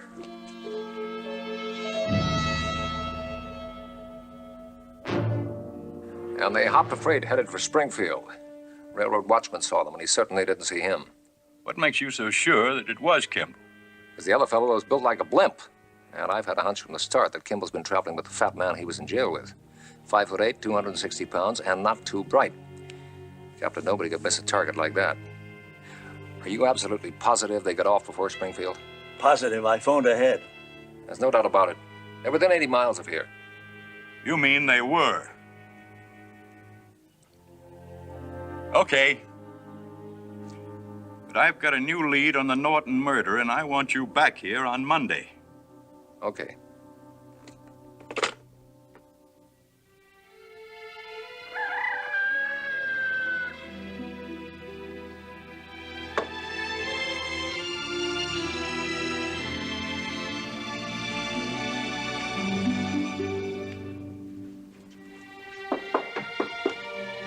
Hi. Well, surprise, Bill. I didn't get drunk. Good. You know, Bill, something funny happened. I said I wasn't going to remember and wasn't even trying, but all of a sudden things started to happen and the... What are you putting those clothes on for? I'm leaving, David. Leaving? I can't take a chance, David, after what happened with Frank. I'll write you. Where? Here? Oh, no. You can't leave me alone. I thought you were my friend. I can't stay, David. If you knew I was running, you'd understand. Sure. Sure, but you don't trust me enough to tell me. You're afraid the big brain might spill the beans by accident. Okay, Mr. Carter.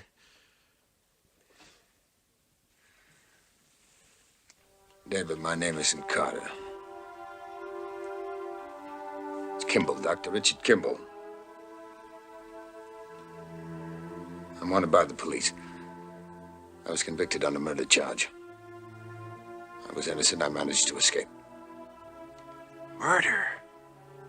Oh, I don't believe it. See, David, I had an argument with my wife. I went out of the house. I drove around for a while. When I came back, she was dead. There was no way to prove that I wasn't there at the time. Witnesses had heard us arguing. On my way to death row, I managed to get away. The police have been after me ever since. And I've been after the man that murdered my wife. You know who it is, Bill? I got home that night. I saw a man running from my house, a man that had one arm.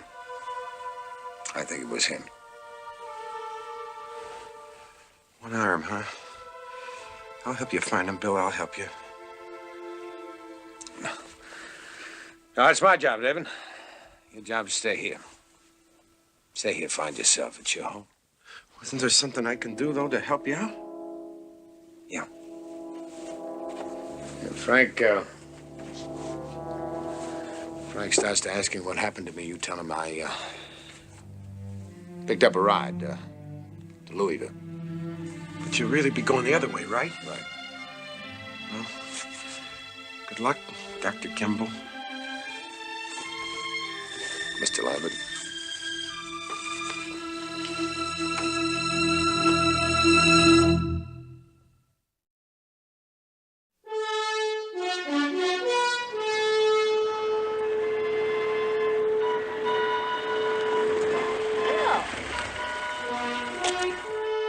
Davy told me you were leaving. Well, I wanted to say goodbye, but you were in with Mr. Lambert. Couldn't you possibly stay a little longer? It would mean so much to Davy. I wish I could. I'm sorry. Where do you get your ride to Louisville? I can take you there. Well, any place on the other side of town. Okay, come on, hop in.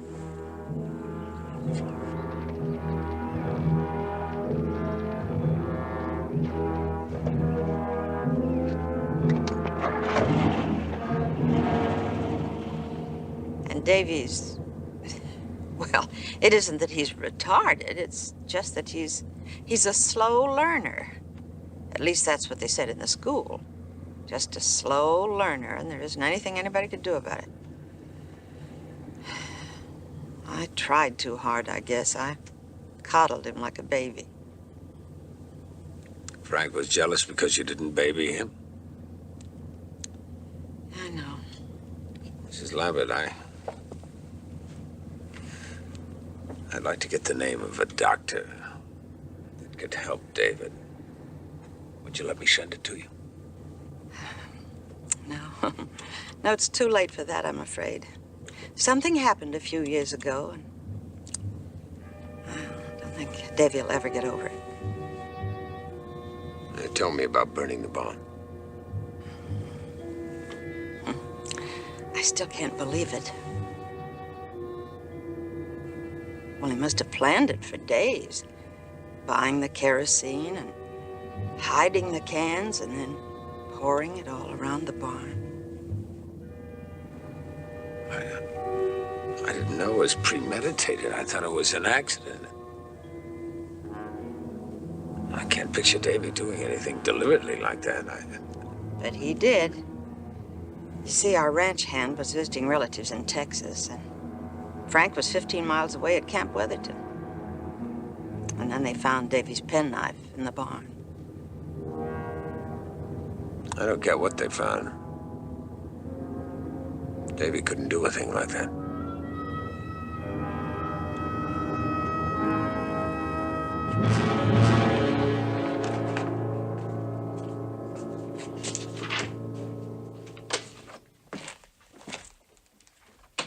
Hello, Sheriff. Hello, Frank. How's your father doing? Oh, one day good and one day's bad, you know. All right if I come by? Why, sure.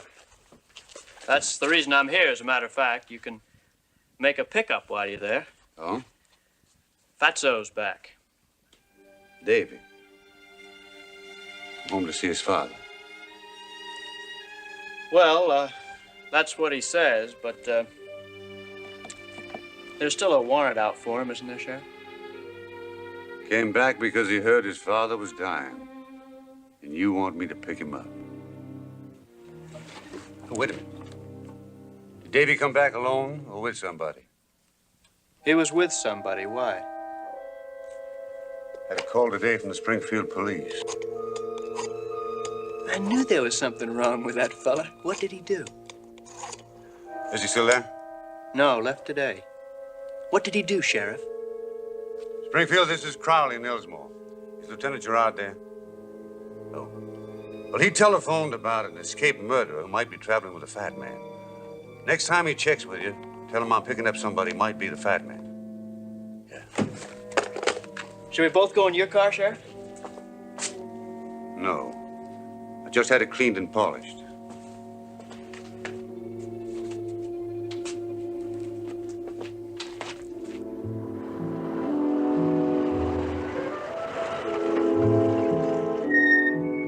Yeah, anything wrong? No, you going to the camp? Yeah. Could you give me a lift? Yeah, okay, hop in.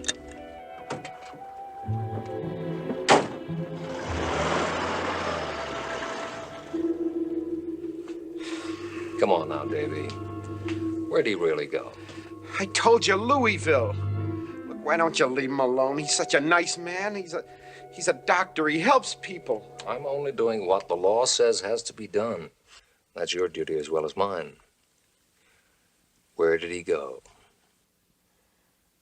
Man like him, a doctor.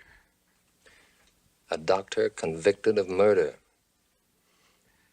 No, he didn't do it.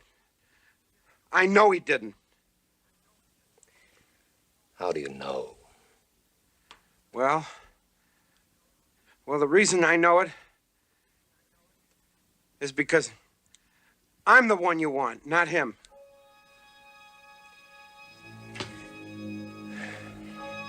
All right, Davy. Tell me all about it. Well, I heard him arguing with his wife. So I figured that if I did it, they would blame him. I don't know why I did it. It was just something that came over me. Like when I burned the barn. Well, the sheriff will tell you that. Go on. Well, I waited till Carter left. I mean, Dr. Kimble. And when he talked about the man with the one arm, that was me.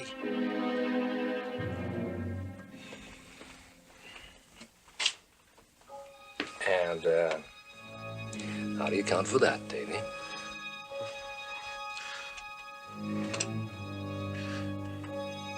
Well, a couple days before that, I sprained my wrist, see, and I had it stuck in my coat, cause then I could look like a one-armed man.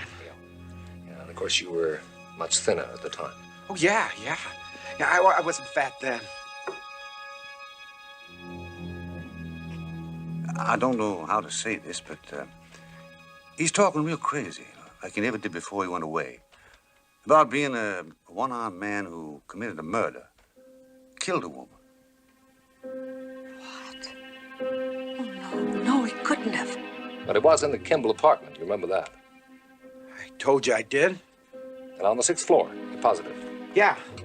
It's the 6th floor. Good. Well, that puts you in the clear, Davy. Because it was a house. It wasn't an apartment at all. Well, that's what I meant. I know. Good try, Davy. Now, where did Carter go?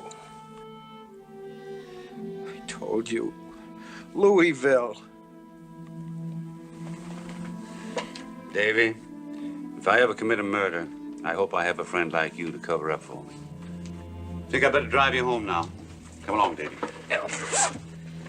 I'll ride along with you. I want to talk to his mother.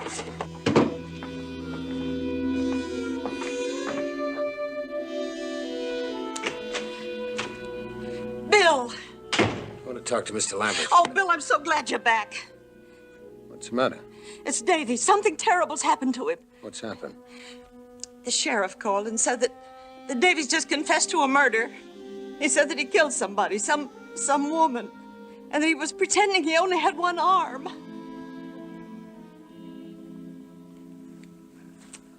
Davy didn't kill anybody, Mrs. Lambert. I know, but why would he say a thing like that? I think I know why. Take my word for it, he didn't kill anyone. Well, I don't understand. I have him explain it to you. Right now, I want to talk to Mr. Lambert.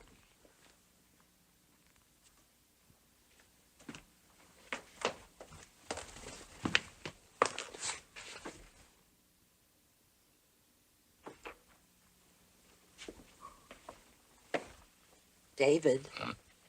David. Huh? Oh. It's Davy's friend, Bill. He wants to talk to you. What do you want? Mr. Lambert, I checked on something you should have looked into 8 years ago. I got a lift from a soldier. We had a cup of coffee at the camp. Got to talking. I asked him to do me a favor. He found out that Frank was absent without leave. The same night your barn was burned. Oh, no. You expect me to believe that? Now, here's something you can't believe. He was court-martialed. Court-martials are a matter of public record. Maggie, I still can't believe it. You phoned the judge advocate's office at the camp. I'll tell you it's true.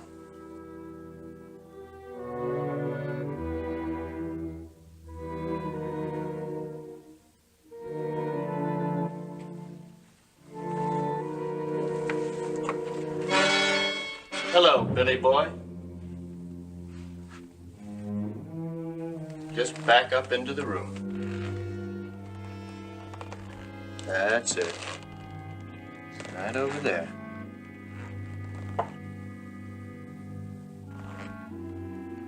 I thought I heard you. I couldn't believe my ears. Frank, put down that gun. Aren't you the one, though, coming back here? You know, there's a fella in town asking about you. The sheriff. Put that gun down.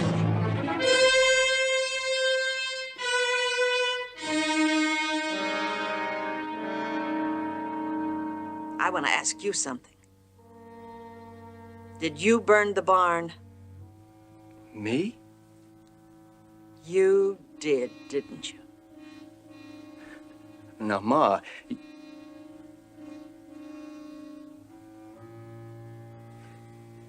you're not going to listen to him, are you? Do you know what he is, Ma? And what are you, Frank, to do a thing like that? And let everybody think your brother did it?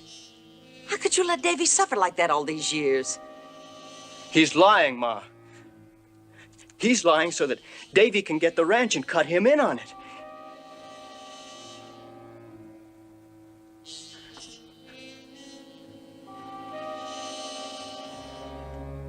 You don't believe I did it, do you, Pa? Come over here, Frank, and put that gun down. Oh, no, Pa, please. You've got to believe me. I didn't do it. Put that gun down.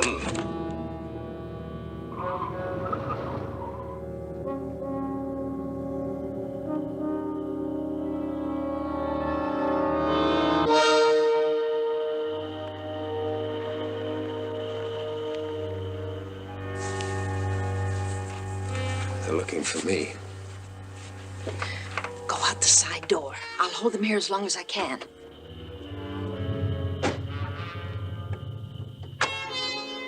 Put that gun out of sight.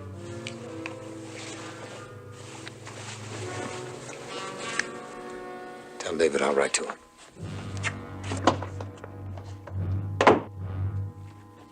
You get back there, Frank. And when these men come in, don't you open your mouth.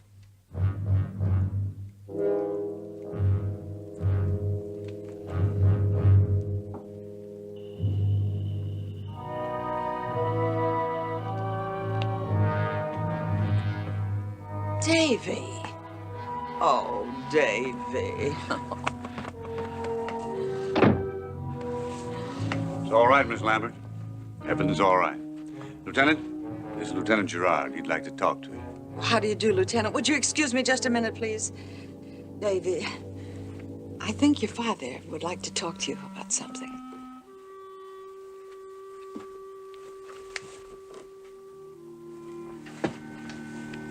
Sit down, son. I'm sorry, Davy. Forgive me.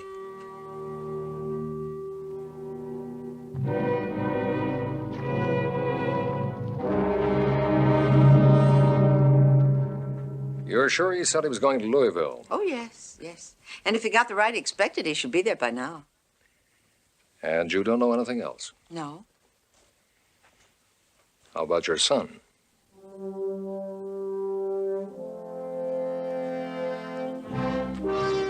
Frank, didn't you hear the lieutenant?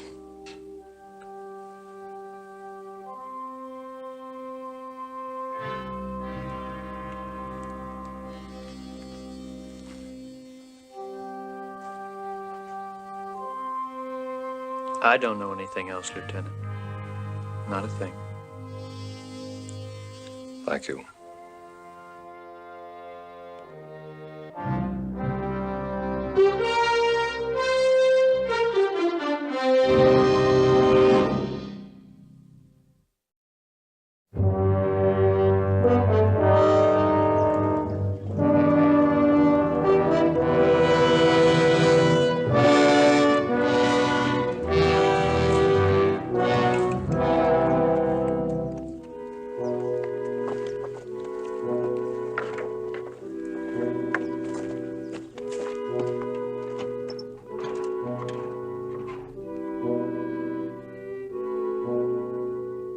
A letter from an old friend. No return address, no name. A fugitive has to watch his step. Every step he takes, every hour, every minute, every second. Any move he makes might lead to death row.